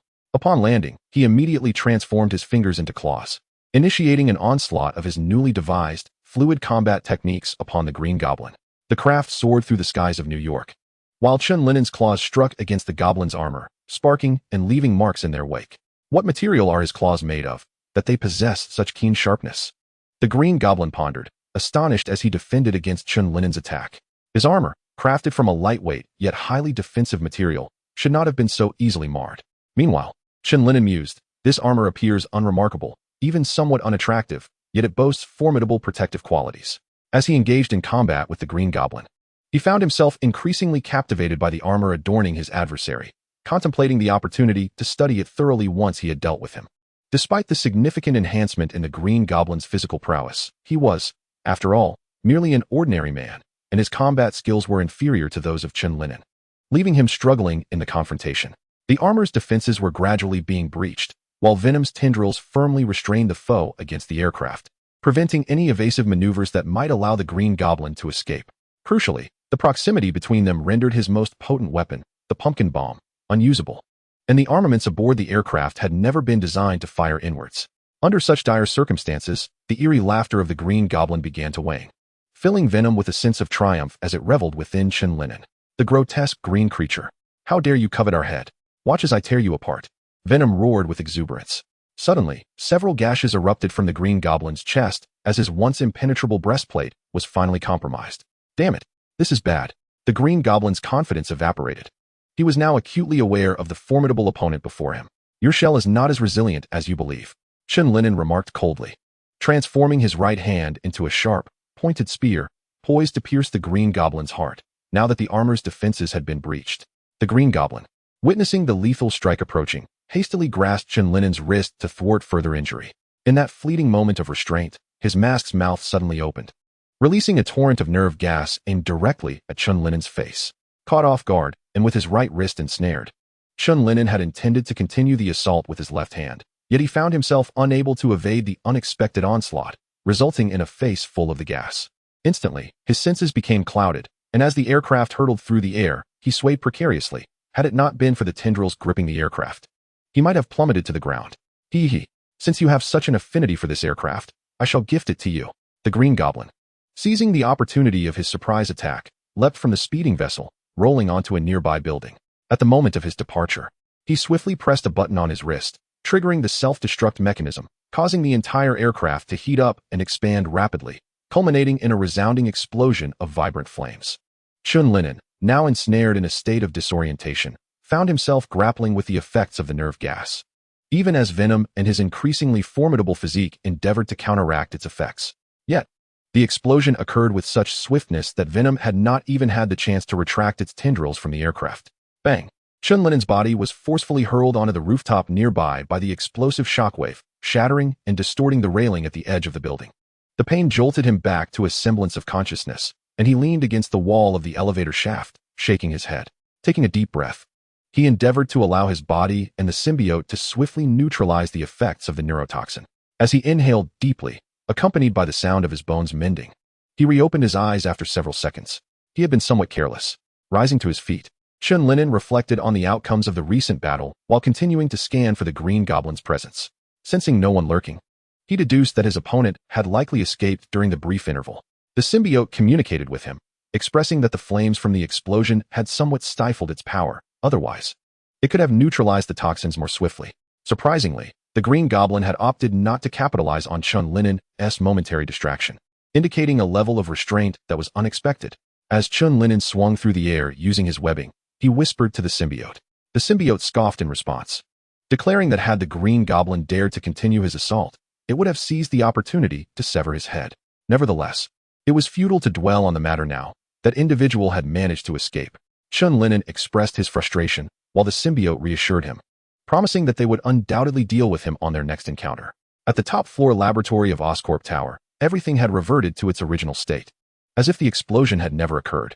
Only the indelible black marks in the corner bore witness to the chaos that had unfolded. Norman Osborn had since removed his mask and armor, lying on a peculiar device resembling a single bed. A mechanical arm worked swiftly beside him, stitching up the deep gashes on his chest, which were so profound that the pink flesh encasing his bones was nearly visible. With a grim expression, Norman glared at the ceiling, his mind replaying the recent confrontation with Chen Lin'an. The memory of the sharp claws and the nearly penetrating spike sent shivers down his spine. The thought that his hands could morph into such lethal shapes bewildered him. Was it nanotechnology?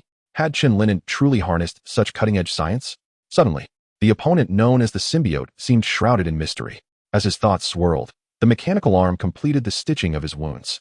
He then rose, utilizing the arm's assistance to wrap his injuries in bandages. The enhancement serum had exponentially boosted his physical attributes, including his healing capabilities, rendering injuries that would typically require prolonged hospital stays relatively minor for him now. His wounds were sutured, and as long as he refrained from excessive exertion during the recovery period, aided by the medication, he would heal swiftly. However, despite this, his plan for retribution against Chen Lin'an would, according to standard analysis, need to be postponed. Should he indeed delay? Norman Osborn, clad in his attire, pondered silently within his mind. No, this cannot stand. Green Goblin must be dealt with swiftly. Suddenly, his visage contorted, and even his voice took on a higher pitch. He intends to eliminate me. Therefore, I must act promptly to eliminate him. Eliminate him. Norman Osborn clenched his fists tightly, his voice a sharp whisper, as the threat posed by Green Goblin compelled him to hasten his actions. Eliminate him. Eliminate him. Norman murmured to himself, pacing back and forth in the laboratory. I must upgrade my weapons. I need to become more comprehensive, more powerful. And Venom. Damn it. Norman Osborn cursed vehemently. His fists clenched, his expression twisted and frenzied, yet a glimmer of trepidation lingered in his eyes. Chapter 74. Assassination of Green Goblin. The morning following the emergence of the Green Goblin sat within his bulletproof limousine, scrutinizing the reports sent by Alistair on his laptop. Aside from the routine affairs, what troubled him the most was the complete lack of feedback from the assassin team he had dispatched. Such an unusual circumstance instinctively raised alarm bells within him. The silence was reminiscent of when he had suppressed reports on the convenience store robbery and Rhino's demise. Could it be that Norman Osborn has sensed something amiss? Closing his laptop, Green Goblin's countenance grew stern as he contemplated. When did he acquire such formidable power? He considered Norman Osborn's situation, but soon shook his head, pondering alternative possibilities. In his view, It was implausible that Norman Osborn could be responsible. He was merely an ordinary man, at most a scientist and entrepreneur, devoid of any means to orchestrate the disappearance of so many individuals. Just as Green Goblin furrowed his brow, lost in thought about the unfolding events, an eerie and raucous laughter suddenly echoed from outside his vehicle. He he he he. Ha ha ha. That accursed fiend dares to come seeking trouble.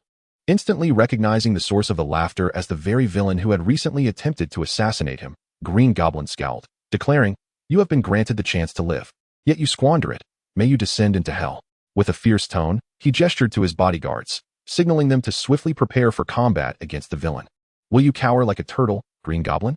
The Green Goblin, now hovering near the convoy, mocked him with a maniacal grin, evading the gunfire from the bodyguards below. As he circled above, his flying apparatus extended several dark gun barrels, which tracked and targeted the foes while unleashing a relentless barrage, causing the bodyguards to fall like wheat before the scythe. He he he he. Ha ha ha. Do you enjoy the gifts I have bestowed upon you? There are even more splendid surprises in store. As he spoke, the Green Goblin produced several yellow pumpkin bombs, hurling them towards the clusters of bodyguards below, who were fiercely retaliating. The armored vehicle belonging to Jean Bing received special attention, as 3 bombs were hurled beside it. Boom, boom, boom, boom. With each explosive detonation, vibrant crimson flowers of fire blossomed on the ground, their intense heat and shockwaves reducing nearby individuals to charred remains or shattered fragments. The vehicle itself began to suffer damage from the ferocity of the explosions. Not only were the tires rendered useless, but the windows and body of the car also started to sustain significant harm. Clenching his phone with a pallid expression, Jean Bing awaited the arrival of reinforcements. He had just notified Alistair, instructing him to deploy any available robots and other lethal machines to confront this terrifying figure that had suddenly emerged. Through the still intact window, Jean Bing observed that the assailant was distinctly different from the previous fiend. Although both rode on flying devices, the colors, equipment, and overall style indicated they were not the same individual. Ha! My dear Jean Bing, are you not the epitome of dominance and strength? Why do you cower within your vehicle? The Green Goblin mocked as he continued to slaughter the remaining bodyguards outside. Following his taunts, he adopted a strange intonation and sang in a shrill, grating voice. Ha! I am the king of the underworld, Jean Bing. I possess a hard turtle shell. As long as I retreat into my shell, no one can harm me. The scornful melody incited a furious gnashing of teeth from Jean Bing, who longed to seize the airborne green menace and crush him, though this remained a mere fantasy. Beneath Jean Bing's formidable exterior lay immense strength far surpassing that of an ordinary person. Many adversaries had perished beneath the weight of his colossal fists. Yet, he found himself constrained within the vehicle, suppressing his rage. After all, his opponents were no ordinary foes, no matter how powerful he was. He could not withstand the blasts of bombs or the onslaught of bullets. Boom, boom, boom, boom. The explosions continued to resonate, and nearly all of Jean Bing's bodyguards had been annihilated. The armored car he relied upon had sustained considerable damage and could not endure such a degree of assault for much longer. Jean Bing intended to urge Alistair to hasten his arrival, but in a fit of rage, he had crushed his phone into fragments, rendering communication impossible. He could scarcely recall the last time he had been so perilously close to death, for since becoming Jean Bing, he had not encountered threats from others. Ha! Your turtle shell is already in tatters. Bid farewell now, and remember my name.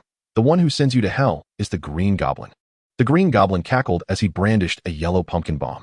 Given the current state of Jean Bing's armored vehicle, one more of these modified pumpkin bombs would suffice to seal his fate. Indeed, Norman Osborn sends his regards. Ha ha ha. He he he. As the Green Goblin spoke, he hurled a pumpkin bomb. Inside the car, King witnessed this scene through a shattered gap, and the long-forgotten feelings of resentment and despair resurfaced on his face. He could hardly believe that he had truly fallen into the clutches of Norman Osborn. The Green Goblin was undoubtedly the latest assassin employed by Osborn.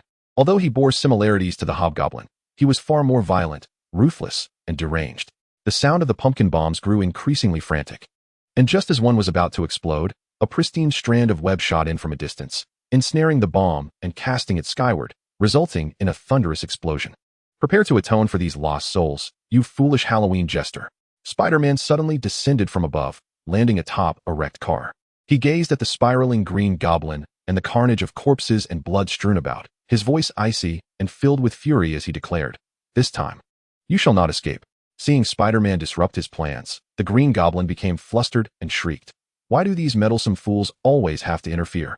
While dodging the web shot by Spider-Man, he retaliated by lobbing pumpkin bombs, exclaiming, "If you are so fond of meddling, then perish alongside me. Damn wall crawler. As the pumpkin bomb hurtled toward him, Peter's spider sense immediately kicked in, prompting him to leap away to the rooftop of another wrecked vehicle. Just as he regained his footing, the Green Goblin unleashed a barrage of bullets from his glider. Reluctantly, Peter continued to roll and evade, as his Spider-Man suit offered no ballistic protection. These bullets posed a significant threat to him. While somersaulting, Peter contemplated his strategy.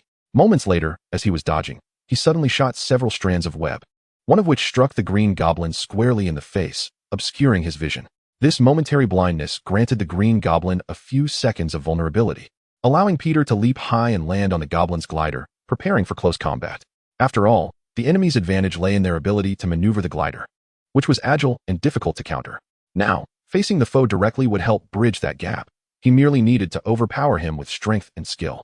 As Peter ascended onto the glider, the Green Goblin swiftly cleared the web from his face. Rather than displaying panic or surprise at the sudden appearance of Spider-Man, he erupted into maniacal laughter, exclaiming, "Ha ha ha, you've adopted my tactics, but they have lost their effectiveness now." Upon hearing the Green Goblin's words, Peter felt a sense of foreboding.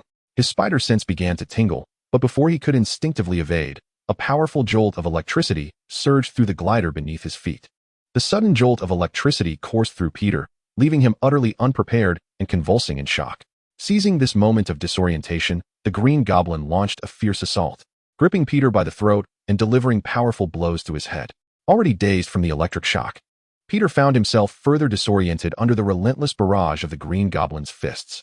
Instinctively, he raised his hands in a feeble attempt to defend himself, but alas, his soft resistance proved ineffectual against the Goblin's might. Hee, since you enjoy riding in my flying machine so much, allow me to grant you a once-in-a-lifetime experience. Consider it a reward. The Green Goblin cackled as he hoisted Peter from the flying vehicle. Farewell, you wretched wall crawler. With that, he hurled Peter from the height they had just ascended to, sending him plummeting to what would surely be his demise. Chapter 75. The Injured Peter and the Submissive Gwen. After completing his malevolent act, the Green Goblin did not linger, but instead soared toward the vehicle occupied by Gwen, eager to resume the punishment and judgment that Spider-Man had so rudely interrupted. "Let us continue our little game," he proclaimed, tossing a pumpkin bomb beneath Gwen's armored car. With a resounding explosion, the bulletproof vehicle shattered into a heap of twisted metal. The Green Goblin's smile was momentarily satisfied, yet it quickly faded as he realized the enormous body that should have been inside was nowhere to be seen. This could only signify one thing. Gwen had seized the opportunity to escape, while Spider-Man had momentarily distracted him. "Oh, damn it," the Green Goblin howled, his voice shrill as he circled the air, searching for any sign of Gwen. His efforts proved futile. She was entirely out of sight, while the distant wail of police sirens grew nearer. As the Green Goblin continued his aerial search, venting his fury with screams and curses, Peter, whose mask had been partially shattered, was slowly maneuvering beneath the flying machine. In a sudden twist of fate, Peter launched a surprise attack from behind, kicking the Green Goblin off the vehicle. Distracted by rage, the Goblin plummeted from the sky, crashing onto the roof of a derelict car, creating a significant dent upon impact. Although his armor absorbed some of the force, the height of the fall inflicted considerable pain, eliciting anguished cries from him. The injury to his chest, still unhealed, reopened from the fall, compounding his suffering. "Damn wall crawler. It's all your fault," he spat, but before he could finish his tirade, Peter landed forcefully on the wrecked car, interrupting the Goblin's roar with a punch. "You despicable criminal," Peter shouted, his eyes ablaze with fury as he struck the Green Goblin. "You are no demon. Who are you? Why must you take so many lives? Why? Ha ha ha. Hee. The Green Goblin erupted into raucous laughter at Peter's words, proclaiming, "I am certainly not the wretched demon. I am the Green Goblin." Hee. Just as he mocked, Peter, seething with rage, landed another punch squarely on his face. Oh, poor Spider-Man. Had you arrived just a moment sooner, perhaps none of them would have met their demise. The Green Goblin, observing Peter's fury, could not resist taunting him further with sharper, more derisive words. "You fool." Although the Green Goblin's rhetoric was quite crude, it bore a devastating effect on Peter. Clenching his fists, Peter prepared to deliver another punishing blow to this despicable criminal. "Ha ha. Since I am so damned, why don't you just kill me already? Ha ha ha. Hee. The Green Goblin continued to twist the knife in Peter's heart, relishing the sight of his anger and self-reproach. Just as Peter's fist was about to connect with the Green Goblin's face, an intense spider sense surged through him, prompting him to leap away and roll off the rooftop. In that very instant, the Goblin's glider zipped past the spot where Peter had just been, had it not been for his quick reflexes. Its sharp front end would have pierced him. As Peter evaded the ambush, the Green Goblin seized the opportunity to leap onto his glider. Hovering above Peter, he cackled. Although I did not achieve my goal this time, you have provided me with considerable amusement. Now I grant you another chance to save those innocent lives. Do not disappoint yourself again. Ha ha ha. With that, the Green Goblin hurled a barrage of pumpkin bombs at the nearby police car and officers, continuing his sinister laughter as he soared away, leaving behind a trail of sharp cackles echoing in Peter's ears. Hee hee. Ha ha ha. Peter found himself unable to pursue the swiftly departing Green Goblin, for his attention was solely focused on the ominous ticking of the pumpkin bombs. Get down, he shouted to the officers, then sprinted towards them while deploying spherical webs from his wrist-mounted web shooter. These web spheres struck the pumpkin bombs with precision, launching them skyward to ensure their explosions would not harm the officers below. However, as he prepared to neutralize the last remaining pumpkin bomb, Peter's web shooter suddenly emitted faint sparks and began to smoke, rendering it inoperable. Damn it! Of all times, he cursed internally upon noticing the malfunction. It must have been the earlier shock that short-circuited my web shooter. I was so close. With only one pumpkin bomb remaining, Peter made a swift decision. As the urgent beeping intensified, he exerted every ounce of strength to dash forward, ultimately slapping the last pumpkin bomb with his hand. Boom! The explosion erupted suddenly, with nearly all the pumpkin bombs detonating midair, causing no significant damage, save for the one Peter had struck, which detonated too late and was still not far from him. The pumpkin bomb expanded explosively, and the flames engulfed Peter, leaving the right side of his torso a gruesome mess. The intense heat scorched his skin, blending his tattered battle suit with flesh and blood, rendering it difficult to distinguish between the two. The excruciating pain compelled Peter to emit a low, anguished groan as he weakly collapsed to the ground, his ears ringing with deafening silence, only the piercing sound of tinnitus resonating within. The right side of his body burned painfully, while his head felt heavy and nauseous. He gasped for breath, cold sweat soaking through his damaged mask and dripping onto the ground, as the dust from the explosion danced around, settling on his wounds and drenched attire. Don't move. Minutes later, the recovering police officers spotted the kneeling Spider-Man, swiftly drawing their firearms and directing them at the gasping Peter with a warning. During these moments, Peter managed to catch his breath. Although the pain persisted and dizziness lingered, he forced himself to rise slowly. As he stood, the officers' guns shifted accordingly. Spider-Man, you are under arrest. You have the right to remain silent, but anything you say may be used against you in a court of law. While the officers continued their warnings, Peter's trembling left hand raised to press his web shooter. After several attempts yielded no response, a pristine strand of webbing finally shot forth, adhering to the top of a nearby building. Ignoring the police's admonitions, he took a few steps back to stretch the web's elasticity and then leapt slightly, allowing the web to propel him toward the rooftop in the distance. Bang! With the sound of a gunshot, a bullet was fired. Although it did not strike Peter directly, it nonetheless tore a gash in his thigh. He nearly lost his grip on the webbing, but fortuitously had wrapped it around his wrist twice for safety, preventing any mishap. Observing the sudden bullet and the gunfire near his ear, the lead officer's expression shifted dramatically. He then bellowed at the young officer beside him. Who ordered you to fire? I didn't mean to. I was just a bit nervous, the young officer stammered, his face drained of color from his superior's wrath. In truth, he hadn't misfired. He merely aimed to placate his superior's fury. He had indeed aimed at Spider-Man, but the agile hero fortuitously dodged, as he had intended to use the pursuit of Spider-Man as a stepping stone for his own advancement. Return and submit a detailed report explaining why a rigorously trained law enforcement officer would accidentally discharge their weapon. If you fail to articulate this clearly, be prepared to return for retraining. The commanding officer, still seething with anger, coldly addressed the young officer. At the Osborn Tower, Norman Osborn lay once again upon a specially designed treatment apparatus, as mechanical arms diligently stitched his wounds, just as they had the previous day. With a brooding expression, he fixated on the ceiling, repeatedly murmuring several names: Goblin, Venom, Spider-Man, Goblin. Damn it! He suddenly erupted, his eyes narrowing with increasing ferocity. Those bothersome nuisances. I must eliminate them. Once his wounds were sutured, Norman rose, donned his attire, and swallowed several pills with water, intended to treat his internal injuries.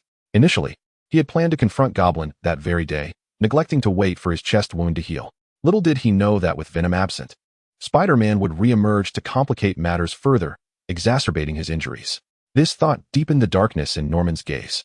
At that moment, a video call notification appeared on the laboratory's computer screen. Taken aback by the name displayed, Norman pondered for a few seconds before pressing the call button.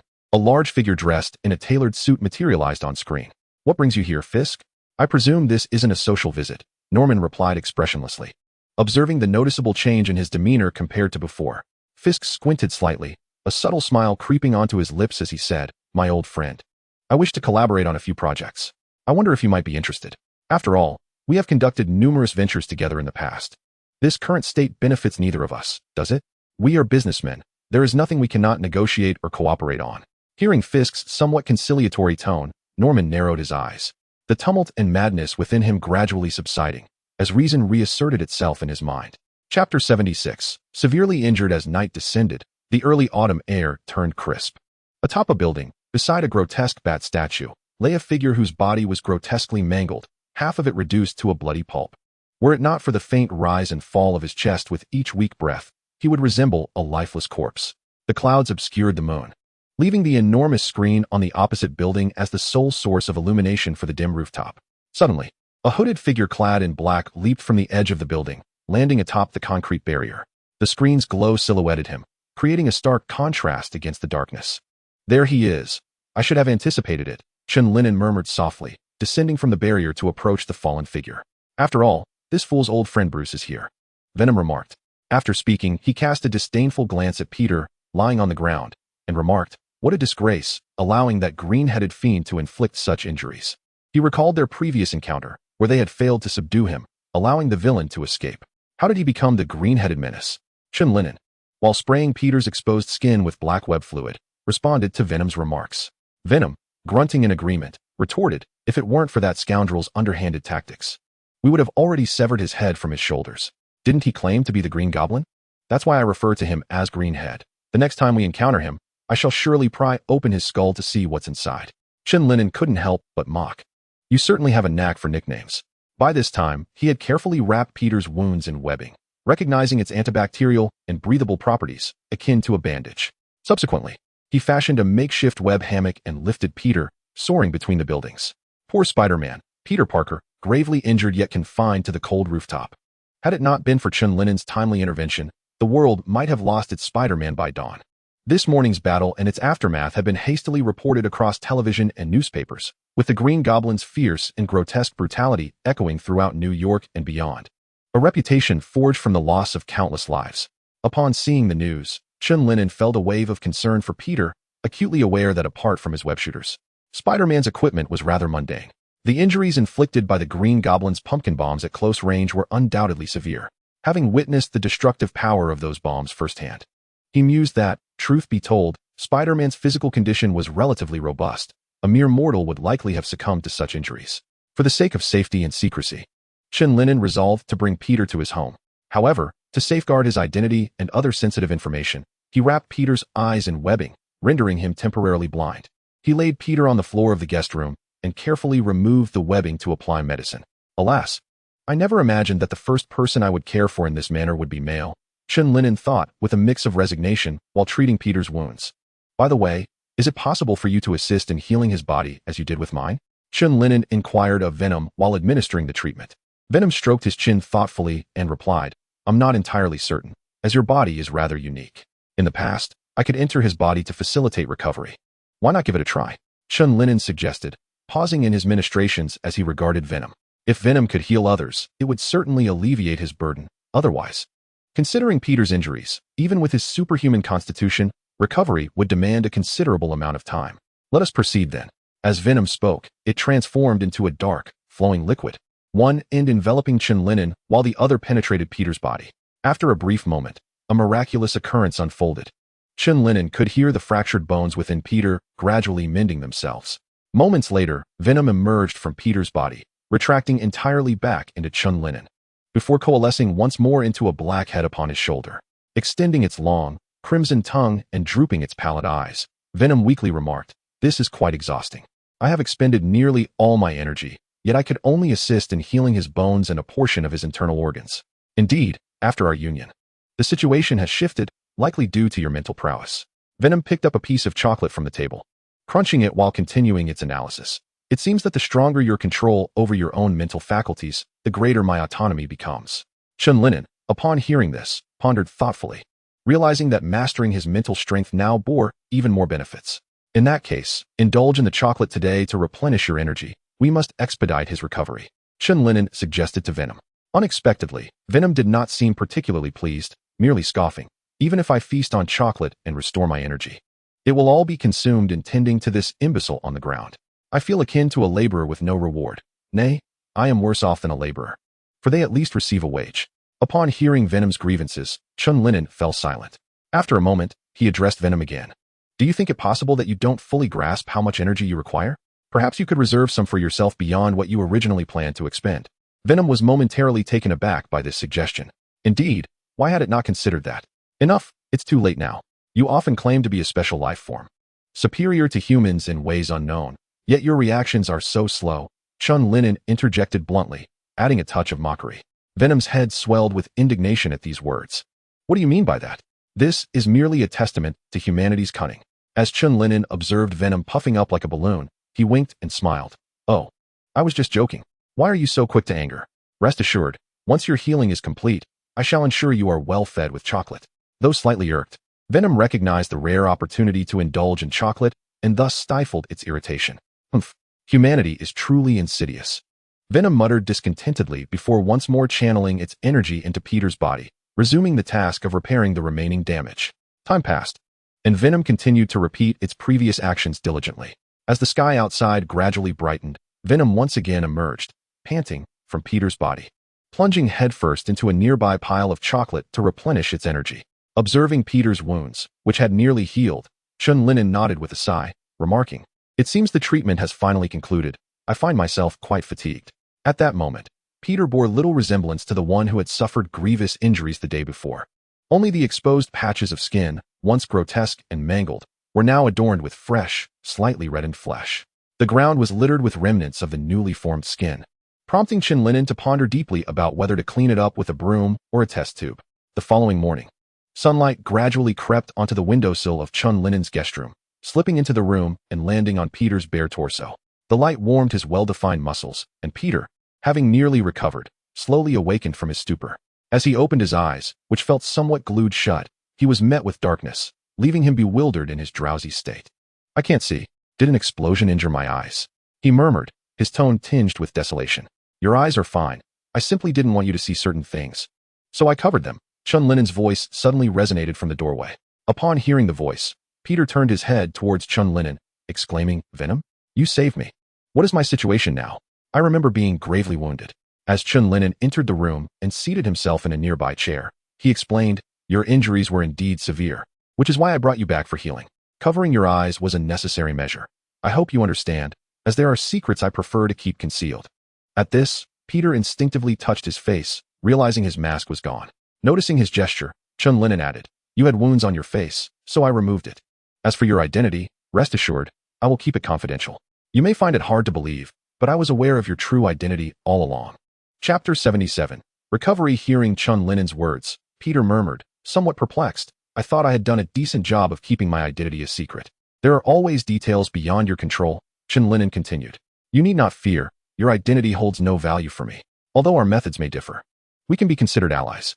Peter fell silent, though he soon reconciled with the notion that Venom was indeed his savior.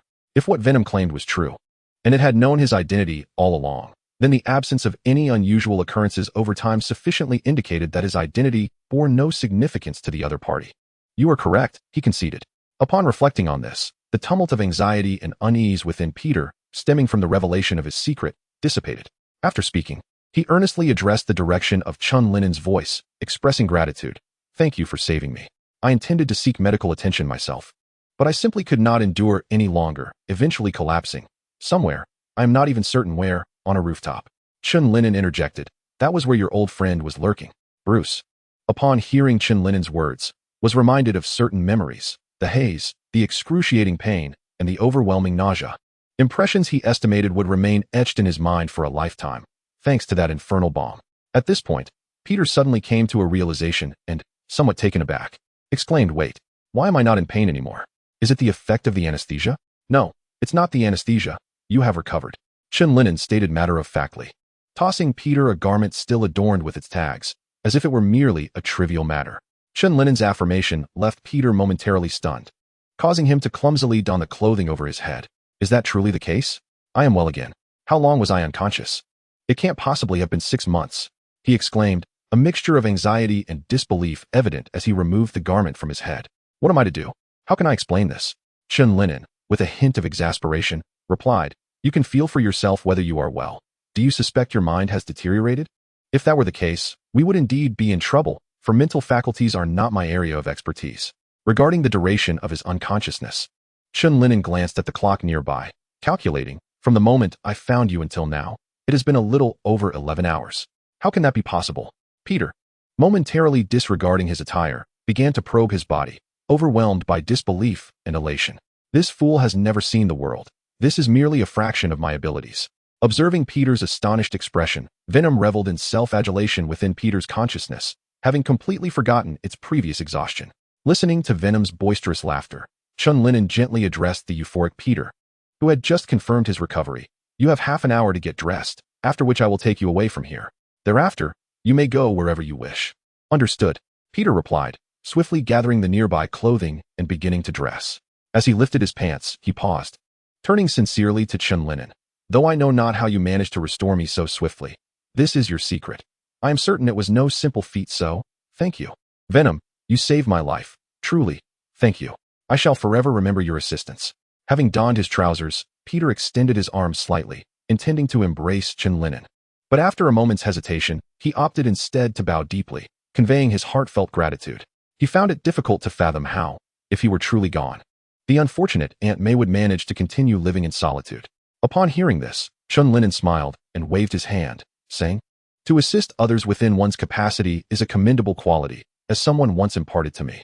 Moreover, there may yet be opportunities for you to offer me assistance in the future. I shall certainly give my utmost. Peter nodded solemnly in acknowledgement. Despite the webbing still adorning his eyes, he could still sense Chen Lin'an's presence. Through their previous encounters, Peter had altered his perception of Venom, realizing that he was not merely a deranged killer. Coupled with this act of saving his life, Peter had entirely relinquished his prejudice against Venom. Even regarding him as a friend in the guise of Spider-Man, he must have endured significant hardships, which might explain his ruthless approach towards criminals. Akin to the incident involving Uncle Ben. As Peter contemplated this in silence, he followed Chen Lin'an as they gradually made their way outside.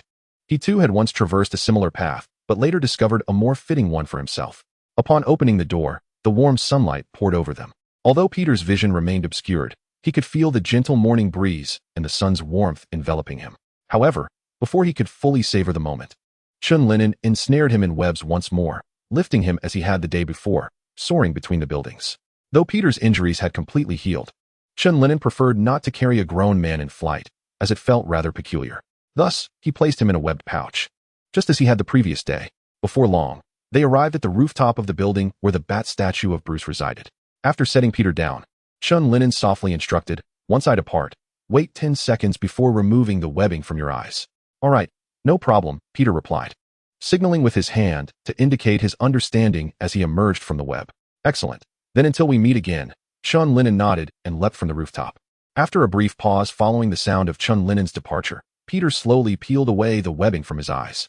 The intense sunlight was initially jarring for his still adjusting eyes.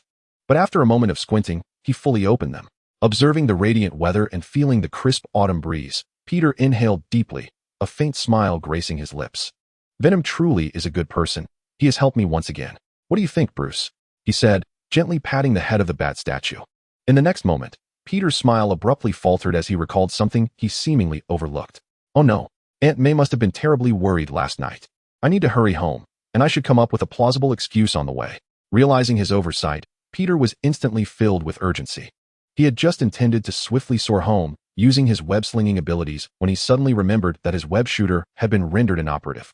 Left with no choice, he reluctantly sought out the elevator, hoping there might be a public phone below to call and assure someone of his safety. Peter anxiously watched the descending numbers of the elevator, when suddenly a new plan dawned upon him. However, upon patting his pockets, he realized that he was clad in the new attire purchased by Venom, while his old costume remained ensnared in webbing atop a high-rise. Without his webbing or battle suit, he found himself utterly incapable of retrieving it. Being caught on camera would spell disaster. Resigned, he decided to hasten home instead. As the elevator doors slowly parted, Peter dashed out like an arrow released from its bow. 20 minutes later, having traversed the distance at incredible speed, he finally arrived home. Just as he had anticipated, Aunt May was pacing anxiously in the living room, her mind restless and fraught with concern. clutching a phone in her hand. She intermittently glanced at it while continuing her agitated circuit. "I'm back," Peter announced as he opened the door, a mixture of guilt and nervousness in his voice. Upon hearing his voice, Aunt May immediately turned and rushed toward him, enveloping him in a tight embrace. "Oh my God, you're finally back. I was so worried. Why didn't you come home last night? I couldn't reach you on the phone. I've called the police several times. But they always brush me off with the excuse that it hadn't been 24 hours yet. What if something had happened to you?" Aunt May's eyes glistened with unshed tears, her voice thick with emotion. She could not bear to endure another blow like that. Seeing her distress, Peter felt a surge of guilt and tightened his embrace. "I'm sorry, Aunt May. I didn't mean to ignore your calls or stay out all night. I encountered some trouble last night, but fortunately, Spider-Man and Venom helped me resolve it. I didn't engage in any wrongdoing. As soon as it was over, I rushed straight back." Hearing Peter's explanation, Aunt May hurriedly examined him for injuries, releasing a sigh of relief when she found none. "Thank God you're all right," she exclaimed, her eyes brimming with tears as she made her way to the kitchen. "Poor child, you must be starving. I'll prepare some hot cocoa and something to eat for you. It seems Spider-Man and Venom aren't quite as they are portrayed in the news," she murmured as she entered the kitchen. Peter smiled at her musings. He had been quite troubled by Aunt May's earlier misconceptions about Spider-Man. Thankfully, his injuries had fully healed. He shuddered at the thought of her witnessing him in such a state the previous day. With that thought, his gratitude toward Venom deepened once more. Chapter 78. The evening gala. The vibrant lights of New York City still illuminated the night, as a plethora of luxurious vehicles graced the entrance of an upscale hotel. Reception staff bustled about, assisting some guests with their arrivals while guiding others upward. A Bentley came to a halt at the hotel entrance, and the attendant, intending to open the rear door, found it vacant. At that moment, the driver's door swung open, revealing Chen Lin'an, who descended from the car, keys in hand. Unlike other guests, he preferred to drive himself. Tonight, he was here to attend a gala, a gathering where prominent businessmen and politicians of New York mingled and forged connections. With the flourishing success of Zero Industries, it was only fitting that he received an invitation. After handing over his keys and invitation to the reception staff, he entered the hotel lobby, filled with elegantly dressed individuals. Though strangers, they exchanged nods of acknowledgement upon making eye contact.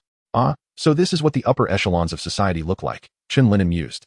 It appeared there was little to indulge in, merely a crowd engaging in conversation. Venom, residing within his consciousness, commented sarcastically, as he followed the signs to the elevator. Chen Lin'an replied mentally, "This is merely the lobby. We have yet to reach the main event.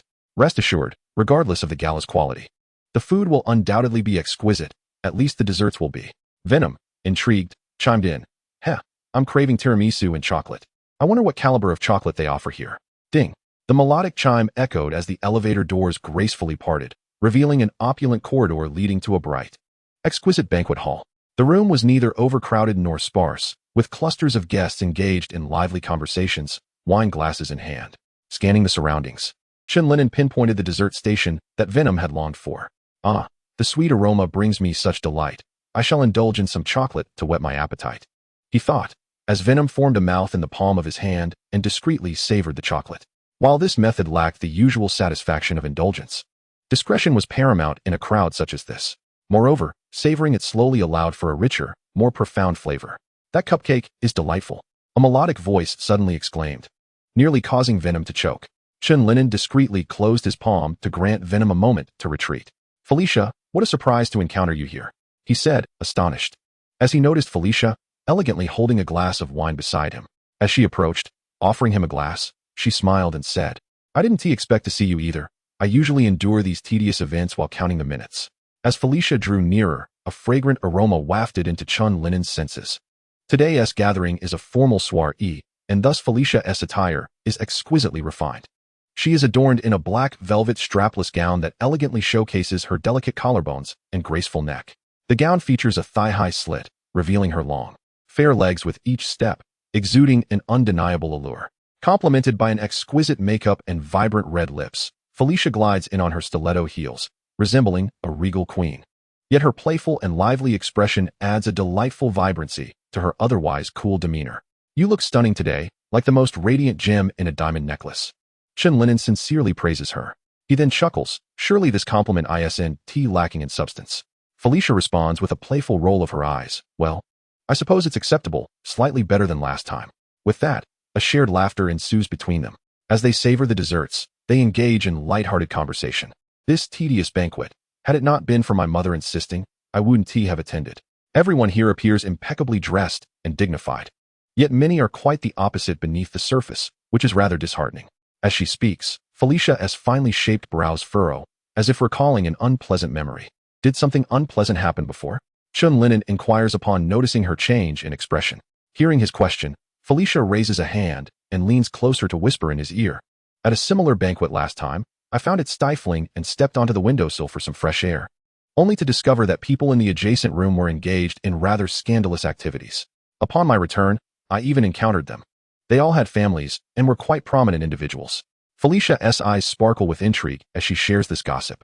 Though she refrains from naming names, Chen Lin'an can discern the likely parties involved from her gaze. Observing a balding man and a middle-aged woman each embracing their respective companions with smiles and polite exchanges, he can't help but exclaim inwardly at the chaotic nature of their circles. His curiosity piqued, the venomous intrigue encourages him to pry for more details, but he firmly suppresses it. After all, how could one delve deeper into such gossip? Wouldn't Felicia feel a sense of embarrassment, just as they relish their gossip? An individual approaches them with a glass in hand. Oh, this beautiful lady must be the daughter of Anastasia. It has been quite a while. As Felicia lifts an ice cream to soothe her throat, a deep voice suddenly resonates nearby. Both Chen Lin'an and Felicia turn to see a large man clad in a white suit, his bald head gleaming, smiling at them. Oh, Mr. Fisk, long time no see.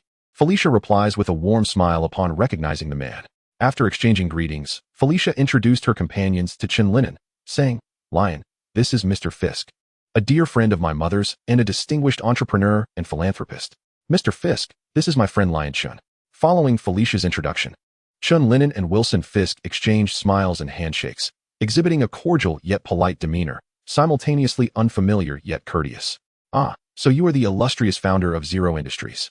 It is remarkable that you are so accomplished at such a young age.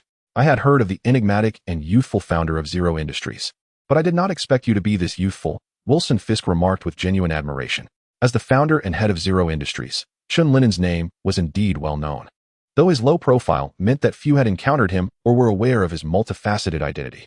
In response to Fisk's compliment, Chen Lin'an humbly smiled and replied, I still have much to learn compared to Mr. Fisk's business empire. Through their exchange of pleasantries, Felicia realized that Chen Lin'an was none other than the highly regarded founder of Zero Industries, a fact that left her both astounded and impressed by his remarkable achievements. Achieved so quietly, with a mix of curiosity, astonishment, and a hint of playful reproach in her gaze, she looked at Chen Lin'an, who understood her unspoken sentiment. Why had he not shared this significant detail with her? In response, he gently touched her arm to convey his apologies. Though their subtle gestures were discreet, Wilson Fisk observed them keenly, reflecting on how fortunate Anastasia was. He felt a twinge of envy towards the innovations of Zero Industries, wishing he could have employed some strategies to access them, were it not for their military connections and background. After their mutual flattery, a friendly dialogue ensued, with numerous entrepreneurs approaching Wilson Fisk to engage in conversation. Before long, a considerable gathering formed around Chen Lin'an, with many introducing themselves yet refraining from joining the ongoing discussions, instead opting to converse with friends nearby, occasionally interjecting with remarks. As the lively exchange unfolded, another figure approached. Oh, my dear friend Wilson, what are you discussing? I wonder if I might join in, came the cheerful voice of Norman Osborn, who approached with a smile. Upon seeing Norman, Wilson Fisk introduced him to Chen Lin'an and Felicia. It has been quite some time since I last saw Miss Hardy. The last occasion was at her birthday soiree 2 years ago, Norman Osborn remarked, gazing at Felicia with a sense of nostalgia. There is also Mr. Chen, whose reputation in the realm of zero-hour industries has been steadily rising. It has always been known that its founder is quite young, but one cannot help but be surprised not only by his youth, but also by his striking handsomeness. In response to Norman Osborn's praise, Chen Lin'an gracefully and humbly acknowledged it, subsequently offering his own commendation of the Osborn group. After their mutual flattery, the conversation resumed, and when discussing university life, Norman Osborn suddenly sighed and expressed with deep sentiment, If only my son Henry could be as exceptional as you. Henry is indeed quite remarkable. I recall during the last campus basketball tournament he excelled, while I did not even make the team selection. Although not well acquainted with Henry Osborn, Chen Lin'an deftly recalled some relevant events, ensuring that Norman Osborn's words did not fall on deaf ears. Upon hearing Chen Lin'an's remarks, Norman Osborn felt even more touched. But before he could continue, a raucous commotion nearby interrupted them. Chapter 79. Tony Stark. The clamor drew everyone's attention to the other side of the banquet hall. where a man sporting a distinctive mustache was aiming with a small red ball. With a resounding pop, the red ball bounced off the table and landed neatly in a triangular arrangement of champagne glasses across the way. Oh, as the ball settled into the glass, the mustachioed man let out an exuberant cry, rallying the surrounding crowd in jubilation. "Hammer, down the hatch," he exclaimed, casting a teasing glance at the visibly pained Justin Hammer, who stood across from him. Feeling the pressure from the onlookers, Justin Hammer managed a somewhat awkward chuckle. "Heh, Tony, your game is indeed quite impressive." Justin Hammer, the head of Hammer Industries, is also an arms dealer like Tony Stark. However, the disparity between their respective companies is quite evident, particularly in terms of their notoriety. "My game is indeed commendable, but that's merely one facet. There are other games where I excel even more, though they are not suitable for display here." Tony Stark replied with a mischievous grin, pulling the two women by his side closer. "Hammer, drink up. Our game is far from over." Reluctantly, Justin Hammer complied, raising his glass and forcing himself to drink. He regretted engaging in conversation with that insufferable playboy. After just a few exchanges, he had been roped into a game. Playing games at such a gala was hardly dignified. Unlike Tony Stark, he still cared about his reputation. Most critically, he was no match for Tony Stark in any game. And now he realized he had already consumed over 10 drinks, while Tony had only sipped a few. Justin Hammer placed the empty wine glass on the table, feeling a slight discomfort in his stomach, as if the French foie gras he had just consumed was swirling within him. "Haha, let's call it a night. I've had my fill of fun. Everyone disperse." After finishing his drink, Hammer waved to the surrounding crowd. His excessive drinking was partly due to the raucous encouragement of those around him, who seemed to revel in his misfortune. "Ugh, how tiresome," Tony Stark remarked, tossing a small ball onto the table, raising an eyebrow in boredom. He had little desire to attend such a tedious gathering, but Stane insisted he make an appearance to maintain connections with New York's elite. Obadiah Stane, a former partner of Tony's father, Howard Stark, had temporarily run Stark Industries following Howard's passing, before Tony assumed control at the age of 21. Since then, Stane had continued to assist Tony, much like he had with Howard. Despite Tony's undeniable brilliance in designing cutting-edge weaponry for Stark Industries, he was not particularly adept at managing the company's mundane affairs, which Stane had always handled. The soiree, insisted upon by Stane, had proven to be as dull as Tony had anticipated. After finally cornering Justin Hammer for an impromptu game, it became clear that Hammer was inept at both gaming and drinking, quickly losing interest. "Ah, Tony Stark." As flamboyant as ever, Wilson Fisk commented, observing the spectacle before him as he took a sip of his drink. "Poor Justin Hammer. Always trying to align himself with the prominent figures, yet he only succeeds in appearing a fool," Norman Osborn remarked, shaking his head as he regarded the disheveled Hammer. "He possesses some talent. He need not resort to such antics if he focused his energies on weapon design." Chen Lin'an and Felicia exchanged knowing glances, wisely choosing silence. It was best to refrain from judging others, especially as they lacked the standing and experience of figures like Osborn and Fisk. During their quiet discussion, Tony Stark approached, his arm draped around two alluring women. Glancing at Wilson Fisk, he lowered his head slightly, playfully adjusting his sunglasses, and quipped, "Ah, Fisk, with your bald head. I nearly mistook you for Obadiah." "Stark, your humor remains unmatched," Fisk chuckled in response. "Oh, and who might this lovely lady be?" Stark inquired, turning his attention to Felicia without further engaging Fisk. Although Felicia did not have a fondness for the dashing playboy Tony Stark, she nonetheless responded with a polite smile. "Hello, Mr. Stark, I am Felicia Hardy." Instinctively, she leaned slightly towards Chen Lin'an before addressing Tony Stark.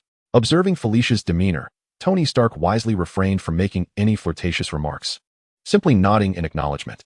However, upon hearing Chen Lin'an's name, Tony turned to him and remarked casually, "I've heard of you, Zero Industries, correct?" Chen Lin'an, in turn, responded with a courteous smile, "Yes, I am surprised that Mr. Stark has heard of me. Your inventions are quite remarkable. Obadiah mentioned them to me," Tony Stark said, his tone of jest fading as he recognized the technical merit of Chen Lin'an's work, being a scientist himself. "Yet, I still believe I hold an edge, huh?" After a moment of seriousness, Tony Stark returned to his usual air of confidence. He indeed acknowledged Chen Lin'an's inventions, yet felt there remained a gap between them. "Keep up the good work." Tony patted Chen Lin'an on the shoulder before turning to embrace the two alluring women and departing. Though their exchange was brief, Chen Lin'an could certainly sense the unique character of the world-renowned arms tycoon, Tony Stark, the master of Stark Industries. Truly, there was an undeniable charm about him, one that captured the attention of all. Chen Lin'an silently critiqued, believing that only the two characters could adequately express his impression of Tony Stark. "This guy is incredibly rude," Norman Osborn remarked darkly, his expression sour. Tony had greeted everyone around him, including the newcomer Chen Lin'an, yet had completely overlooked him. Given that Stark showed no inclination to engage him, Norman saw no reason to initiate conversation himself, though this left him feeling somewhat isolated in the eyes of others. Norman Osborn suspected that Tony Stark's inattentiveness was merely a result of being momentarily captivated by Felicia, yet regardless, it made him appear somewhat embarrassed in front of the others. Hearing Norman's comment, Wilson Fisk subtly raised a corner of his mouth in amusement, finding satisfaction in seeing Norman overlooked. For some time, he had been maintaining a facade of politeness in their collaboration to keep Norman off balance while secretly infiltrating the Osborn Group's shareholders. However, Norman seemed to interpret his courtesy and cooperation as a sign of weakness, growing increasingly arrogant in their interactions, which was becoming increasingly difficult for Fisk to endure. Chen Lin'an and Felicia shared no opinions on the matter and, after engaging in idle chatter for a while, made their way to another part of the gathering. Such superficial pleasantries often proved to be the most exhausting. Felicia exhaled deeply, the fresh air clearing her mind, which had grown clouded from the incessant chatter. Chen Lin'an, too, inhaled the revitalizing air, experiencing the fatigue that accompanies mingling in such a crowded setting for the first time. Gazing at the bustling streets and the enchanting nightscape below, Chen Lin'an turned to Felicia and suggested, "Since we have no idea when this soiree will conclude, why don't we sneak out for a drive?" Upon hearing his proposal, Felicia, who shared his passion for speed, brightened with excitement, clearly having lost her patience for the tedious gathering. They quickly reached a consensus to discreetly exit the venue and retrieve their car from the garage, as the gentle evening breeze was perfect for a thrilling ride. "Wait for me by the entrance. I'll make a quick trip to the restroom. When I return, we shall set off," Felicia proclaimed, her spirits lifted. She handed her glass to Chen Lin'an before darting off. Chen Lin'an accepted the drink and headed towards the door, having already exchanged pleasantries with the necessary acquaintances. As this gathering bored him significantly, with some time to spare, Venom urged him to grab some chocolates from the dessert table, which appeared to suit his palate well. Felicia had been present earlier, leaving Venom with little opportunity to savor the treats. Chapter 8. The Dr. Octopus Kidnapping Incident. As Chen Lin'an ventured to the dessert table to indulge Venom, James entered the venue accompanied by Peter Parker and Robbie. This was Peter's inaugural experience at such an event, and he appeared somewhat apprehensive. "Listen well, Parker. The attendees tonight are prominent figures. You must capture them splendidly. I do not wish for tomorrow's front page to feature a collection of lackluster images," James instructed, while seizing a glass of champagne from a passing server. "Perhaps you should alter your approach to photographing Spider-Man. The ambience of this gala is far removed from that of a wall crawler." Peter had become immune to such terms, understanding that if he truly allowed them to bother him, he would be overwhelmed with stress in no time. He confidently raised his camera, replying, "No problem, sir. I am quite versatile. I can photograph both individuals and landscapes with equal finesse." Robbie patted Peter on the shoulder and assured James, "Peter is our newsroom's finest photographer. You should have faith in him." James merely grunted in response, turning away as he remarked, "Let us hope so. I'll go greet them. You two are free to explore." Watching James's retreating figure, Robbie smiled at Peter, "I'll visit the restroom. Feel free to wander, grab a bite, or enjoy a drink." "No problem," Peter replied. After Peter finished speaking, he began to wander around the venue. Whenever James needed him, he would call him over for a photograph. "Say cheese," James would say, and once the picture was taken, Peter would set down the camera and nod at James. He had originally intended to grab a bite to eat, but before he could take more than a few steps, James summoned him for another photo. After finishing that task, Peter glanced around, eager to find something to eat. Just as he was searching for the buffet, a sudden loud crash interrupted his thoughts. To his astonishment, a large hole had been blasted through one side of the banquet hall's wall and windows. From the gaping opening, several mechanical tentacles emerged, bringing with them a middle-aged man in sunglasses who descended into the hall. Dr. Octopus stood on the floor, surveying the stunned crowd with a mocking smile on his face. "Good evening, you glamorous bastards," he said. As he spoke, Felicia and Robbie, along with a few others who had been in the restroom, emerged from a nearby corridor. With such a commotion, they naturally came to see what had occurred. Dr. Octopus noticed Felicia standing nearby, and with a sinister grin, he approached her directly. "I never expected you to come right to me. It saves me the trouble of searching for you." One of his mechanical arms reached out to seize Felicia, lifting her into the air as she attempted to flee. Robbie, witnessing this, hurried forward to intervene, but Dr. Octopus coldly subdued him as well, hoisting him into the air alongside Felicia. Having captured both individuals, Dr. Octopus tossed out 2 bombs while laughing maniacally. "Good luck, fools. Tell the families of these unfortunate souls that the great Dr. Octopus will be in touch, and I hope they are prepared for a ransom." With a loud bang, the bombs exploded, shattering nearby objects and sending some unsuspecting individuals flying from the force of the blast. Once the smoke cleared, the peculiar figure had vanished, taking the 2 hostages with him. The entire incident transpired in less than a minute, leaving the guests bewildered and unable to comprehend what had just unfolded. What just happened? James asked, turning to someone nearby. Standing next to him was a woman with golden hair, exuding an air of competence and sharpness, Felicia's mother, Anastasia, also known as Mrs. Hardy. She had been engaged in conversation with guests and discussing future collaborations with an important partner until the loud noise prompted her to rush over, where she encountered James. A strange man just barged in, she explained. He has 4 mechanical arms and claims to be Dr. Octopus. He has taken Felicia and Robbie, one of the guests, who had witnessed the entire incident, explained to James and Mrs. Hardy. A middle-aged man nearby stroked his chin and added, "That man with the mechanical arm must be Dr. Otto. I've seen him before, but I'm unsure why he has suddenly transformed into this state. He mentioned he would contact you to prepare a ransom. Otto, that wretched man has kidnapped my daughter." Mrs. Hardy gasped in shock upon hearing the name. She had previously funded Dr. Otto's laboratory, but had cut off the financial support when she saw no results. Little did she know that this scoundrel would seek revenge by abducting her daughter. A tumult of anxiety, worry, regret, and anger surged within her, rendering her momentarily dizzy and unsteady. Fortunately, James was there to support her, guiding her to a nearby chair. At that moment, James was equally infuriated. That despicable octopus had taken his loyal assistant, his friend. Outside the gathered crowd, Chen Lin'an had also absorbed the unfolding events, astonished that such a calamity had transpired in less than a minute. When had New York seen the emergence of another Dr. Octopus? Why could these individuals not find peace? Chen Lin'an's expression turned grave. They could only wait for the eccentric known as Dr. Octopus to call, lest they remain without any leads. As he pondered, he stepped away from the crowd and headed towards the exit, for he needed the persona of Venom. Within the throng, Peter was equally taken aback by the unexpected turn of events and contemplated how to address the situation. Gradually, he too distanced himself from the crowd, preparing to don the mantle of Spider-Man to intervene. Lion, what is he doing here? Upon breaking free from the crowd, he spotted Chen Lin'an exiting the hall. Peter scratched his head, realizing he had no time for further contemplation, and turned towards the window ledge, hoping to avoid being seen if Chen Lin'an was outside. The attention of those present was focused on the center, leaving no one to notice their silent departure. Do not worry too much, Anastasia. Otto's primary objective is likely money. He certainly will not harm Felicia and Robbie, as that would benefit neither party, James reassured Mrs. Hardy, who remained deeply anxious. To her, Felicia's safety was paramount. The amount of ransom paid was of little consequence. Just as Mrs. Hardy was about to respond to James, the telephone on the table suddenly rang. With the phone ringing, everyone's gaze converged on it, and Mrs. Hardy clasped her hands tightly, silently praying. After the phone rang, James prepared to answer and engage in negotiations. A friend standing beside him placed a reassuring hand on his shoulder and cautioned, "Jonah, if it truly is him calling, please remain calm at all costs." Everyone was aware of James's volatile temper and feared that he might utter something to provoke the kidnapper in a fit of rage. "Of course, I am always composed and collected," James confidently replied. His friend intended to say more, but James had already picked up the phone.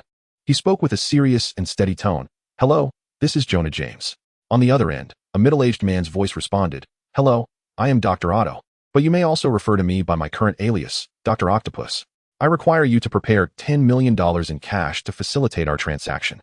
In addition, I need you to ensure my story is reported in the news. I want everyone to know of the atrocities committed against me." Dr. Otto's tone grew increasingly fervent, seemingly rekindling distressing memories. James paused for a moment before continuing in a low, firm voice, "We accept your conditions. However, you must guarantee the safety of Miss Hardy and Robbie. I need to speak with them both." Upon hearing this, Dr. Otto sneered. "You have no right to negotiate with the great Dr. Octopus." James's anger flared at this remark, and he raised his voice, asserting, "If anything happens to them, I will not let you go. What will you do? You have no authority to act." Dr. Otto mocked in response to James's words. In a fit of rage, James stood up from his chair and shouted, "You had better not think that way, you foolish octopus." The expressions of those nearby fell, and Mrs. Hardy's heart sank further. She felt as though she was struggling to breathe. "You monster, a short-lived extortionist. You will spend the rest of your days in a prison where the sun never shines, repenting for your sins."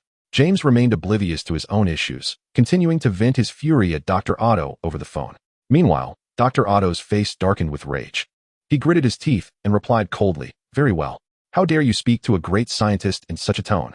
Scientist? What kind of scientist are you? A coward who only knows how to kidnap and extort." Before Dr. Otto could finish his retort, James interrupted with more ridicule. Chapter 81. Forceful control. Mrs. Hardy trembled, covering her mouth with her hands, filled with regret. If she had known James would act this way, she would have hastily called the police instead. Coward! You dare call me a coward? Enraged, Dr. Otto smashed the computer in front of him and, gripping the phone tightly, hissed. I demand that you personally deliver the ransom to me. I hope you are not too afraid to come. What? Initially, James, who had been fervently engaged in his work, was momentarily taken aback by the words he heard. Indeed, it was you alone, Dr. Otto continued. I will fax over the steps. I hope you dare to come. Otherwise, I cannot guarantee what consequences may ensue. With that, Dr. Otto abruptly hung up the phone, leaving James holding the receiver, bewildered as he muttered, he wants me to deliver the ransom alone. The others remained silent, watching him without a word. Just moments ago, this individual had claimed to be quite composed. At that moment, Mrs. Hardy closed her eyes in resignation and tremulously said, James, I will prepare the ransom. I hope you can bring Felicia back safely. Just as James was about to respond, a dark figure suddenly appeared beside him, coldly remarking, You made this mess. You must bear the responsibility. Carry the ransom ahead, and I will follow closely behind. Once we encounter that individual, I shall deal with him. Upon hearing the hoarse voice, James turned to see Venom, the very one he had previously berated on television, leaning against a nearby table, observing him with a cold gaze. Venom, what brings you? The murderous brute here? Before James could utter another word, Chen Lin'an swiftly approached him, grasping his mouth to silence him. Time is of the essence. Spare us the idle chatter. If you continue to waste precious moments with your incessant ramblings, I would not hesitate to demonstrate how I eliminate my targets right here. After delivering his statement, Chen Lin'an waved his hand dismissively, casting James aside. He had grown weary of this old man, typically indifferent to his unfounded remarks in the news. Today he could no longer endure the lack of negotiation with Dr. Octopus, coupled with this incessant prattling and time-wasting. Did this old fool harbor no fear of death? Or was his brain simply addled? He was tempted to pry open his skull to see if it contained a pig's brain. Venom harbored no affection for James, who often slandered his reputation. Cast aside, James felt humiliated, and just as he rose to speak again, Mrs. Hardy interjected sharply, Enough? Jonah, this is not the time to squander our minutes. My daughter, along with your partner, is in the clutches of that accursed Dr. Octopus. At that moment, Spider-Man, clad in his red and blue suit, swung in through the window. Upon seeing Venom, he was equally astonished, not expecting Venom to be quicker than him. With Spider-Man's appearance, James redirected his ire, exclaiming, Ah, so you two are indeed in cahoots. You meddlesome wall-crawler have no place here. Begone. Peter, taken aback by the sudden outburst, felt a surge of anger. How could this old man still be so insistent at such a critical juncture? Zing! A strand of dark webbing swiftly sealed James's mouth. Chen Lin'an resolved to employ some unconventional methods to compel this obstinate old man to comply. He first sealed James's mouth with spider silk, then proceeded to bind him. After completing these actions, he turned to Mrs. Hardy and said, Please prepare the ransom swiftly, madam. I trust you do not wish for time to linger unnecessarily. Mrs. Hardy glanced at the prostrate James and then at Chen Lin'an, ultimately saying nothing as she moved aside to make a call for funds. Observing her commence her endeavor, Chen Lin'an lifted James before him and sternly declared, Old man, I have already warned you numerous times. Be compliant, follow the arrangements, and refrain from behaving like a lunatic. My patience is not boundless. I believe you are aware of the methods I employ against wrongdoers. Would you care to experience them? After all, I have already taken many lives. What is one more to me? Of course, you may choose to disregard my threats with dignity. Yet I assume you have other family members at home whom you wish to protect. Therefore, heed my words and prepare the ransom. Then you may deliver it shortly. Having spoken, he cast James to the ground and extended a tendril from his back to sever the silk binding him. Damn it! James muttered as he rose from the floor, yet he dared not utter more, moving to the side to begin his own call for funds. He harbored disdain for the two men, but Robbie's safety was paramount. Apologies for the inconvenience, but in order to prevent the police from disrupting my plans, I must ask everyone to remain here for a while. Once we depart, you are free to go about your business. Chen Lin'an rasped as he surveyed the crowd. The name of Venom carried significant weight, and upon hearing Chen Lin'an's words, the individuals nodded obediently, finding places to sit, hesitant to make any further moves. Had Tony Stark or Norman Osborn been present, the situation might have been more complicated. However, those individuals had departed early after fulfilling their social obligations, their time being exceedingly precious. In the eyes of the remaining attendees, Venom was distinct from Spider-Man, whereas Spider-Man refrained from delivering lethal force even to criminals. Venom was quite the opposite. Based on the news they had heard, criminals who encountered Venom rarely survived. Once he had settled these individuals, Chen Lin'an took a seat on a nearby sofa, and Peter followed suit, sitting at the opposite end. While he did not entirely agree with Venom's approach to combating crime, He felt a sense of satisfaction witnessing James's predicament.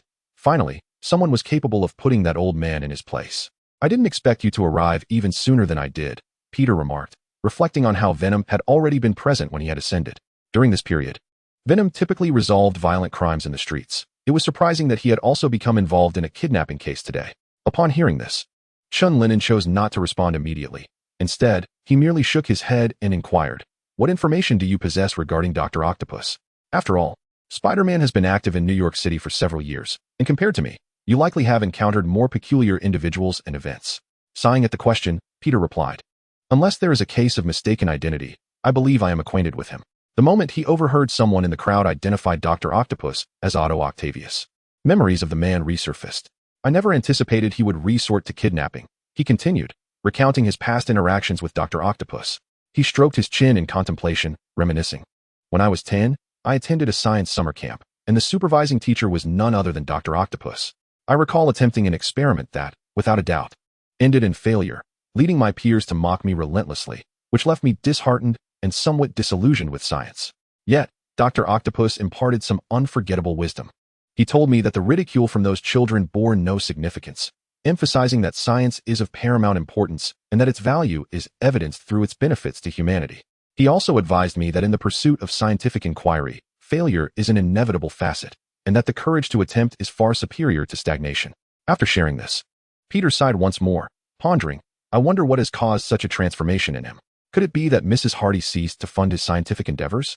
He was aware of the Hardy Foundation's support for Dr. Octopus's work, but he never envisioned that the subsequent developments would unfold in such a manner.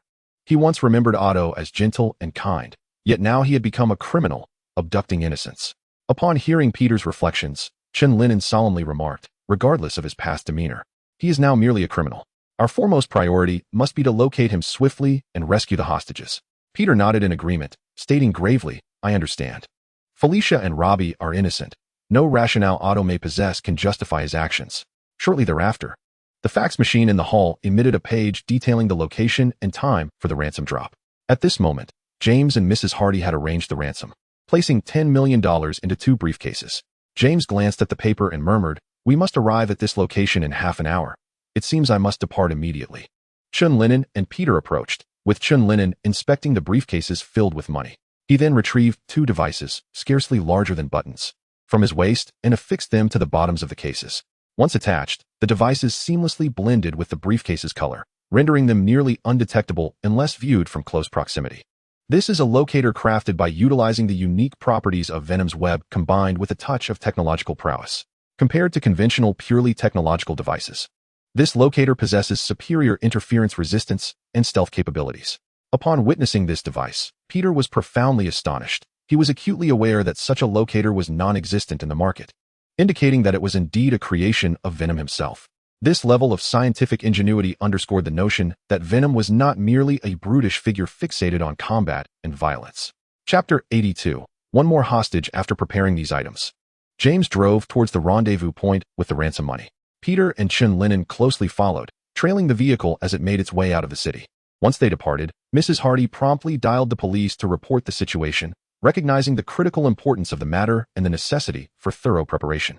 At an abandoned factory, James halted the car, retrieving 2 large suitcases from the back seat. He surveyed the surroundings while proceeding into the dilapidated structure, adhering to the steps outlined in Dr. Otto's fax. Observing this, Peter immediately prepared to enter the factory as well, but Chen Lin'an reached out to stop him. "Don't rush," he cautioned, including James. "I can only sense 2 individuals.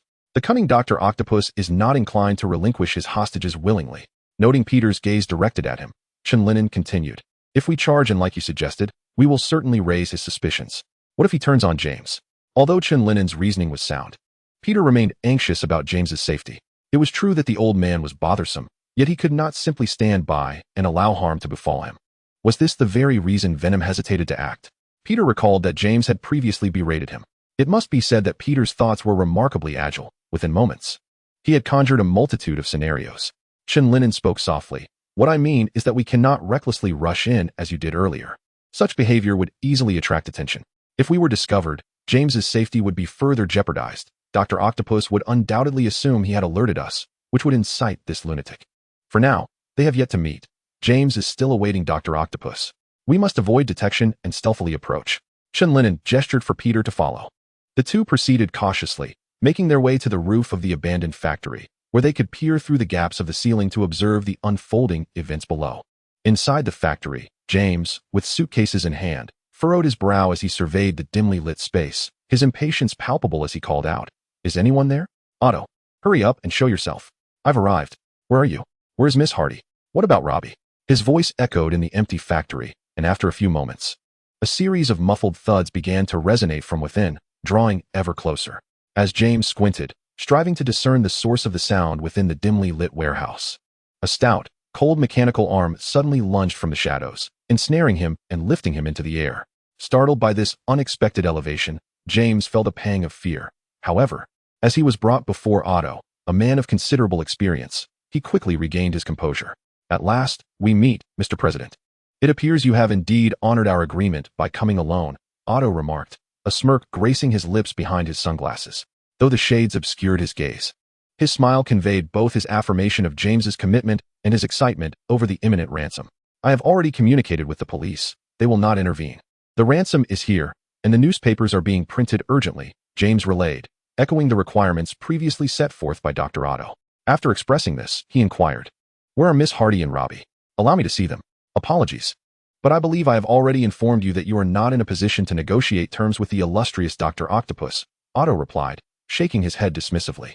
Without regard for James's protests, he commanded another mechanical arm to seize the briefcase tightly gripped in James's hands. "Curse you! What have you done to them? You have the ransom. We had an agreement." James erupted in a torrent of anger at Dr. Octopus's breach of trust. In response, Dr. Octopus ordered the mechanical arm that restrained James to cover his mouth, silencing his outburst, and then opened two nearby briefcases, confirming they were indeed filled with cash. "I will take you to see them, but releasing you requires a steeper price," Dr. Octopus declared, carrying the two cash-laden briefcases as he moved deeper into the warehouse. Addressing the muted James, "Now I have an additional hostage. Your family and friends will need to pay more to secure your release. Do not fret. I shall call them shortly. I assume the president is not short on funds, so let us tentatively set the ransom at 10 million. What do you say?" As he spoke, he manipulated the mechanical arm to jostle James, relishing the fury etched across his face with hearty laughter. They proceeded further into the depths of the derelict factory, while nearby, Peter looked up at Chen Lin'an, recalling that Venom had placed a locator within the briefcase. And now was the opportune moment for it to serve its purpose. "Do not worry, their movements are all in my mind," Chen Lin'an stated, gesturing towards his head. He possessed the ability to directly perceive and locate via the special locator using Venom. Peter, puzzled by this assertion, scratched his head in confusion, struggling to comprehend its meaning. "Follow me," Chen Lin'an instructed, beckoning him forward and stealthily moving in a specific direction. Sensing the urgency, Peter suppressed his questions and followed Chen Lin'an closely. Starting from the abandoned factory, after walking for approximately 15 minutes, Dr. Octopus finally came to a halt. Chen Lin'an and Peter trailed behind at a distance, observing as he entered a large factory with the ransom and James in tow. This expansive factory was brightly lit and filled with Dr. Octopus's experimental apparatus, leaving one to wonder how he had managed to acquire such a place. Amidst the chaotic yet orderly array of equipment, Felicia and Robbie were securely fastened by metal clamps several meters off the ground, with only a narrow ledge beneath them. Upon entering the factory, Dr. Octopus placed James beside them, binding his hands and feet with the same metallic restraints. "Very well, Mr. President. I now require to make another call to your family and friends to see if they are willing to pay a price for your return." After securing James, Dr. Octopus retracted his mechanical arm and turned his gaze toward the telephone before him. "You deceitful, vile octopus. We had an agreement." James spat, glaring down at Dr. Octopus. Felicia, trembling with fear and confusion, shouted at him, "Why are you doing this? We have done nothing to wrong you." In response, Dr. Octopus scoffed, "Honor my word? You believe you have done nothing wrong? Of course, you would think that. Everyone claims innocence. No one has ever done anything to Dr. Octopus. But what is the reality?" He slammed his fist onto the table, exclaiming, "My family scorns me, and my classmates delighted in tormenting me. Even after earning my doctorate before turning 20, my colleagues still look down upon me, mocking my research and inventions as futile. Yet, in truth, they are the foolish ones. They cannot fathom the transformative potential my inventions hold for humanity, nor can they ever comprehend how cold fusion can be achieved within a battery. Subsequently, I sought funding from the Hardy Foundation. They all proclaimed your mother a great friend of science, and I too once believed this. However," Dr. Octopus lifted his gaze to Felicia, his face betraying a sneer, In reality, she is merely a mercenary. I knew I would eventually master fusion energy. But your mother did not share this belief. She deemed my progress too slow and ultimately halted my funding. Without financial support, I was forced to relocate my laboratory and equipment to a dilapidated basement, devoid of even basic safety measures. Science demands rigor, and conducting experiments in such a decrepit space was undoubtedly perilous. An accident was inevitable. After that incident, the timid Otto Octavius vanished, replaced by the reborn Dr. Octopus. Dr. Octopus gently caressed the mechanical tentacles that extended towards him, his expression tender and affectionate. These mechanical appendages had sustained my life, and they had become an integral part of my being. As Dr. Octopus deftly manipulated the tentacles, he cast a glance at Felicia, who was secured to the wall, and remarked to Robbie and James, "As for the three of you, your greatest value lies in the ransom you can fetch for me. You have contributed to the grand experiment of Dr. Octopus." Sharing his narrative brought Dr. Octopus a sense of comfort. After finishing his monologue, he paid no heed to the two who were struggling incessantly. Instead, he picked up the phone, preparing to demand a ransom from James's family and friends. These individuals served primarily to finance his experiments. Once the funds from this extortion were exhausted, he would continue to employ these unique and lucrative methods to raise money, including but not limited to kidnapping, bank robbery, and so forth. Just as he was dialing the numbers, a pristine strand of web shot forth from a distance. Firmly adhering to his phone, "Hey, raise your hands, everyone." Chapter 83, The Rescue of the Hostages. As Peter spoke, he snatched the phone from Dr. Octopus's grasp and swiftly shot several strands of web towards him. The sudden appearance of Peter infuriated Dr. Octopus. He yanked at the strands stuck to his hands with his mechanical limbs while cursing at Peter. "You nuisance. Come here." Wow, such strength. Under the combined force of several mechanical arms, Peter was also pulled towards Dr. Octopus by the webbing. With a powerful kick, Peter propelled himself towards Dr. Octopus, sending him sprawling far away and toppling a workbench in the process. As Dr. Octopus rose from the heap of overturned equipment, he glared at Peter with malice and exclaimed, "Spider-Man, why do you meddle? Is meddling your profession now? Oh, it's merely a hobby of mine. After all, this job comes with no salary or vacation," Peter quipped playfully while nimbly evading the relentless assault of Dr. Octopus's tentacles. Realizing that mere attempts to capture Peter were futile, Dr. Octopus resorted to using his mechanical limbs to hurl overturned tables and nearby scrap metal at him. "No matter how you dodge, it's of no use. My tentacles are directly controlled by my thoughts, even more agile than my arms. You had better remain this spry, or once I find you, it will be your end." Observing Spider-Man's frantic evasions, Dr. Octopus couldn't help but chuckle malevolently. These tentacles are the most formidable and powerful weapons. Prepare to be crushed. Speaking of which, how do you manage when you take a shower? Do these tentacles help you scrub your back? Peter retorted sarcastically while ducking to the side to avoid a large piece of rusted scrap metal. "I hope your agility matches your wit." Dr. Octopus, with a grim visage, concentrated his spirit and hastened the assault of his mechanical tentacles. This was dire.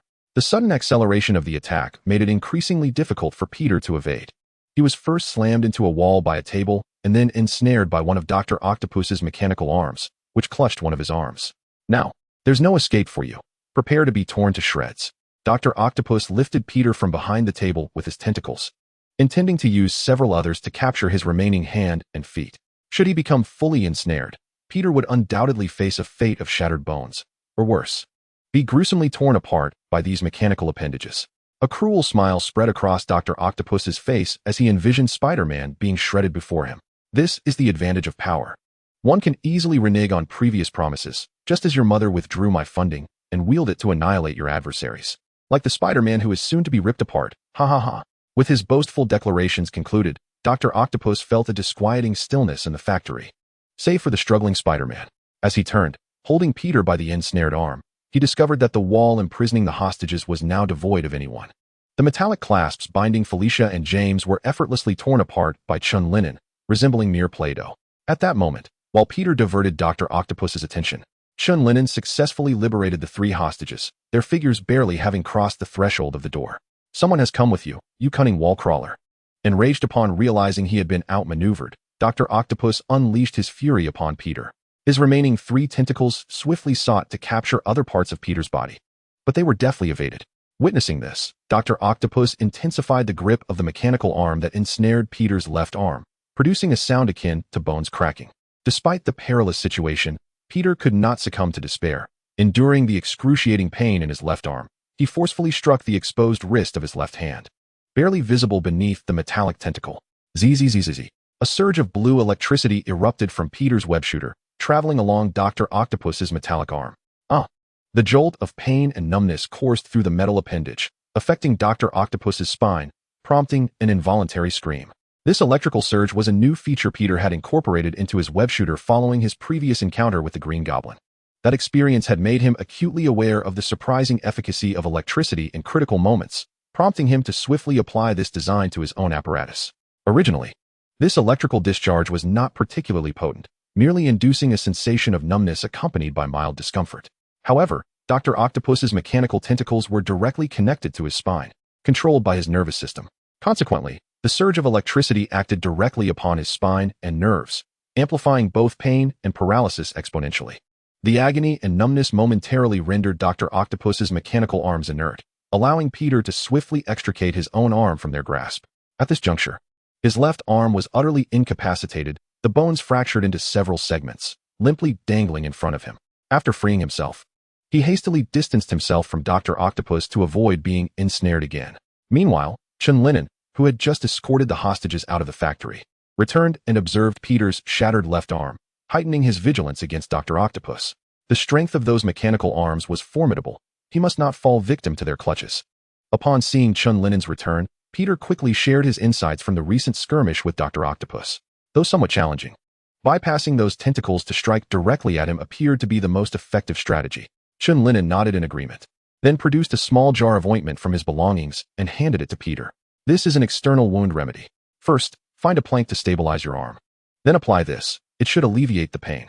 I recognize this. Zero Industrial's wound ointment, Peter remarked in astonishment, realizing that Venom also utilized it. Indeed, Chen Lin'an confirmed. Then wasted no time, charging directly towards Dr. Octopus. He swiftly approached Dr. Octopus, raising his sharp claws for a decisive strike. However, the metallic tentacles, seemingly sentient, quickly interposed themselves behind Dr. Octopus, thwarting Chen Lin'an's attack. The clash between his razor-sharp claws and the metallic appendages produced a cacophony of ear-piercing screeches. Although Dr. Octopus had yet to recover from the pain and paralysis, the tentacles instinctively defended him. This situation prompted Chen Lin'an to reflect on the venom within him. Evidently, those tentacles were not as straightforward as Otto had initially described. At that moment, Otto sensed another presence and, in a fit of rage, turned to glare at Chen Lin'an. Growling through clenched teeth, "You bothersome pests deserve to perish. All of you must die." As Dr. Octopus's furious roar echoed, the tentacles that had obstructed Chen Lin'an's attack began to retaliate. Their ends unfurled and began to whirl rapidly, resembling blooming flowers yet thirsting for blood. With a buzzing sound, the tentacle tips spun and lunged towards Chen Lin'an with such velocity that they produced a sonic boom. Observing this, Chen Lin'an swiftly wielded his hands to fend off the onslaught of tentacles, the clangor of metal reverberating throughout the factory. "Do you think you alone possess tentacles? I have them too," Chen Lin'an inwardly cursed, as 8 black tentacles extended from his back. The inky tendrils completely thwarted Dr. Octopus's mechanical appendages, swiftly erasing the disparity between the two combatants. Some of the black tendrils, having evaded collision with the mechanical ones, launched a direct assault on Dr. Octopus's body. Yet they could not penetrate the metallic armor that shielded him. Infuriated, Dr. Octopus felt a sense of foreboding upon witnessing Chen Lin'an extend tendrils from his own back. An unforeseen development that caught him off guard, especially given that Chen Lin'an's attire appeared devoid of any advanced technological flair. No one should underestimate Dr. Octopus, he bellowed, intensifying his control over the mechanical tendrils to fend off the onslaught of Chen Lin'an's black appendages. "Let us see how long you can maintain that bravado," Chen Lin'an retorted with a scoff, charging toward Dr. Octopus. Stripped of the advantage conferred by the mechanical tendrils, Dr. Octopus was merely an ordinary man shielded by high-tech armor. As Chen Lin'an approached, the tips of his fingers grew increasingly sharp, gleaming with a metallic, dark golden sheen. Dr. Octopus had no choice but to raise his arm in defense. Slicing sounds echoed as Chen Lin'an's razor-sharp claws left deep gashes on Dr. Octopus's armor, which proved inferior in material quality compared to the Green Goblin's armor he had previously encountered, lacking in hardness and strength. Now devoid of the assistance of mechanical tendrils, Dr. Octopus's combat prowess plummeted, his experience falling short of Chen Lin'an's, especially as he struggled to juggle multiple threats. Unlike Chen Lin'an, who could synchronize with Venom, Dr. Octopus was forced to manage the metallic tendrils to block the black ones, while simultaneously defending against the fierce assault before him.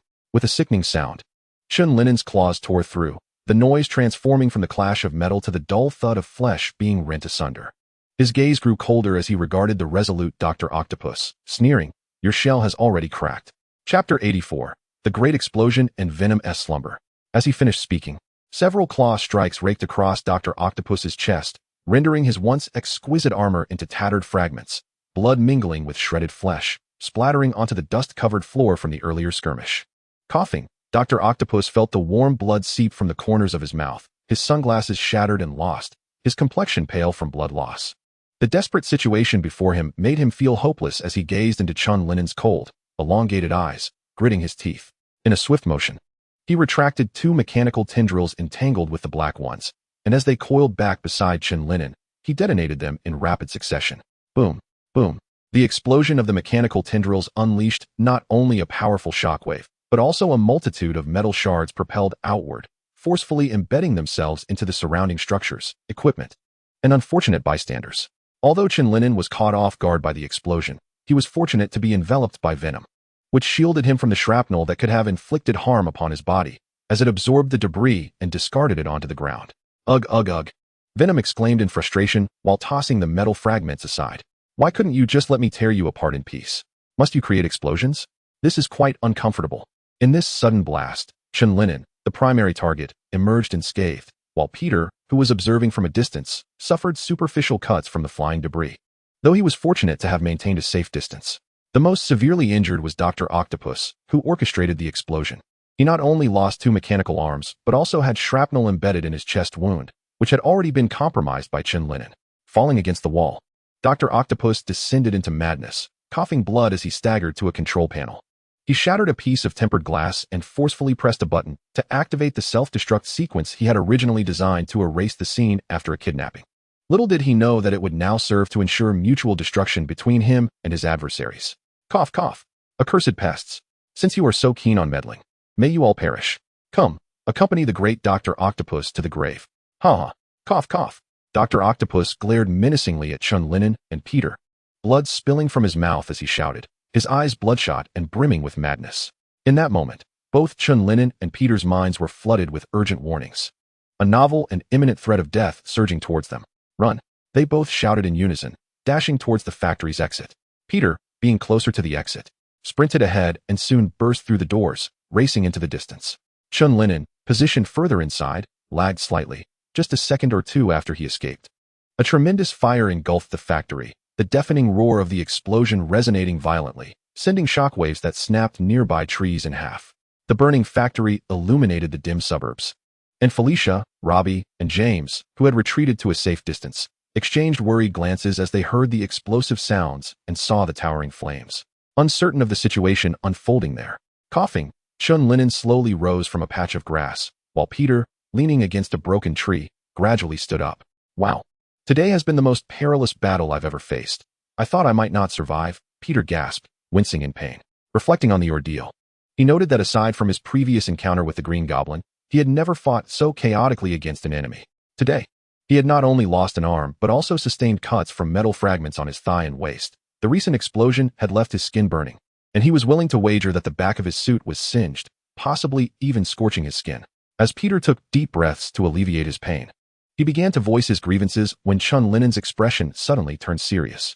From a distance, he advised Peter to rest well before promptly departing.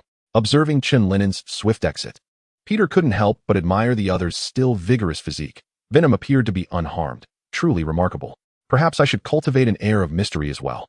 That would certainly enhance my coolness. Meanwhile, Chen Lin'an sprinted through the outskirts, striving to distance himself from Peter's location. After approximately 2 minutes, he gradually came to a halt, and the disguise on his body began to shift rapidly, soon assimilating back into him. At this moment, Chen Lin'an no longer bore the guise of Venom. He simply appeared as his usual self, dressed in casual attire. The reason for his hurried departure was Venom's revelation that maintaining the disguise was becoming untenable. The explosive flames and thunderous sounds had inflicted considerable damage, necessitating rest for recovery. I'm feeling quite unwell. I fear I may soon succumb to slumber. Venom's voice emerged with a hint of weakness. I had developed a strong resistance to flames and sound waves, yet that blasted octopus's explosion exceeded my threshold. This was the first time Chen Lin'an witnessed Venom in such a frail state, and he softly reassured, "Do not be upset. Otto has indeed transformed into a dead octopus. With an explosion of such magnitude, it would be a miracle if he were still alive. Enough of this, I must sleep now. The duration may not be short, but it won't be excessively long either. This is my first experience, so I lack expertise. Venom continued speaking to Chen Lin'an, his voice diminishing in volume. Remember to consume plenty of chocolate. It should expedite my recovery. With that, Venom fell silent. The sudden stillness caused a tightening sensation in Chen Lin'an's chest. Ever since Venom had appeared, he had grown accustomed to the raspy, unpleasant voice accompanying him. It's still here. Chen Lin'an took a deep breath, softly reassuring himself. Although Venom had lapsed into temporary slumber, he could still sense its presence. Given the circumstances, he had no choice but to accept this reality. After calculating the time, he estimated that Felicia and the others had not ventured far. They likely had not yet secured transportation. Assessing his current location, Chen Lin'an oriented himself and began to sprint. Despite Venom's slumber, his physical prowess remained exceptional, enabling him to run swiftly. On the outskirts, Felicia and her companions were gradually making their way towards the city center. They shouldn't encounter any trouble, right? The recent explosion appeared quite formidable. Felicia expressed her concern as they walked. Prolonged walking, coupled with ill-suited footwear, had caused her feet to become sore, resulting in a slight limp as she moved. James glanced at Felicia, slowing his pace as he hummed softly, and remarked, "Do not worry about that wall crawler. I possess far more knowledge of him than you do. His ability to preserve his own life is as formidable as the degree to which he can be loathed. And what of that man in black? I believe I have seen reports about him on television before," Felicia mused, recalling Chen Lin'an, who had just escorted them to the factory's exterior. Upon hearing this, James's demeanor grew serious as he replied, "That individual is no Spider-Man. He is a genuine criminal, a psychopathic murderer." Robbie, who had been listening nearby, shook his head in resignation and said, "Jonah, they have just rescued us. Though Spider-Man and Venom employ different methods, they undoubtedly do not align with darkness." James shook his head in response, stating, "While he has just saved us, I must remind you to keep your distance if you encounter him. Since his emergence, the number of lives taken by him has surely exceeded 20. Am I mistaken, Robbie?" He cast a stern warning glance at Robbie and the visibly startled Felicia. He harbored no fondness for these masked vigilantes, having lambasted even the so-called friendly neighborhood Spider-Man, let alone Venom, who is known to kill. Robbie nodded with a hint of reluctance. Despite standing in solidarity with Spider-Man and Venom, he acknowledged the truth in James's words. "I remember now. The newspapers have been rife with his stories lately. It is said that he cruelly slaughters criminals, leaving his mark to warn others." Felicia finally recalled a previous article after James's reminders and warnings. She typically did not pay much attention to the news, unless it was a sensational story that would inevitably come to her attention. Indeed, that is him. "Perhaps you should consider subscribing to the Daily Bugle to keep abreast of the news, child," James remarked with a touch of exasperation. He had not anticipated that such a prominent story would require recollection. It should have been immediately apparent upon mentioning Venom. Felicia felt a twinge of embarrassment at James's words, acknowledging her disinterest in newspapers and news. One significant reason she refrained from voicing was her belief that contemporary media is excessively subjective and biased, obscuring the objective truth and merely leading one by the nose. Many media outlets exemplify this, notably Mr. James's Daily Bugle, as speaking the unvarnished truth would surely displease him. Thus, Felicia wisely chose silence. As they fell into silence once more, trudging forward, a light gradually approached from afar, eventually stopping before them. In the dimly lit surroundings, the sudden illumination was indeed somewhat blinding. The group instinctively raised their hands, squinting their eyes in an effort to swiftly acclimate to the brightness. Chapter 85. The Schemes of Jean Bing. "Hello, might I trouble you for a ride?" Felicia called out, squinting towards the occupants of the vehicle. Having finally encountered a car heading their way, she was unwilling to forfeit this opportunity, despite the possibility of rejection. As they stood by the roadside awaiting a response, an individual emerged from the vehicle, approaching Felicia with a gentle voice. "I have come to take you home." Recognizing the familiar voice, Felicia gradually lowered her hand from her eyes, and there stood Chen Lin'an, his visage unmistakable. Lion. Upon confirming that the person before her was indeed Chen Lin'an, Felicia rushed into his embrace. "I was so scared," she sobbed, her emotions overwhelming her. Chen Lin'an's presence provided her the much-needed comfort and security, allowing the suppressed fears and grievances to surge forth. Tears streamed down her face as she conveyed her fears to him. Initially stiffened by her embrace, Chen Lin'an contemplated speaking, yet the sight of Felicia's tear-streaked face compelled him to swallow his words. Instead, he awkwardly patted her back in a gesture of solace. Nearby, Robbie and James raised their eyebrows, exchanging knowing smiles that only added to Chen Lin'an's embarrassment. The two tactfully opened the car doors and climbed inside. leaving Chen Lin'an and Felicia outside. After a moment, Felicia managed to regain her composure and, feeling a bit bashful, released Chen Lin'an. The realization of having clung to him made her cheeks flush with warmth. Chen Lin'an, equally flustered, cleared his throat and opened the car door for her. "Please, get in. Your aunt is quite worried." Felicia nodded softly in response and entered the vehicle. Once the vehicle turned onto the road, it sped towards the city. Meanwhile, in the distance, Peter was sprinting through the woods, panting heavily. The absence of skyscrapers in the suburbs hindered his ability to swing with his web, and with an injured arm, he was unable to run swiftly. He paused intermittently, leaning against a tree to catch his breath, his silhouette gradually receding under the moonlight. As Chen Lin'an escorted Felicia and James back home, the flames at the abandoned factory began to subside. What was once a vast factory now stood as mere charred steel frames, the remnants of everything else reduced to ash and gray. A large truck and several vans approached slowly from a distance, halting beside the ruins of the factory.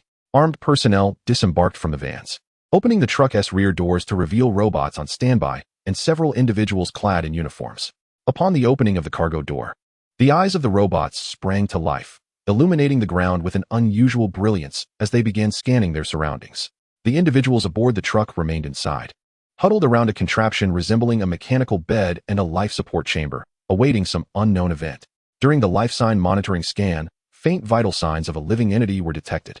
Several robots, while emitting mechanical vocalizations, gathered around a pile of debris, bowing their heads in reverence. Subsequently, they commenced the meticulous clearing of the wreckage before them, lifting shattered stones and contorted steel, casting them aside with precision. Minutes passed, and a grotesquely mangled figure emerged from the freshly excavated pit of rubble. His visage was a gruesome tapestry of blood and flesh, his hair singed beyond recognition, fused with his scorched scalp, rendering it indiscernible. Two mechanical arms, entwined like twisted vines, enveloped the upper half of his body and part of his lower body, emitting a persistent crackling sound, indicating a short circuit caused by the extreme heat and explosion. A scanner extruded from the robotic appendage, surveying the shattered form, before relaying its findings and collaborating with the other robots to extract the dying man from the pit. Visual assessment revealed that 50% of his body was burned, with severe damage to his face and scalp, accompanied by lacerations and burns. His calves were nearly incinerated, bones fractured beyond recovery. Other areas ensnared by the mechanical tendrils exhibited hairline fractures, though not completely severed. The skin, while not directly scorched by the explosion, had adhered to the mechanical limbs due to the intense heat, necessitating manual detachment. The vital signs were weak, with a recommendation for urgent medical intervention, indicating a mere 20% chance of survival. Upon the completion of their data compilation and upload, the robots hoisted the broken body onto the truck. The individuals who had been on standby in the vehicle immediately commenced their work upon sighting the mangled form. The truck's rear door gradually closed, while nearby security personnel meticulously erased any traces of their presence, discarding a charred and bloodied corpse into the very pit from which the robots had unearthed the living man. Once these tasks were accomplished, all personnel returned to the van. The mission was deemed complete, permitting the police to enter the scene. Inside one of the vans, an armed individual directed the convoy to expedite their departure while communicating tersely into a wrist-mounted device. "Received, evacuate immediately," came the reply from the device, and the convoy began to withdraw from the site, as if they had never been there, leaving no evidence behind. Moments later, the wailing of police sirens accompanied by flashing red and blue lights arrived, as numerous officers commenced their investigation and reporting. In a secret laboratory in New York City, two life support chambers stood prominently, while Alistair observed data on a nearby computer from his floating chair. "Alistair, what is the progress?" inquired Jean Bing, his visage suddenly materializing on the large screen. As Alistair scrutinized the data, he reported to Jean Bing, "The injuries sustained by Dr. Octopus have been stabilized. However, his severed limbs cannot regenerate. Nevertheless, I can replace them with mechanical appendages, enhancing his strength. Additionally, I have employed a novel pharmaceutical agent to stimulate their physiology, thereby augmenting their physical capabilities and overall functionality. They shall experience a rebirth, emerging as the new Dr. Octopus and Tombstone." Alistair's eyes sparkled with pride and anticipation as he gazed upon the two figures in the life support chamber. Jean Bing nodded in satisfaction upon hearing Alistair's report, remarking, "Excellent. They will become our new instruments of power. I have numerous plans that will require their involvement. By the way, ensure that we retain some means of control. I prefer to be fully prepared. I do not relish the sensation of losing control, you understand." Acknowledging Jean Bing's reminder, Alistair replied, "Understood." I will implant remote detonation devices at the napes of their necks, ensuring they cannot defy our commands. Indeed, my anticipation for their completion grows. Jean Bing responded with a smile. After concluding Alistair's briefing, Jean Bing closed the laptop and reclined in his chair. The sequential emergence of Spider-Man, Venom, and the Green Goblin instilled in him a profound sense of urgency. Despite possessing considerable armed forces to safeguard his security, the appearance of these supervillains shattered his sense of safety. Particularly, the earlier assault by the Green Goblin nearly cost him his life, were it not for Spider-Man's timely intervention.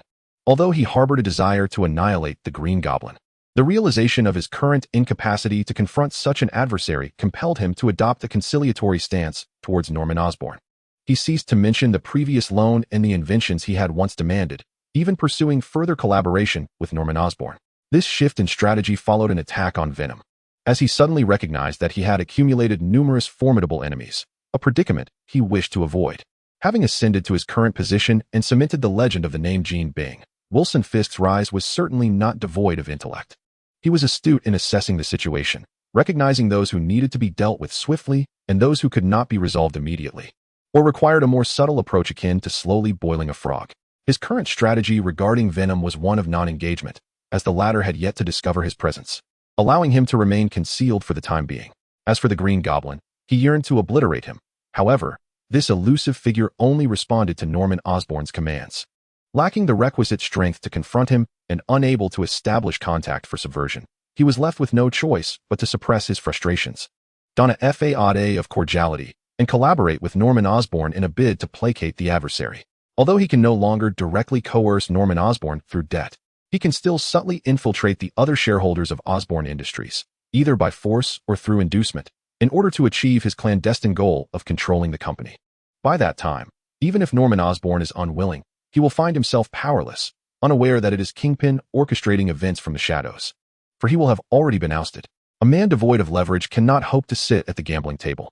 Contemplating this, Kingpin couldn't help but smirk. Once Dr. Octopus and the Tombstone's modifications are complete, he intends to crush all those petty clowns. Be it Spider-Man, the Green Goblin, or Venom, none shall escape.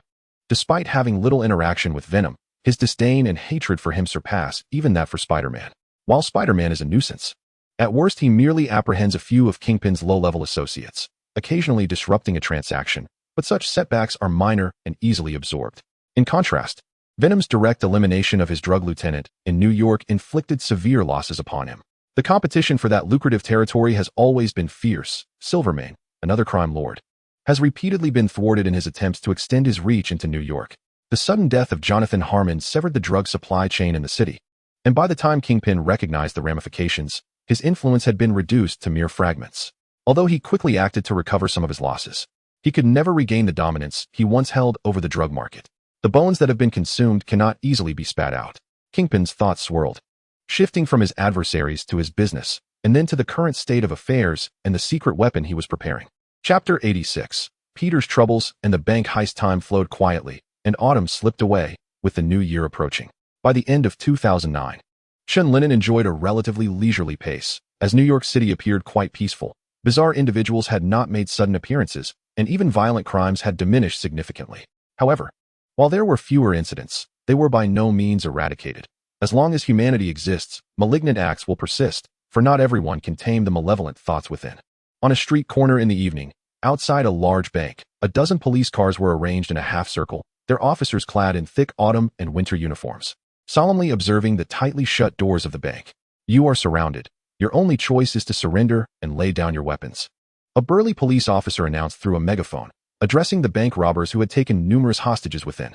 Perhaps it was the frigid weather, or perhaps the cacophony was too overwhelming, but the whiskers on Officer Beard trembled incessantly, each delicate snowflake that settled upon them being transformed into droplets by his breath, cascading down to the ground. You have 10 minutes to prepare. We require 2 vehicles to vacate this place. For every minute of delay, I shall execute a hostage, bellowed a burly man clad in a black hood, his voice gravelly as he addressed the police outside. My patience is limited. If you show indifference towards the lives of the hostages, then I shall certainly reciprocate. The countdown begins now. Listening to the audacious remarks of the robber within, Officer Beard, filled with indignation, struck the roof of the vehicle in a fit of rage. After venting his frustration, he turned to the officer beside him, instructing, prepare 2 cars, and ensure they are equipped with the most discreet tracking devices. The nearby officer nodded in compliance and proceeded to make the necessary arrangements. Once the matter of the vehicles was settled, Officer Beard seized his radio, his voice tinged with urgency as he inquired, "Have the special forces arrived? What of the sniper?" "The special ops team is en route. The sniper is seeking a vantage point," crackled the radio in response, a chorus of voices echoing back to Officer Beard. "Damn it! These infernal robbers!" He cursed vehemently, his earlier efforts to forge connections for advancement now seeming futile in light of this crisis. If mishandled, not only would his aspirations be thwarted, but he might also jeopardize his current position. The sound of helicopters approached from above, and Officer Beard glanced skyward, noting the insignias of various media outlets emblazoned on the aircraft, with James's 3 media being particularly prominent. The incessant circling of the helicopters felt like a swarm of flies. Amplifying his sense of dread, every tactical decision he made would inevitably be scrutinized by the citizens of New York and beyond. Damn it! Damn it! His agitation mounting. Officer Beard paced restlessly, hurling curses into the air without a specific target, his frustration palpable. On a nearby rooftop, Spider-Man, Peter Parker, stood gazing down at the scene below. He should have leapt into action, infiltrating the bank and confronting the criminals within. However, an unsettling change had befallen him, rendering him unable to leap without hesitation as he once did. "This is terrible. My spider abilities have vanished," he thought, placing his hand on the rooftop railing, desperately seeking the familiar adhesive grip he once possessed. Just moments ago, while jumping from the opposing rooftop, his powers had inexplicably deserted him. Had he not reacted swiftly to shoot out a web and ascend, he would have plummeted to the ground below. The strain from the web slinging had left his arms aching, and the absence of his spider abilities had diminished his physical prowess significantly. To comprehend the extraordinary feats of aerial acrobatics, one must acknowledge that the strength of an ordinary person is insufficient, for the gravitational pull during descent, coupled with the upward tension of the web, could instantaneously sever one's limbs. Peter found himself perplexed by the recent fluctuations in his spider-like abilities. They seemed to manifest sporadically. Initially, he attributed this inconsistency to fatigue, convinced that a day of ample rest would remedy his situation. Indeed, he felt rejuvenated after his respite, yet soon thereafter, his powers inexplicably waned once more. What was he to do? The armed assailants below were far beyond his current capabilities to confront. As he gazed at the unfolding chaos and felt the seconds slip away, a profound sense of urgency enveloped him. His own injuries were secondary to the dread that if he failed to neutralize the criminals, these desperate miscreants might resort to indiscriminately harming hostages. Just as Peter clenched his jaw, resolved to plunge into the fray, he caught sight of a shadowy figure materializing on the street outside the bank. At that moment, Chen Lin'an stood discreetly beside the bank, his presence largely unnoticed due to the diversion of attention towards the heist within. Upon recognizing Peter, he felt a flicker of curiosity regarding his motionless stance, but his mind remained focused on devising a strategy to subdue the robbers without endangering the hostages. After a brief contemplation, an idea began to form, and he stealthily maneuvered to the side. Utilizing the detailed blueprints and information sourced from his secret laboratory, he identified a potential entry point. During the period of Venom's dormancy, not only had Chen Lin'an honed his combat skills, but he had also ingeniously designed a multitude of tactical enhancements for himself, integrating them with the laboratory's database. Locating the bank's rear entrance on the map, he quietly infiltrated through that route. At the side entrance, a robber clad in a black hood stood guard, tasked with monitoring the small door and signaling his accomplices in the event of any unforeseen circumstances. As he idly paced to the side, preparing to resume his vigil, a sharp blade suddenly pierced through the door, plunging directly into his throat. The robber's mouth erupted with dark crimson blood, which, obstructed by the mask, seeped inward without a single drop escaping. In that silent instant, a life was swiftly extinguished. Following the robber's demise, the small door creaked open, and Chen Lin'an slipped inside, retracting the blade from the door while gently lowering the lifeless body to the ground. Initially, he had wielded a long, straight sword, but soon discovered that its length disrupted his combat rhythm during unsheathing. Consequently, he opted for a shorter blade, measuring 45 centimeters in length, better suited for his agile style of engagement. After switching to a short blade, Chen Lin'an's combat became remarkably fluid and seamless. Furthermore, he occasionally smeared it with a deadly poison, enhancing the lethality of his assaults significantly. Once he had disposed of the robber's corpse, he stealthily advanced deeper into the hideout. Before reaching the grand hall where the robbers congregated, he silently eliminated 2 sentinels without producing a sound, with 16 bandits remaining. And considering their scattered positions and the presence of hostages, he estimated that the remaining 3 minutes would suffice to resolve the situation. Positioned in a corridor not far from the hall, Chen Lin'an utilized his infrared and thermal imaging capabilities to observe the positions of the individuals outside. The symbiotic entity, Venom, was dormant, rendering him unable to sense his surroundings as he had previously. Otherwise, the process would have been far less cumbersome, given Venom's clarity and convenience in perception. Reflecting on this, Chen Lin'an found himself somewhat nostalgic for Venom. Despite the creature's off-key singing and irritating manner, the absence of its presence felt strangely disconcerting. Bringing his wandering thoughts back to focus, Chen Lin'an took a deep breath, centering himself in preparation for the imminent confrontation. He retrieved 2 smoke grenades. Pulling the pins and tossing them forward, these were hastily borrowed from the police outside, as the situation had unfolded unexpectedly, leaving him little time for adequate preparation. Had he been able to prepare properly, he could have concocted 2 sedatives directly from the laboratory, sparing himself this current predicament. Alas, imagination remained but a fleeting fantasy, and reality demanded confrontation. The thick white smoke quickly enveloped the area, and the bandits, though not dim-witted, recognized the anomaly the moment the smoke grenades rolled in. As one bandit instinctively lunged toward the area where the hostages crouched, a glimmer of steel flashed from the side, severing his outstretched arm at the elbow. The poison swiftly coursed from the wound, and within mere seconds, the bandit convulsed, frothing at the mouth, as his veins darkened and life ebbed away. Having dispatched this bandit, Chen Lin'an pushed several large counters in front of the hostages, providing them with a temporary shield against stray bullets. Chapter 87. Resolution. Almost simultaneously, a barrage of gunfire erupted. Although obscured by the thick fog, firing toward the hostages was an indisputable act of intent, as any assailant's ultimate goal would be to rescue them. Bullets ricocheted off the sturdy counters, causing the hostages to tremble in fear, were it not for the cloth gags binding their mouths. Their cries would surely have filled the air. In the instant the bullets began to rain down, Chen Lin'an leapt to the ceiling, clinging to it as he surveyed the robbers below, who were unleashing a hail of gunfire. Drawing his pistol, he began to methodically take aim at the assailants. Bang, bang, bang, bang. The bullets erupted from Chen Lin'an's handgun, each shot finding its mark in the heads of the bandits below. Bullets pierced through the heads of these individuals from above, the tremendous force not only penetrating their skulls, but also severing their occipital regions. In an instant, crimson blood and white brain matter splattered across the ground. The robbers, not lacking in wit, hurriedly sought cover upon realizing the precariousness of their situation, concealing their bodies behind whatever they could find. The burly leader of the gang soon grasped the gravity of the predicament. He surmised that the police would hesitate to charge in recklessly. Therefore, the individual who had arrived must either be Spider-Man or Venom. Having never heard of Spider-Man resorting to murder, he deduced that their adversary could only be Venom. The imposing robber had conducted thorough preparations prior to this heist, anticipating the possibility of an unexpected attack from either Spider-Man or Venom. The optimal scenario would be to escape with the cash and his accomplices before either of them arrived, utilizing a getaway vehicle provided by the police, knowing full well they would likely intervene. The worst-case scenario involved their arrival within 10 minutes, meddling in affairs that did not concern them. The robust robber's plan hinged on using hostages as leverage and overwhelming firepower. Either the hostages would deter the police from acting, or they would meet a fierce demise. He did not regard these 2 masked figures as formidable adversaries. In his eyes, they were merely individuals. He found it hard to believe that, with nearly 20 of his comrades armed to the teeth, they could not handle the situation. Those who have never faced a tempest often dismiss tales of such calamities as exaggerated. The burly robber clearly viewed Spider-Man and Venom in this light.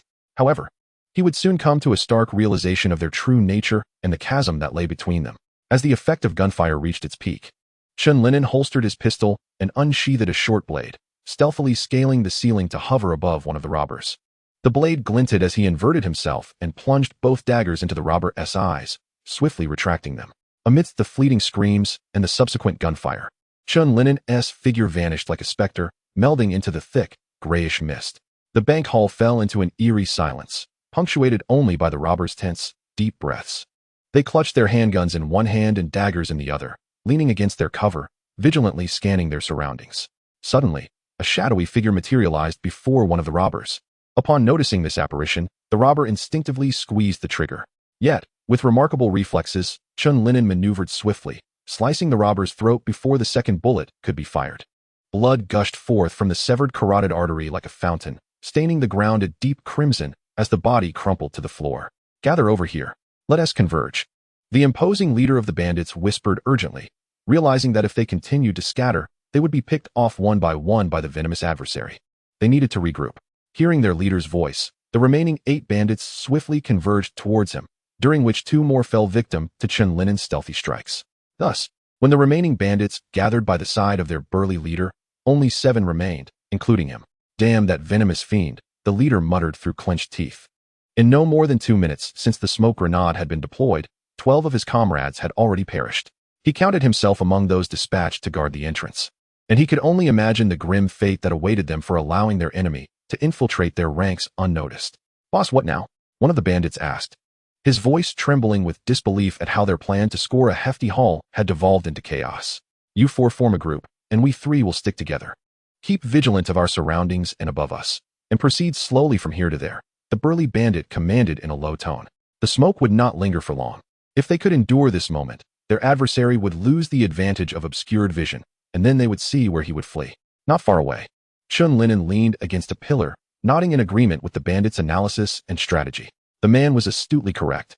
His ability to eliminate several foes single-handedly was largely due to the concealment afforded by the smoke grenade, which allowed him to strike them down one by one.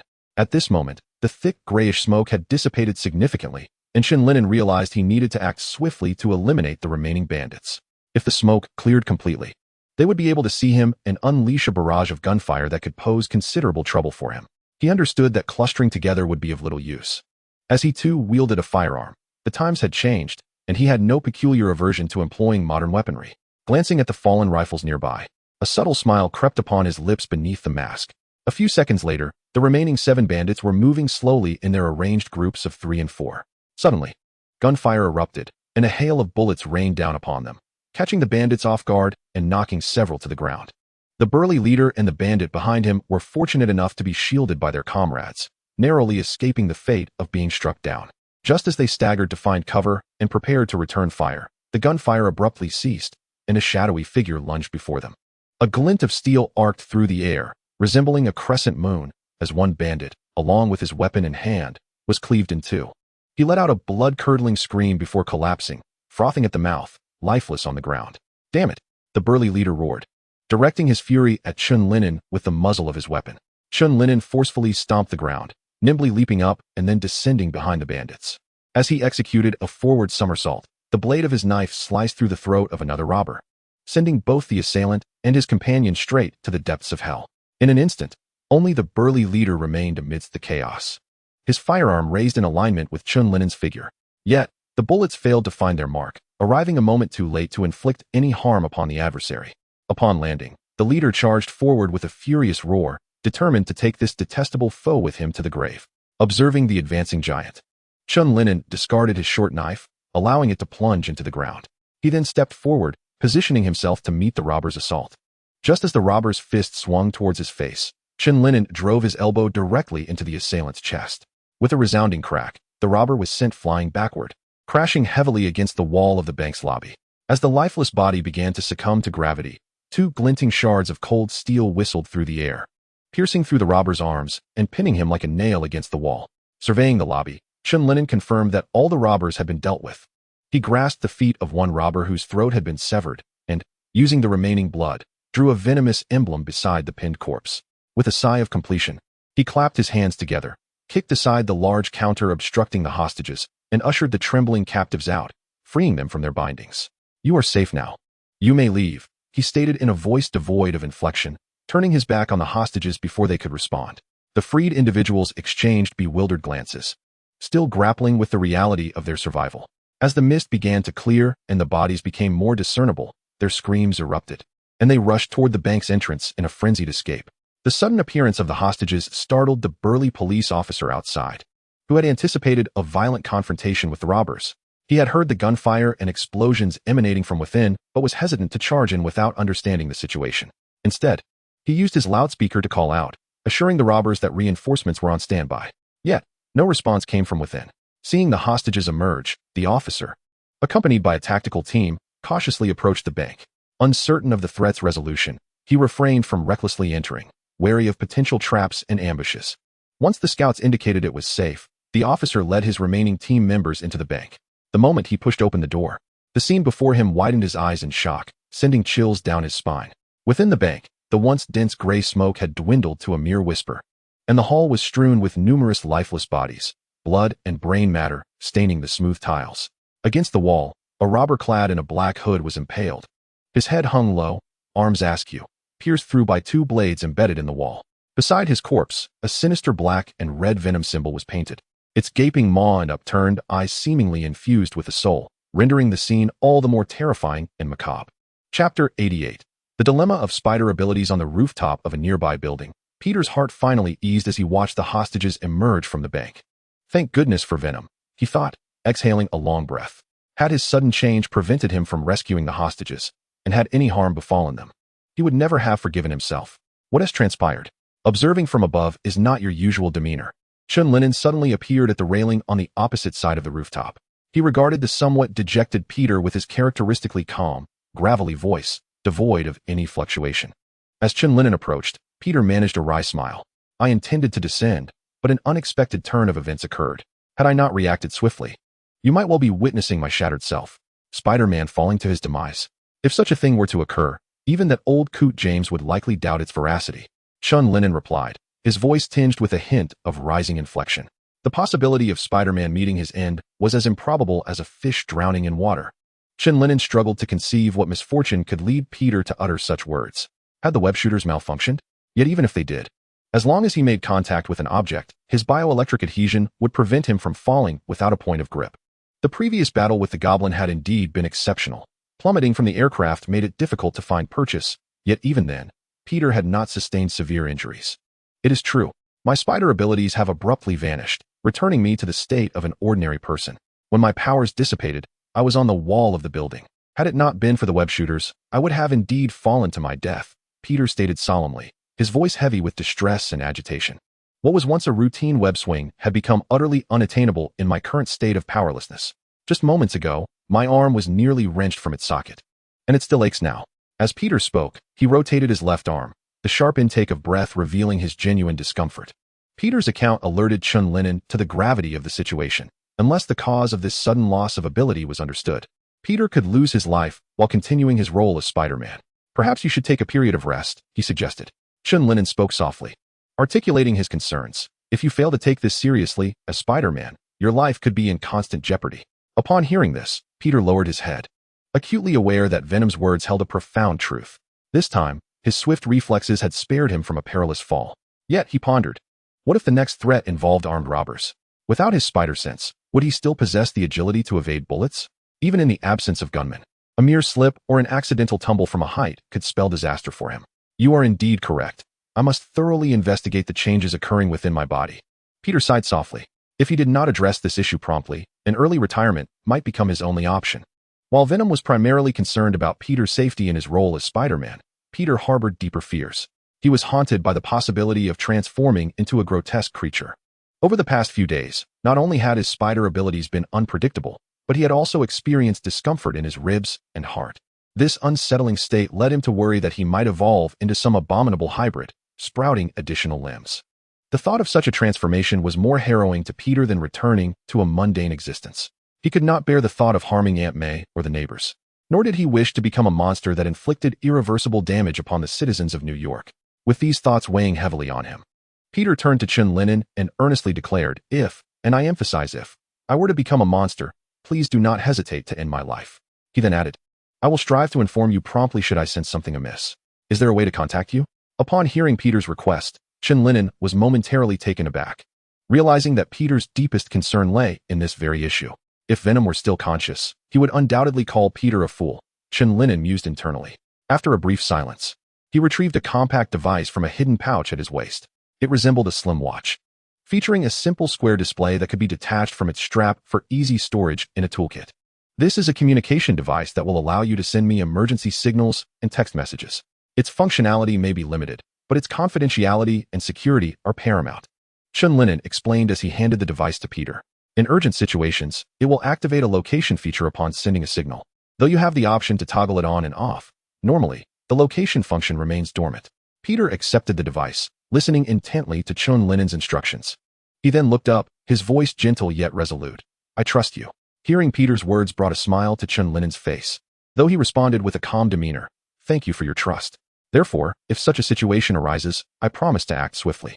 With a hearty laugh, Peter expressed his relief upon hearing Chen Lin'an's assurance. feeling a sense of reassurance settle within him. In the event of the worst-case scenario, he need not worry about inflicting harm upon others. Venom's formidable strength would swiftly resolve the situation. Listening to Peter's relieved chuckles, Chen Lin'an chose not to respond. He turned towards the edge of the rooftop, pausing to glance back at Peter before leaping off, saying, "Before the worst occurs, you still have the opportunity to seek solutions. Do not relinquish hope easily.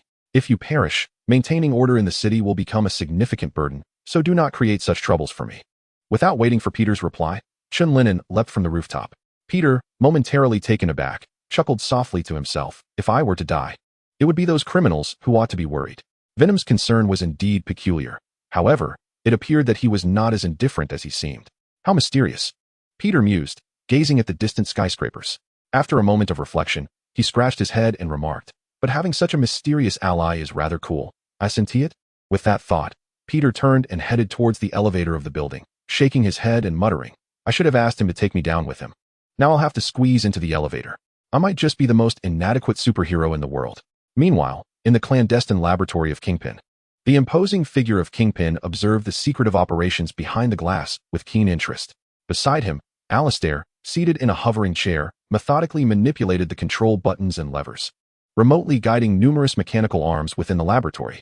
Suspended in the center were Dr. Octopus and Tombstone, undergoing the final stages of their procedures via the mechanical arms under Alistair's command.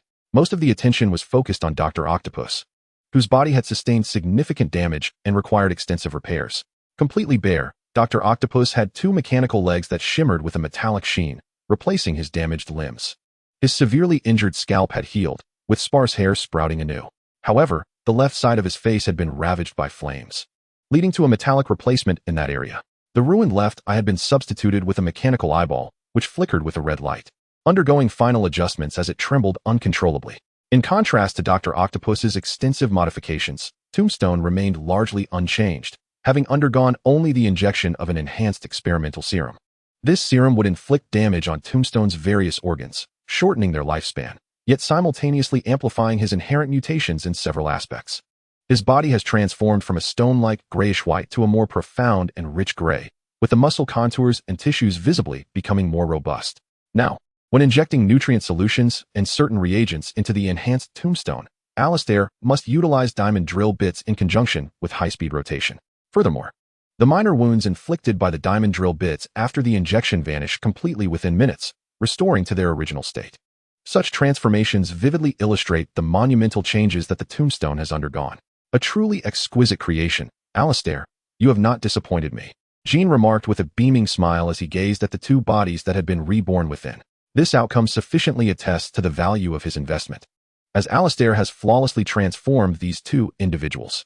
The formidable humanoid weapons have finally taken shape, and he can now embark on his grand design. With this thought, Jin's smile grew even more radiant, as if he could already envision his long-cherished enemies meeting their demise before him. Chapter 89.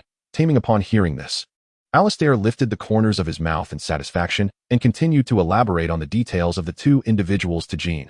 I employed a specially formulated new agent tailored for the Tombstone.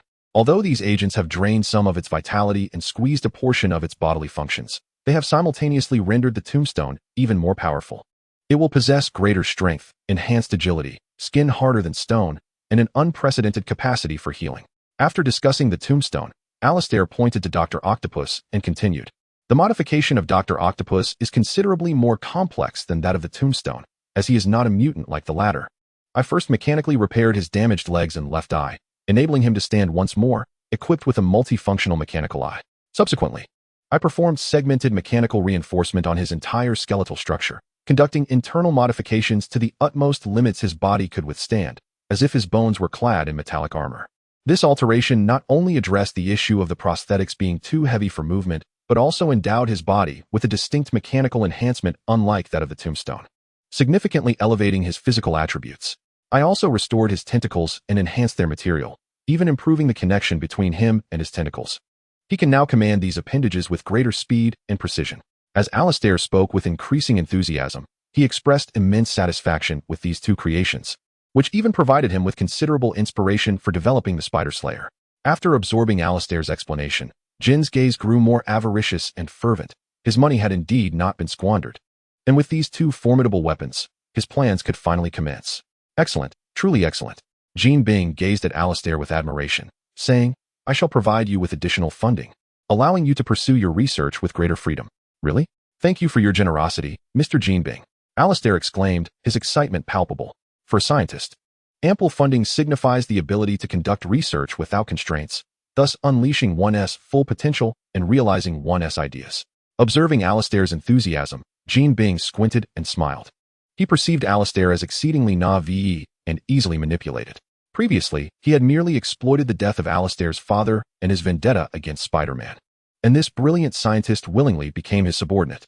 Now, with just a modest investment, he could acquire Alistair's future technological advancements and research findings while simultaneously enhancing the latter's gratitude and loyalty towards him. Such lucrative transactions delighted him. "By the way, have you executed the contingency plan I instructed you to implement?" Jean Bing inquired, wary of losing control over the two formidable weapons. "Indeed. I have implanted chip bombs in their napes.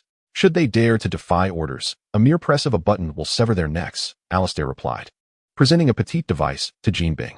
This device, square in shape, bore two red buttons, each designated for Dr. Octopus and Tombstone, as indicated by the fine print beneath.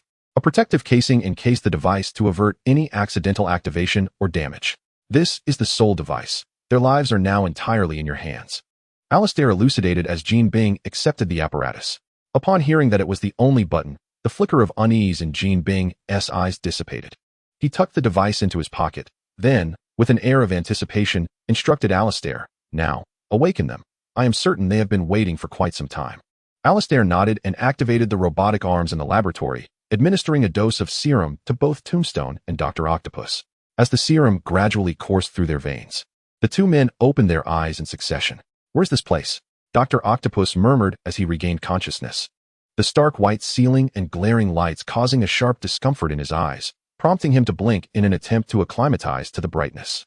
After a few blinks, he suddenly became acutely aware that he could still see despite having closed his eyes, accompanied by peculiar numbers and cursors dancing in his field of vision. "What is happening? I am not dead, and it seems something has changed," Dr. Octopus pondered as he slowly propped himself up. A crack resounded as his right hand pressed against the metallic table beneath him, causing an indentation where he applied his weight. Dr. Octopus incredulously raised his hand, first examining his own body before surveying the surroundings. The bright room was filled with countless mechanical arms positioned on either side and above. As a scientist, Dr. Octopus quickly deduced the nature of his environment. "Is this a laboratory?" he murmured, his gaze landing on a nearby figure to his right, a naked man with gray skin.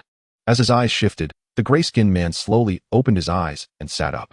"Ah, it seems I have narrowly escaped death," he remarked, taking in the sight of his healed wounds and the newfound strength coursing through him. He surmised what had transpired. "Oh, a stranger?" As he scanned the vicinity, he noticed Dr. Octopus beside him, prompting his curiosity. At that moment, Dr. Octopus had risen to his feet, acclimating to his body as he walked slowly. He responded to the man's inquiry, "You may call me Dr. Octopus. And who might you be?" As he gazed into the large mirror before him, he beheld his own transformed visage, mechanical and flesh intertwined, with a bright red mechanical eye in place of his left eye and tentacles unfurling like a flower on the verge of blooming. Dr. Octopus felt the remarkable changes within himself. The fusion of machinery and flesh rendered him more powerful, and he sensed that his mechanical appendages had also transformed, becoming more resilient and responsive. "I am Tombstone," the gray-skinned man announced, now standing and moving about. He was about to reply to Dr. Octopus when suddenly, the laboratory was filled with a booming voice over the intercom. "His name is Tombstone." "Greetings, Dr. Octopus," a robust, middle-aged voice resonated from the speakers above. Simultaneously, the mirror in front of Dr. Octopus transformed into transparent glass. On the other side, a colossal figure, golden, met Dr. Octopus's gaze through the glass, a smile playing on his lips as he calmly explained their current situation. In a short while, the two men had donned clothing and exited the laboratory. "While I am grateful for your assistance, I do not adhere to the whims of others," Dr. Octopus stated, looking up at the smiling Golden. "As a great scientist, the only pursuits that bind me are science and research." His tone conveyed a certain arrogance, indicating his reluctance to be controlled. Behind Dr. Octopus, Tombstone smirked at his words, a hint of disdain in his expression. He found amusement in Dr. Octopus's naivety, fully aware of the ruthless nature of the man smiling in front of him. Upon awakening from the laboratory, he was acutely aware that everything came at a price. Thus, he harbored no surprise or dissent towards Jean Bing's enticement. This seemingly peculiar Dr. Octopus appeared oblivious to this reality, genuinely believing that Jean Bing's invitation was easily declined. Just as the gravestone silently calculated within his heart and found amusement in Dr. Octopus's audacity. The previously cheerful Jean Bing indeed retracted his smile upon hearing the words of Dr. Octopus, his countenance shifting to one of solemnity. Jean Bing shook his head, his tone gentle yet unequivocal. I'm afraid, Dr. Octopus, my expectations did not include the option of refusal. Had I not expended considerable resources and connections to extricate you from that dilapidated factory, you would have long since turned to a heap of ash. Upon hearing Jean Bing's response, Dr. Octopus also ceased to smile. His tentacles slowly lifted behind him, resembling ferocious venomous snakes fixated on Jean Bing. I have made it clear. No one can constrain the great Dr. Octopus. The doctor's gaze was icy as he regarded Jean Bing, seemingly testing the potency of his rejuvenated mechanical appendages. Listening to the simmering threat from Dr. Octopus, Jean Bing scoffed. It appears I have overestimated you. Your talent seems solely devoted to scientific inquiry, leaving no room for common sense. Do you truly believe I rescued you out of charity? Have you considered why I would permit your awakening without absolute certainty? Observing Dr. Octopus's increasingly troubled expression, Jean Bing continued his merciless mockery. You currently resemble an ignorant wild dog, baring its filthy teeth and believing itself invincible. With the press of a button, the chip in your neck could make your head explode. Jean Bing, who was already of formidable stature, slightly lowered his head, exuding an air of intimidation as he gazed at Dr. Octopus. Now, tell me, what is your choice? Will you choose death now, or will you serve me? As Dr. Octopus beheld the button in Jean Bing's hand, his complexion grew ever more dismal. The words Jean Bing had uttered felt like sharp daggers piercing his heart. Though he yearned to rend this man, who had humiliated him so thoroughly, into pieces, the specter of death rendered him hesitant to make any rash movements. So, Dr. Octopus, have you made your decision? At this moment of maximum pressure, Jean Bing pressed him further. Dr. Octopus's face was a portrait of distress. He feared death, yet was loath to submit so ignominiously, reducing himself to the status of the wild dog Jean Bing had just ridiculed. Observing the turmoil on Dr. Octopus's visage, Jean Bing sensed that he had wielded the proverbial club sufficiently. It was time to offer a morsel of sweetness to coax him down the path of compliance.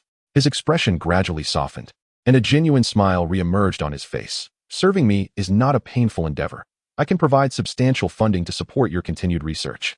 Just like my most capable assistant, Alistair, who diligently serves me while simultaneously pursuing his own research, Jean smiled as he patted Alistair on the shoulder. Hearing Jin's assurances, Dr. Octopus's eyes flickered with intrigue. Noticing this subtle shift, Jean could not help but smirk inwardly. Taming a wild dog is a simple task, often requiring nothing more than a firm lesson with a whip and, at opportune moments, a bone to reward it, which can yield even more effective results. Beneath the radiant moonlight, a heavily fortified prison lay concealed within a dense forest. Towering walls encircled it, punctuated at intervals by guard towers, while massive, bright searchlights swept back and forth across the ground, vigilant against any sign of disturbance. Inside those formidable walls, the prison was equally fortified, with every exit secured by multiple doors, each manned by patrolling guards who conducted regular inspections. Amidst this serious atmosphere, a palm-sized mechanical insect scuttled swiftly along the high walls, its coloration mirroring the prison's predominant gray hue, rendering it nearly invisible in the dim light. It stealthily traversed the heights, then through the prison's inner walls, reaching the cell of its intended target. Descending through a narrow ventilation shaft, the mechanical insect landed on the floor of the cell and unfurled its back shell, revealing its concealed contents. The man inside the cell took notice of the mechanical insect, rising from his bed as it opened its back shell. The bright moonlight streamed through the narrow vent, illuminating his face, pale as the prison walls, devoid of hair, resembling a peeled egg. This peculiar man crouched down and retrieved from the insect's shell a belt embedded with what appeared to be blue gemstones, alongside a visual telephone. Seeing the familiar belt, a faint smile curled at the corners of his mouth as he fastened it around his waist, instantly transforming into a well-dressed gentleman. Upon activating the visual telephone, Alistair's visage appeared on the screen. He regarded the transformed man and spoke softly. Jean sends his regards, Chameleon. Please extend my gratitude to Mr. Jean, Chameleon replied politely. Alistair continued. You have 15 minutes to rescue several others imprisoned within this facility. Horror, the Enigma, and Scorpion. I trust you are familiar with them. After 15 minutes, bring them to the open area outside, where a helicopter will await your arrival. Understood. I appreciate Mr. Jin's generosity. Chameleon nodded in agreement, prompting Alistair to terminate the call. The man known as Chameleon is an internationally renowned criminal, distinguished by his ability to assume the appearance of anyone using the belt around his waist, as long as he shines it upon the individual or their photograph. During a previous hiring operation, he was apprehended by Spider-Man and the SHIELD, resulting in his incarceration. Now, Kingpin, in pursuit of his own ambitions, intends to orchestrate an escape for several notorious criminals, including himself. Recently mentioned were Shocker, Scorpion, and Mysterio, each possessing unique attributes, with the commonality that they were all captured by Spider-Man. Shocker, whose real name is Herman Schultz, was an accomplished criminal prior to his imprisonment, adept at cracking safes and executing heists. In order to contend with Spider-Man, he ingeniously created a distinctive piece of equipment. He developed special gloves capable of emitting shockwaves and designed an entire ensemble of yellow, grid-patterned electronic fabric to mitigate the recoil effect of the gloves. Once donned, this gear allowed him to unleash powerful shockwaves for enhanced criminal endeavors, causing Peter considerable difficulty during their encounters. Similarly, Scorpion has had his share of conflicts with Spider-Man. Originally an ordinary man named Mac Gargan, a private investigator, he was hired by James, the owner of the Daily Bugle, to investigate Spider-Man. Upon being discovered, Peter directly confronted James, warning him against such pursuits and ensnaring the insolent Gargan with webbing against the wall. Following Spider-Man's departure, James unleashed his fury upon Gargan, berating him as worthless. Humiliated, Gargan resolved to transform himself and, through James's introduction, sought the assistance of a scientist. This scientist enhanced Gargan's physical capabilities using Scorpion genetics and a combat suit that enabled him to exude a corrosive slime via a tail. Transformed by the allure of power, Gargan became the criminal Scorpion, causing Peter considerable trouble until he was ultimately captured and imprisoned. As for Mysterio, Quentin Beck harbors not only animosity towards Spider-Man, but also grievances with Venom. He believed he could have subdued Spider-Man entirely, but Venom's interference thwarted his efforts, leading to his current imprisonment. In addition to these individuals, the recently awakened Tombstone and Dr. Octopus also bear significant grudges against Venom. Kingpin's objective in liberating these individuals is to assemble a criminal syndicate primarily aimed at targeting Spider-Man and Venom.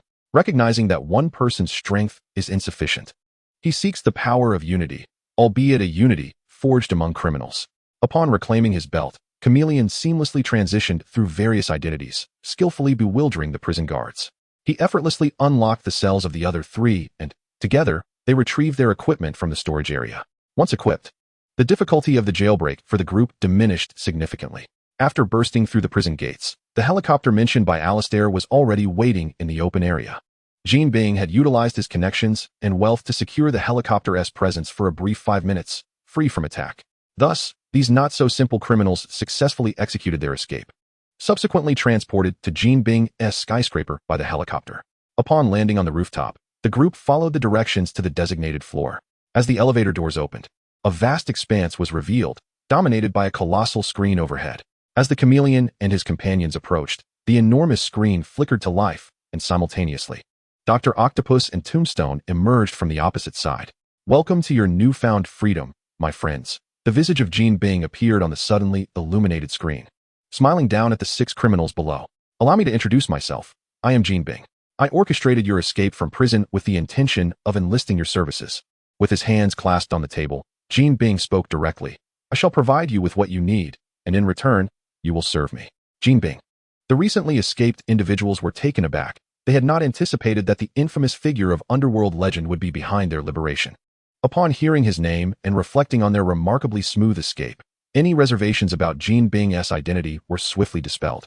Only someone of his legendary status could possess the influence and connections necessary to facilitate a helicopter's entry into such a heavily guarded prison. Exchanging glances, the Chameleon and his fellow escapees shared their thoughts. After a brief pause, the mysterious figure addressed the image of Jean Bing on the screen, saying softly, "We are deeply honored by your assistance, but we are curious about your true intentions." He continued, "Within the limits of our capabilities, we will not refuse your request to repay this act of assistance. However, if it exceeds our capacity," his words largely echoed the sentiments of the others. While escaping from prison was indeed a joyous occasion, they were reluctant to unknowingly become pawns in someone else's game, particularly given the potential dangers involved. It is important to note that they were not individuals of compliant nature.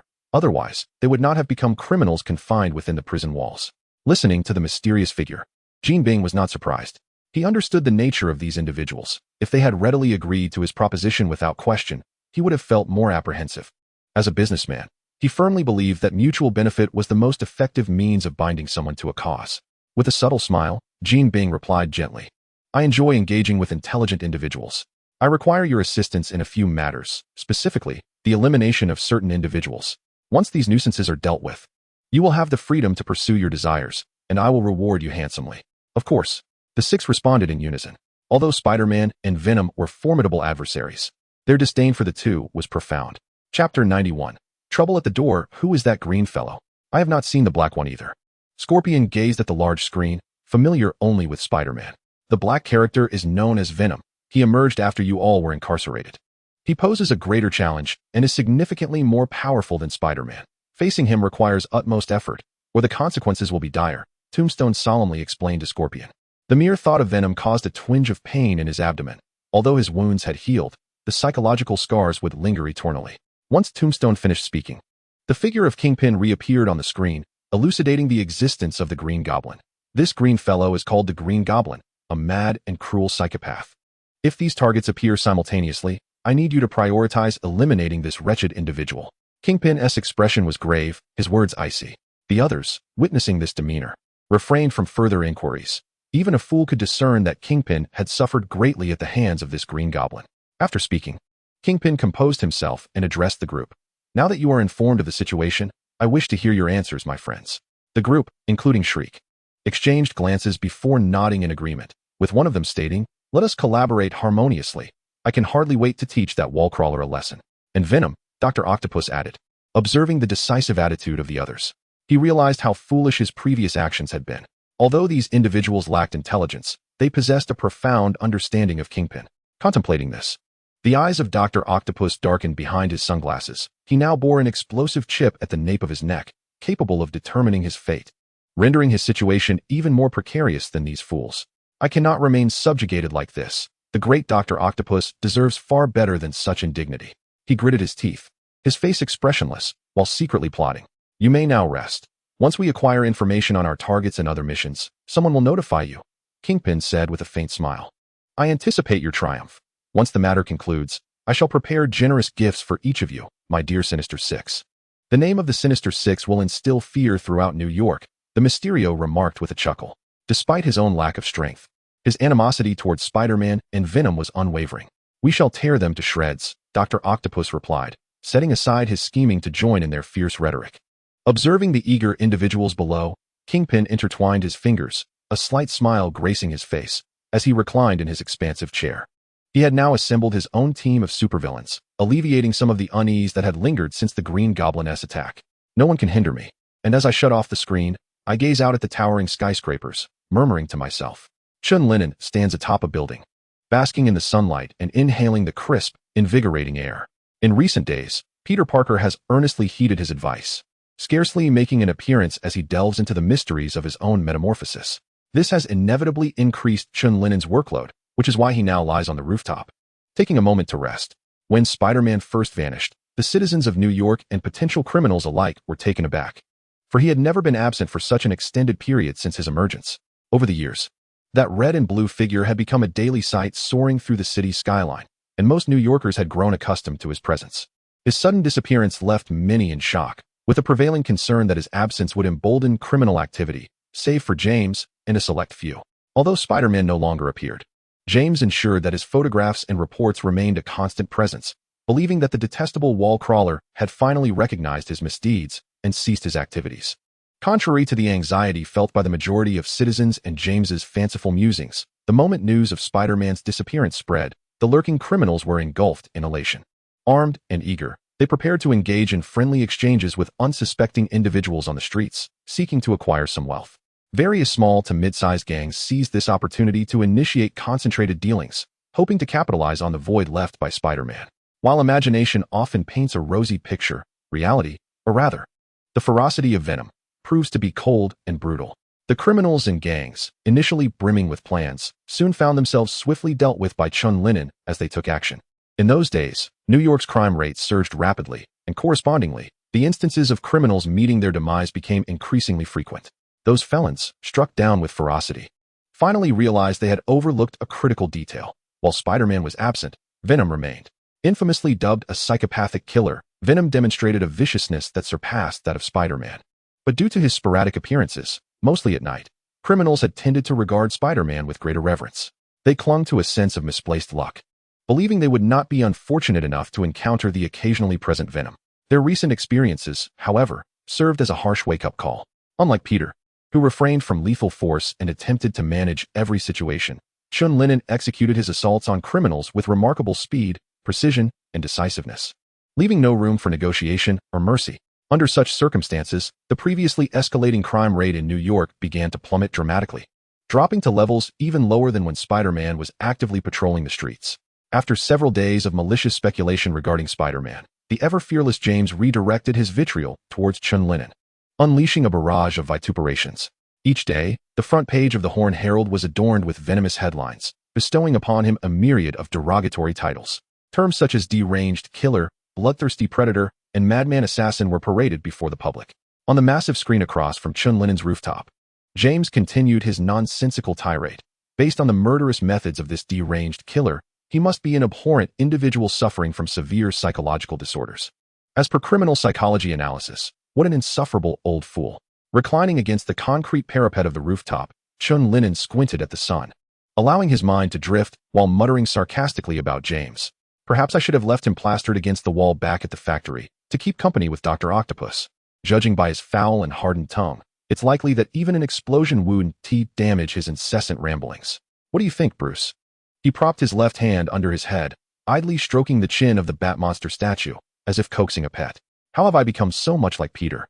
Suddenly aware of the peculiarity of his actions, he withdrew his hand. Contemplating, he wondered whether Peter's current mutation had been resolved or how far along it was. After days of combating crime, he indeed felt fatigued. No wonder Peter lacked time for romance. Chen Lin'an had been quite busy himself, and it was clear that Peter, ever the meddler, had his hands full. It appeared that Venom's prior comment about Peter's fondness for hot dogs was not unfounded. If he were to roam New York in the same fashion, he would hardly have time to eat. Though Chen Lin'an had been busy in recent days, he had begun to find his pace again. Compared to Spider-Man, his intimidation factor was significantly greater, as he was notably ruthless. As he let his thoughts wander, pondering when Peter might return to duty, a small flying device, resembling an apple, zeroed in on him. It detected the target, Venom, and began transmitting his location. Moments later, while lying down, Chen Lin'an suddenly sensed a looming danger. Venom's alarm blared, warning him of an imminent threat. Upon the activation of Venom's alert, Chen Lin'an sprang into action, flipping off the building and then adhering to the wall mid-fall. Just as he descended, a viscous, corrosive liquid splattered onto the spot where he had been reclined, eroding the stone beneath it significantly. Chen Lin'an pressed against the wall, narrowing his eyes at the unfamiliar attack. What manner of assault was this? As he pondered, Venom's warning echoed once more, and without hesitation, he leapt back to the rooftop. Upon landing, the very spot he had occupied moments ago was obliterated by a powerful shockwave. Another unprecedented attack. Chen Lin'an became vigilant, sensing an unusual presence. Indeed, it was not trivial. However, that only added to the intrigue. If it were too easily resolved, it would be rather dull. On the rooftop of the building across from him, a figure clad in peculiar attire spoke, donning a bright yellow jumpsuit adorned with black checkers, creating an appearance that was both garish and striking. Of course, it was no simple matter. Had he forgotten what the tombstone had once conveyed? Beside him, another individual, dressed in green combat gear and sporting an odd tail, approached. What bizarre creatures are these? Chen Lin'an mused, gazing at the two figures across from him. Chapter 92. The power of the 6 demonic heads. As he observed the terrifying duo, Scorpion and Shocker, Chen Lin'an recalled a recent news report regarding an escape from prison. The headlines had finally shifted away from him, revealing a few adversaries from the Spider-Man's past whom he had yet to encounter. I remember now. You are the criminals who escaped a few days ago, Shocker and Scorpion, correct? Chen Lin'an remarked with an even tone, fixing his gaze on them. Noticing Chen Lin'an's calm demeanor, Shocker chuckled. Indeed, I am Shocker. Enjoy the battle ahead, for this is your final moment in this world. Apologies, but I have heard such sentiments far too often, Chen Lin'an retorted dismissively, drawing forth his twin blades. He executed a fluid flourish, the icy glint of his blades forming an arc. Though I cannot fathom why you wouldn't relish your hard-won freedom, since you have so graciously presented yourselves. Prepare to descend into hell. I shall not show you mercy like Spider-Man would. With his swords poised for attack, his sharp gaze bore into his foes. You may find that difficult to achieve, a voice suddenly echoed from behind him. Turning slightly, he beheld Dr. Octopus and Tombstone emerging from the shadows. Long time no see. Venom, I have been thinking of you, Dr. Octopus remarked, a cruel smile curling on his lips. Tombstone chuckled ominously beside him, and in their eyes, there was only one conclusion for Chen Lin'an today, a brutal demise at their hands. You two are remarkably resilient, surviving against all odds, Chen Lin'an stated solemnly upon recognizing them. In response, Dr. Octopus touched his mechanical left eye, his tone icy and filled with resentment. I will repay each of these scars in full. You shall not escape here today. As his words resonated, the mechanical tentacles behind him lunged forth, sharper and more lethal than before. Accompanied by a fierce whistling sound, the tentacles struck at Chen Lin'an from various directions. Faced with the onslaught of mechanical appendages, Chen Lin'an deftly parried with his blades, agilely evading their assaults. Buzz! As he fended off Dr. Octopus's assaults, the scorpion's acidic solution and terrifying shockwaves surged toward him. The sounds of air being sliced behind him and the venomous alerts in his mind warned Chen Lin'an of the imminent danger. While dodging the tentacles, he leapt toward the adjacent rooftop, needing to create some distance and alter the positioning between himself and his adversaries. Otherwise, being caught in such a pincer movement would prove exceedingly distressing. Where did your tentacles from last time go? Let us witness your true prowess, Dr. Octopus called out sharply. Observing Chen Lin's retreat with bemusement, he keenly sensed a difference in Chen Lin's demeanor compared to their previous encounter. Although he showed no signs of fatigue, the contrast in his combat style was unmistakable. Hearing Dr. Octopus's taunts, Chen Lin cursed inwardly. The disadvantage of facing a group lies in the necessity to continually fend off multiple attacks. In a one-on-one scenario, one's focus can remain solely on the opponent. However, in a one-against-many situation, Chen Lin was compelled to divide his attention among several threats. The relentless sounds of destruction echoed from the rooftops, with several structures becoming ravaged by their fierce battle. Upon landing atop a tower, Chen Lin gasped for breath, his chest heaving. He had scarcely paused, continuously evading and counterattacking.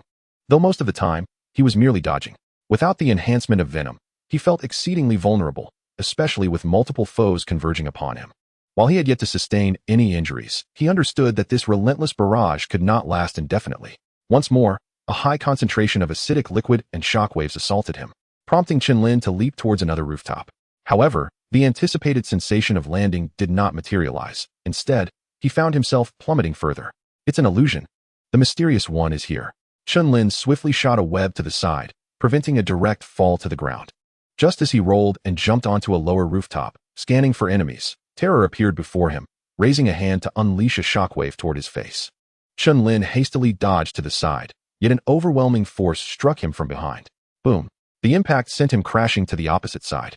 Before he could stabilize himself after the descent, a green figure suddenly scaled the edge of the building. The scorpion's powerful tail struck Chen Lin's abdomen, driving him into the wall of the elevator shaft. Coughing, Chen Lin endured the agonizing pain from his fractured bones as he swiftly crawled out from the shattered wall. The preceding flurry of attacks had taken him by surprise. While he had anticipated that he might struggle to withstand the onslaught, he had not expected their coordination to be so seamless. Hee. It seems you did not foresee our presence, one of his assailants taunted. The chilling terror that had once surged toward Chen Lin'an had now transformed into a chameleon, its hand resting upon its belt. Beside the empty building, Dr. Octopus thunderously descended, causing the rooftop to crack under the impact. The scorpion, flung by Chen Lin'an's tail, crawled up from the edge of the building, grinning wickedly at Chen Lin'an, who had been slammed against the wall by its attack. With a crash, as a cloud of purple smoke dissipated, the remaining enigmatic figure, the tombstone, and the horror revealed themselves. Truly a grotesque and disheveled sight, was it not? The mysterious figure scoffed, not having forgotten the humiliation of being choked by Venom. Merely a ragtag group huddling together for warmth, Chen Lin'an retorted, leaning against the wall with a cold smirk, unfazed by the encirclement. It has been a while, and your verbal skills have certainly sharpened. Have you been learning from that insufferable wall crawler? The mysterious figure continued to mock Chen Lin'an. It is unfortunate that I have not made an appearance recently. Otherwise, I could have dealt with all of you at once. How do you know he hasn't come today? Chen Lin'an suddenly countered, then shouted at the others behind him, move quickly. Upon hearing his low command, the group instinctively turned to brace for Spider-Man's ambush. But only Dr. Octopus sensed something amiss. Just as he began to turn his head, he immediately reacted. Be careful, Dr. Octopus urgently warned the others. But Chen Lin'an seized the opportunity to act. In the moment they instinctively turned their heads, he dashed toward the chameleon and the mysterious figure, as they were the weakest among those present and the most likely targets for a surprise attack. With a swish, Chen Lin'an's ghostly figure appeared before the chameleon. As the chameleon hastily turned around, Chen Lin'an's short blade hummed as it sliced through the chameleon's neck. Blood gushed forth from the severed vessels as Chen Lin'an bypassed him and stood before the mysterious figure. The mysterious figure, caught off guard by Chen Lin'an's sudden proximity, narrowed his eyes and quickly retreated. The fishbowl head was now within reach, and with a sinister grin, Chen Lin'an plunged the short blade directly into it. Crack! Crack! With the crisp sound of shattering glass, the mysterious figure's fishbowl head shattered into fragments, the blade plunging deep into his eye. His face frozen in a mix of shock and terror. This entire sequence of events transpired within a mere 2 to 3 seconds, leaving the others utterly unprepared. Only Dr. Octopus, having sensed the anomaly, swiftly acted, extending his mechanical tentacles toward Chen Lin'an. As the mechanical appendages reached out, the chameleon's throat had already been slit. And it was only as the mysterious figure's head shattered that they arrived behind Chen Lin'an. Boom! A cloud of purple smoke enveloped the space between Chen Lin'an and the mysterious figure. Chen Lin'an skillfully utilized the prop of a mysterious guest strapped to his waist to cloak his presence. Dr. Octopus sensed the grasp of his tentacles upon something, yet failed to maintain his hold. As the smoke dissipated, the rooftop was devoid of Chen Lin'an's shadowy figure. Dr. Octopus retracted his mechanical appendages, which bore a distinct trace of blood upon their cold metallic claws, despite the swiftness of his attack. He had ultimately been a fraction too late to inflict serious harm upon Chen Lin'an. Damn it, so close. Observing the two lifeless bodies sprawled on the ground, Tombstone cursed under his breath. They had never anticipated that Venom could escape. They had assumed that, in the face of their 6-man assault, he was doomed to a grim fate. Yet, unexpectedly, he had managed to divert their attention momentarily with a clever ruse. It is not our fault for being so foolish.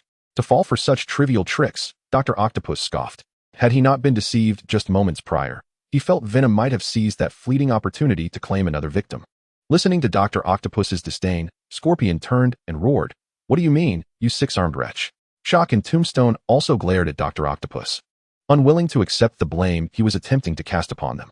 "You would do well to choose your words carefully, Otto," Tombstone warned coldly, his fingers cracking ominously. "Are you intending to place the burden of this failure upon us?" Shock summoned a surge of kinetic energy, ready to unleash it. "Humph. What? Do you wish to confront me?" Dr. Octopus raised his mechanical tentacles, derisively taunting them. You lot could scarcely muster an intellect surpassing 200 combined.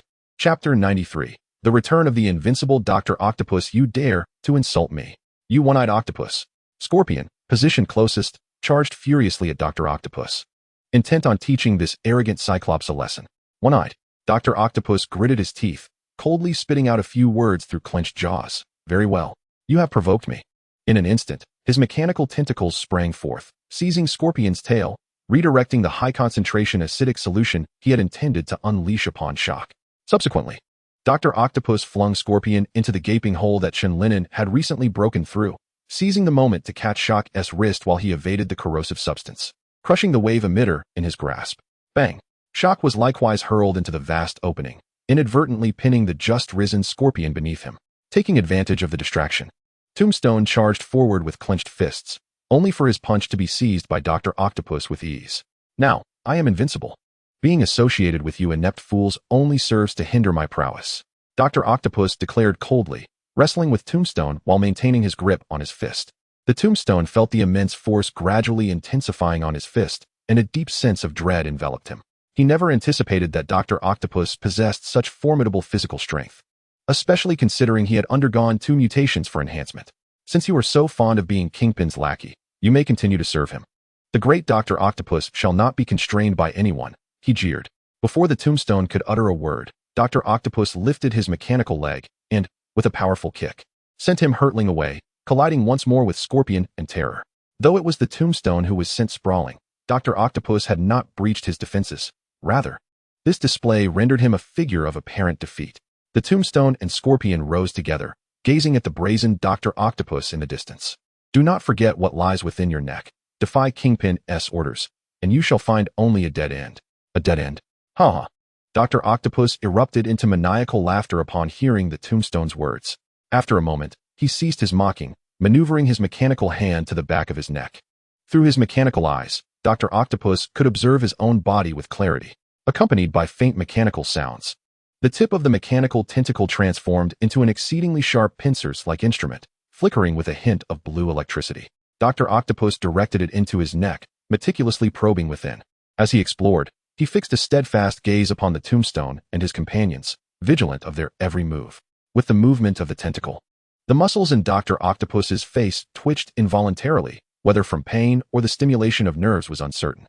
The tombstone and his allies felt a chill run through them at this sight, realizing that Dr. Octopus had indeed lost his sanity. The twitching of his mouth and the madness gleaming in his eyes left them momentarily paralyzed with fear.